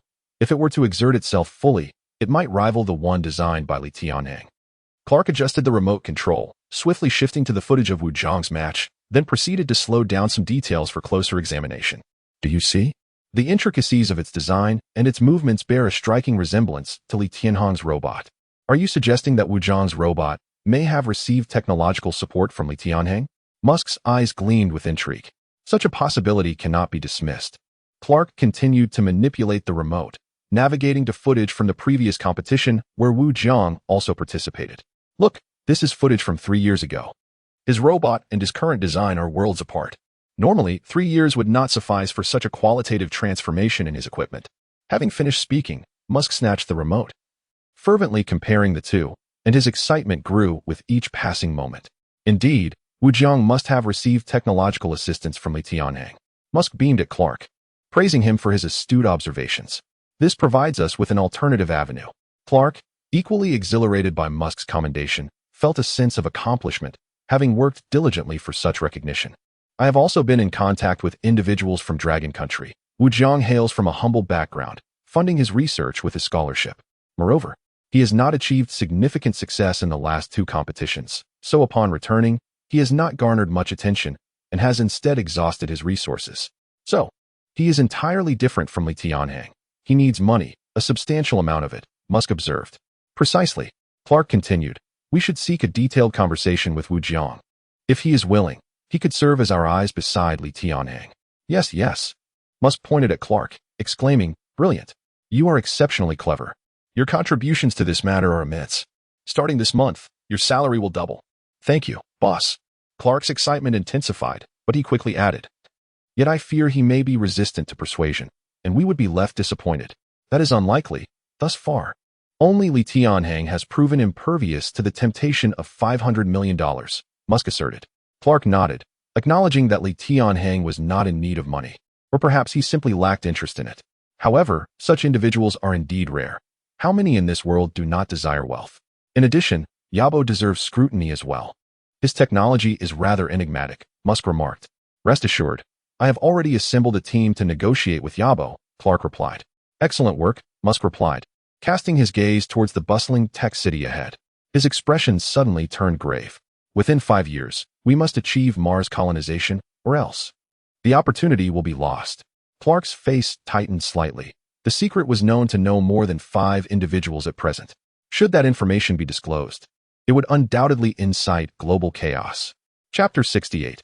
Yabo versus Li Tianhang. The second round of the competition concluded swiftly, and upon returning to the hotel, Li Tianhang relished a rare moment of tranquility. Unable to resist the impulse, he instinctively accessed the system, and to his astonishment, discovered that merely showcasing Xiao Hang's flying prowess had garnered him an impressive 8-digit reputation value, a figure that continued to escalate. Indeed, such a globally broadcasted super event was extraordinary. Even a casual display could yield such considerable acclaim. Li Tianhang mused, though the reputation points came rapidly. He had no intention of further exhibiting Xiao Hang's abilities. After all, a tall tree attracts the wind and wealth invites thieves. While the world was now aware of Li Tianhang's existence in the Dragon Country, few comprehended the true extent and functionality of his innovations. The primary objective of this journey remained the safeguarding of Yun Shimian's safety, followed by a secure departure from the United States, which would deem the endeavor a success. Inside the room, Li Tianhang continued to savor a fleeting moment of intimacy with Yun Shimian. However, the tranquility was abruptly shattered when their door was violently breached. Wang Chun and Lei Xiaoya reacted with remarkable agility, brandishing rifles that seemingly materialized from thin air, both aiming at the entrance. At the doorway stood a young man with dreadlocks, 8 appendages sprouting from his back, who came into Li Tianhang's view. You. Li Tianhang frowned, recognizing Yabo, whose face was contorted with rage, as if he had encountered a sworn enemy. Tell me, where did your skills originate? Yabo's gaze bore into Li Tianhang. It seems unnecessary to disclose the source of my skills to you, Li Tianhang replied coldly, the gaping hole in the door indicating Yabo's intentions were far from benign. You lie. Such technology cannot exist in this era. It does not belong to you. Yabo was relentless in his accusations, causing those present to furrow their brows. It appeared Yabo was aware of certain pathways to advanced technology and mistakenly believed that Li Tianhang had acquired them through such means. I believe you are mistaken. My skills are entirely unrelated to yours. Do you understand? Moreover, your technology is hardly advanced, so you need not suspect that I have pilfered any of your innovations. Li Tianhang retorted. My technology is outdated? Not advanced enough. Yabo's eyes suddenly turned crimson, and his 8 appendages moved with octopus-like agility, swiftly ascending from the ceiling toward Li Tianhang. Retreat, retreat, quickly, Lei Xiaoya shouted, and without hesitation, both she and Wang Chun squeezed their triggers. Yet those appendages were remarkably agile, deflecting every bullet with ease. As Li Tianhang continued to retreat, he found himself standing atop the small suitcase he always carried. You will soon understand that your technology is worthless before me. At that instant, the suitcase beneath Li Tianhang transformed into liquid metal, swiftly enveloping his entire being. This spectacle left not only Yabo dumbfounded, but also everyone in and around the room frozen in disbelief. Wang Chun, Lei Xiaoya, protect Yun Shimian. Understood. Wang Chun and Lei Xiaoya promptly activated the wristbands Li Tianhang had provided earlier. An invisible energy shield enveloped the 3 of them, ensuring that even the most tumultuous commotion would not reach them. Li Tianhang then maneuvered the black mech, appearing instantaneously before Yabo. The overwhelming force and speed rendered Yabo incapable of responding in time. Bang! A deafening crackle of electric discharge resonated as Yabo and his mechanical appendages were hurled backward, crashing into two walls before coming to a stop. How is this possible? Yabo gazed in disbelief at the armored Li Tianhang, the immense pressure rendering him breathless. I refuse to believe it. Yabo roared, as metal armor covered his face and body, shielding his vital areas. The 8 metallic appendages, more agile than any octopus, clung to the walls, propelling Yabo toward Li Tianhang with tremendous force. The two figures collided in the center of the hotel, unleashing a terrifying destructive power that tore apart countless walls nearby. Not far away, Yun Shimian and the others watched, feeling as though they had been transported into a cinematic spectacle. How did he create something like this? I can hardly believe my eyes, Lei Xiaoya murmured in astonishment, observing the afterimages of the two combatants. Their movements had become so rapid that the naked eye could scarcely track them. Yabo is equally formidable, having designed such a monstrous machine. Before they could finish their conversation, a sharp, ripping sound of powerful electric currents filled the air, followed by the sight of Yabo's 2 metallic appendages being severed by Li Tianhang. So, do you comprehend now? Li Tianhang seized another appendage and hurled Yabo out the window. In a flash, like a bolt of black lightning, he raced toward Yabo before he could touch the ground. It seems you are rather unfortunate. I had intended to use this combination on the puppet master behind the scenes, but now, I must simply rattle the cage. With that, Li Tianhang yanked again, severing 2 more metallic arms. Meanwhile, hundreds of meters above, 2 helicopters circled, their occupants observing the unfolding events through high-powered binoculars. As Yabo was left with only 2 metallic arms, the helicopters quietly vanished from sight. What you created is commendable. Too bad you encountered me. Li Tianhang cast a cold glance at the bloodied Yabo before soaring back into the hotel. Are you all right? Yun Shimian expressed her concern for Li Tianhang.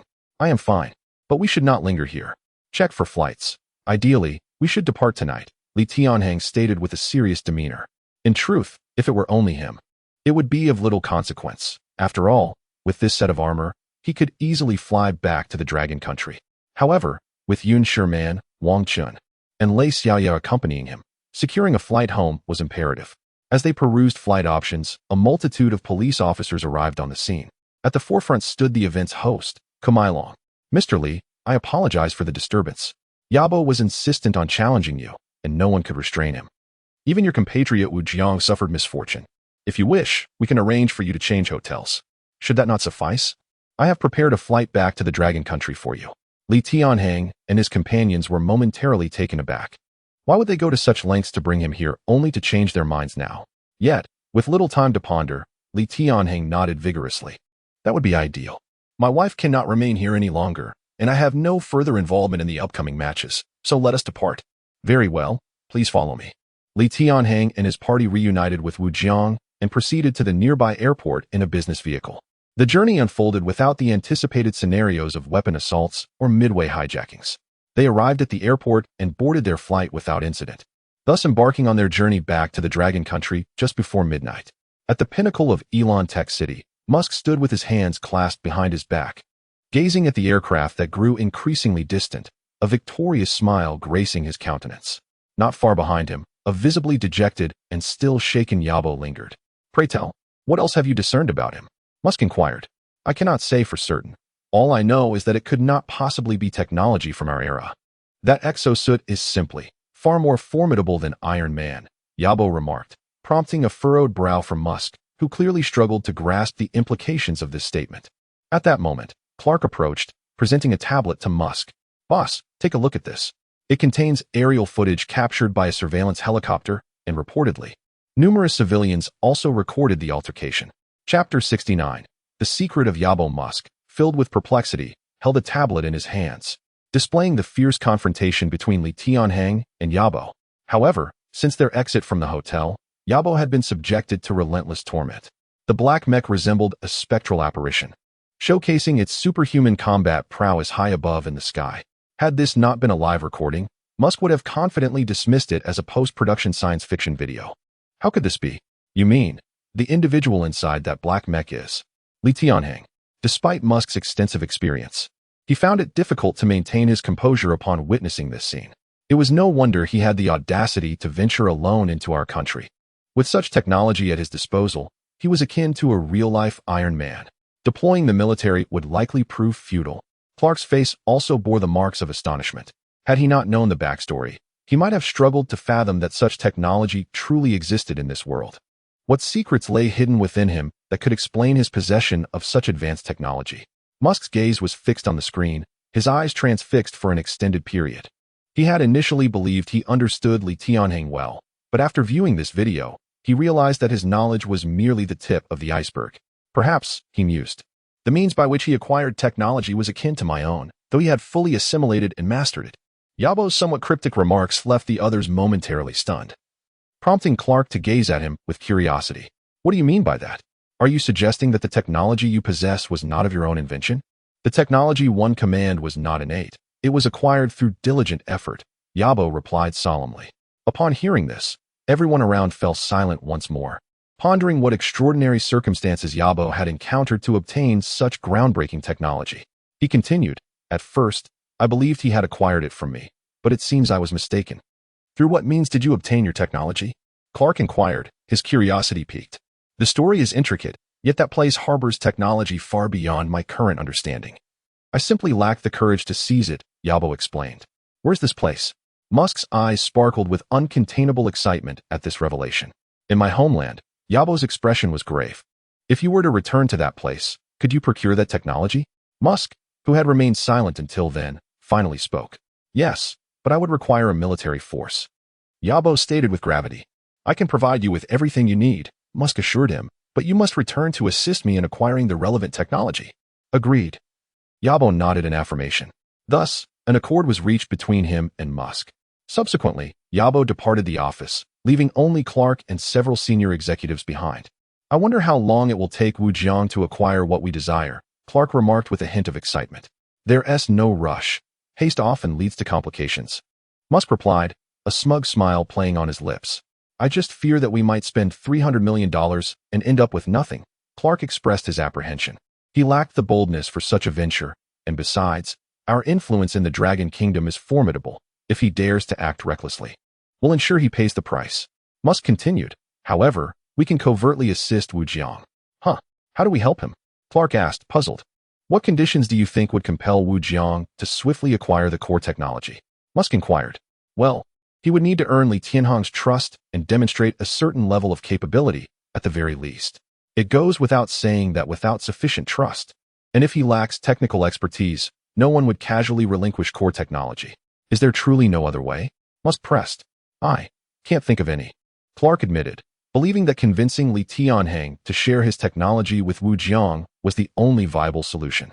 Yet there exists another method, albeit one that demands greater effort and sacrifice. Musk's eyes gleamed with insight as he elaborated. Imagine if Tianhang were overwhelmed with work, responsible for various technical issues. Wouldn't he require more capable assistants? In such a scenario, he might need to delegate some tasks to those around him. That is plausible. If his workload becomes unmanageable, someone like Wu Jiang, who possesses a solid technical foundation, would naturally become a valuable aid. But then Clark's brow furrowed in confusion. But how do we ensure that Tianhang's responsibilities become so excessive that he must hand off technical projects to others? Consider this. What if all technology enterprises in the Dragon Kingdom sought Tianhang's assistance to develop chips, displays, semiconductors, cameras, and more? Do you think he could handle it all? Musk queried. He certainly couldn't manage it all.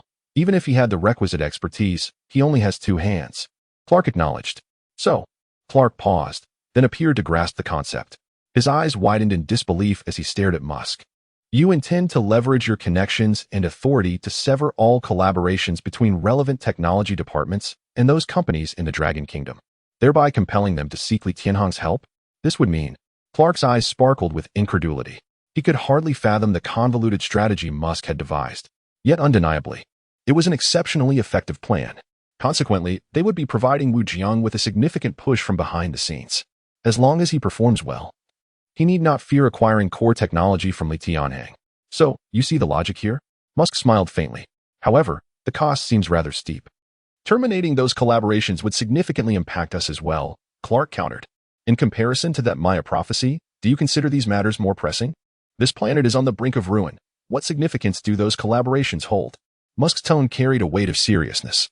Chapter 70. The Aircraft Carrier. Duncan Clark nodded. Musk had long been an ardent advocate of interstellar travel.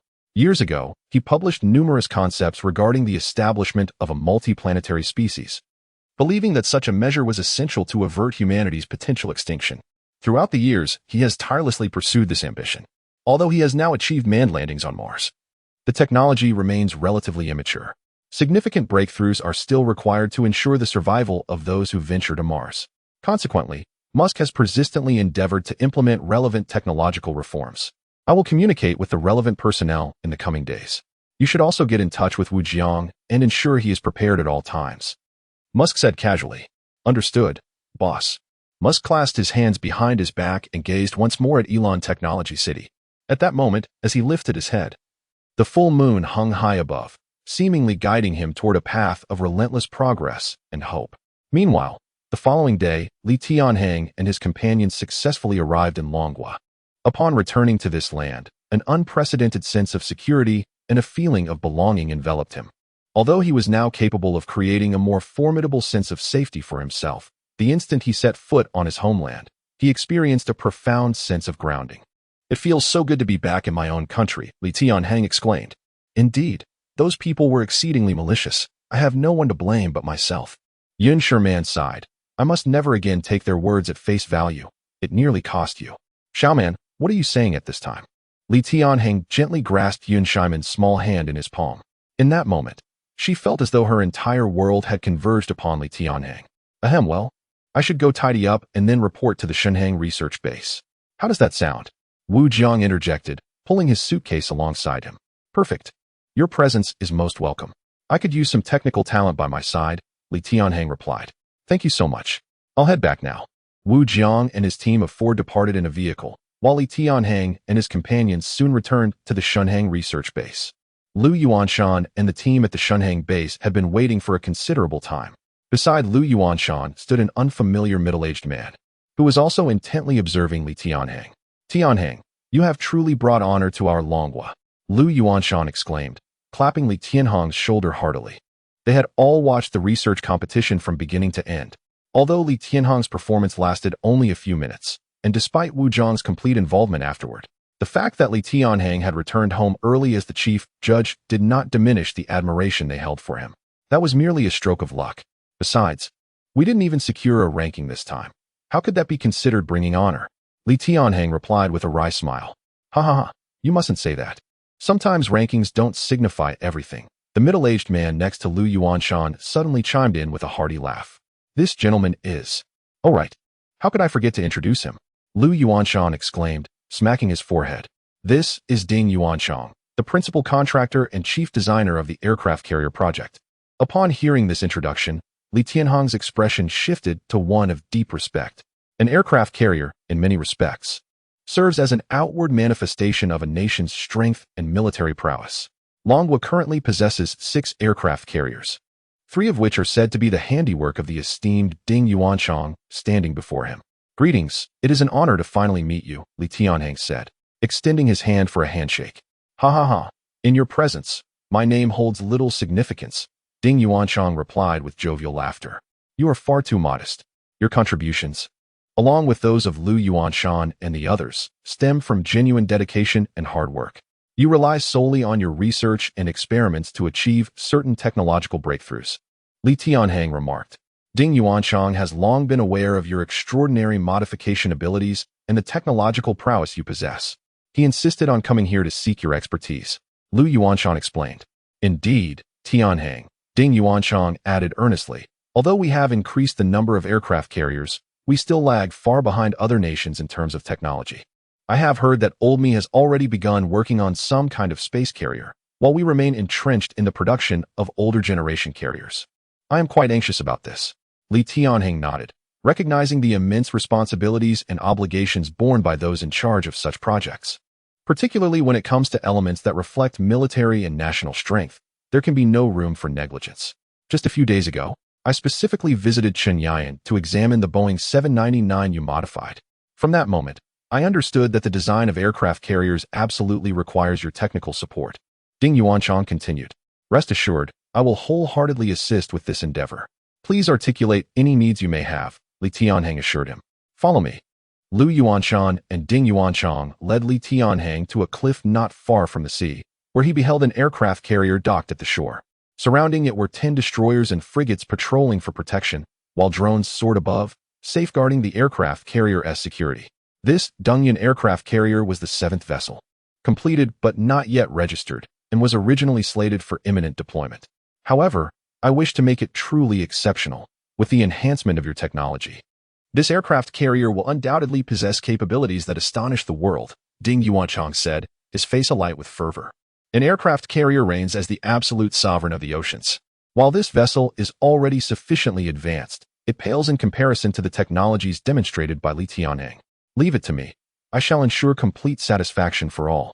Li Tianhang replied, excitement bubbling within him as he contemplated the prospect of modifying such a colossal entity for the first time. Thank you for undertaking this task. Should you require anything in the future, I, Ding Yuanchang, will spare no effort to assist you, Ding Yuanchang declared, laughter following his words. You are far too kind. As a citizen of Longhua, I have grown up on this land. Now that I possess such technology, it is my duty to protect it, Li Tianhang affirmed solemnly. There is a saying, dignity exists only at the edge of a sword, and truth lies within the range of a cannon. This aircraft carrier represents a cannon, and he aims to extend its range to unprecedented distances. Perhaps, with the proliferation of such vessels, incidents like those involving Yun Shimian will become increasingly rare. Chapter 71. Hometown of Yabo. After discussing some details, Li Tianhang ascended to the deck of the aircraft carrier, since he was determined to commence the modifications. There was no time to waste. After all, transforming such a colossal entity could not be accomplished in a day or two. Tianhang, aren't you going to take a break? You've just returned to the country, Yun Shimian said, her eyes filled with concern as she observed him. Don't worry, darling. My body is in excellent condition. As you well know, Li Tianhang winked at her, causing her to momentarily freeze before blushing and lowering her gaze. You never cease to be inappropriate, she exclaimed, albeit with a hint of amusement. Ha. Rest assured, I am perfectly fine, Li Tianhang replied with a slight sigh. To prevent occurrences like yours from happening again, it is imperative that a globally shocking aircraft carrier comes into existence. At the very least, others will have to consider its range when undertaking their endeavors. Good. I believe in you. Yun Shimian kissed Li Tianhang on the cheek before turning to leave. As Li Tianhang gazed at the massive vessel before him, his consciousness once again delved into the system. System manifest. Transforming the world and the air, the super modification system is now online. What would you like to modify this time, host? Right beneath my feet. Wow. Next generation aircraft carrier, Dongyun, measuring 402 meters in length, 61 meters in width. With a full displacement of 130,000 tons, cruising speed of 45 knots, and a range of 1.3 million nautical miles, powered by nuclear energy. The system promptly analyzed all relevant data concerning the aircraft carrier. Li Tianhang couldn't help but be impressed. It truly was remarkable that the system could provide such familiarity without any tools. Host, how would you like to proceed with the modifications? I'm not entirely sure. What do you think would be appropriate? Please provide me with a proposal. Understood, host. The system will present the most feasible modification plan. Modification plan for Dongyun aircraft carrier. Install 10 large anti-gravity propulsion units, add a plasma laser shield, increase ship dimensions by a factor of 2, and maintain the use of the currently more easily produced hexagonal diamond synthetic osmium.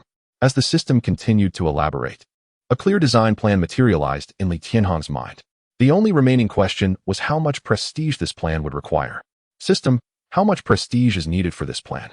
Host, this plan will consume 20 million prestige points. What? 20 million prestige points? Indeed, host. Due to the nature of this supersized equipment, along with the need for dimensional adjustments and the addition of various advanced super equipment, the cost is understandably high. All right then, let's proceed with the purchase.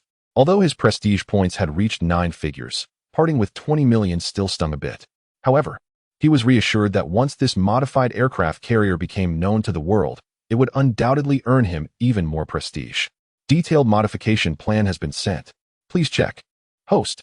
As the system's voice faded, Li Tianhang felt a torrent of information flood his mind. All aspects of the modification plans had been delivered to him. Xiaohang. Let us get to work. Li Tianhang wasted no time, immediately activating his work mode. With the numerous Tianhang robots at his disposal, coupled with the production of Class A equipment, the task of modifying the aircraft carrier would become considerably easier. Meanwhile, on the other side, after a full day of aerial travel and navigating the land, Yabo finally returned to his hometown, Mozong Town, the place that had nurtured him. Accompanying Yabo was Andrew, the head of Zero research team under Must's command. Behind them were several military Humvees and troop transport vehicles, along with a hired mercenary team of 200. It had been over a decade since Yabo had last set foot in this area. As he gazed at the town ahead, he sighed. The town remained the same. Yet he was no longer the Yabo of old. "Where are your parents? Aren't they in town?"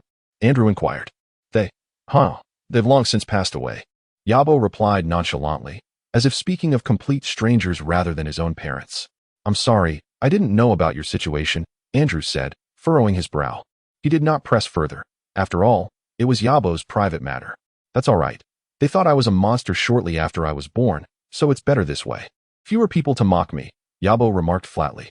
Andrew was taken aback. He had not anticipated such a background from a young man in his 20s. "How much longer until we arrive?" Andrew shifted the topic. "We'll be there in about an hour if we keep driving," Yabo replied. The vehicles moved forward slowly, and true to Yabo's word, they arrived at a desolate plain after an hour. In front of them, about 10 meters away, lay a dense forest. "From here on, we'll proceed on foot," Yabo instructed. Andrew nodded, and all the mercenaries disembarked, weapons in hand. This terrain offered them a natural advantage as a battleground. However, according to Yabo, they might not be facing ordinary foes. As they entered the forest, a damp, decaying odor enveloped them. Clearly, this place had seldom been visited. The abundance of rotting vegetation, coupled with the remains of various animals, contributed to the unique scent. Yabo, seemingly impervious to the smell, led the way with an expressionless demeanor, while Andrew and the others followed closely behind. The mercenaries, armed with firearms, kept their eyes peeled for any potential threats. Though the likelihood of encountering enemies was slim, there was always the possibility of wild beasts. However, their concerns proved to be unfounded. Throughout their journey, they encountered no living creatures aside from themselves. "How much longer?" "We've been walking for nearly half an hour," Andrew expressed his unease. While he was indeed intrigued by the advanced technology Yabo spoke of, the environment was quite uncomfortable for him, and he questioned what kind of cutting-edge technology could exist in such a place. He even found himself doubting whether Yabo was leading them on. "Don't worry, we're almost there," Yabo assured him, maintaining a steady pace. After about 10 more minutes, he suddenly raised his hand. Andrew and the mercenaries halted in unison. Chapter 72. The strange gravitational field. In an instant, all the mercenaries raised their weapons. They were prepared to act at the slightest disturbance ahead. "Come and take a look." Everyone stepped forward, following Yabo's gaze. What they beheld was an unforgettable sight. The towering thickets had vanished, leaving only a vast expanse of land stretching beyond the horizon. How flat was it? It resembled a meticulously poured concrete surface. Although no concrete was present, merely an astonishingly level terrain. On this flat ground, dense patches of grass thrived. This was not particularly surprising. What truly astonished them was the sight of various animal carcasses floating above this plain. Numerous dead branches and trees also hovered in midair, as if suspended by an invisible force, unable to fall. What is happening?" Andrew gazed incredulously at the scene, pulling out his phone to capture the moment. However, as he illuminated the screen, he was dismayed to see it flickering with static, the display dimming and brightening unpredictably, threatening to shut down at any moment. "There's a powerful magnetic field here, and some formidable device is altering the gravity, which explains this phenomenon of levitation," Yabo remarked, seemingly unfazed. For the others, witnessing this spectacle was akin to watching a breathtaking magic show. "Where's the place you mentioned?" Andrew inquired, tucking his phone away. At that moment, he had fully embraced Yabo's assertions and was eager to investigate further. "Right in the center." Yabo pointed to the core of the peculiar gravitational field. The group then discerned a faint depression in that area. "How do we get over there? If the gravity is indeed problematic, stepping into it will surely send us flying," Andrew said. Without responding, Yabo took a step forward, kneeling down and placing a hand at the edge of the gravitational field. To everyone's astonishment, all the floating objects in the sky suddenly plummeted to the ground. How did you do that?" Andrew asked, taken aback. "I don't know. I've possessed this ability since childhood. Perhaps you could as well, but there's no need for us to test it." After speaking, Yabo approached the center of the flat area. As he drew nearer, the central spot became increasingly distinct. Andrew realized it was not a mere pit, but rather a seemingly bottomless chasm. How do we descend? We don't have any climbing gear, Andrew queried. No need for climbing gear, Yabo replied calmly, stepping forward. To the group's astonishment, his body did not succumb to gravity, but descended lightly, akin to a feather dropping into the abyss. Damn, are we exploring a research base or an enchanted realm?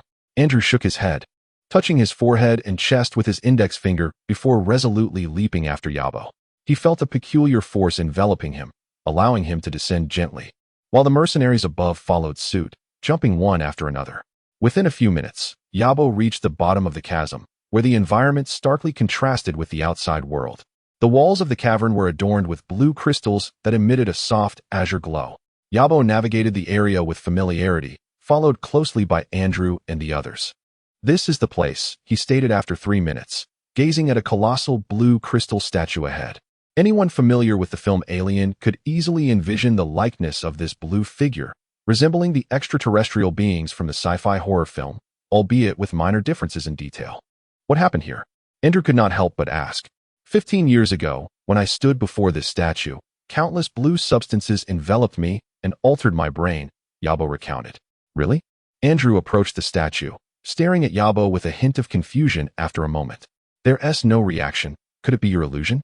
It's possible that after my experience, this place lost its potency, Yabo mused, shaking his head. Behind that crystal door lies an even more astonishing secret. That is where my true interest lies. At that moment, it was evident that Yabo's expression had transformed to one of excitement, his eyes gleaming with fervor. Today, let me uncover the secrets within. With that declaration, Yabo stepped forward and opened the blue crystal door. A damp, decayed odor wafted forth, and the interior was shrouded in darkness. Yet, the more obscure it appeared, the more excitement illuminated Yabo's face. He switched on his flashlight and ventured inside, followed closely by Andrew and the others, who entered in groups. All light converged ahead, where a blue glow flickered rapidly. Without hesitation, Yabo sprinted toward it, discovering that the source of the shimmering light was a recessed palm print. He glanced back at Andrew and the others, inhaled deeply, and placed his hand upon it. In an instant, the environment transformed. They were surrounded by a myriad of stars, galaxies, and nebulae, all swirling and racing in a frenzied dance. It felt as though they were immersed in the cosmos, the scene around them so vivid and surreal. Many could not resist reaching out to touch the rapidly swirling stars. A holographic projection. This is a genuine tactile holographic projection, Andrew exclaimed, his face suffused with disbelief. As his hands made contact, the stars and galaxies shifted in response to his fingertips. He could even pinch a planet and relocate it to another position. The celestial bodies continuously morphed and receded until they arrived at a vast galaxy, filled with countless ships and starcraft, alongside various space-jumping machines. With a colossal Dyson sphere enveloping an entire star, Andrew was left speechless by the sight of this powerful interstellar civilization. Was it real, or merely a figment of some sci-fi tableau?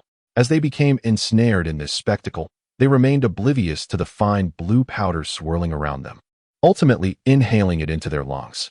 Chapter 73. The aircraft carrier, transformation complete in less than a minute. The fully armed mercenaries fell to the ground one by one. Strangely, their bodies began to shrivel as if a powerful force was siphoning every ounce of energy from within them. I'm sorry, I had no choice. Yabo seemed to have anticipated this moment, immediately closing his eyes upon witnessing the scene. The only companion still alive beside him was Andrew, who gazed at him in disbelief. This is all you're doing. You did it on purpose, claiming to hire mercenaries for protection, but in reality, you merely wanted to. Indeed. But how else could I possibly gather the flesh and blood power of 200 individuals in an instant? Yabo roared, his eyes turning crimson. I once intended to refuse, to never return to this place, but that Li Tianhang compelled me to come, compelled me to act.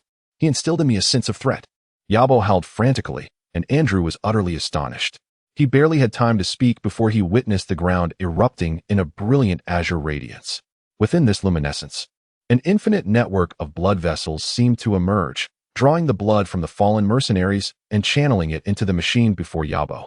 Countless streams of blood coalesced, ultimately forming a crimson sigil. The appearance of this sigil seemed to reactivate the surroundings. With a deafening bang, a tremendous shockwave exploded forth.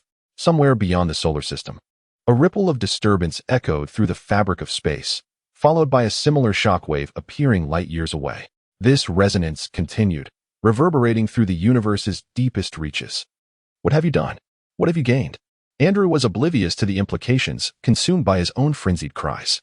Upon activating this place, I acquired countless powerful advanced technologies, as well as the cosmic coordinates of another extraterrestrial civilization. Yabo's gaze suddenly turned serene. What? Cosmic coordinates of an alien civilization? Andrew gasped in horror, staring at Yabo in disbelief. Of course, the most crucial aspect is, I have also discovered my mission and purpose. Yabo lifted his gaze toward the precariously swaying cavern, his eyes shimmering with a faint blue glow. What? What is your mission? A sense of inexplicable dread washed over Andrew as he looked at Yabo.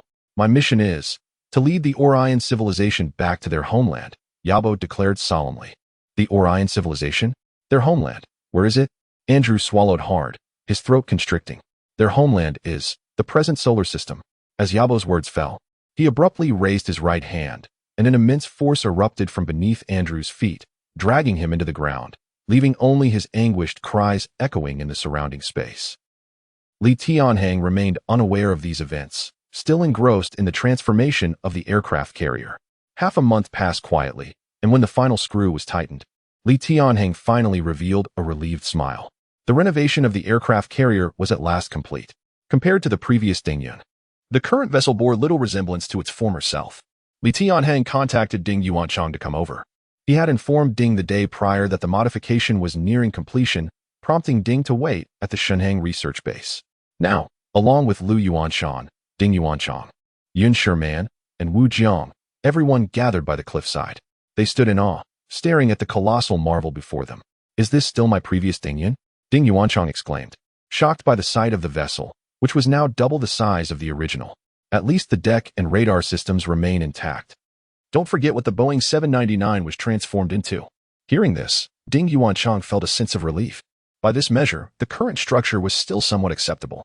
However, the sheer size increase raised concerns about whether the propulsion could adequately support it. The group ascended to the aircraft carrier's deck to join Li Tianhang. They were astounded that such a monumental project had been completed in merely half a month. Ding Yuanchang marveled at the cleanliness of the platform, which was devoid of even a speck of dust compared to the previous carrier. Where's the flight deck? The catapults? Why are they all gone? Lu Yuanshan surveyed the area, noticing the absence of traditional aircraft carrier structures.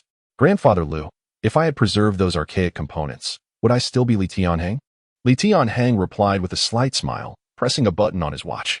Instantly, countless mechas whirred into view, numbering at least 2,000 or 3,000, all hovering in an orderly fashion above the deck. Look, vehicles designed with anti-gravity technology do not require a flight deck or runway. At that moment, Lu Yuanshan and the others realized that Li Tianhang had entirely repurposed the carrier's most crucial components into a platform specifically for anti-gravity vehicles.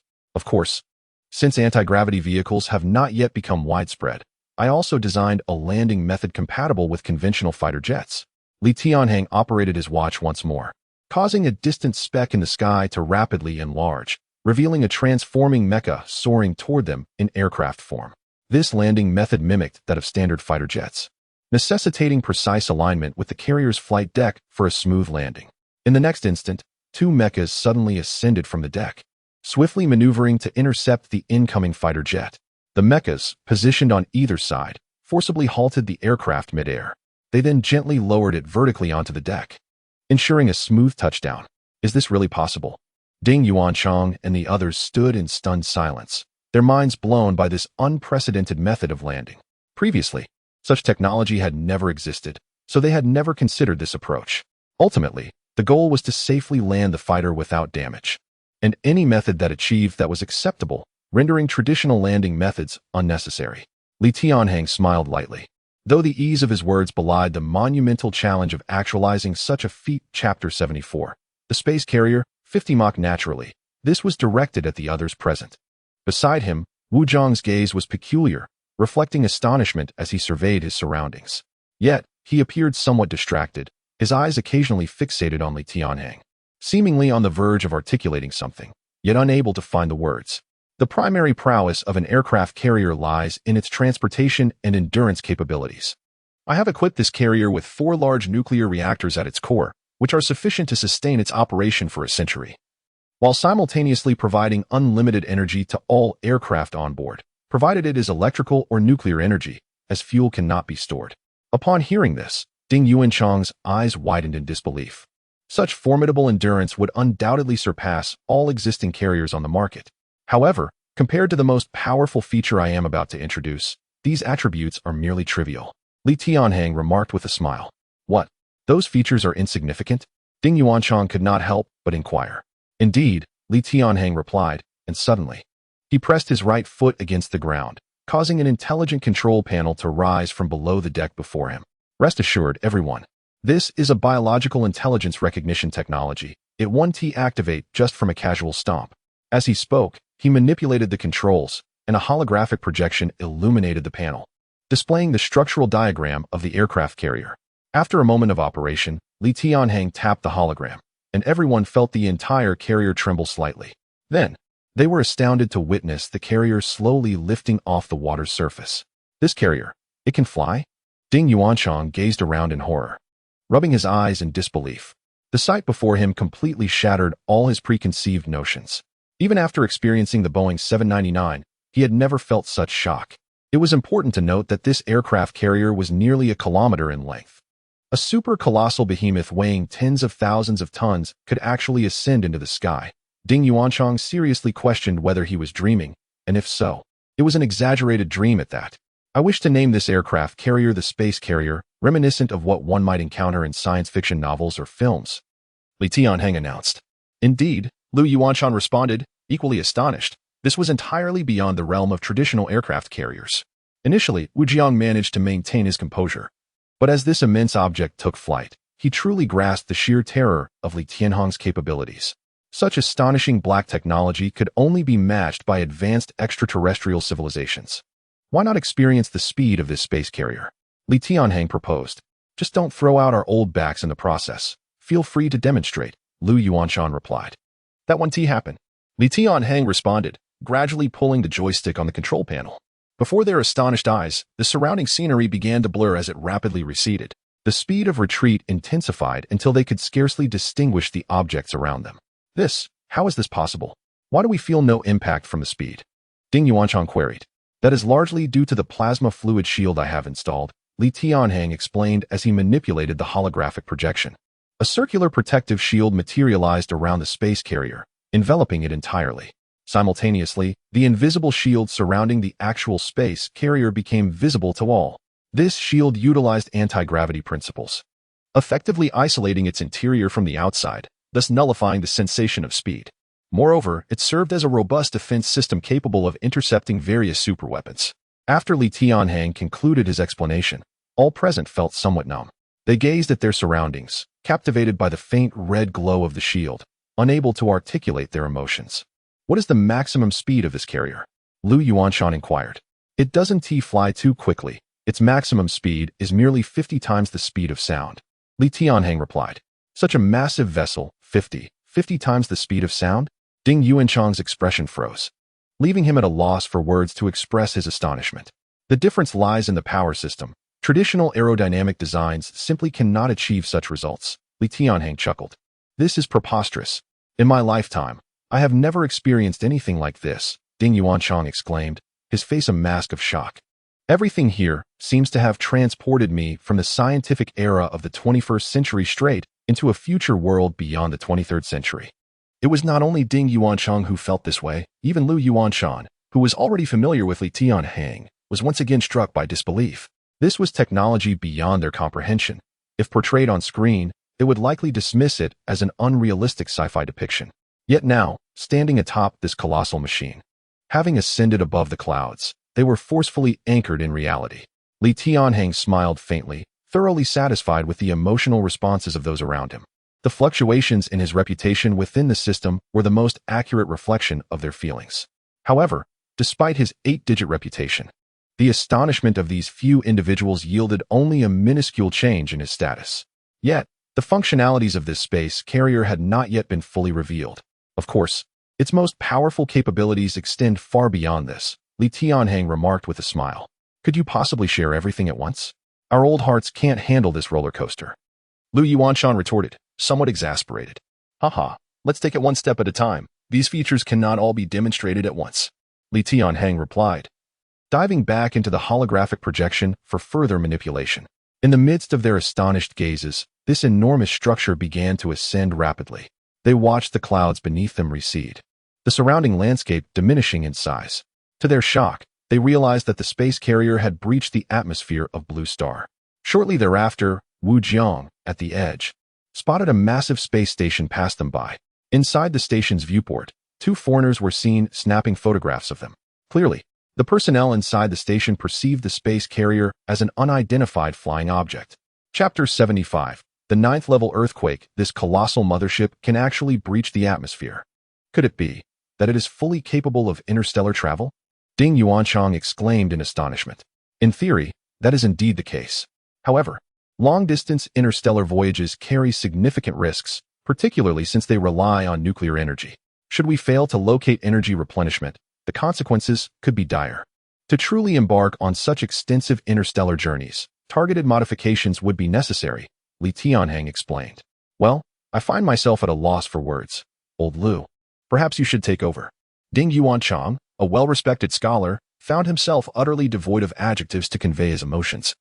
Overwhelmed by the sheer magnitude of the behemoth beneath his feet, he stood with his hands clasped behind his back, silently gazing at the azure planet below, feeling the infinite silence and darkness beyond it.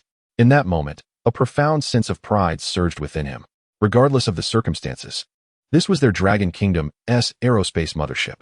The moment this gargantuan craft descended into the airspace of another nation, it would symbolize unequivocal dominance over land and sea. Are we truly flying over another nation's airspace? Will this not lead to complications? Yun Shimian remarked, glancing at the blue globe beneath them. Nonsense about airspace sovereignty. We're already beyond the atmosphere. What is there to discuss? Lu Yuanshan laughed heartily. Indeed, I recall that the altitude limit for airspace sovereignty is approximately 35 kilometers. Wu Jiang interjected. Correct, 35 kilometers. But how far have we ascended now? Lu Yuanshan turned to Li Tianhang. We are currently at 60 kilometers, Li Tianhang noted, observing the data on the control panel. 60 kilometers above the surface. The technical team, including Wu Jiang, Zhang Quan, and El Shiwan, were once again astounded by this figure. In the years to come, we could potentially construct 10 or even 100 such super motherships. At that point, interstellar travel would no longer be a mere fantasy. Had they heard such claims before, Ding Yuanchang and his colleagues would have dismissed Li Tianhang as exaggerating. Yet, the reality was now undeniable. Ding ding ding.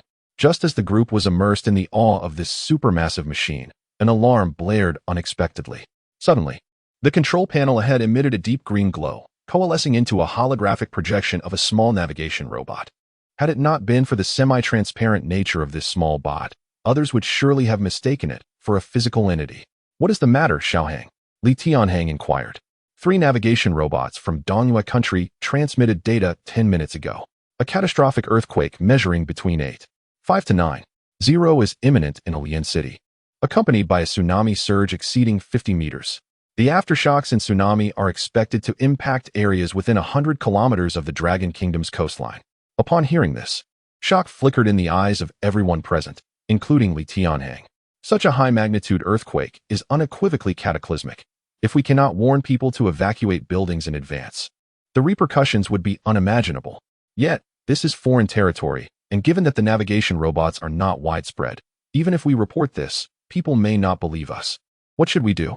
Perhaps you could call the authorities there and urge them to take immediate action, Lu Yuanshan suggested, looking at Ding Yuanshan. Leaving aside whether they would believe a phone call, there is simply no time for that, Ding Yuanshan replied. Did it just say? Dongyue country. Hey, Lian City will experience an earthquake. Wu Jiang, who had been a diligent apprentice and technician, stood by, absorbing knowledge. However, upon hearing this news, his previously calm demeanor turned ashen. What is wrong? Li Tianhang asked. My parents and brother are. They are currently in Lian City, on vacation. Wu Jiang gasped in despair. Quickly call them, Li Tianhang urged. But we are in space. There's no cell signal. Use the mothership's internal signal transmission device. That will work. All right. Wu Jiang hastily retrieved his phone and dialed. But frustration mounted as no one answered. He then tried another number. Hello, Mom? Why isn't Dad answering? Wu Jiang said, switching to speakerphone. Your father, your brother, and I are enjoying ourselves at the Sky Tower. He had a moment to check his phone, came a middle-aged woman's voice. Hurry, stop playing and get downstairs. To the ground. Wu Jiang exclaimed, his words tumbling out in a rush. What's wrong? We're having fun. Why the urgency? I haven't even started yet, the woman replied nonchalantly. Mom, an earthquake is about to happen. It's imminent. You need to go downstairs, quickly. Wu Jiang shouted desperately. An earthquake? What nonsense are you talking about? That's impossible. No, Mom, please listen to me. All right. I'll call you back after we finish this thrilling skywalk. Beep, beep, beep. The line went dead, and when Wu Jiang tried again, no one picked up. What? What should we do? Save them, Li Ge. Minister Li, I beg you. Find a way to rescue my parents. Wu Jiang fell to his knees before Li Tianhang, whose expression turned serious in response. In light of this, we shall showcase the might of this mothership, Li Tianhang asserted. His gaze determined. He fervently manipulated the controls within the holographic interface, ultimately pinpointing the coordinates above Chang'an City. Tianhang, this is no trivial matter. If this behemoth suddenly appears over Dongyue country, the consequences could be dire. It matters not. The plasma defense system is more than capable of intercepting any projectile attacks, and besides, they would not deploy such weapons lightly. Li Tianhang remarked nonchalantly. Moreover, we are augmenting earthquake rescue efforts. As his words resonated, the mothership turned in space, targeting the coordinates displayed on the projection. With a speed nearly imperceptible to the naked eye, the mothership plunged into the atmosphere, heading straight for Alian City. However, the distance to Dongyue country was nearly that of half a planet, and even at maximum velocity, it would take at least 10 minutes to reach their destination. Meanwhile, at the Alian City Seismic Monitoring Station, Miura-kun, the head of the facility, was diligently monitoring the seismic indicators. In a region prone to earthquakes, such institutions serve an essential function. Yet, earthquakes are not frequent occurrences. Alian City had not experienced one in nearly a decade, and the populace had nearly forgotten the existence of the monitoring station. Thus, Miura-kun was leisurely enjoying tea while glancing at the display screen. Ding, ding, ding. The next moment, the landline phone rang, startling Miura-kun and nearly causing him to spill his tea. Chapter 76. Mr. Miura in a flurry, Mr. Miura hastily wiped his right hand and swiftly picked up the phone beside him. Hello? In 12 minutes, an earthquake is about to occur. Yu Seismic Station must issue a warning immediately so that the public can evacuate. Upon hearing this voice, Mr. Miura was momentarily taken aback. He then vigorously slapped his forehead, realizing that he was not in a dream. Hello, this is a professional seismic station, and we are unable to predict earthquakes 12 minutes in advance. May I ask how you came by this information? Mr. Miura's tone was somewhat sarcastic, clearly perceiving this as a prank call, since he was feeling rather bored. He thought it might be entertaining to engage in conversation with this seemingly idle caller. I purchased a robot from the Dragon Country that can predict earthquakes in advance. This is no joke. It is indeed true, the caller asserted earnestly. Haha, remarkably precise? From the Dragon Country? You must be dreaming. Mr. Miura laughed heartily. No. Why won't you believe me? It accurately predicted during the press conference, not just my robot, but my friends as well. The caller was growing increasingly agitated, claiming the predicted magnitude was at least 8.5. Why were the people at the seismic station so skeptical when they could disseminate this information? To be honest, under normal circumstances, I would have hung up after your first sentence, but today, I'm in a rather good mood, and since I'm quite bored here, I thought I might indulge you a bit.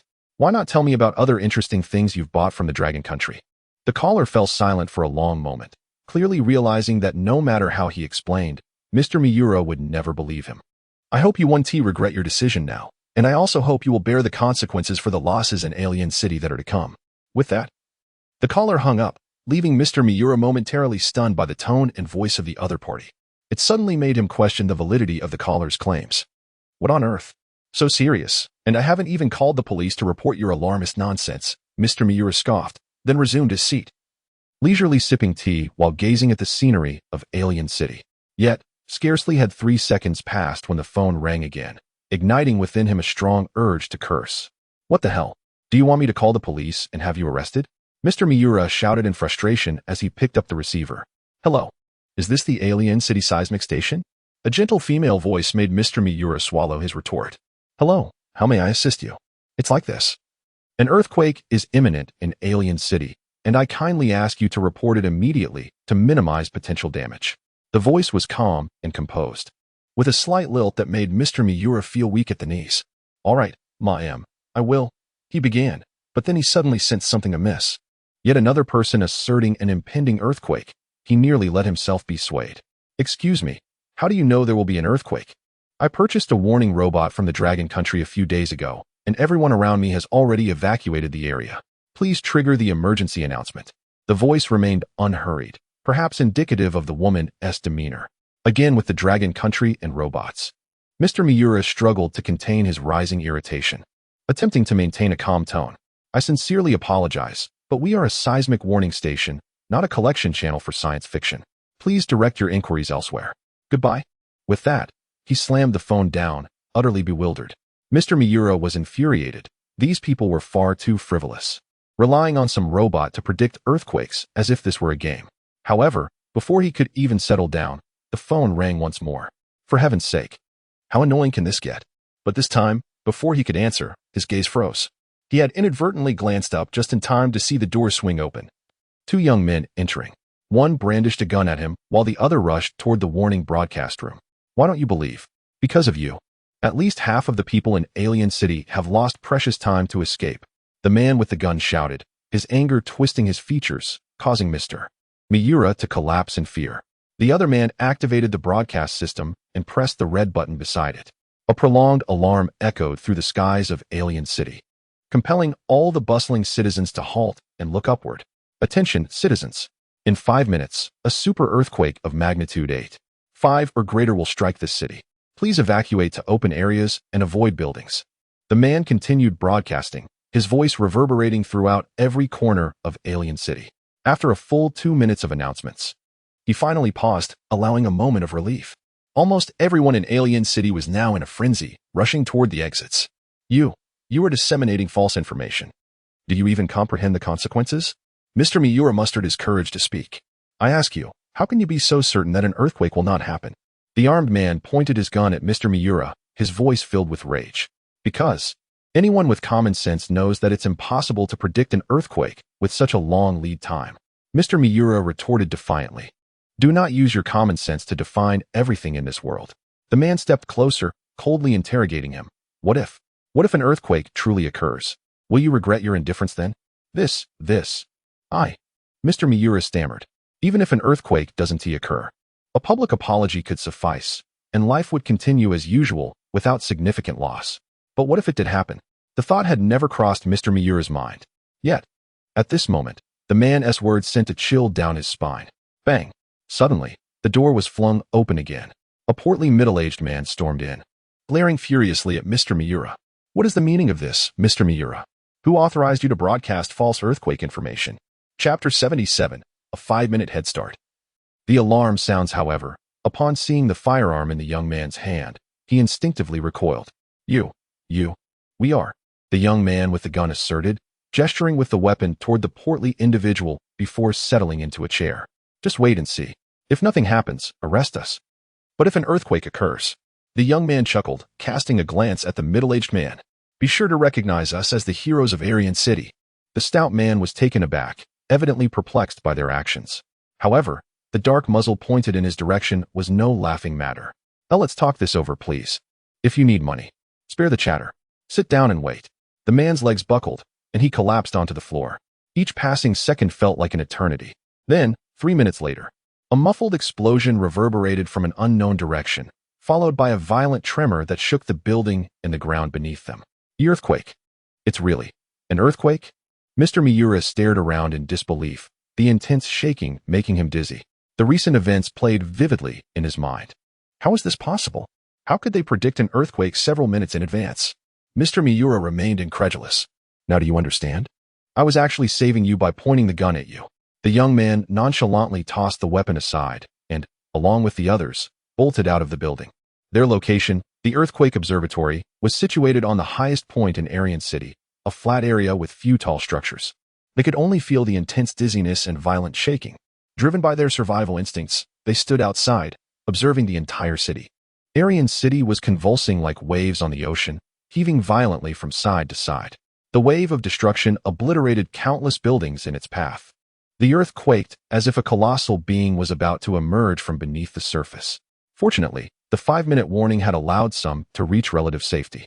However, countless others were unable to escape in time, including Wu Zhang's parents and younger brother. Remarkably, the skyscraper stood firm. Despite the violent shaking and ground tremors, the building remained upright. Though swaying visibly from a distance, it showed no signs of collapsing. Inside, Wu Zhang's parents desperately shielded their 12-year-old son, Wu Xiaoshan, their beloved child. At that moment, everyone in the skyscraper was seized by a primal urge to survive. People frantically searched for escape routes. The elevators, powered by emergency generators, could only carry a handful of people at a time. So, like the others, Wu Zhang's parents and Wu Xiaoshan rushed toward the stairwell. However, descending from over 100 stories was no easy feat. Why? Why is this happening? Why? Why didn't I listen to Zhang Jiang? Why? Mrs. Wu was on the verge of hysteria, driven by instinct to find an escape route, barely managing to stay upright amidst the surging crowd. She mumbled incessantly, replaying Wu Zhang's phone call in her mind, regretting that she had dismissed it. Had they left 10 minutes earlier, they would have been on the streets, safe from this life-threatening situation. Although they had heard the earthquake warning 5 minutes prior, the frantic crowd rushing downstairs had left them no time to escape. Mom, are we going to die? I don't want to die. Wu Xiaoshan sobbed uncontrollably. Having been raised with abundant love and care, the 12-year-old lacked self-reliance. Of course, any child would likely react similarly in such a situation. No, we'll be fine. We'll escape, we will. Rumble. Before Mrs. Wu could finish, the building lurched violently, followed by the ground rapidly tilting to one side. Everyone lost their balance and fell, the sounds of cries and screams echoing throughout the floor. Fortunately, the tilting stopped, but everyone was piled together. Mrs. Wu, Mr. Wu, and Wu Xiaoshan were separated in the chaos. Similar scenes unfolded throughout Aryan City. Dozens of kilometers away, at the earthquake relief headquarters, drones, functioning surveillance cameras, and satellite imagery transmitted images of Aryan City. 8.9 magnitude. Real-time monitoring data shows the magnitude reached 8.9, with the epicenter less than 3 nautical miles off the coast of Aryan City. Upon hearing the technician's words, everyone in the room wore a grave expression. The transmitted images spoke for themselves. Fortunately, the city's earthquake observatory issued a 5-minute warning, giving many more time to escape, another person added. However, the situation was far from optimistic. An earthquake of this magnitude will undoubtedly trigger strong aftershocks. Even those who have escaped to the open air are not safe. The lead coordinator, Mr. Yuan Zhua, responsible for the earthquake relief efforts, wore an unprecedentedly somber expression. His words plunged the room into silence. With an 8.9 magnitude earthquake, the aftershocks could reach magnitude 8 or higher, making even the outdoors unsafe. Many will try to flee Aryan City, but the resulting chaos will make escape even more difficult. I suggest deploying all available helicopters for aerial rescue and requesting immediate assistance from the surrounding areas. I agree, another voice chimed in. Ground rescue is unrealistic given the destroyed streets. We must deploy aerial assets to evacuate as many people as possible. Everyone nodded in agreement. It was the most viable option. But Aryan City has 20 million people. How many helicopters would it take to rescue them all? They could think of no better solution, as ground rescue was impossible due to the chaotic roads and the risk of high-magnitude aftershocks endangering rescue teams. Hey, look. What is that? As the cameras panned, countless lenses focused on the sky above Aryan City. Chapter 78. Mech. All personnel mobilized. The dim clouds seemed to be ruptured by some terrifying colossal entity. As a corner of this entity emerged from the clouds, everyone held their breath in that moment. When the entire figure finally revealed itself, it was not just the members of the rescue team who were stunned. The frantic crowds fleeing on the ground in Aryan City also halted, gazing skyward. In that instant, they appeared to witness the descent of a divine being, a sight so extraordinary that it could reverberate through every soul present. Beneath this gargantuan apparition, the words Dinjianho were boldly inscribed, accompanied by an English translation. As the cameras captured these characters, the realization dawned upon them. This formidable object was indeed a product of their own planet. How could this be? That is in Chinese, Dinjianho, the aircraft carrier of the Dragon Nation. The middle-aged man from the rescue team, clearly fluent in Chinese, stood up from his chair in disbelief. How could this be?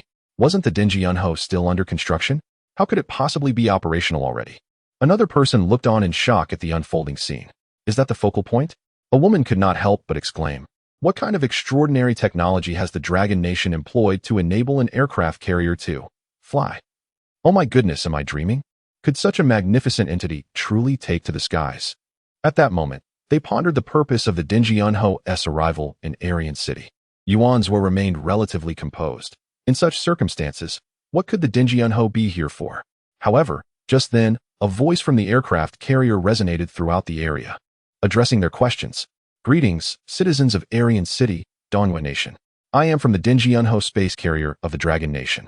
We have detected a seismic event of nearly magnitude 9 and have dispatched this space carrier for humanitarian assistance. Please remain calm and seek safe locations while awaiting our help, as well as your local rescue teams. Although Li Tianhang did not understand the language of Dongwon Nation, the Xiaoheng robot was well versed in it. Once provided with the necessary message, Xiaoheng adeptly translated and broadcasted the words in the local tongue. The moment the announcement concluded, cheers erupted throughout Aryan City, with many individuals shedding tears of joy. Almost simultaneously, the towering skyscraper in the city center finally succumbed to the strain, toppling over as if cleaved in two. Help! Save them! My parents are still up there. The phone's GPS shows they are still up there? Wu Zhang's desperate cries echoed. Li Tianhang nodded and turned to Yun Shimian and the others. Let us prepare for action. Li Tianhang and Yun Shimian boarded the mecha. And under the astonished and proud gazes of Ding Yuanchang and Lu Yuanshan, all mechas leaped down toward the heart of Aryan City. Captain, this isn't feasible. The carrier lacks enough pilots for all these mechas. We can't deploy them all. Zhang Quan's voice interjected.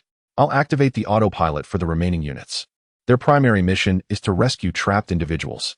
First, we need to stabilize the skyscraper, Li Tianhang responded. Understood, Captain. Over 100 mechas soared through the air toward the skyscraper, while all the remaining mechas initiated autopilot mode, leaping from the space carrier to carry out rescue missions within Aryan City. Tianhang, it's about to fall. According to Wu Zhang's GPS, his parents and brother are up there. Ahead, the upper half of the skyscraper was precariously tilted at a 45-degree angle, descending with increasing speed. Lock onto all load-bearing columns. Activate maximum power to slow its descent. Quickly, Li Tianhang commanded, accelerating the mecha toward the impending disaster, with all other mechas following suit. With all mechas operating at full power, they miraculously halted the upper section of the building in midair. Units 200 to 1,000, converge and rescue everyone trapped inside the skyscraper. Li Tianhang directed, utilizing the mecha's internal intelligence system to scan the entire structure. There were over 5,000 individuals inside, with more than 300 injured. These people could not endure any further jolts. The optimal strategy was clear. They would support the half-destroyed building while deploying other mechas to enter and rescue those inside. Li Tianhang's approach proved effective, with countless mechas rushing in and bringing out person after person. Within minutes, the number of individuals remaining inside dwindled significantly. According to the locator, Wu Zhang's father and brother have been rescued, but his mother is still inside, Yun Shimian reported. It's all right. No major issues. There aren't many left. Li Tianhang reassured with a smile. Fortunately, the energy source is a small nuclear reactor. If it were a conventional chemical propulsion system, it likely wouldn't sustain the building for this length of time, Yun Shimian added. Not good. One of my load-bearing columns is about to fail. Zhang Quan's urgent voice rang out. I can't hold on. It's collapsing. Another panicked voice followed. Li Tianhang's expression shifted as he activated the scanning system of the mecha and confirmed that at least 5 load-bearing points could no longer sustain the structure.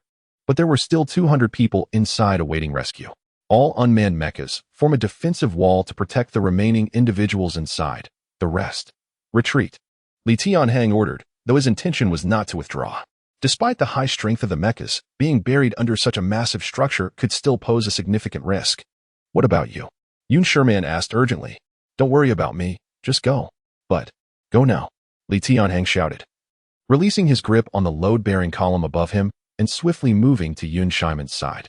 Grasping one of her mecha's legs, he forcefully hurled her out from beneath the collapsing structure.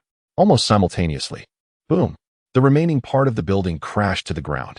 Yun Shimian, piloting her mecha in midair, witnessed the scene unfold before her, tears streaming down her cheeks. Tianhang, Li Tianhang, you. Come out, please. Yun Shimian cried out frantically. Chapter 79, The Plasma Space Shield, intercepting the tsunami in a state of urgency. Yun Shimian swiftly activated the life detection apparatus. Through the mech's linkage, she discerned that Li Tianhang's life signs remained relatively stable, albeit the mech he piloted appeared to be in a precarious condition. Additionally, it was evident that Li Tianhang's head and shoulder had sustained significant impact, as the scans indicated these areas were marked in red alert zones. Nevertheless, as long as Li Tianhang was alive, that was sufficient. Boom. Immediately afterward, a black mech soared from the ruins, followed by countless other mechs emerging, each carrying one or more individuals.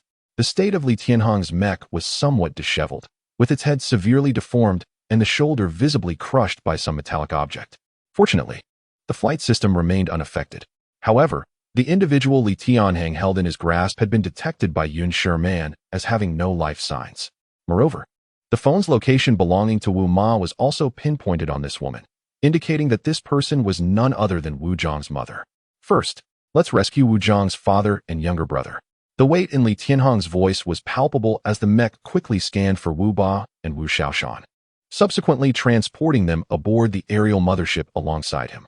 Wu Jiang, I am sorry. I could not save your mother. Li Tianhang gently laid the woman in his arms before Wu Jiang, and in that moment, Wu Jiang appeared as though he were on the brink of collapse. Mom. Please wake up, Mom. Yun Shimian could no longer bear to witness this scene, as Wu Ba and Wu Xiaoshan were equally engulfed in grief. Wu Jiang clutched his mother, weeping uncontrollably, his eyes now a vivid shade of crimson. Suddenly, those tear-stricken eyes fixed intently upon Li Tianhang. Why? Why couldn't you save my mother? Why? Li Tianhang opened his mouth to respond, but ultimately uttered not a single word. Given the circumstances, he realized that no explanation could quell the fury festering within Wu Jiang's heart. Wu Jiang, Tianhang fought desperately to save people. Just look at the deformation on his mech's head and shoulder. He truly did his utmost. Yun Shimian interjected from the side. Wu Jiang attempted to voice more, but upon glancing at Li Tianhang and then at his mech, he lowered his head, his demeanor tinged with despondency. I'm sorry, It's all right, just take good care of them. There are many more waiting for rescue below, Li Tianhang reassured him. But your condition? Yun Shimian expressed her concern, casting a worried glance at Li Tianhang. It's nothing, just a minor injury, and furthermore. As he spoke, the expressions of Li Tianhang and the others shifted dramatically, as they felt an immense magnetic shockwave ripple through them, leaving many momentarily dizzy and struggling to maintain their footing. Aftershock, a terrifying aftershock. This must be at least an 8 on the Richter scale, Ding Yuanchang exclaimed, his eyes wide with horror. Without hesitation, Li Tianhang boarded a brand new mech and leaped down, with Yun Shimian swiftly following suit as they disappeared from the aerial mothership. Unbeknownst to them, Wu Jiang slightly raised his head, his eyes laden with an insatiable resentment and hatred directed at Li Tianhang. Yet, this expression was fleeting, vanishing before anyone could truly perceive it. As Li Tianhang and his mech squad descended, they commenced an organized rescue operation in all directions. Within the rescue department, everyone, including Yuan Zhua, was left speechless by the astonishing scenes unfolding from every angle. Particularly, the sight of countless mechs working in unison to rescue nearly everyone from the skyscrapers left them all in awe. Incredible. When did Longwo acquire such advanced technology? A middle-aged man murmured to himself. These mechs, they are things only seen in movies. They have truly been constructed? Another remarked in disbelief. It appears that the recent earthquake in Longwo was not merely a post-production effect. A woman observed, her expression grave. Oh, you were aware of this beforehand? Yuan Zhuo inquired. I stumbled upon it by chance. It seemed that during an earthquake in the upper city, these mechs were deployed for rescue. From the footage, I initially thought it was post-production, but now it seems it is indeed the case. The woman's tone remained heavy with concern, pondering how such cutting-edge technology was developed. Regardless, the presence of these mechs during such a severe earthquake has significantly minimized our losses, another added. Indeed, once this is over, it is imperative we visit Longwo in person. If we could procure a few sets of such equipment, we would no longer have to fear earthquakes. In the hall, discussions buzzed as everyone remained captivated by the spectacle. Li Tianhang hovered in midair, feeling a moment of relief upon witnessing the tsunami being thwarted. Chapter 80. Frenzied dissemination. In the ensuing hours, he, along with other mechas, devoted themselves to the rescue efforts. The operation extended for a full day and night. Once they ensured the safety and security of all individuals, Li Tianhang and his team returned to their mothership. On the ground, the jubilant cheers of millions resonated, with every person waving at Li Tianhang and his comrades. At that moment, standing at the forefront of the mothership and gazing at the ravaged city of Arian. While witnessing the laughter of the people, Li Tianhang felt once again a radiant glow of faith within his heart. When one surveys the entirety of the planet and gazes into the profound and boundless cosmos, one truly discovers that residing on this minuscule planet, irrespective of status or skin color, we are, in essence, one true family. Let us return. Li Tianhang, feeling fatigued from the continuous high-intensity work combined with a slight head injury, was indeed mentally and physically exhausted. Amidst the farewell cheers from the people of Arian, the cloud ascend vanished into the horizon. The events of that day stirred a tremendous wave of excitement internationally. On platforms like YouTube, any video related to Mech rescue was fervently shared. The news of the earthquake in Arian spread like wildfire, and the combination of both elements significantly bolstered the credibility of these visuals. Numerous official media outlets and prominent figures also disseminated these videos, igniting a flurry of discussions in the comments section. I bet if this is real, it must be extraterrestrial technology at play. It turns out the people of Longhua have long been collaborating with aliens. How deeply concealed. Haha, I always thought that old me's 7th-generation machines were leading the world, only to discover that Longhua has constructed a space mothership. Oh my gosh, can't they see the obvious signs of Photoshop? What are they doing with their eyes? These types of comments inundated every video on YouTube, as individuals fervently debated the authenticity of the footage. The incessant discussions kept the topic trending. On Twitter, similar videos circulated wildly, with some users even capturing close-ups of Li Tianhang, dubbing him the real-life Iron Man. I bet this Longhua individual is the pioneer leading our technological advancement. While we remain enchanted by gliders, they have already completed anti-gravity devices. Could this be the hidden disparity? Why do so many people believe these videos? It is evident that someone deliberately edited these for display purposes. Haha, still editing? My friend is an Aryan. He witnessed it firsthand. I called to confirm. There is no doubt. This must be alien technology. Perhaps aliens have built their base in Longhua. It's simply unbelievable. I was there, mere meters from the tsunami, and an invisible energy shield blocked it. I was utterly astonished. This comment tagged another user, leading many to click through to footage captured on a mobile phone. The towering tsunami, over 100 meters high, was halted mere meters from him. A scene indistinguishable from a science fiction film. In reality, many others also captured close-up footage of the extraordinary events unfolding before them. At this very moment, in America, within Elon Technology City, Musk gazed somberly at the images displayed on the screen. The visuals showcased the Cloud Ascend space mothership amidst the clouds, along with countless super mechas leaping from it. Even a tech enthusiast like Musk could not suppress his disbelief upon witnessing this spectacle. If Clark had told him this was merely a scene from a sci-fi film, it would have been one thing. However, when Clark played the video and claimed it was a genuine scene from Arian City and Dongwei, even Musk, typically composed, found himself rising from his chair in astonishment. The mecha donned by Li Tianhang during his battle with Yabo had already been breathtaking, but in comparison to the colossal craft now hovering in the distance, it was merely child's play. Such a terrifying behemoth could effortlessly float in the sky, and the sight of mechas cascading down one after another completely shattered Musk's understanding. Are you certain this is authentic footage? It hasn't been digitally altered, has it? Musk inquired, unable to contain his curiosity. Boss, it is absolutely genuine. Twitter and YouTube have gone wild. Various similar videos captured from different angles have amassed billions of views. Clark replied with a serious tone. How is this possible? Such a thing. Though Musk's mind had already arrived at an answer.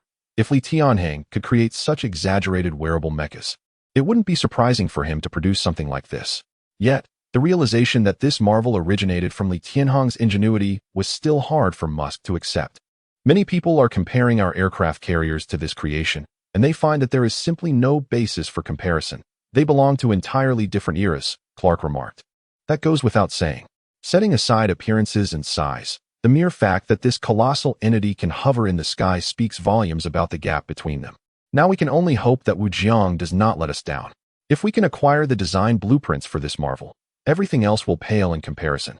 Musk observed as he watched the various images continuously playing on the screen, his eyes gleaming with uncontainable excitement. The more astonishing Li Tianhang's feats, the more Musk relished the prospect that Wujiang might deliver even greater surprises. Can we still not reach Yabo and Andrew? Musk turned to Clark, inquiring. Chapter 81. Delivery of the aerospace carrier. All technical departments were working diligently, yet they had received no response thus far, Clark remarked. What could possibly be the issue? Had they encountered danger? However, it seemed implausible that 200 mercenaries could face a threat so dire that not a single message could be relayed back. It was indeed puzzling. Musk harbored a flicker of expectation for Yabo. Though Yabo's performance did not shine as brightly as Li Tianhang's, he was nonetheless commendable compared to others. Furthermore, Yabo had spoken of his hometown with such fervor that Musk's anticipation was entirely reasonable. Continue to reach out. If we remain uncontacted, we should inquire with local departments to glean any information, Musk instructed. Understood, boss, Clark responded. In addition, plans targeting certain enterprises and companies in Longhua had commenced. Make sure to inform Wu Jiang to prepare, Musk added. Yes, boss. With that, Clark departed, leaving Musk fixated on the screen before him, his eyes ablaze with determination. At the Tianhang research base, Li Tianhang had already returned aboard the Tingyun aerospace carrier. After a series of test flights and successful operations in Alien City, it was evident that the technology of this space carrier was remarkably mature, ready to undertake a series of related missions at any moment. I hereby officially hand over the modified Tingyun aerospace carrier into your capable hands, Li Tianhang declared, presenting a white briefcase to Ding Yuanchang. Ding Yuanchang, with a serious gaze, carefully accepted the briefcase. This item was the holographic control panel capable of operating the entire aerospace carrier, warranting his utmost caution. Tianhang, with a genius modifier like you, I believe it won't be long before we can effortlessly transport individuals into space for interstellar travel, Ding Yuanchang exclaimed, his sentiment not exaggerated. The technologies Li Tianhang had revealed were indeed astonishing, vividly manifest before them. Haha, once you obtain authorization, bring all the aircraft carriers here. I will retrofit them all. We could even establish a dedicated manufacturing unit for aerospace carriers, aiming for an annual output of 100 units, Li Tianhang replied with a grin. Are you serious? Ding Yuanchang took every word from Li Tianhang with utmost sincerity. Absolutely. With so many engineering mechs, constructing these large-scale super devices is no longer a challenge, Li Tianhang said, observing the towering mechs within the research base, which had already taken on 80% of the manufacturing tasks. Very well. I will expedite the relevant work to ensure our fleet of carriers ascends into the skies as soon as possible. After a brief exchange, Ding Yuanchang and his team piloted the Tingyun away. Only at that moment did Li Tianhang's anxious heart begin to find solace. After all, this was an aircraft carrier, a formidable entity, despite his confidence in his skills. The unique significance of the equipment kept him on edge until it was entirely handed over to Ding Yuanchang. Only then could he consider the modifications truly complete. The Tianhang research base continued to operate smoothly, with countless large machines functioning autonomously, requiring little oversight from Li Tianhang. He sought a brief respite, yearning to grant himself a few days of leisure. Wu Jiang, who was supposed to take on some responsibilities, had temporarily returned home following the recent passing of his mother, making it impossible for him to remain at work. Tianhang, I find Wu Jiang rather peculiar, Yun Shimian remarked as she ate. Peculiar? In what sense? Li Tianhang did not perceive any issue with Wu Jiang. On the contrary, he greatly admired his intellect and research capabilities. I have been observing him quietly, and it seems he harbors a deep resentment towards you for not saving his mother, Yun Shimian said, her tone grave. That is understandable. The sorrow of losing a mother is a sentiment that those who have not experienced it cannot truly comprehend, Li Tianhang replied, shaking his head. While that may be true, he is rather extreme. This situation cannot be blamed on you. He witnessed your efforts and even your injuries while trying to save his family, Yun Shimian sighed. It's fine. Do not overthink it. I can empathize with his feelings at such a time. In due course, he will surely heal, Li Tianhang reassured her dismissively. Let us hope so. Yun Shimian had more to say regarding Wu Jiang's decision to forego the scientific competition, but upon seeing Li Tianhang's evident trust in him, she opted to change the subject. Weren't you saying you would take me on a cosmic adventure? When do you plan to arrange that? Yun Shimian looked at Li Tianhang with eager anticipation. The sight of the aerospace carrier had made her realize that perhaps his previous claims were not mere fanciful words. He truly possessed the means to explore the universe. Why do you ask? Li Tianhang smiled slightly. Are you so eager to share a world of two with me? Who wants to share a world with you? I am simply curious about the universe. Yun Shimian's face flushed crimson. As a girl, she was naturally proud and would not easily admit to her true feelings. Did you know that your face betrays you when you speak insincerely? Li Tianhang teased. Wah, what are you talking about? If you don't want to say anything, that is fine. With their meal concluded, Yun Shimian hastily stood, avoiding Li Tianhang's gaze. Haha, I was merely jesting, he chuckled, stepping onto the balcony to gaze at the horizon. In truth, he felt unprepared for interstellar travel. Just imagining the two of them alone in the dark void of space, surrounded by desolation for light years with no other living beings in sight, was a terrifying thought. His expression grew serious. While he had a keen interest in interstellar travel and a passion for exploring the cosmos, there were numerous factors to consider, and such decisions could not be made lightly. Is that so? Is that the sole reason preventing you from venturing into space? Yun Shimian suddenly inquired. Actually, there is also. You. Li Tianhang moved closer, enveloping Yun Shimian in an embrace. I must take responsibility for you. At the very least, I want to marry you legitimately and whisk you away on a honeymoon journey through the stars. Doesn't that sound exhilarating? Who wants to marry you? Despite her protests, Yun Shimian buried her head deep into Li Tianhang's embrace. Time slipped away in this sweet moment. Chapter 82. The crisis approaches 3 days later. At noon, Li Tianhang had just finished his lunch when he noticed Lu Yuanshan hurrying over.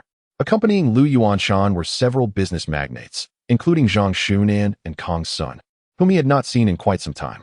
Among them were also several prominent figures Li Tianhang had only seen on television or through his phone. Observing their hurried expressions, Li Tianhang sensed that something significant must have occurred. Tianhang, there's been an incident. Lu Yuanshan's tone was particularly grave. Really? What is it? It sounds quite serious, Li Tianhang inquired. Originally, this matter was of no concern to you, but the situation has become urgent. The only solution we can think of now is to discuss it with you, Lu Yuanshan explained. What could be so severe? Li Tianhang asked, gazing at the solemn faces around him. As of now, several high-tech industries, including Wantong, Niso, and Liuxing, have abruptly terminated their collaborations with numerous domestic enterprises within a mere 3 days. Some industries are even willing to incur penalties in the billions of dollars to sever ties with us, Lu Yuanshan elaborated. Upon hearing this, Li Tianhang finally comprehended the gravity of the situation and the expressions of concern on Lu Yuanshan and the others.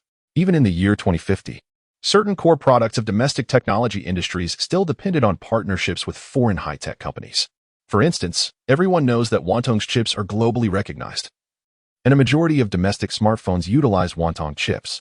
The termination of collaboration with Wantong would be a catastrophic blow to many sectors related to mobile devices and digital technology.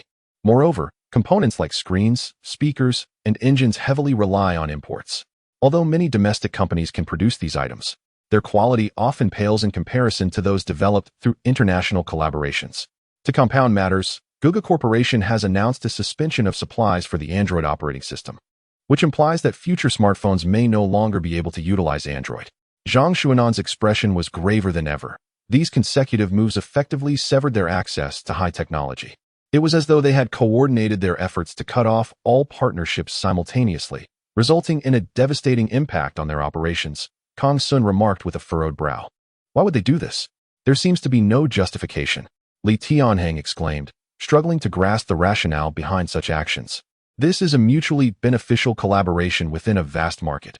Why would they abandon it so readily, even incurring such substantial penalties? The abrupt actions of these companies confounded Li Tianhang, and he realized he was not alone in his bewilderment. If they understood the reasons behind it, they might not be as troubled. No one knows the true reason. They have merely concocted excuses regarding capacity issues and technical difficulties that hinder supply. Yet, I believe these are not the genuine causes, another person interjected. What are your plans? Li Tianhang asked. We are at a loss regarding our next steps, which is why we sought you out.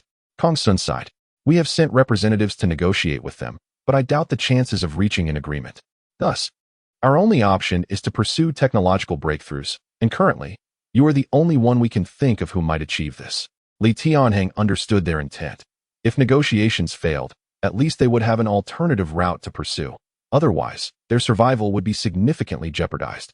At that moment, Zhang Shunan lamented, the most pressing issue is my Huayu smartphone. We had scheduled a launch event for the latest model in a month's time. But with these companies terminating their collaborations, we face immense difficulties in stock preparation. I am at a loss for what to do. Must we not turn the tables? Do not forget that many products, including those from Pinghua, are produced domestically, and we are a major consumer market for these products. At worst, we could refuse their orders and expel these products from our market, Zhang Quan suggested. You are oversimplifying the situation. Do you realize how many jobs Pingwu provides? If we expelled them, we would see at least a six-figure number of workers facing unemployment, Yun Shimian remarked gravely. Is there truly no way to counter them? Zhang Quan's expression shifted, realizing that the survival of these enterprises was firmly in the hands of these foreign companies. No, there is a solution, Li Tianhang declared coldly. Tianhang, are you suggesting? If that is the case, we shall manufacture our own, Li Tianhang responded, glancing at a nearby factory. The lithography machine that Grandpa Lu procured has already been modified. It can produce chips at the picometer scale, which are capable of surpassing all current top-tier chips worldwide. What? Picometer scale chips? Zhang Shimian was taken aback. As someone deeply entrenched in the smartphone industry, he was acutely aware of the significance of chips. Currently, the most advanced chips are at 2 nanometers, and the technology is tightly controlled by other nations. The most powerful chips produced domestically are merely at 10 nanometers. The concept of picometer-scale chips was beyond his comprehension. This lithography machine was initially intended for high-end technology and mecha chip production, but given the current circumstances, we shall increase its workload, Li Tianhang stated calmly. You mentioned picometer-scale chips. What exactly does that entail? I still cannot grasp it, Kong Sun confessed. It refers to chips with even smaller circuit units. This machine can produce chips at 500 picometers, which you may also interpret as half-nanometer chips, Li Tianhang explained. Half-nanometer chips? Kong Sun queried. Indeed. Li Tianhang's gaze bore a hint of intensity. Chips at 0.5 nanometers will possess superior computational capabilities and combined with my artificial intelligence, we shall initiate a revolution in the smartphone industry. A newfound determination radiated from Li Tianhang, since they were embarking on the journey of creating their own independently developed products. They would strive to produce the finest quality. The prospect of this plan ignited excitement in the faces of Zhang Shimian and the others. Here is the plan. First, we shall produce more of these lithography machine sets in the shortest possible time to meet domestic market demands. Li Tianhang inhaled deeply before continuing. Then, compile a list of other technological breakthroughs needed, and bring the prototype and its components here for me to upgrade and modify. As for the Huayu smartphone launch a month from now, we shall proceed as scheduled, and at that time, we will unveil a fully domestically produced smartphone that will astonish the world. Is that really feasible in time? Zhang Shimian could not help but question. Chapter 83. The formula for biological cell repair agents. There's still time. I possess large-scale manufacturing machinery, and domestic component manufacturers are also able to collaborate. 2 months should suffice to prepare the first batch, Li Tianhang asserted. Very well. It seems I must trouble you once more, Zhang Shimian and Kong Sun replied solemnly. With Li Tianhang's assistance, they felt a significant relief. Tianhang, there is another matter at hand. Lu Yuanshan, who had remained silent, suddenly spoke. Please, Grandfather Lu, go ahead. Li Tianhang encouraged. Allow me to introduce you. Lu Yuanshan gestured towards a silver-haired, elderly lady beside him. This is Zhang Mei, a leading scholar in biological cell research in our country. She has achieved significant breakthroughs in the field of biological cell repair. However, she currently relies on a foreign prototype biological agent, and since the supplying company has suspended its provision, her experiments have faced considerable challenges. Li Tianhang regarded the elderly lady with newfound respect. She was the true luminary deserving of public recognition. Unlike him, who had the advantage of a system, she and her peers could only rely on their knowledge to forge unexplored paths in research. It is precisely due to the presence of such admirable individuals that science continues to advance and evolve. Hello, Li Tianhang. I truly did not wish to disturb you, but I find myself in a desperate situation, Zhang Mei sighed. Not at all, Professor Zhang. If there is any way I can assist, please do not hesitate to ask. As a member of our great nation, it is my duty to contribute my capabilities to the scientific endeavor, Li Tianhang replied earnestly. I must admit, Grandfather Lu mentioned you before, and I was somewhat skeptical. It appears I underestimated you, young man, Zhang Mei stated, taking a deep breath before continuing. I previously heard rumors that you possess a certain reagent that allows individuals with fractures to walk normally within moments. Initially, I was incredulous, but after Grandfather Lu confirmed it, and given my own research has reached an impasse, I decided to come and ascertain the authenticity of this reagent. Upon hearing this, Li Tianhang immediately understood Zhang Mei's intentions. The previous incident, when several tech bloggers were injured due to a hacker attack during a robot evaluation, prompted him to compensate them with a biological cell repair agent, for which he had yet to acquire the formula. In that crisis, even if he had obtained the formula, there would have been no time to develop the agent. Indeed, the efficacy of that reagent was remarkable. It could facilitate cellular repair for all but the most life-threatening injuries. One could only imagine the monumental impact it would have upon its release into the market. However, conveying how he had obtained such a miraculous agent posed a dilemma. There's no need to feel pressured. If discussing it is inconvenient for you, I completely understand. After all, this is a matter of great significance, Zhang Mei quickly reassured him. Sensing his hesitation, "Not at all, Professor Zhang. I no longer possess the agent, but I do have the formula," Li Tianhang disclosed. Zhang Mei's eyes sparkled with excitement, her breath becoming noticeably heavier. You have the formula? Does that mean it can be manufactured according to this formula?" she inquired. "Indeed. I previously produced a few vials based on that formula, but they have all been used up," Li Tianhang confirmed. "Then, the formula." At this juncture, Zhang Mei realized her impulsiveness. The formula for this biological agent was indeed of utmost importance, and it was unlikely that he would readily share it. "How about this? Would you consider selling the formula?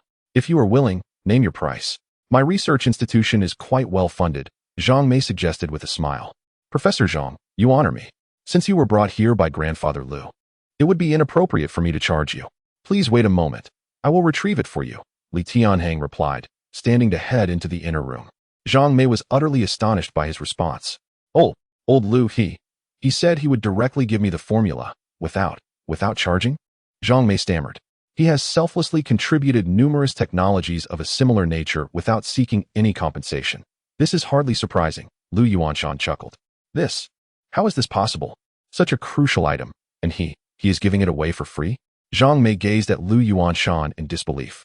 "This young man is not one to be measured by money," Lu Yuanshan remarked, his gaze filled with admiration. "If it were for financial gain, he would not be seated here." Approximately 10 minutes later, Li Tianhang emerged with a sheet of paper on which he had written the formula. "The formula was in my mind. I have just transcribed it," he explained, handing the paper to Zhang Mei. The formula indeed resided in Li Tianhang's mind, but he had just exchanged it for reputation points within the system. "Tianhang, the cost of this formula?" Zhang Mei began to inquire. "Truly unnecessary, Professor Zhang. Once you return and conduct further experiments to verify its efficacy, I hope it can reach the market to alleviate the suffering of many," Li Tianhang replied, his words eliciting renewed admiration from Zhang Mei as she carefully secured the formula. "Absolutely. Rest assured, I will ensure this agent reaches countless households," Zhang Mei affirmed. "Excellent." Li Tianhang nodded with a smile. This was indeed his aspiration, especially considering the agent had cost him a significant sum of reputation points. In the ensuing hours, Li Tianhang, along with Zhang Shunan and others, compiled a list of all the collaborative projects that had been severed. Despite being mentally prepared, Li Tianhang was still taken aback by the sheer number of items on the list. Fortunately, with the system at his disposal, overcoming these technological challenges was merely a matter of time. After about 3 hours, all those present, including Lu Yuanshan, departed, leaving behind Li Tianhang, Yun Shimian, and several leaders from the base. This situation is rather peculiar. What could be their motivation for such actions? What benefit could it bring them? Yun Shimian remarked gravely. "It is indeed strange. However, it is not without merit. Without support from these technologies and products, many of our companies would struggle to survive," Li Tianhang concurred. "But I believe that is not the crux of the matter." Yun Shimian shook her head. "Oh, what are you alluding to?" Li Tianhang inquired. 18 companies, all of which are leading technology firms globally, have managed to make this decision simultaneously. Just consider how terrifying that is. Yun Shimian's expression was laden with seriousness. "You suspect there is a hidden hand orchestrating this entire affair," Li Tianhang concluded. Chapter 84. Wu Zhang's actions. It doesn't make sense otherwise. Yun Shimian shook her head. "Many companies are unrelated. Without a driving force, they could not reach such a consensus." Li Tianhang nodded, acknowledging the peculiarity of the situation. However, they had no alternative at present. A multitude of technologies required breakthroughs, and every moment of delay was unacceptable. This matter can only be investigated gradually later. For now, we have no options, Li Tianhang stated. "But, with so many relevant components needing design upgrades, can you manage it all alone?" Yun Shimian looked at Li Tianhang with concern. "Your health is important. The recent modifications to the Dengyun had already consumed countless efforts, and now this. She sighed, recognizing that greater capabilities indeed come with greater responsibilities. Although she disliked the phrase, it was undeniably evident in Li Tianhang's case. Don't worry. I will first achieve breakthroughs in the technical aspects, then delegate the tasks to others. With so many personnel at our base, we can collaborate effectively. Moreover, with the intelligent systems here, we will swiftly establish production lines for all products, Li Tianhang assured her. Yun Shimian nodded, and that night, Li Tianhang immersed himself in the modifications and upgrades. 3 days passed quietly. During this span, Li Tianhang averaged merely 4 hours of sleep each day. Nevertheless, the results were remarkably evident. With the support of the system, the operating system, screen, and speakers underwent comprehensive upgrades. In comparison to the massive Dengyun, these components were but minor parts, thus requiring less time for each. On the 4th day, Wu Jiang, having completed the morning rituals at home, arrived at the Tianhang base. Initially, Li Tianhang had desired Wu Jiang's return 2 days prior, as his intellect and operational skills were perfectly suited for the current situation. However, given the special circumstances, he refrained from calling Wu Jiang. Wu Jiang, your arrival is timely. I am currently in need of manpower, Li Tianhang remarked. Brotherly, what would you like me to do? Wu Jiang responded promptly. I have generated documents for the holographic projection, superlight sensing technology, and quantum satellite communication modification plans. Please organize these and take charge of the improvements in production for these 3 core technologies.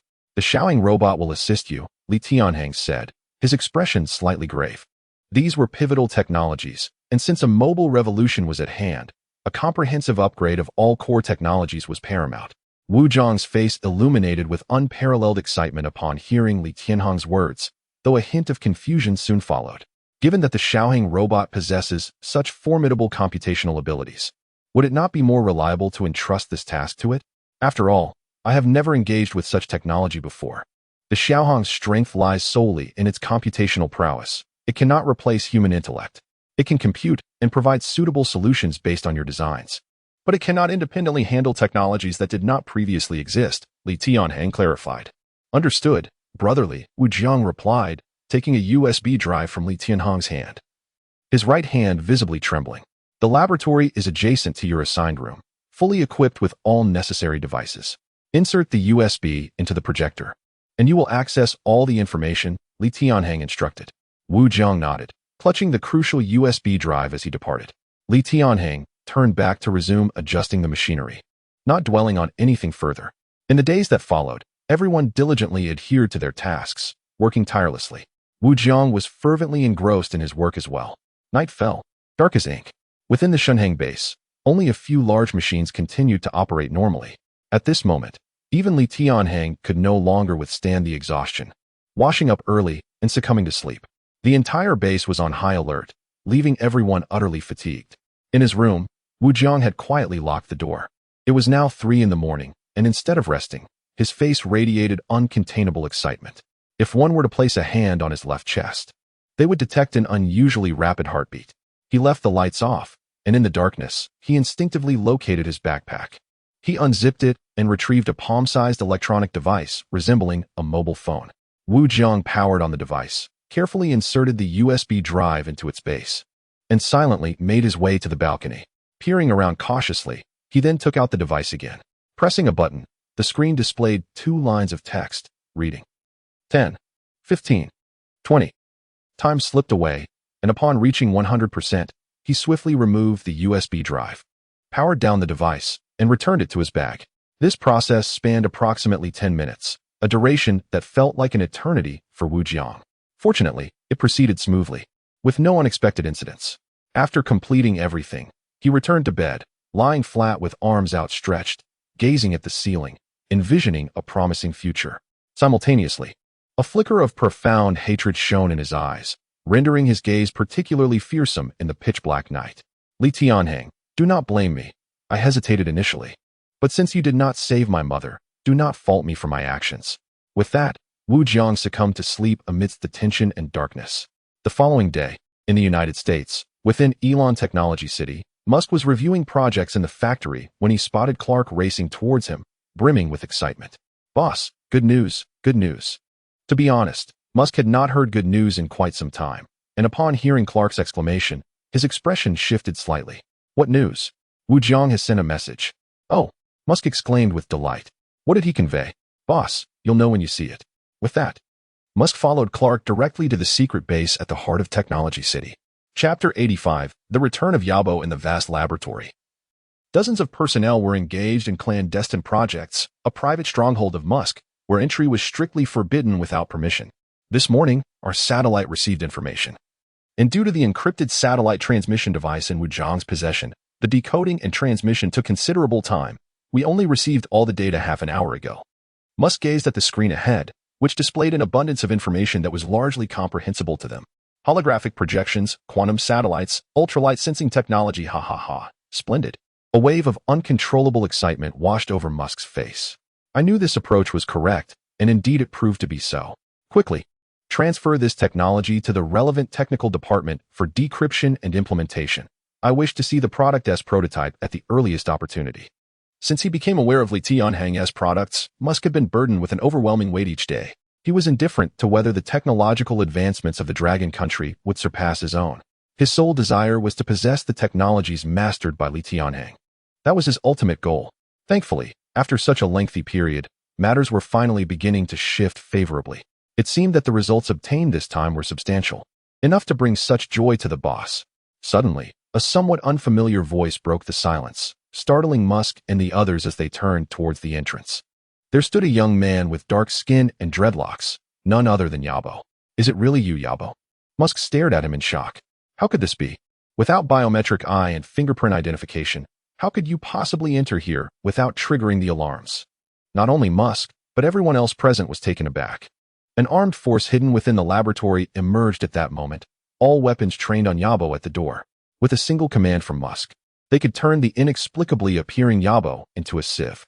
The security password system here may suffice against ordinary individuals, but for me now, it is utterly ineffective. Yabo replied with a faint smile, his face radiating confidence. While his appearance remained unchanged from the research competition, his eyes were now entirely different, transformed from what they once were. Besides, it was you who initially urged me to return to my hometown to acquire technology. Now that I have returned with that technology to serve you, is this how you choose to welcome me? Yabo remarked, glancing at the cold weapons surrounding him. You obtained the technology? Musk's expression shifted once more. Today truly was a day of good news. If I had not acquired the technology, how could I possibly have come to this place? Musk laughed again, a genuine joy he had not felt in a long time. However, he then realized something. What of Andrew and the other mercenaries? Dead. They are dead. Musk was taken aback. 200 armed personnel, all perished? That place was heavily fortified. Far beyond the capabilities of ordinary weaponry, Yabo stated. Then why are you alive? Musk inquired. Because I received recognition, but to gain that recognition, one must pay a price. Yabo recounted his experiences within, sharing nearly every detail, save for one. He concealed his future intentions and true objectives. Yabo understood that Musk would likely send someone to investigate his hometown. Thus, it was better to speak plainly to avoid revealing any flaws. Of course, he need not worry about Musk discovering his true purpose. Such revelations, he believed, would hardly be taken seriously by Musk. Excellent. Truly excellent. Musk not only refrained from reprimanding Yabo, but instead wore an expression of admiration. For Musk, nothing held greater importance than formidable technology. Although Andrew and the mercenaries had perished, the advanced technology Yabo brought back made it worthwhile in Musk's eyes. Coincidentally, I have several pieces of technology that were pilfered from Li Tianhang. Perhaps you might find them worth studying, Musk remarked casually.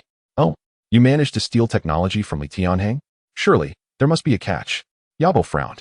He had acquired extraordinarily powerful extraterrestrial technology, yet this only heightened his interest in Li Tianhang. Based on his analyses over the past 2 days, even with the technologies and abilities he had obtained, some aspects did not measure up to what Li Tianhang had demonstrated. Thus, he was eager to uncover the secrets possessed by Li Tianhang. Absolutely not. Obtaining those items was not through our technological prowess, Musk clarified, allowing Yabo to grasp the situation. Next, I wish for you to assume the role of Chief Administrator and Chief Designer of Base Zero. How does that sound? Musk's gaze was fervent as it met Yabo's. You trust me so readily? Yabo countered. After all, we share the same goals, so I have no reason to believe you would work against me, Musk replied. Ha ha ha indeed. Truth be told, My primary reason for returning to you was the resources you possess. With your support, I need not worry about manpower, material, or financial resources, Yabo stated. Precisely, Musk extended his hand and continued. Moreover, with a continuous influx of new technologies from Tianhang, I believe our dominance over the entire solar system is not far off. Musk raised his head slightly, his eyes shimmering with an understanding beyond ordinary comprehension. In reality, acquiring the relevant technologies from Tianhang might not require such convoluted efforts. It could potentially be resolved in one fell swoop. A knowing smile flashed across Yabo's face. Oh, what have you conceived? Musk inquired. It is thus Yabo leaned closer and whispered into Musk's ear, ensuring that those around them could not overhear. After a moment, a smile appeared on Musk's face. Excellent. If that is the case, then I entrust everything to you. Here's to a fruitful collaboration.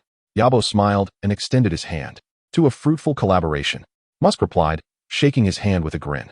Thus, Yabo immediately immersed himself in his work. Days turned into weeks.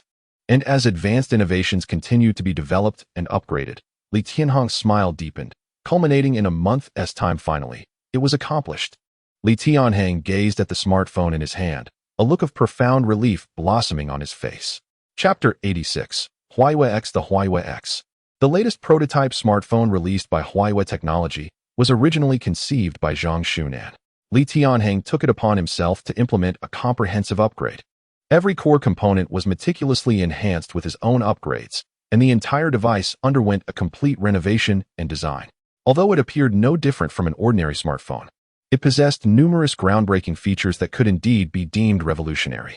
Suddenly, Tianhang's phone rang. Upon checking, he discovered it was a call from Yun Shimian. Oh no, the press conference seems to be about to commence, he thought, glancing at the date on his phone. Wasn't the press conference scheduled for 3 o'clock this afternoon? It was already 10 minutes past 2. Hello, President Zhang, he answered. Tianhang, where are you? Everyone is here for the conference, and I still haven't received the phone. Zhang Shunan replied, a wry smile crossing his face. He knew that had it been anyone else, they would have already exploded in anger. But he dared not show his frustration in front of Tianhang. Not to worry, there's still time. I'll send you the instruction manual right away, which can also be utilized during the press conference. I'll have Xiaohang activate flight mode and deliver the phone to you, Tianhang assured him. All right, that works.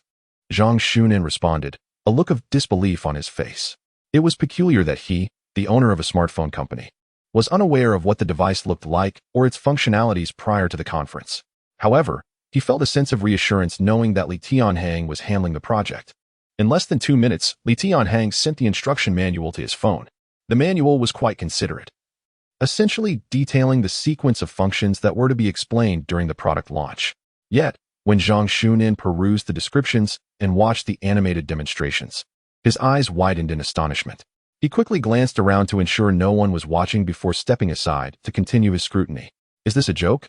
Is this truly a smartphone? Does it really possess such extraordinary capabilities? Zhang Shunan thought, increasingly astonished with each passing moment. His curiosity deepened, leading him to become completely engrossed. Truth be told, had it not been for Tianhang's upgrades, he would have certainly called to express his dissatisfaction. Having witnessed Tianhang's prowess, Zhang Shunan accepted the seemingly outrageous claims in the manual, although he remained uncertain whether the actual device could deliver such functionalities. As time ticked away, the start of the press conference loomed nearer. Suddenly, a Xiaohang robot approached, presenting Zhang Shunan with the smartphone. Considering that Tianhang Technology had long since established itself as a renowned tech company, the Xiaohang robots were no longer novelties. Zhang Shunan barely had time to inspect the phone before hastening toward the press conference venue. At that moment, the venue, capable of accommodating 1,000 attendees, was filled to capacity. Flashes from cameras, spotlights, journalists, media personnel, tech bloggers, and eager fans of Huawei Technology filled the room with palpable excitement. After all, the news of the termination of collaborations with major tech companies regarding core smartphone components had spread like wildfire. As a prominent brand, the Huawei smartphone launch was bound to be an event of great interest. Without the support of those technologies, how would Huawei address the challenges of innovation? A well-known band, invited to enhance the atmosphere, was nearing the end of their performance, yet Zhang Shunan was still nowhere to be seen, causing concern among the attendees. Where's President Zhang? He usually waits in that corner, one blogger remarked, anxiously scanning the room. Who knows? What if the product isn't ready yet? That would be disastrous, another chimed in. This launch is indeed different. We usually receive prototypes in advance, yet here we are, just 2 minutes from the start, with no idea what this year's phone looks like. A woman observed nearby. I suspect the upgrades are going to be challenging, with the chips, screens, and cameras all ceasing collaboration. Where could they possibly source better components in such a short time? I heard rumors of deep cooperation with Tianhang technology, but I wonder if it's true, another person speculated. Cooperation 1T help. Tianhang doesn't manufacture chips. They might only manage some upgrades in smart technology, someone else added. Enough talk, he's here. President Zhang has arrived. Someone shouted. Indeed, amidst the commotion, Zhang Shunin appeared on stage, dressed in formal attire and exuding confidence. Friends, thank you for your patience. Due to the unique nature of this press conference, I have only just received the prototype, Zhang Shunin announced calmly. What? President Zhang, are you joking? You just received the prototype now? Is this an upgrade of the previous generation? A voice from the crowd interjected, but Zhang Shunin merely smiled, gazing at everyone and the cameras. This phone is not merely an upgrade of the previous generation, which may disappoint some of you, he stated, and as his words fell, murmurs of disbelief rippled through the audience. Indeed, though they had anticipated this news, a sense of disappointment lingered. Alas, this is the consequence of not possessing core technology. Someone lamented. As I predicted, it's probably similar to the last generation, at best with an upgraded smart system. And the Android system can't even be used. I recall that Huawei's proprietary system isn't mature enough yet. It must be incredibly sluggish. Although these whispers were hushed, Zhang Shunin could still hear them. Yet he maintained a serene smile. Ladies and gentlemen, please remain calm. I have not finished speaking, he assured, and the room fell silent once more. Firstly, this product is not an upgrade of the last generation. The phone I hold in my hand has been completely redesigned in terms of technology and core components. Therefore, we at Huawei Technology will be naming this device the Huawei X. As these words echoed, the room fell into stunned silence, with all eyes fixed on Zhang Shunin, grappling to comprehend the significance of his announcement. What does X signify? Is it a brand new series? Someone inquired from the crowd. Correct. It is indeed a brand new series, Zhang Shunin replied coolly. As you are all aware, we are in a unique situation. The previous model could not be launched, which is why we have engaged in deep cooperation with Tianhang Technology. The phone I present today is the product of our collaboration. Chapter 87. The extraordinary features. What? I actually got it right. They truly collaborated with Tianhang Technology. A chorus of gasps erupted from the crowd. Without further ado, let us witness the birth of this miraculous device at the launch event. Its emergence is bound to stir a tempest within the realm of mobile devices. Nay, it transcends mere phones. It shall ignite a genuine revolution among all products equipped with screens. Whispers of astonishment and curiosity rippled through the audience, their eyes alight with disbelief. What manner of phone could elicit such extraordinary remarks from Zhang Shunin?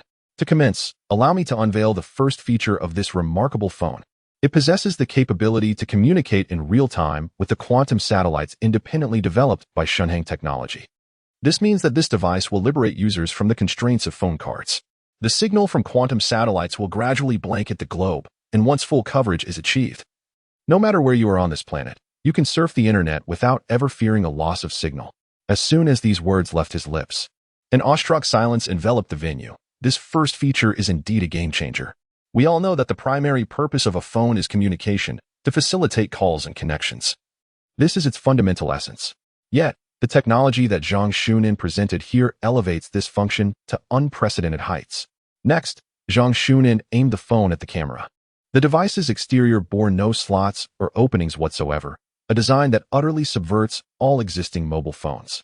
He proceeded to dial the number of a staff member nearby, and they engaged in a brief conversation. In that instant, the audience erupted into thunderous applause. This feature alone is astounding.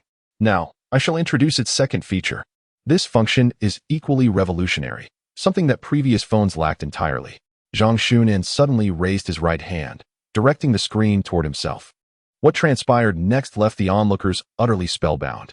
His hand withdrew from the phone, yet the device remained suspended in midair, unmoving. What? Is this magic? What is happening? The phone is levitating? If I am not mistaken, this must be the activation of the phone's flight mode. Goodness, this is the real flight mode. Could it be that this phone can genuinely fly? This is utterly preposterous.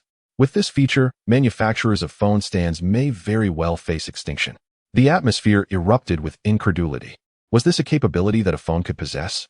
Calm yourselves, everyone. In truth, I am reluctant to highlight this flight mode for this phone. It is merely a trivial feature. As Yun Shimian concluded his statement, the phone screen flickered with a kaleidoscope of colors, casting a luminous glow around him. After a couple of minutes, Yun Shimian stepped forward and tapped the screen twice. Suddenly, a clear 3D projection materialized before the audience, mirroring his form, yet revealing the internal structure of his body. Various areas were marked in different colors, accompanied by a series of annotations. Insomnia and vivid dreams. Caused by excessive stress, it is advisable to undertake the following measures. Liver damage at 32. 2. Reduce alcohol consumption. The following medications are available. Extensive lung damage, resulting from smoking. It is recommended to quit smoking for lung recovery. Neural fatigue, mild cough. Throat irritation, expected mild cold symptoms upon waking. Preventive measures are advised. Weaken yang energy leading to slight fatigue. It is suggested to refrain from intimate relations for 5 days to restore vitality and alleviate symptoms of vivid dreaming. Yun Shimian. Goodness, could you show a bit of discretion? Such matters should not be displayed in public.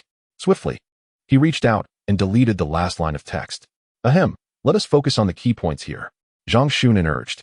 Haha, this phone is undoubtedly the most formidable device in history. Key points? The very lines you just erased are precisely the focal point. Is this a joke? Is this still a phone? My word, is this device defying the heavens? Can it truly measure such data? Do hospitals become obsolete? How is this even possible? The attention drawn to the weakened yang energy was overshadowed by the phone's remarkable capabilities. Observing this scene, Yun Shimian quickly disabled the feature. While it may have been an embarrassing moment, he felt no shame in comparison to the astonishing functionalities at hand. As you have seen, this phone can assess your physical condition and provide reasonable recommendations. Although previous phones offered similar features, the disparity is glaringly apparent. Yun Shimian smiled slightly. With camera flashes incessantly capturing the moment, this astonishing launch event is destined to be etched in history, as more and more individuals flock to the media broadcast. The third feature, which I believe to be the most extraordinary, is made possible by the fluid nanomaterials utilized by Tianhang technology, granting this phone the ability to transform. Upon pressing the screen, the audience gasped in astonishment as the device seemed to multiply and expand, ultimately transforming into a massive 100-inch display, showcasing the ongoing launch event. Yun Shimian effortlessly navigated the screen, encountering no obstacles. I am utterly astounded. This feels like witnessing the unveiling of a fantastical artifact. Ha ha ha, I share your disbelief. Had I not seen it with my own eyes, I would never have believed it. This is unfathomable. Is this alien technology? What is so astonishing about this? Surely you are all aware of the Dengyun technology? Yes, indeed, that represents the true pinnacle of groundbreaking technology. The audience's exclamations continued relentlessly. In fact, even Yun Shimian himself was taken aback by the unfolding spectacle, as it marked his first encounter with this feature. Only by witnessing it firsthand could one truly appreciate its impact. It can morph into any desired size. Simply pinch the screen to enlarge it. Yun Shimian's hands moved gracefully over the screen, and, astonishingly, the 100-inch display began to shrink. Once he stopped pinching, it remained fixed at that size. Finally, after pressing the function key once more, the enormous tablet reverted to the size of a palm. If the phone's ability to levitate is considered a feature, then these 4 capabilities comprise the flagship functions of the Huawei X. As Yun Shimian concluded his presentation, the audience erupted into a resounding applause that reverberated for several minutes. Chapter 88. The delivery let us continue to explore its fundamental features and performance. I would like to place special emphasis on its audio capabilities, which are undoubtedly the top choice for many music enthusiasts. Yun Shimian glided his fingers across the screen and subsequently played an electronic music track. The moment the music filled the air, the entire launch event was once again astounded. The booming sound was utterly comparable to that produced by high-end sound systems, with rich bass, smooth mids, and gentle highs that were simply intoxicating. Most astonishingly, this remarkable sound emanated from such a compact device, leaving everyone in disbelief. Additionally, this phone employs Tianhang Technology's 0.5 nanometer chip, which outperforms all other chips available in the market. This device is fully capable of supporting large-scale software utilized by engineers, designers, and post-production teams. Coupled with its adjustable size, the software compatibility will only increase in the future. After a brief pause, Zhang Shunin continued. At this juncture, I must add that the system of this phone is entirely self-developed by Tianhang technology. It can seamlessly convert and adapt all types of apps from other smartphones into formats suitable for its own use. So there is no need for any concerns in this regard. As Zhang Shunin continued his presentation, the audience's gasps of astonishment remained uninterrupted. 2 hours later, with fervor and enthusiasm, Zhang Shunin gazed at everyone and concluded, after introducing so many features, I believe the most pressing question is the price. A phone equipped with such cutting-edge technology that can effortlessly eclipse all others on the market. What could its final price be? As Zhang Shuinan's voice faded, a number slowly illuminated on the screen behind him. $89.99. You heard it correctly. The final price of this phone is $8,999. While the price may not be inexpensive, I firmly believe it is worth every penny. Indeed, just as Zhang Shunin anticipated, the moment the price was announced, the venue erupted into thunderous applause. Thank you for attending today's launch event. All devices will be transported shortly. I kindly request all fans, media, and journalists to proceed to the adjacent exhibition hall for a brief wait. Thank you. Although the event concluded, the atmosphere remained electric, especially among the numerous media representatives and journalists who rushed excitedly toward the exhibition hall. Meanwhile, countless individuals who could not attend the event closely monitored the proceedings, particularly competitors and peers in the industry who would not dare to miss such a significant launch. Without a doubt, whoever witnessed this phone's unveiling could only feel an overwhelming sense of astonishment. Following that came an intense sense of urgency and crisis. With such an extraordinary phone set to be released at a price point of merely $9,000, how could other smartphone manufacturers compete? Many domestic companies indeed faced significant challenges, but large foreign manufacturers were not exempt either. Particularly, Elon Musk had previously shown little interest in the Huawei technology brand. Although Huawei technology held a considerable market share in the Dragon country, it remained somewhat distant on the global stage. However, when Clark presented the live broadcast of the launch event to him, he grasped the significance of the occasion. It appeared that my decision had indeed spurred their advancement. For Musk, witnessing the emergence of such a phone was no longer a source of shock. After all, the miracles created by Li Tianhang were already numerous, and one more would hardly make a difference. Moreover, with Yabo at his side, the innovations developed over the past month were not significantly inferior to those of Li Tianhang. Musk pondered whether Wu Jiang could manage to acquire all these technologies. He recalled that previous communications did not include any related technologies. Not far away, Yabo was also watching the now concluded launch event on the screen. These technologies don't seem particularly difficult for you, do they? Musk inquired. Not necessarily, Yabo replied, shaking his head. For instance, the fluid nanotechnology, something of palm size, can expand to such a scale. Even I cannot fathom the level of material involved. And as for the speaker technology, how can such a small speaker enclosure produce such profound sound? It is equally unfathomable. Indeed, these technologies seem to transcend the realm of science and venture into the domain of magic, Musk remarked. However, it is of little consequence. The device I developed should have already arrived in the Dragon country. As long as Wu Jiang can acquire it and utilize it correctly, all these technologies will be ours. Yabo smiled faintly. I eagerly anticipate the imminent arrival of that day. Musk's eyes sparkled with excitement, while a fleeting glimmer of blue light flickered in Yabo's gaze. At the Tianhang research base, Li Tianhang had indeed been overworked during this period. Exhausted, he entrusted the relevant design and assembly tasks to Wu Jiang, Zhang Quan, and L. Shiwan, after which he fell into a deep slumber. He did not watch the launch event, as all designs and modifications were his creations, rendering the event unremarkable to him. Wu Jiang and his team merely needed to reproduce and assemble the relevant components, a task that posed no challenge for them. As evening approached, Wu Jiang was busy on the production line when suddenly, his phone rang. He glanced at the screen before answering the call. Hello? Yes, it's me. All right, please wait for me at the door. After hanging up, Wu Jiang turned to Zhang Quan. Could you keep an eye on things for me? I need to pick up a delivery. Sure, leave it to me, Zhang Quan replied. Wu Jiang nodded and hurriedly departed, arriving at the entrance of the Tianhang base, where a logistics vehicle awaited him. Wu Jiang, right? International Express. Please sign here. Okay. After signing, Wu Jiang took the package and turned back toward his residence. His heart raced once again, and his hands trembled slightly as he held the package. He cautiously opened the delivery box, revealing a small, exquisite metal case inside. The case bore a numeric keypad, and Wu Jiang already knew how to operate it. He pressed a sequence of numbers in order. With a crisp click, the lid opened, and the contents came into view before Wu Zhang's eyes. Chapter 89. Anomalous code. Within an exquisite box were two smaller metal containers, alongside a watch-like electronic device. It was evident that Wu Zhang was already well versed in the operation of this electronic object. He deftly powered it on, and to Wu Zhang's astonishment, the watch's display suddenly expanded outward, revealing a virtual screen adorned with a touchscreen keyboard. Taking a deep breath, Wu Zhang began to manipulate the keyboard with precision. After approximately 2 minutes, the two metal boxes on the table abruptly opened, releasing tiny flying insects no larger than a mosquito, which then alighted on Wu Zhang's hand. Wu Zhang's face bore an expression of wonder. Upon closer inspection, these diminutive creatures indeed resembled mosquitoes. Yet, a meticulous examination revealed that their bodies were entirely mechanized.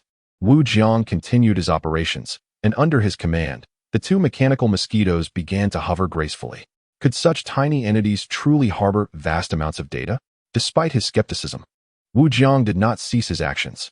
Suddenly, a 3D holographic figure materialized before him on the virtual display, none other than Elon Musk. Wu Zhang, the package has been received, correct? Musk inquired. Yes, boss. I am in the process of debugging and testing, Wu Zhang replied promptly. Excellent. This is your final task. If you complete it successfully, you will be free to leave the base for the United States, Musk stated. Boss, I understand, but is there truly no risk of detection? If discovered, I could be in serious trouble. By the time Li Tianhang realized the situation, it would be too late. Moreover, these tiny devices were not limited to just a few. Half of them served purposes beyond mere information scanning and theft. A confident smile crossed Musk's face. I comprehend, boss, Wu Zhang affirmed. Very well, execute the task diligently. And your future will be much more favorable, Musk concluded before terminating the communication. A determined expression settled upon Wu Zhang's face as he began to guide the two mechanical mosquitoes out of his room, heading directly towards the experimental factory where Li Tianhang typically worked. The following day, Li Tianhang awoke close to noon with a lighter workload. He relished the rare opportunity to rest. Additionally, all equipment at the Tianhang base was functioning normally, with fully automated machines requiring little of his attention. Rise and shine. I've prepared lunch for you, a sweet voice chimed, belonging to Yun Shimian. Is the company not busy? You still have the time to cook for me, Li Tianhang chuckled. It is busy, but your design of those little navigation robots has alleviated much of my burden. Furthermore, several top-tier managers have recently joined our company, so my pressure has significantly lessened, Yun Shimian replied with a smile. Li Tianhang nodded. He had hardly worried about Tianhang Company, for technology always remained paramount. Such affection. We aren't even married yet it feels like we are already living the life of a married couple, Li Tianhang remarked with a slight smile. Who is living a married life with you? Yun Shimian stammered, her cheeks flushing. Living together had felt natural, but voicing such sentiments was somewhat embarrassing. Hello, boss. Suddenly, a voice interrupted from the nearby navigation robot, prompting Li Tianhang to cast a disapproving glance. Did I not upgrade your intelligence system? Why are you still interjecting? Just as he was savoring the moment, the robot had disrupted his thoughts. Boss, my main system just detected a string of anomalous codes. The codes appeared momentarily and then vanished and did not impact the machines. Nonetheless, I believe this matter warrants your attention, the robot explained. Anomalous codes? Li Tianhang queried, perplexed as he gazed at the robot. Show me the captured data. The robot initiated its operations, and after approximately a minute, a series of codes and numbers appeared on the display atop its head.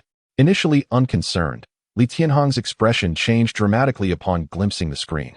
Impossible. The devices have been compromised? Startled, Li Tianhang swiftly opened the control panel on the robot's abdomen, his fingers flying across the keyboard. After a moment, a three-dimensional projection emanated from the robot's forehead, displaying a hologram of the central laboratory at the Tianhang base. At this moment, it became evident that many sections of the projection were illuminated in deep crimson. Indeed, someone has embedded code within my equipment and is utilizing it to siphon confidential information from my laboratory. Li Tianhang's demeanor and tone grew solemn as he continued to manipulate the keyboard. How is this possible? Did you not claim that you were utilizing cutting-edge, unparalleled equipment? A hacker should not be able to penetrate this facility, Yun Shimian remarked. That is indeed correct. A hacker cannot breach the systems through networks or communications, Li Tianhang affirmed. Then how did they achieve this? Is their technology superior to yours? Yun Shimian pondered aloud, but as she contemplated, she found it improbable. If their technology surpassed his, Why would they need to infiltrate and steal from here? Li Tianhang remained silent, his focus unwavering as he continued his operations. Nearly 10 minutes later, his gaze sharpened. The luminous elements of the holographic projection intensified, ultimately concentrating on a corner of the experimental center. There. We must go there, he declared. As the holographic display indicated a red dot, following the projection's guidance, he and Yun Shimian soon arrived at the specified corner of the experimental base. At that location rested an inconspicuous mosquito, so small that it was nearly undetectable. Given that it was summer, even if someone spotted it, they would likely pay it no mind. Mosquitoes were a common sight. Yet, Li Tianhang's expression was grave as he gently pinched the mosquito, cradling it in his palm. This mosquito. Yun Shimian's eyes widened as she too recognized the anomaly. Upon closer inspection, she discovered that this mosquito possessed a mechanical structure. Chapter 90. The trap. Is this mosquito the means by which they infiltrated our laboratory? Yun Shimian exclaimed in disbelief. It appears to be the case, Li Tianhang replied, gazing at the creature nestled in his palm. What should we do? Such a minuscule thing. There must be more than one. If their numbers are excessive, our base. There's no need for concern. Even if there are others, the data they acquired is from the modifications I made just moments ago. Li Tianhang's expression remained grave. The paramount issue we face now is the origin of this mosquito. Isn't it obvious? Someone must have controlled it to fly here. And then, Yun Shimian's eyes widened suddenly as the realization struck her. You can't possibly suspect someone from our base, can you? There's no room for doubt. It has to be an insider, Li Tianhang asserted. Why are you so certain? She inquired. Because this scanning transmitter can only receive signals from a maximum distance of 200 meters. If it exceeds that range, it becomes immobile. Otherwise, when I caught it earlier, it would have flown away. Upon hearing Li Tianhang's explanation, Yun Shimian's expression grew even more serious. The Tianhang research base now housed over 300 personnel, with at least 100 entering and exiting this laboratory daily. In the absence of evidence, anyone could potentially be a suspect. This is akin to searching for a needle in a haystack, especially since the perpetrator will surely take measures to conceal their identity, Yun Shimian lamented. Let me think. Just give me a moment. Li Tianhang fell into a brief reverie, while Yun Shimian stood by, hesitant to interrupt him. A few minutes later, Li Tianhang suddenly returned the mechanical mosquito to a distant spot, a smile emerging on his face. For now, it's best to keep this information under wraps. As long as the core technology one am currently developing remains secure, we should be fine. See core technology. Just as Yun Shimian was about to respond, Li Tianhang winked at her. She immediately grasped his intent and quickly said, Indeed, if the core technology you possess is secure, it wouldn't matter even if they managed to steal the Tianhang base. Exactly. After all, we are dealing with spatial wormhole technology, which is crucial for our future interstellar travel. Li Tianhang replied with a smile. But you promised me that you'd take me with you on our interstellar journey, Yun Shimian reminded him. Of course, how could I possibly leave my little treasure behind? As their conversation drifted away from the current predicament, the mosquito Li Tianhang had just placed flickered with a brief red light, so fleeting that it would go unnoticed unless one were to look closely. Meanwhile, Wu Jiang, engrossed in his work, was hardly paying attention. Although he was manipulating machinery, his gaze frequently darted to his watch. Suddenly, 2 red lights blinked on the watch's face. Wu Jiang glanced around, ensuring no one was watching him, before he began to operate his arm. Simultaneously, sounds began to emanate from the earpiece in his left ear, replaying the very conversation between Li Tianhang and Yun Shimian. Core technology? Spatial wormhole technology? Wu Jiang's face was a canvas of incredulity. Had anyone else spoken such words, he wouldn't have believed a single syllable. Yet, coming from Li Tianhang, they held substantial credibility. The miracles and astounding inventions Li Tianhang had created were numerous, making his claim of possessing spatial wormhole traversal technology highly plausible. I have explored every corner of the Tianhang research base. The only place I haven't been is the underground nuclear power plant. I suspect many here haven't been there either. If such technology exists, it must be located within that underground facility. A fervent gleam flickered across Wu Jiang's face. The prospect of acquiring spatial wormhole traversal technology was beyond his wildest imagination. Li Tianhang, you have forced my hand. A glint of malice crossed Wu Jiang's expression as he resumed his relentless tapping on the projection device, determined to prepare thoroughly for what lay ahead. Time swiftly passed, and the next day found Li Tianhang at the entrance to the nuclear power plant. While it may lack spatial wormhole technology, it undeniably concealed the most critical technology within his grasp, including the second suit of combat armor he was crafting, along with various super devices intended for interstellar travel, all undergoing secret modifications in this underground base. At that moment, Li Tianhang remained blissfully unaware of a nearly invisible mosquito that had landed on his pant leg. Thus, he unknowingly stepped into the research base. Just as he vanished from sight, he turned to the side and called out to Xiaohang. Xiaohang, scan for all signal sources emitting within a 300-meter radius and report their locations. Understood, boss. After a brief flurry of activity, a holographic projection appeared before Xiaohang. Approximately 150 meters away, within a nearby facility, a red light was emitting a faint signal. However, just as it was locked onto the location, the red point suddenly sped away. Your reaction was too slow, Li Tianhang remarked coolly, swiftly seizing the mosquito from his trousers and crushing it in his hand. Almost simultaneously, the previously tranquil Tianhang research base erupted into chaos as dozens of Xiaohang robots and numerous staff members rushed in a singular direction. In a matter of minutes, Wu Jiang found himself completely surrounded, with no escape routes available. I never imagined it would be you. Li Tianhang approached through the throng, with Yun Shimian angrily at his side, her gaze fixed on Wu Jiang. Chapter 91. The bomb. This is your trap. You deliberately set this up to lure me out. Wu Jiang fixed his gaze on Li Tianhang, fully comprehending the sequence of events. The so-called core secrets and spatial wormhole technology were merely bait for him. It can only be said that you are indeed too young and too impatient. This little trick has exposed your hand.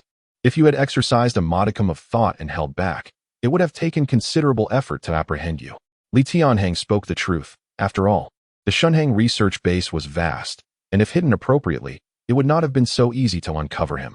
Wu Jiang, why have you done this? Why? Yun Shimian could not contain her fury. Have we treated you poorly? Is your salary not adequate? Why resort to such treachery? Huh. Spare me this charade. Now that matters have escalated to this point, there's nothing more to discuss. Wu Jiang, undeterred, glared defiantly at Li Tianhang. Wu Jiang, reveal who has instigated you and confess your actions for leniency, Yun Shimian coldly insisted. Haha, do you think I'm intimidated? Once I embarked on this path, I had no intention of retreating. Suddenly, a palm-sized remote control appeared in Wu Jiang's hand. With a press of a button, 10 black mechs aligned perfectly behind him. Clever maneuver, to alter these mechs' operating codes without my notice. Not even Xiaohang detected it, Li Tianhang remarked, observing the mechs behind Wu Jiang. I intended to take more. But unfortunately, you discovered my identity prematurely, Wu Jiang replied nonchalantly. Do you think you can escape from here today? Li Tianhang inquired. It now seemed that leaving wouldn't be easy. However, a sinister smile flickered across Wu Jiang's face. Your intelligence system has only detected these minor devices capable of information theft, but it cannot sense the other mechanical insects that emit no signals, he said coldly. What do you mean? Li Tianhang's expression hardened.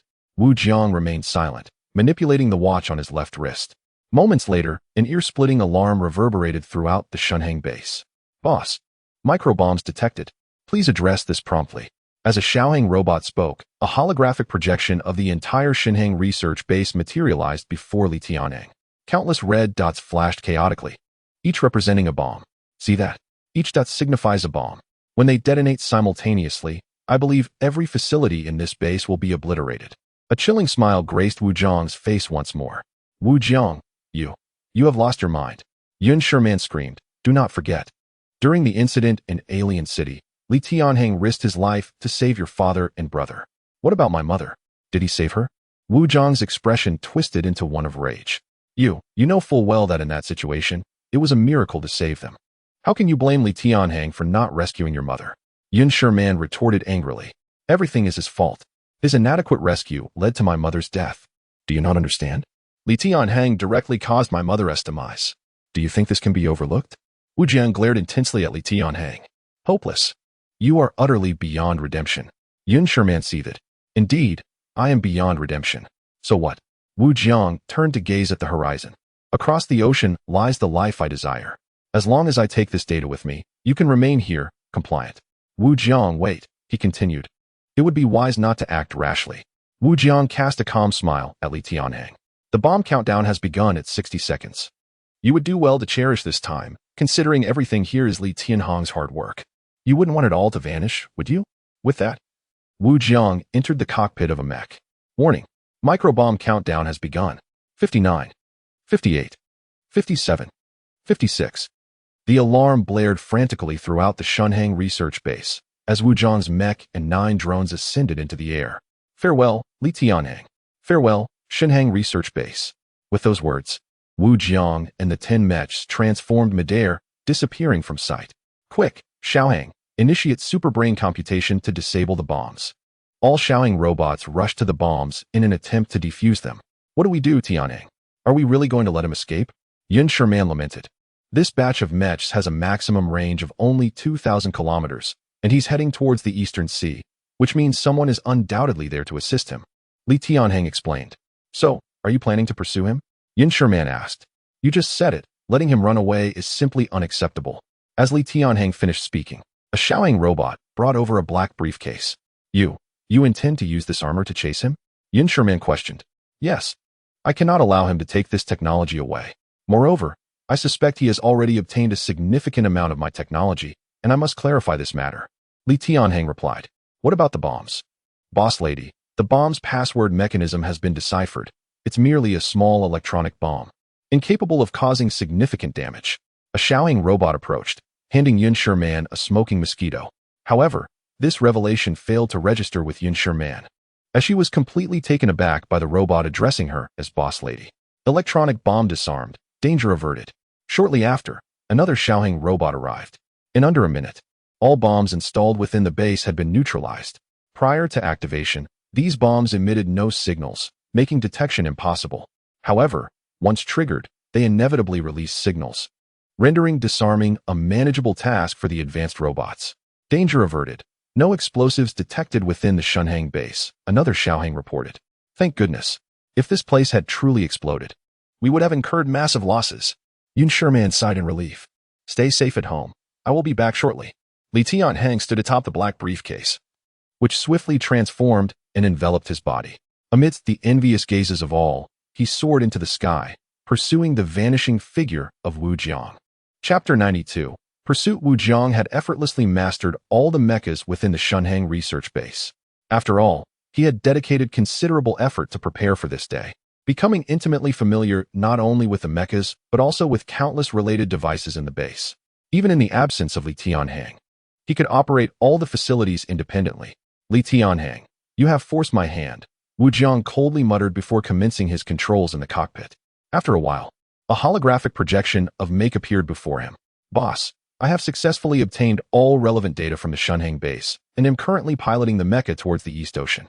Oh, all the data has been secured? Mech's face lit up with excitement.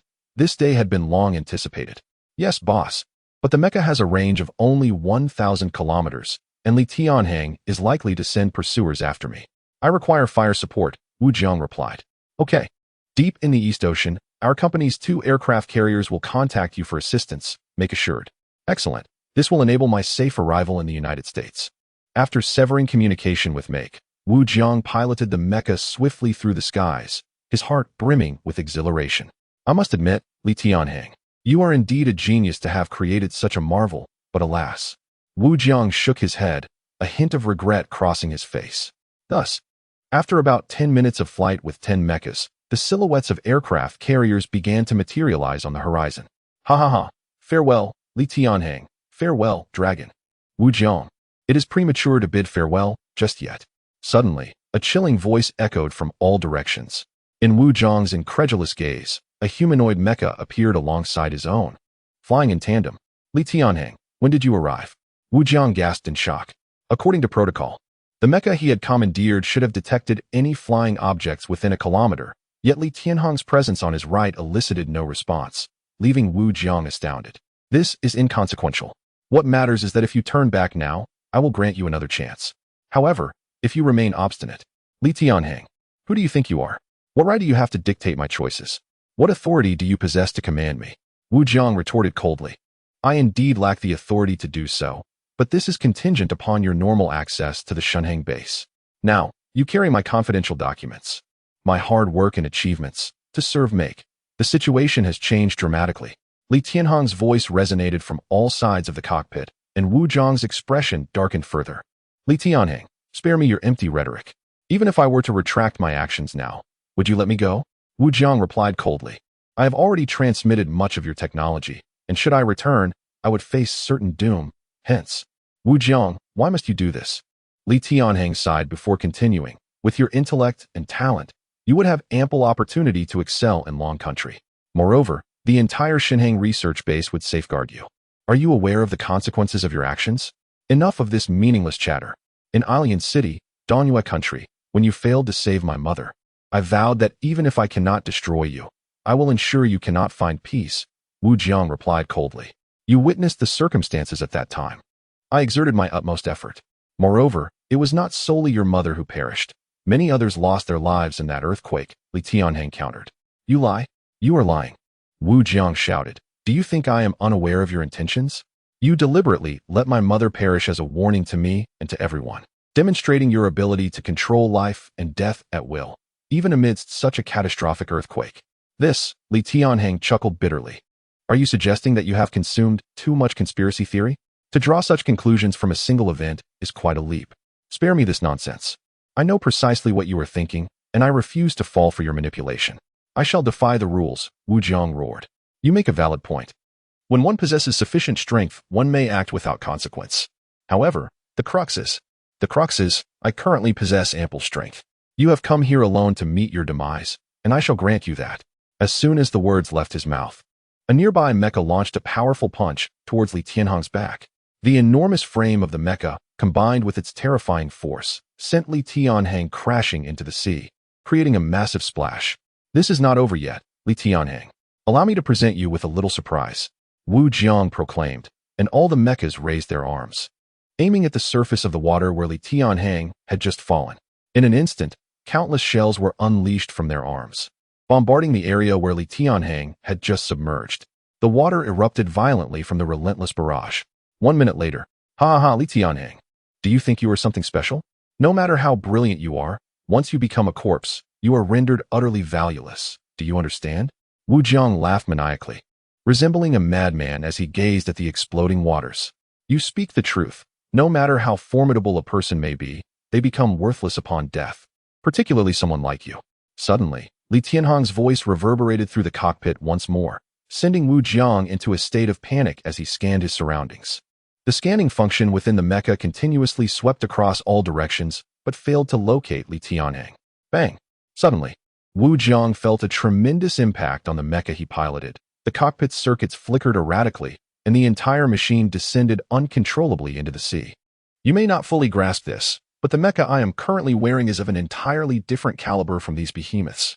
Li Tianhang coldly observed the surface of the water, stating, one misstep leads to another. Some actions are simply unforgivable. Li Tianhang raised his right hand, preparing to act again. But at that moment, an overwhelming sense of danger washed over him. Instinctively, he shifted 5 meters to the left, just as a blinding beam of laser light shot past where he had been hovering. Then, a peculiar figure leapt into the air from the aircraft carrier, hovering directly opposite Li Tianhang. Chapter 93. The super-electric field. This mechanical apparatus, comparable in size to the surrounding mechs, was adorned with an impressive array of 10 colossal tentacles at its rear. These tentacles danced menacingly through the air, reminiscent of a gigantic octopus, exuding an aura of terror. Yabo, is that you? Li Tianhang recalled swiftly. Although the entity before him bore significant differences from what he had witnessed during the scientific competition, particularly in size, the overall design was nearly identical, save for the addition of 2 extra tentacles. Li Tianhang. It has been a while. A projection materialized atop the massive tentacled mech, revealing Yabo, whom he had not seen for some time. While I had intended to settle our grievances today, pressing matters necessitate my absence, so I extend my greetings in this manner. Yabo spoke with a nonchalant tone. Does that mean Wu Jiang is now aligned with you? Li Tianhang inquired. To be precise, both he and I are currently in service to Boss Mech, which means, as colleagues, I cannot allow you to eliminate him here, Yabo replied coolly. Do you believe you can stop me? Li Tianhang questioned again. Though I am not physically present, this equipment is capable of remote control, so I am eager to test whether I can indeed hinder you. The holographic projection revealed Yabo's face alight with fervor and excitement. In an instant, the enormous tentacles surged forward, discharging tremendous currents of electricity as if gathering energy. ZZZZT. The 10 tentacles, charged with formidable electricity, enveloped the surroundings with a velocity akin to lightning. Warning, warning. Electromagnetic discharge is creating a super electric field. The space within this field will be isolated, with a potential risk to the integrity of the mech. Xiao Hang's voice echoed ominously from all directions, causing Li Tianhang's brow to furrow in concern. Could it be that Yabo has mastered such technology? When I last encountered him in America, his capabilities were impressive, yet they hardly approached this terrifying level. At that moment, Li Tianhang felt ensnared by the overwhelming electricity, which was manipulated by the colossal tentacles to form a vast electric sphere, encasing him and his mech. Do not presume that you alone possess mastery over advanced technology. The vastness of the universe is filled with secrets beyond your imagination. Yabo's voice resonated coldly. As the tranquil sea erupted into a towering wave, Wu Jiang piloted his mech into the air, followed by a deafening roar that reverberated through the environment. Yabo, eliminate him. Destroy this scoundrel. Silence. Yabo glared furiously at Wu Jiang, who, startled, dared not utter another word. Li Tianhang, we have ample time ahead of us. I urge you to broaden your perspective beyond this insignificant planet. Yabo's voice conveyed a dispassionate warning. Should this planet become uninhabitable for humanity, where will you take your technology? With that, he concluded, I trust we shall meet again soon. As his words faded, Wu Jiang and the other mechs docked onto the aircraft carrier, which gradually vanished from Li Tianhang's sight. Surrounded by the formidable electric currents that formed a circular barrier, Li Tianhang remained cautious, refraining from any hasty actions. Approximately half an hour later, as the electric currents waned, Li Tianhang maneuvered his mech through the gaps. Even so, he sensed that the electricity had inflicted some damage upon the surface materials of his mech, though it no longer affected its performance significantly. However, the moment he emerged, the massive tentacled mech erupted violently, disintegrating into severed limbs that fell into the sea. Clearly, to prevent Li Tianhang from deciphering the technology, Yabo had opted to destroy the machine entirely. Yabo's actions were puzzling, and the meaning behind his final words lingered in Li Tianhang's mind. Did he possess knowledge regarding the future fate of this planet? Gazing at the horizon, a subtle smile crept across Li Tianhang's face. Regardless of what you know or your intentions, my technology is not so easily acquired. With that, he turned and vanished into the sky. Back in Elon Technology City, Wu Jiang exhaled a sigh of relief. Had it not been for Yabo's timely intervention, the consequences could have been dire. Fortunately, he had overcome all obstacles and would no longer need to fear Li Tianhang's threats. At that moment, Yabo and Mech arrived, their eyes burning with anticipation as they fixed their gaze upon Wu Jiang. They understood that Wu Jiang possessed all of Li Tianhang's core technologies. If they could unravel and acquire every aspect of Li Tianhang's innovations, it would yield unimaginable rewards for both Mech and Yabo. Where is it? Mech asked Wu Jiang directly. Everything is right here. Wu Jiang produced a box and gestured towards the 10 black mechs behind him. These mechs have become rather obsolete, especially since you are now capable of constructing those larger models, Mech remarked, addressing Yabo. No. In comparison to the mechs crafted by Li Tianhang, mine are still far too primitive. A glimmer of zeal flashed across Yabo's face. His remarkable transformation capabilities remain beyond my grasp. They represent one of the most valuable technologies he possesses. Having previously acquired alien technology, Yabo's desire to dissect Li Tianhang's innovations was unparalleled. His curiosity about how Li Tianhang had obtained such advancements was equally profound. Even the technologies he had acquired from that extraterrestrial civilization paled in comparison to what Li Tianhang had demonstrated. As Yabo took the box from Wu Jiang, his hands trembled with anticipation. Let us uncover what Li Tianhang's core secrets entail. Yabo exclaimed with excitement as he opened the box, releasing mechanical mosquitoes that soared to the nearby scanner under his control.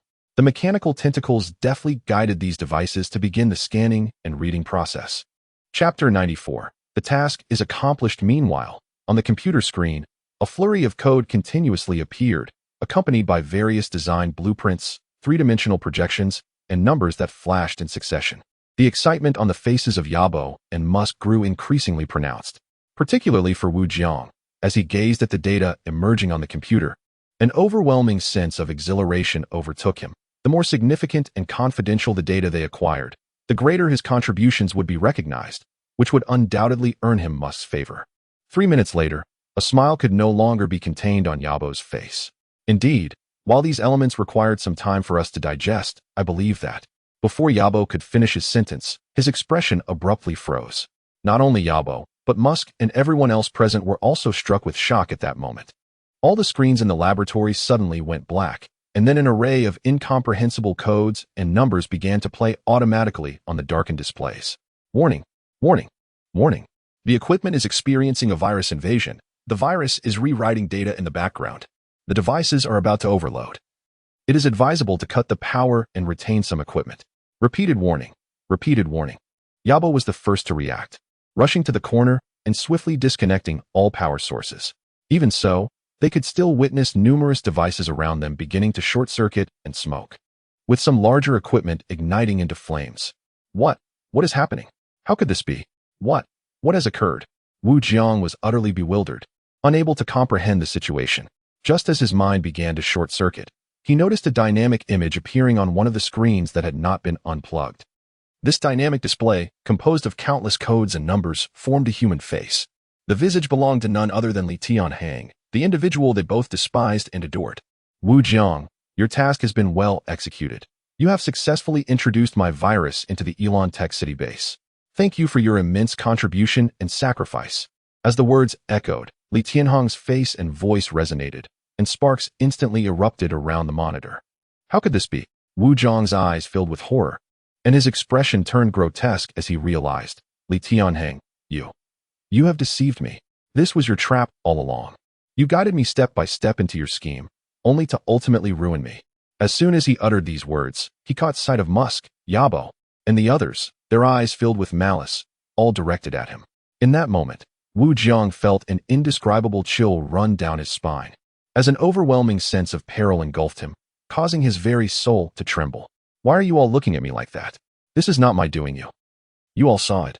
I am also a victim. It is all Li Tianhang's fault. Wu Jiang attempted to justify himself. Yes. This entire situation was orchestrated by Li Tianhang, specifically targeting us. He intended for us to turn against one another. Enough. Yabo's face contorted with rage, sending a shiver through Wu Jiang, who instinctively took a step back. Wu Jiang, you have been deceiving me all along. You have never stood with us. It has all been for Li Tianhang, hasn't it? Musk's voice was icy. No, don't be fooled. He did this on purpose. It is not as you think. Wu Jiang was on the verge of tears. Then explain this situation. Musk roared. Do you have any idea how much this equipment is worth? Do you understand the effort that went into creating this batch of gear? No, please, listen to me. It happened like this. Wu Jiang recounted his experience, from receiving the package to hearing Li Tianhang speak of the space-time traversal technology, culminating in Li Tianhang's discovery. He revealed the entire process with the hope of earning Musk and the others' forgiveness. However, to his astonishment, instead of receiving their absolution, he was met with a barrage of insults. I ask you, while in Long Country, at the Tianhang base, why didn't you disclose any of this? Yabo glared at Wu Jiang. I assumed Li Tianhang had only discovered that one device, as long as one mosquito was functioning normally. He could obtain all related data, so I thought he hadn't noticed. Fool, you are nothing but a fool. Yabo bellowed. If you were Li Tianhang and found such a device, would you not conduct a thorough investigation? Space-time traversal technology? Is your brain made of mush? That you could fall for such an elementary trick? With that, Yabo kicked towards Wu Jiang. Had Wu Jiang been a bit more astute, it was possible that even now, Li Tianhang would remain oblivious to who had placed those devices. As long as Wu Jiang's identity remained concealed, even in failure, there would always be another opportunity. But now, enough. I have nothing more to say to you. All your green cards will be revoked, and all funds allocated to you will be returned, Musk stated coldly. Please, don't. If you revoke my green card, I will be sent back to Long Country, and if I return, I will certainly be imprisoned. Wu Jiang pleaded, kneeling before Musk.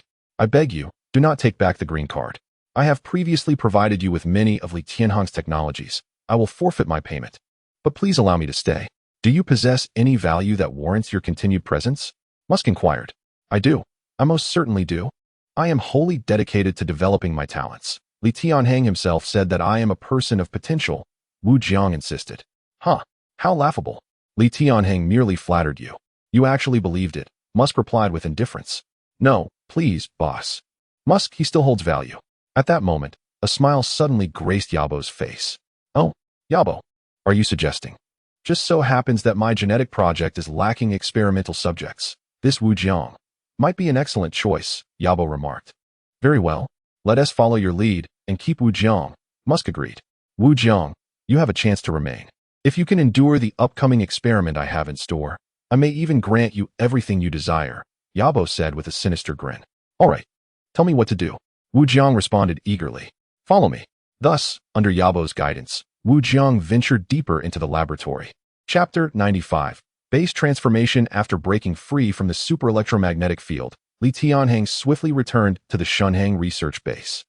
He did not elaborate much on the matter concerning Wu Jiang, yet everyone, including Yun Shimian, could perceive the underlying tension. Li Tianhang's return, coupled with his somewhat grave expression, indicated that his pursuit had likely ended in failure. Despite having made preparations, including implanting a virus code within the opponent's equipment, he remained deeply troubled. The sudden emergence of that astonishing technology from Yabo instilled within him an immense sense of crisis. Should he continue to underestimate the situation, he feared facing even greater calamities ahead. 3 days later, Li Tianhang convened a meeting with all the heads of the Tianhang research base. This was the scene when I was trapped by that machine. Please take a look. Li Tianhang projected a holographic display of all the events that had transpired. This three-dimensional representation could vividly recreate the entire scenario. How is this possible? What on earth is that? How could he possibly create such a thing? Zhang Quan's face was etched with astonishment as he beheld the holographic display of Li Tianhang ensnared. In fact, not just him, but everyone present was riveted to the hologram, utterly astonished by the technology exhibited by Yabo. Didn't Yabo show such technology during the research competition? Could he have been concealing it? Lu Shiwan could not help but interject. While that may no longer be of paramount importance, one thing is certain: Yabo currently possesses remarkably advanced research technology, including that mosquito-like mechanical device, which is not indicative of our current era, Li Tianhang asserted. And what did he mean by that statement? Why did he mention that this planet is unsuitable for human habitation? Does he know some hidden truth? Zhang Quan could not restrain his curiosity. At this moment, Li Tianhang cast an appreciative glance towards the authority figures present. While others focused solely on the formidable technology wielded by Yabo, they overlooked some of his significant remarks. To Li Tianhang, that warning was undoubtedly the crux of the matter. Indeed, it was perplexing why he would utter such words. He clearly knew something pertinent to the survival of all life on this planet. Yun Shimian added, regardless, I believe safeguarding this base is of utmost importance. We cannot allow such incidents to recur. If someone detonates a bomb, we would have no chance for dismantlement. Indeed, you're correct. This is precisely the reason for convening this meeting, Li Tianhang replied. Chief, what do you intend to do? Another project leader inquired, looking towards Li Tianhang. Without uttering a word, Li Tianhang walked to the center of the conference room and waved his right hand in the air, transforming the holographic display before them. The entire Tianhang research base was unveiled in a holographic projection for all to see. My preliminary idea over these past few days is to entirely relocate the Tianhang research base. Li Tianhang's gaze flickered with fervor. Relocate? To where? Zhang Quan asked, bewildered. I think this place is quite suitable, and moving such large-scale equipment is no trivial task.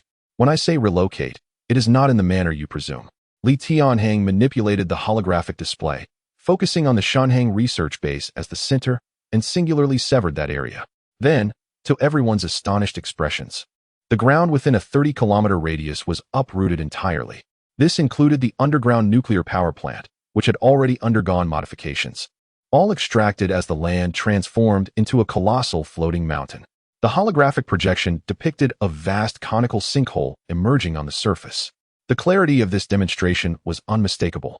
In essence, the plan was to cut out the entire Tianhang research base, including the underground nuclear power plant, and transform it into a massive airborne vessel akin to a space carrier, albeit on a much grander scale than modifying a space mothership. Tianhang, are you serious? Yun Shimian gazed at Li Tianhang in shock.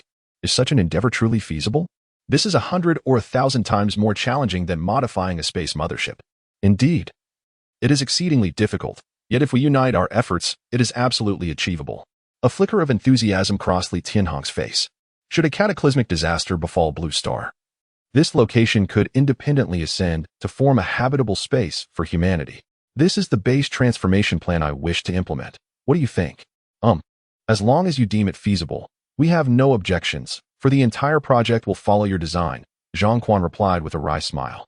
Such a monumental undertaking could only have been conceived by Li Tianhang. The critical aspect was not merely the conception but also the practical execution, which was truly astonishing. Furthermore, I will equip various sections of the base with large-scale weaponry and a plasma space shield akin to those on space carriers. Thus, whether faced with external attacks or internal sabotage, we shall remain impervious. Li Tianhang stated. Zhang Quan and the others were already left speechless. Merely contemplating the implementation of this plan felt like a futile dream. However, considering the one proposing it was Li Tianhang, who had already modified a space mothership, it was not surprising that he could conceive such a vast project.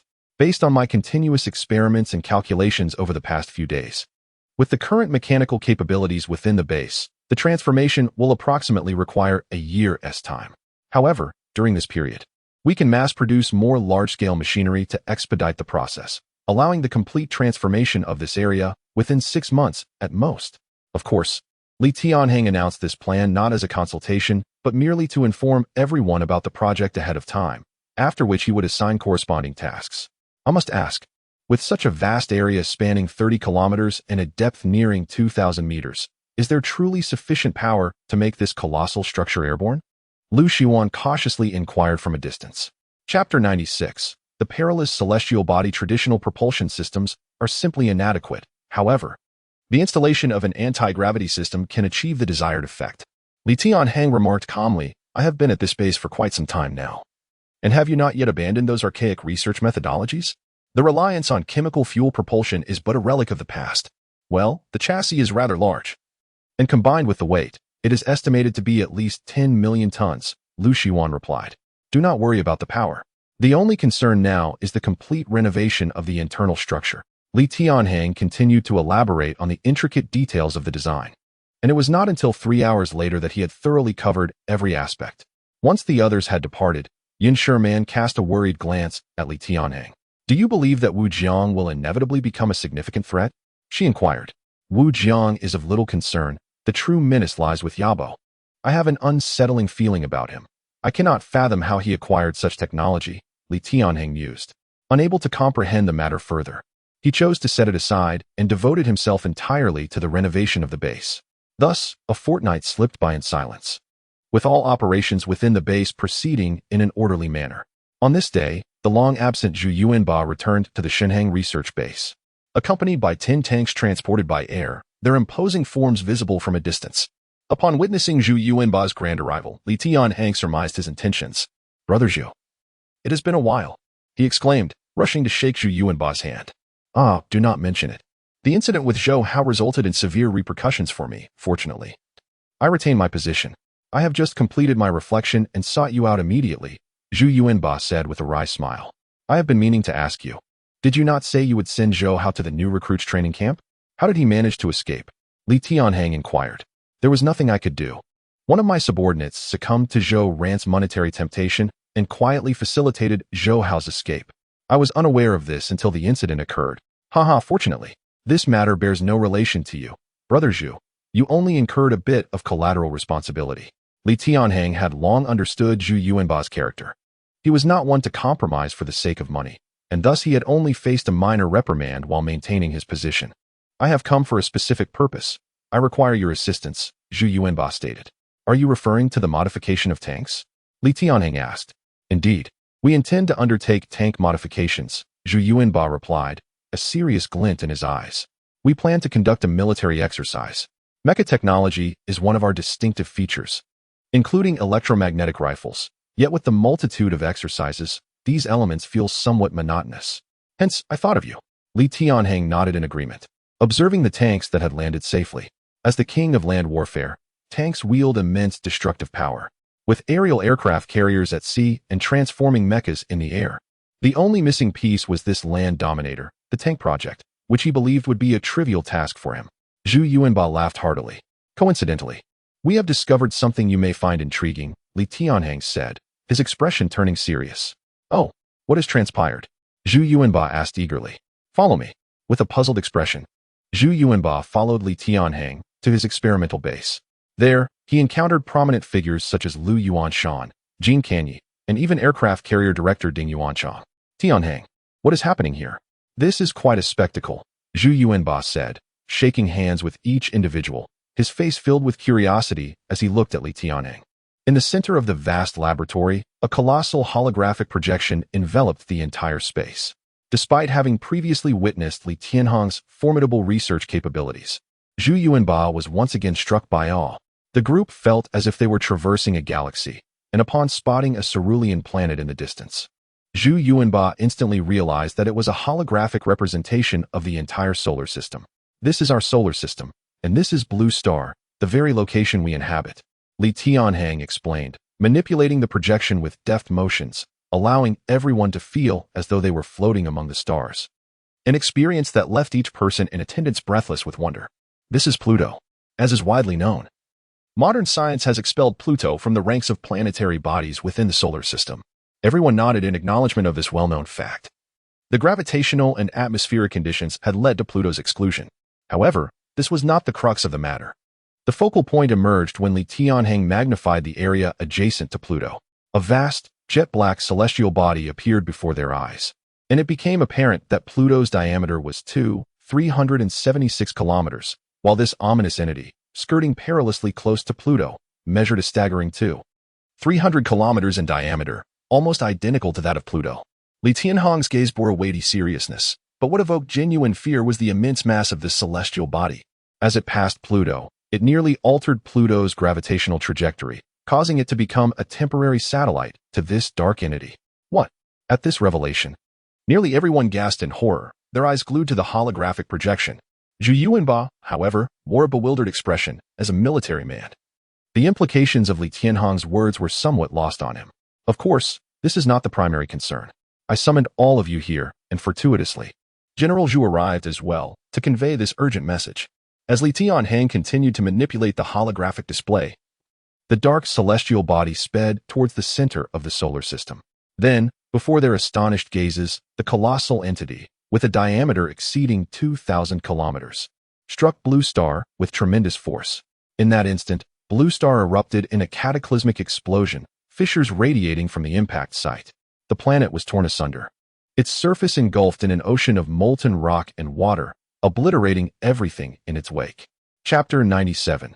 Prophecy. Are you implying that this colossal entity, with a diameter exceeding 2,000 kilometers, will collide with our blue planet, resulting in the end of the world? Lu Yuanshan gazed in horror at Li Tianhang. Ever since the discovery of this object, I have calculated for several days, and no matter how I compute, the conclusion remains unchanged, Li Tianhang replied. Can you ascertain its speed? How much time remains until the impact? Lu Yuanshan inquired. Exactly 3 months, Li Tianhang said somberly. In 3 months, it will inevitably confront the blue planet. Tianhang, have you devised a plan, or do you already know what to do? They could only depend on Li Tianhang for such matters, as the current technology on Earth was utterly incapable of addressing such a terrifying behemoth.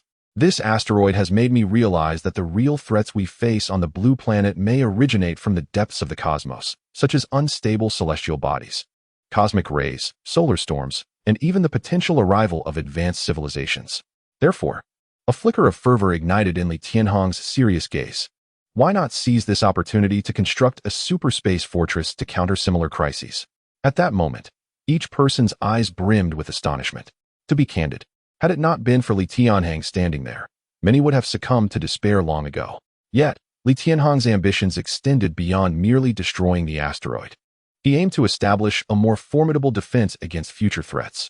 Although our ages differ, the disparities in our realms are not trivial, Lu Yuanshan remarked with a wry smile. In such matters, we may not be of much assistance. It must be you who takes the reins. No, you can assist me, and I urgently require your help. Li Tianhang insisted. Oh, how can we help you? Ding Yuanchang asked. I need countless pieces of equipment, spacecraft carriers, fighter jets, bombers, tanks. The more, the better, Li Tianhang declared. Are you suggesting modifications to prototypes to achieve your desired outcome? Lu Yuanshan questioned. Precisely, Li Tianhang affirmed, his eyes aflame with intensity. Preserve some of the active units, and transport all the retired, scrapped, and unwanted equipment, just like the tanks General Zhu sent over. I need as many as possible. Zhu Yuanba, appearing somewhat helpless, interjected. What about my upcoming military exercises? Zhu Yuanba, at this juncture, you still concern yourself with military drills? Your heart is quite audacious, Jin Canyu remarked. Speechless. Well, that is true, Zhu Yuanba quickly conceded. I will convert these prototypes into Mech quantum satellites, forming an indomitable space fortress. Channeling all energy to obliterate that celestial body before its descent, Tianhang proclaimed with unwavering seriousness. I plan to name this Operation Star Shield, utilizing artificial satellites as shields to annihilate the extraterrestrial asteroid. Are you confident? Zhu Yuanba couldn't help but ask. Old Zhu, have you lost your mind? Jean Canyi said incredulously.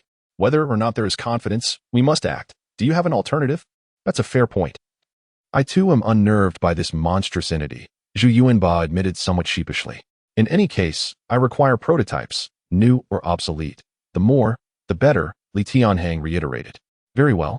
We shall take care of this matter, Zhu Yuanba assured him. You need not worry excessively. If I fail here, the Americans are likely initiating corresponding plans as well. Elon Technologies is probably deliberating on how to tackle that celestial body at this very moment. Li Tianhang smiled slightly, realizing the implications of Yabo's earlier words upon discovering the asteroid.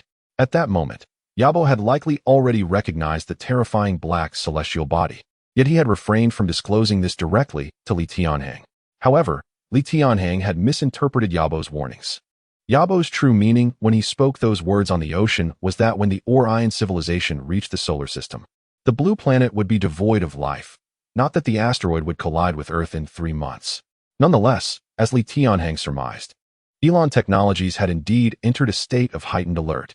Within the vast experimental chamber, Yabo, Musk, Clark, and several other celestial scientists gathered around, observing a holographic projection. Similar to what Li Tianhang had shown, Yabo was currently demonstrating the trajectory of the celestial body. As everyone comprehended that an asteroid over 2,000 kilometers in diameter was on a collision course with Earth, panic ensued. Only Musk, with a grave yet subtly exhilarated expression, remained composed.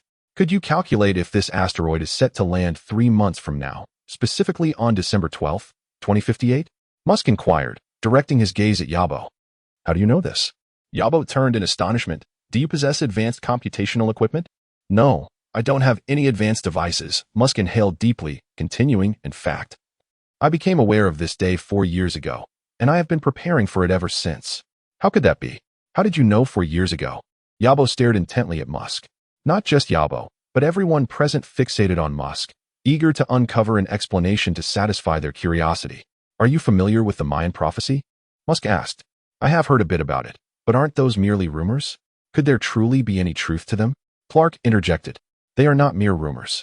The Mayans had a highly advanced civilization, particularly their remarkable accuracy in predicting the future. Musk paused before elaborating. I stumbled upon this information in an ancient Mayan text 4 years ago, and after extensive calculations and research, I confirmed that the text recorded the day of destruction, December 12, 2058. Many in the room were left in shock at Musk's revelation. Had it not come from Musk, they would have deemed him mad. Yet the crux of the matter was that Musk was an authentic scientific visionary, and the fact that he believed in such prophecies rendered it even more bizarre. Enough of this. Stop looking at me like that. Such matters are no longer significant. What is paramount is determining the measures we must adopt to confront this impending calamity. Musk stated, Since you began preparations 4 years ago, I assume you have already devised all the necessary plans, remarked another middle-aged man with blonde hair. Chapter 98. The hero indeed. For many years I have been orchestrating the Mars colonization plan, all in anticipation of this very moment. Unfortunately, the requisite technology has remained immature.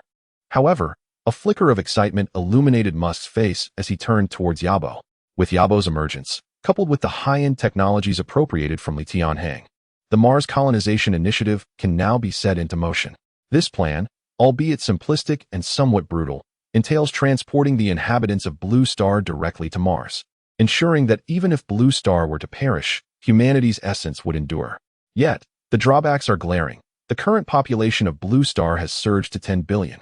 And at this rate, it seems that not even 1,000th of the populace could be dispatched to Mars. The existing technology, despite Yabo's support, remains woefully limited. And the number of individuals we can send to Mars within 3 months is decidedly constrained. There is no need to initiate the Mars plan, Yabo suddenly interjected. Oh, what do you mean?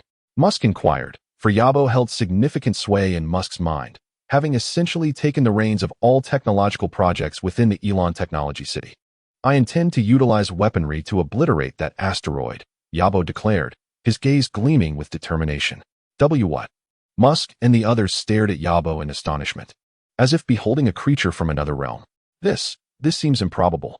Setting aside the mass of that celestial body, measurements indicate it has reached speeds of 1,000 times the speed of sound. Even if we possess a weapon capable of destruction, targeting it would be exceedingly difficult. A technician remarked gravely. Your limitations do not imply those of others, Yabo retorted coldly. He continued, I dare say. Li Tianhang of the Dragon Nation is certainly not pursuing a plan of interstellar preservation either. Li Tianhang. Many involuntarily uttered the name of this formidable figure from the Dragon Nation, who inspired both dread and reverence. Do you believe he would resort to direct destruction against that celestial body? Musk asked, his tone laden with seriousness. Indeed, a hint of madness flickered across Yabo's face. He will certainly do so, and I believe he possesses the requisite capability and technology. Concern etched the faces of those around. For Yabo's words were not mere fabrications. They had long witnessed Li Tianhang's formidable prowess.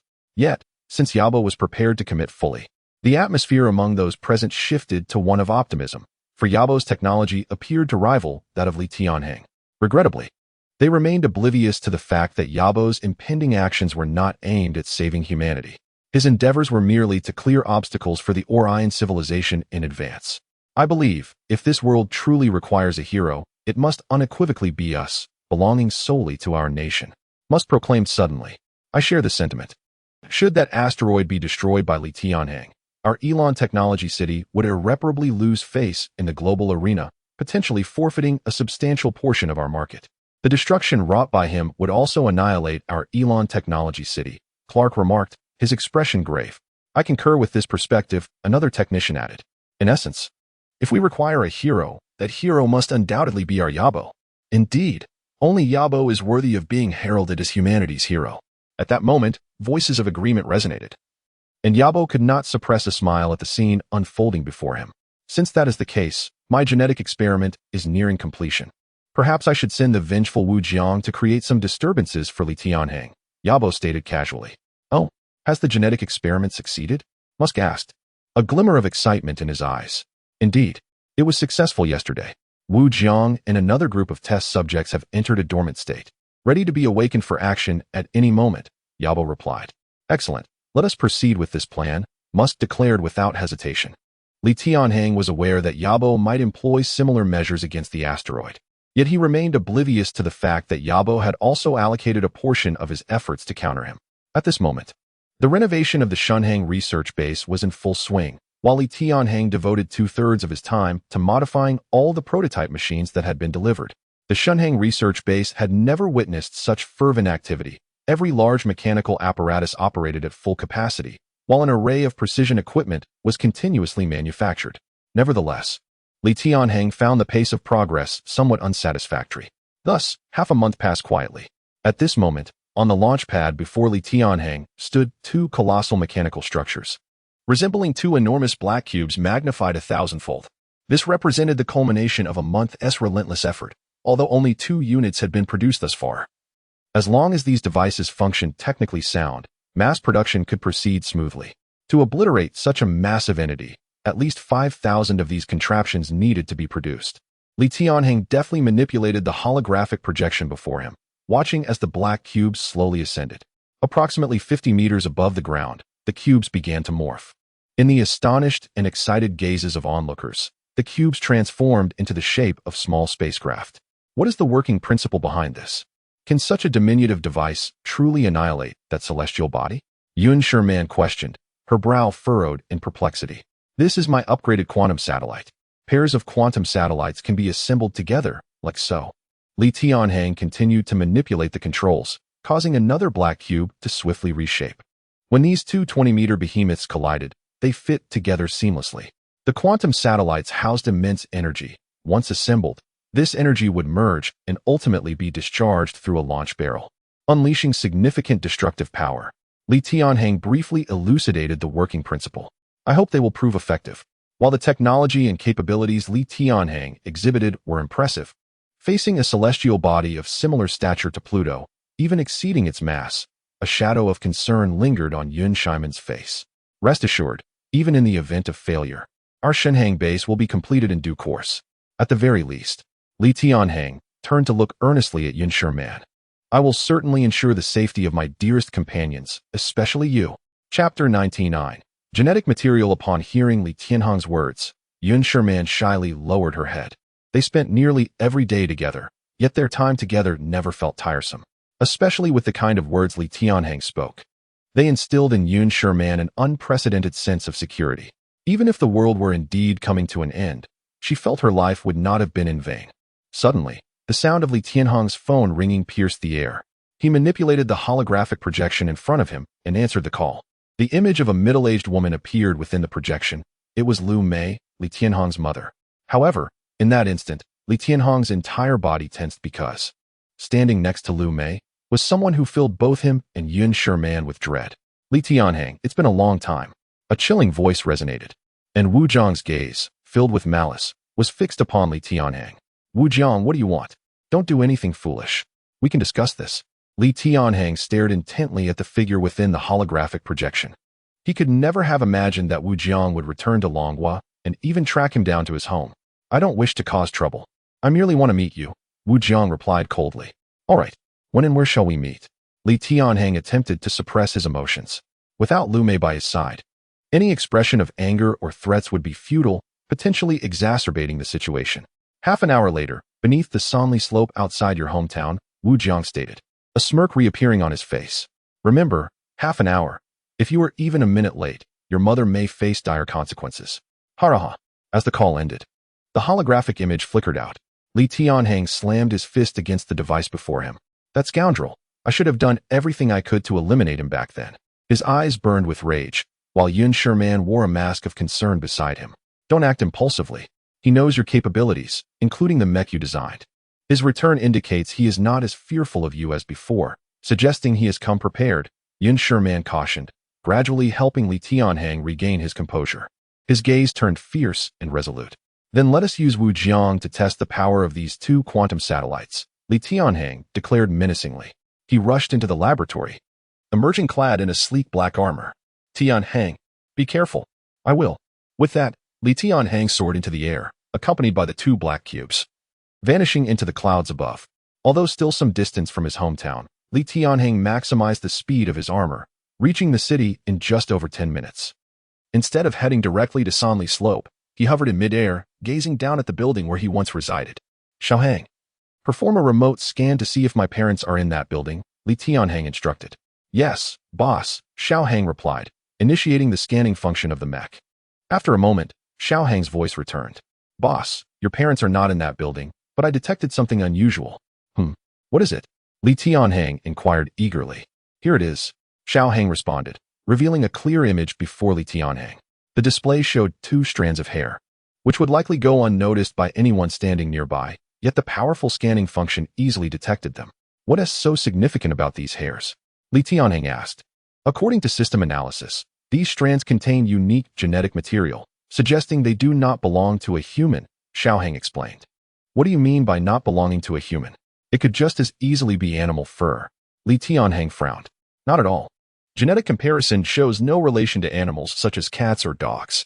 Strangely, some genetic fragments bear a high similarity to human DNA. The only plausible explanation for these strands is that they are derived from genetically modified human DNA, Xiaohang elucidated. What situation does that imply? Li Tianhang's expression grew grave.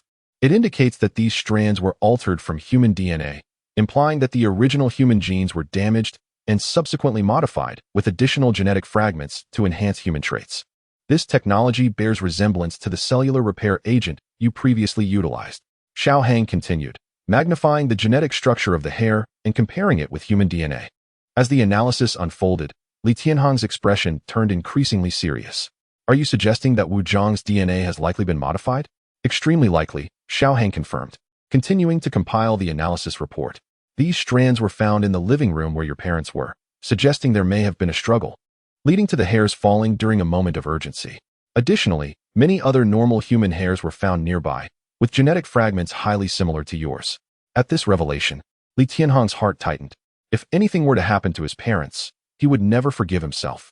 However, my detailed analysis indicates that this genetic modification is fraught with significant flaws, Xiaohang remarked as it continued its operations. Genetic enhancement and modification require advanced technology. But this alteration evidently carries side effects, rapidly depleting the life force of the modified individual. If my calculations are correct, their lifespan will not exceed 10 years. And with continued use of genetic power, their lifespan will diminish further. It seems this matter is indeed related to that Yabo, Li Tianhang mused. Aside from Yabo, he could not fathom anyone else on this planet capable of developing such technology. Wu Jiang, I sincerely hope you do not commit any foolish acts, Li Tianhang coldly declared, turning to ascend toward the Sanli slope. Within 10 seconds, he arrived above the slope. He did not spot Wu Jiang, but a figure he longed to see appeared a few hundred meters away. Mom. There, Lu Mei was suspended in midair, her hands bound. Below her, approximately 10 meters away, lay a lake teeming with crocodiles, swimming restlessly. Overwhelmed by the scene, Li Tianhang was alarmed and hastened to rescue Lu Mei. Why the rush? Li Tianhang? Our game hasn't even commenced, a familiar voice echoed. From behind a towering tree nearby, Wu Jiang emerged, a small remote control clutched in his hand. In stark contrast to their previous encounter, Wu Jiang's physique had undergone a dramatic transformation. His features were now rugged, his muscles bulging, and his gaze fierce. His hairline had receded drastically, and even his eyebrows had vanished entirely. A mere glance sufficed to confirm the accuracy of Xiaohang's analysis. Wu Jiang, spare my family. If you have a grievance, direct it at me. Why abduct my mother? Li Tianhang roared. Spare me the platitudes. Now you feign concern. Did you consider my feelings? Did you imagine how I felt watching my mother die before my eyes? Wu Jiang's expression twisted into a grotesque mask of rage, his booming voice amplifying his menacing aura. I said, I did everything in my power. Li Tianhang retorted, taking a deep breath. I acknowledge your efforts. Therefore, I implore you to exert yourself now. How does that sound? A sinister smile flickered across Wu Jiang's face. What exactly do you want? Li Tianhang demanded, his voice low and steady. Let's engage in a game. Wu Jiang proposed. What kind of game? Li Tianhang inquired. We shall stand at the same starting line and race toward your objective. Should I arrive first? Then, regrettably. Wu Jiang brandished the remote control in his hand, his voice laced with nonchalance. I shall depress this button, and your mother will plummet into the river. However, if you reach the destination first, then we shall ascribe it to your mother's good fortune, and I shall spare her life. How does that strike you? Regardless of how one perceived it, the game appeared to favor Li Tianhang, irrespective of the extent to which Wu Jiang's genes had been modified. His velocity could scarcely surpass that of Li Tianhang's mech suit. Is our shared starting line the sole prerequisite? Li Tianhang probed. Of course, there exists one additional condition. A mischievous glint sparkled in Wu Jiang's eyes. You must divest yourself of that contraption you're wearing. After all, it's a game, and games necessitate fairness, wouldn't you agree? Predictably. Upon hearing this, Li Tianhang's gaze intensified once more. Wu Jiang's genes had evidently undergone substantial alteration, rendering it impossible for Li Tianhang to outpace him with his bare hands. Wu Jiang was clearly capitalizing on this fact, deliberately issuing such a demand to plunge Li Tianhang into utter despair. You believe that even if I shed this mech suit, I would be unable to outrun you, no matter how desperately I tried, Li Tianhang stated. How could that be? Wu Jiang retorted, gesturing to his bare torso. Observe me. Reliant on no external technology or accoutrements. Don't you find that fair? While you may not be adorned with technology, is genetic modification not a form of technology in itself? Li Tianhang countered icily. Damn it, you've discovered my secret. But, no matter, the rules of the game remain unchanged. It's up to you whether you wish to play. Having spoken, Wu Jiang seemed to realize something, and he quickly added, Oh, and by the way, don't even contemplate directly rescuing your mother. Trust me, no matter how swift the mech suit may be, it will never surpass the speed at which I can depress this button. TSK, TSK. Look, the crocodiles are already salivating, eager to leap up. Haraha. At this juncture, Wu Jiang was indistinguishable from a madman. The mere thought of Li Tianhang's pale and desperate visage behind the mech suit filled him with indescribable glee. Son, disregard me. Your mother has never feared death. I am proud to have a son like you, even in death. Do not sacrifice yourself for your mother. Listen to me, son. Lu Mei's voice echoed, her words only intensifying Li Tianhang's anguish. What good am I as a son if I cannot even rescue my own mother? What meaning does any of this have? Li Tianhang, I have no patience for your internal struggles. I shall count to 3, and then I shall depress the remote control. 1, 2, 3. Very well, I accept. I shall play this game with you. Li Tianhang descended gracefully from the air, and amidst Lu Mei's despairing gaze, The black mech suit encasing Li Tianhang gradually disintegrated into countless fragments, ultimately transforming into a black suitcase at Li Tianhang's feet. Toss the item to him, Wu Jiang instructed, gesturing toward a foreigner in the distance, who was also visibly modified.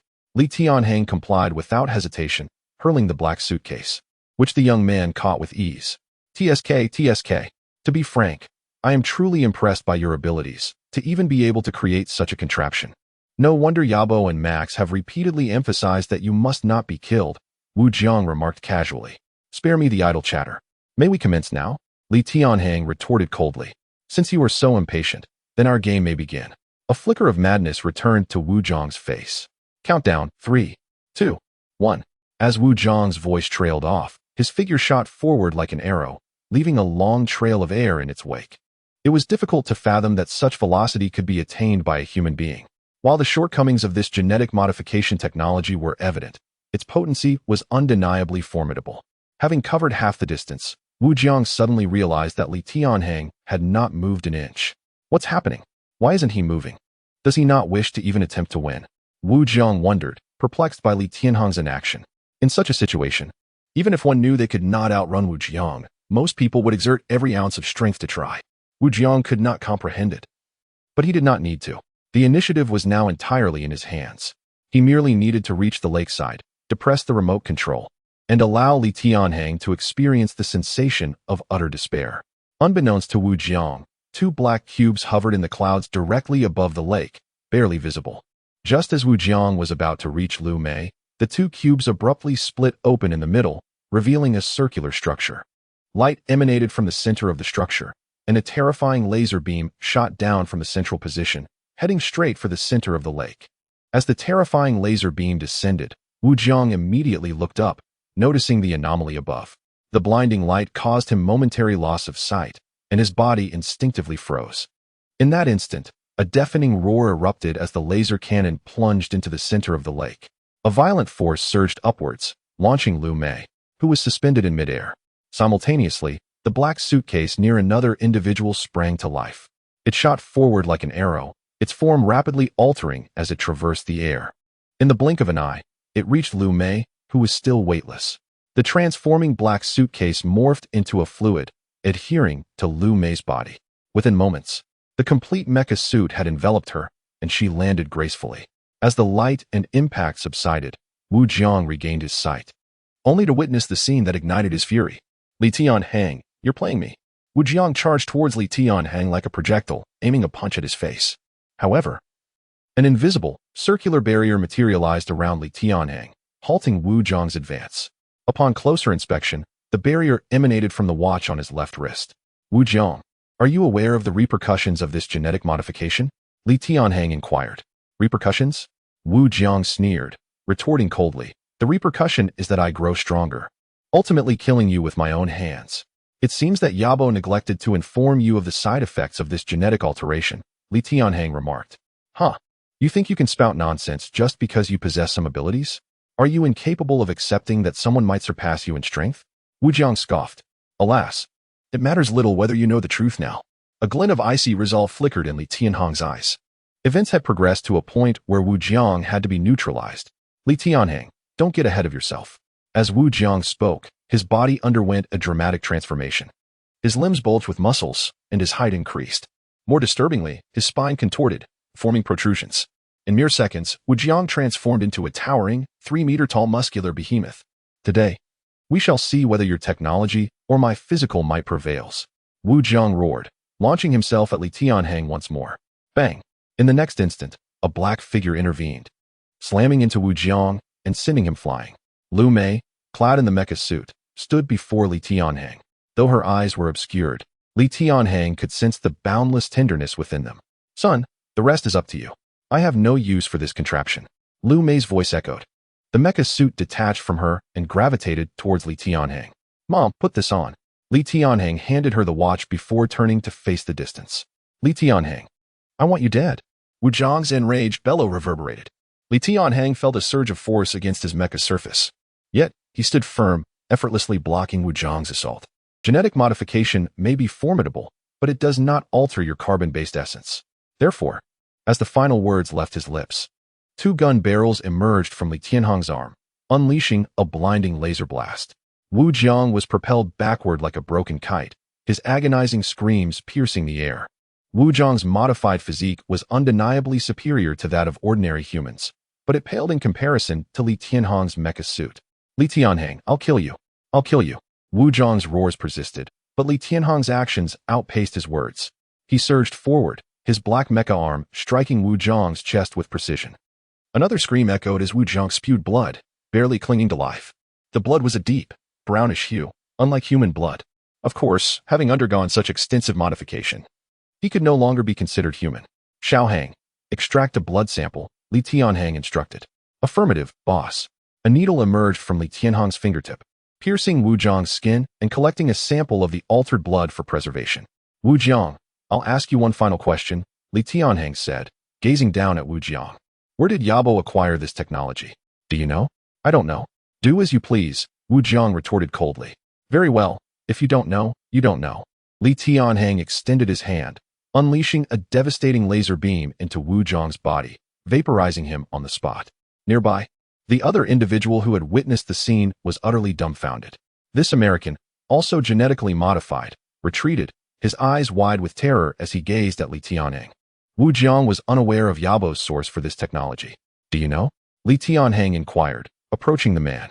I only know bits and pieces. A rough outline, the man stammered. Tell me everything you know, Li Tianhang commanded. If I tell you, will you let me go? The man asked, trembling as if facing death itself. That depends on the value of the information you provide, Li Tianhang replied. I overheard Yabo and Mus discussing how Yabo obtained this technology from an alien base, including the technology he possessed before the science competition. The white man divulged everything he knew without hesitation. Chapter 102. Li Tianhang's curiosity after the scientific competition, feeling threatened. He returned to that base and acquired more advanced alien technology. His primary objective now is you. It seems he is unwilling to accept defeat. Thus, he will exert every effort to complete the destruction of the asteroid before you do. So, to prevent me from getting ahead, he even resorted to employing you to disrupt my research? Li Tianhang inquired. This, well, I am not entirely sure. Perhaps, maybe, the hesitant individual replied. Do you know the location of that so-called alien base mentioned by Yabo? Having mastered various cutting-edge technologies, Li Tianhang was not at all surprised by the notion of extraterrestrial technology. In this vast universe, the power of advanced civilizations exceeds imagination. The civilization of this planet is certainly not solitary. It seems to be in my hometown, Mozong Town, but I am unsure of the exact location. Dongwen Nation, Mozong Town. Li Tianhang found this so-called alien base quite intriguing, although the technologies did not appear particularly exceptional. However, the fact that there exists an alien base on Blue Star signifies that extraterrestrials have undoubtedly visited this planet. Where do these aliens originate? What is their purpose here? These questions piqued Li Tianhang's curiosity immensely. All right, you may leave, Li Tianhang stated. Okay. The white man turned and fled without further ado, but in that instant, Li Tianhang suddenly raised his right hand, a blinding light enveloping his vision. Mom, are you all right? Li Tianhang turned around, and upon seeing Lu Mei, an indescribable sense of warmth nearly brought him to tears. He could scarcely imagine how he would cope had he not arrived in time, or if Lu Mei had encountered an accident for some other reason. Fortunately, the worst-case scenario did not transpire. Where's Dad? He is tied up over there. For some reason, that man seems to have no interest in your father. As if he bears a grudge against me, Lu Mei said, still shaken. Well, Li Tianhang sighed. This matter originated from him and ultimately concluded in his hands. The mother and son rescued his father, and then Li Tianhang accompanied them back home. Having learned these lessons, Li Tianhang insisted that they stay at the base for some time. At the very least, they should wait until the asteroid incident is resolved to ensure their safety before allowing them to leave his side. This incident genuinely frightened Li Tianhang. So Lu Mei and her companion complied with his arrangements. That very night, they set off for the Tianhang research base, and after settling the elderly couple, Li Tianhang promptly arrived at his experimental base. Tianhang, how are you? Are you all right? Yun Shimian rushed over, visibly relieved to see Li Tianhang unharmed. How could anything have happened to me? Li Tianhang affectionately ruffled Yun Shimian's hair. What about Wu Jiang? Yun Shimian asked. He is dead. Dead. Despite having experienced numerous events, the news of Li Tianhang killing someone unsettled her. This person posed a significant threat if allowed to live, although it was a necessary action. Li Tianhang stated. All right, Yun Shimian nodded. Wu Zhang's actions were indeed excessive, so she refrained from further comment. In addition, this journey has yielded some substantial gains for me. Li Tianhang remarked. What kind of gains? In response to Yun Shimian's puzzled gaze, the black suitcase beside them transformed into a mech, extracting brown blood from its fingertips and depositing it into a test tube. This is Wu Zhang's blood, Li Tianhang explained. Why is it brown? A pallor crossed Yun Shimian's face as she began to comprehend why Li Tianhang had killed Wu Zhang. Genetic modification technology. Li Tianhang's expression grew serious. After genetic alteration, Wu Zhang's body was nearly impervious to blades and bullets, which was his leverage in challenging Li Tianhang upon his return. However, he had severely underestimated the power of Li Tianhang's mech. Genetic modification? Could it be? Yabo, how could he possess such advanced technology? Yun Shimian exclaimed. It is not truly advanced, for this genetic modification carries significant side effects. Modified beings do not live beyond 10 years. However, Yabo did not disclose these side effects to Wu Jiang, Li Tianhang clarified. You brought back his blood sample to decipher this technology? Yun Shimian asked. Precisely. Li Tianhang said, a smile flickering across his face. His system also offered such genetic technologies for sale, but the required prestige points were in the 8-digit range, and there was no immediate need to purchase such technology. Extracting it from Wu Zhang's blood would significantly reduce the prestige cost for merely upgrading this technology and would also allow him to unravel Yabo's techniques. Xiaohang, analyze the blood sample and extract the genetic modification substances. With Li Tianhang's command, the machine before them sprang to life, and as Li Tianhang watched eagerly, the scanning and analysis equipment commenced its task of analyzing, extracting, and purifying. In just over 10 minutes, a new test tube, the size of a thumb, was delivered to Li Tianhang. The genetic material had been completely separated from the blood and undergone high-precision purification and restoration. This was the genetic modification substance required by the boss. Inside the test tube, half a tube of deep red liquid appeared particularly sinister, causing shivers to run down Yun Shimian's spine. Yet, as Li Tianhang gazed at the object in his hand, he was filled with excitement, and his consciousness immediately entered the system. System emerge, transforming skies, altering air, and capable of modifying all things. The super modification system is here. What modifications does the host require? Can the genetic modification substance within this test tube be upgraded?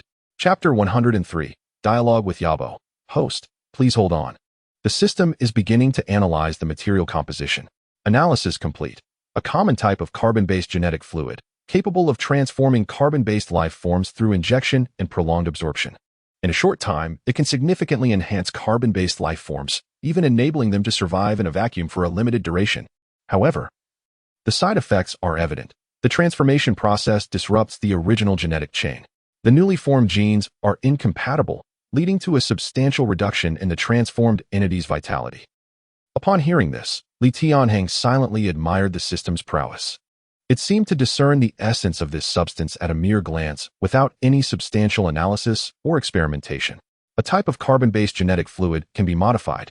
2 modification schemes are currently available, which can greatly enhance the performance of this genetic fluid. Scheme 1. Upgrade the ordinary genetic chain, reintroducing multiple gene adapters to achieve compatibility with carbon-based life forms. The side effects of the original genetic fluid would be halved, but correspondingly, the enhancement capabilities would also be reduced by 50%, requiring injections every 6 months. Otherwise, all enhancements would vanish, reverting the individual to an ordinary state. This scheme requires the expenditure of 1 million prestige points. Upon hearing this proposal, Li Tianhang's eyes brightened. In summary, the first scheme would reduce the original side effects by half. Previously, injections of the modified genetic fluid resulted in a lifespan of merely 10 years. However, after modification, the lifespan would be significantly extended. Yet, it was clear that this ordinary modification method still struggled to completely eliminate the side effects. Nevertheless, 1 million prestige points were well within Li Tianhang's means. Scheme 2. Upgrade to a high-level genetic chain, incorporating multiple gene adapters and various gene enhancement substances, completely eliminating the original side effects. The advanced genetic chain would substantially enhance the physical attributes of carbon-based life forms without causing any harm to their bodies.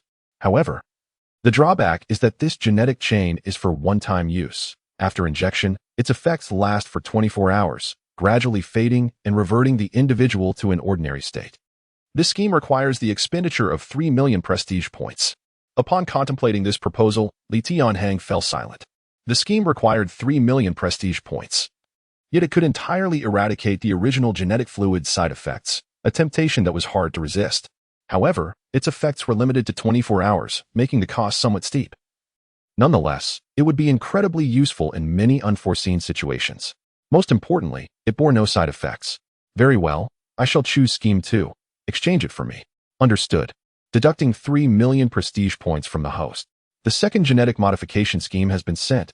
Please check your records. As the system's voice faded, Li Tianhang's mind was instantly filled with a detailed modification plan. Compared to mechanical modifications, this genetic substance alteration seemed considerably more straightforward.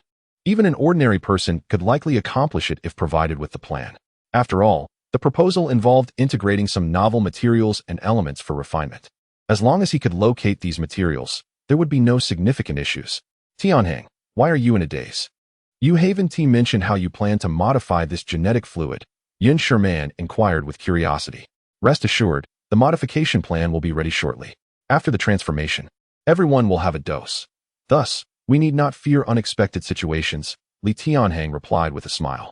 Yun Shimian nodded. She had developed a blind confidence in Li Tianhang. At times, she even believed him to be omnipotent. If he claimed something could be done, it would undoubtedly be so. Over the next 2 days, Li Tianhang successfully delegated the satellite destruction plan to others and focused wholeheartedly on locating the materials needed for the genetic fluid modification scheme. After 2 days of effort in various channels, he finally gathered all the necessary substances for the modification. Next, he would hand over the work to Xiaohang. But Li Tianhang had another task at hand. Yabo, Musk, allow me to showcase my technology to you today. Li Tianhang began operating at his computer, summoning the already mass-produced quantum satellites overhead to commence their functions.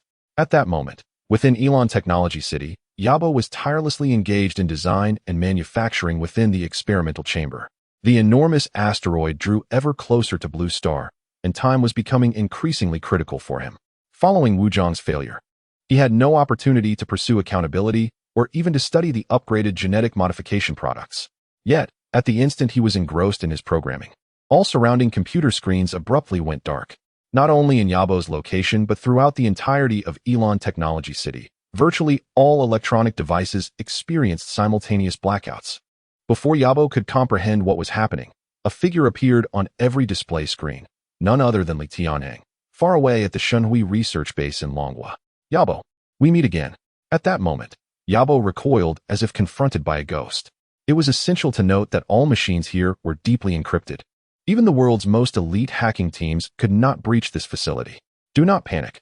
I have come solely to have a brief conversation with you, Li Tianhang stated calmly. What would you like to discuss?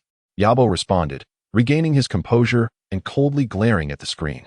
You are undoubtedly aware of the responsibilities we bear. During this critical period, I do not wish for another incident akin to Wu Zhang's to occur. If you believe your technology surpasses mine, this is your opportunity to demonstrate it. Rather than resorting to underhanded tactics against me, Li Tianhang continued, consider this. If you were to defeat me, yet your technology fell short of annihilating that celestial body, could you bear the consequences? Yabo fell into a brief silence. Though he felt irked, he had to concede that Li Tianhang's words were quite rational.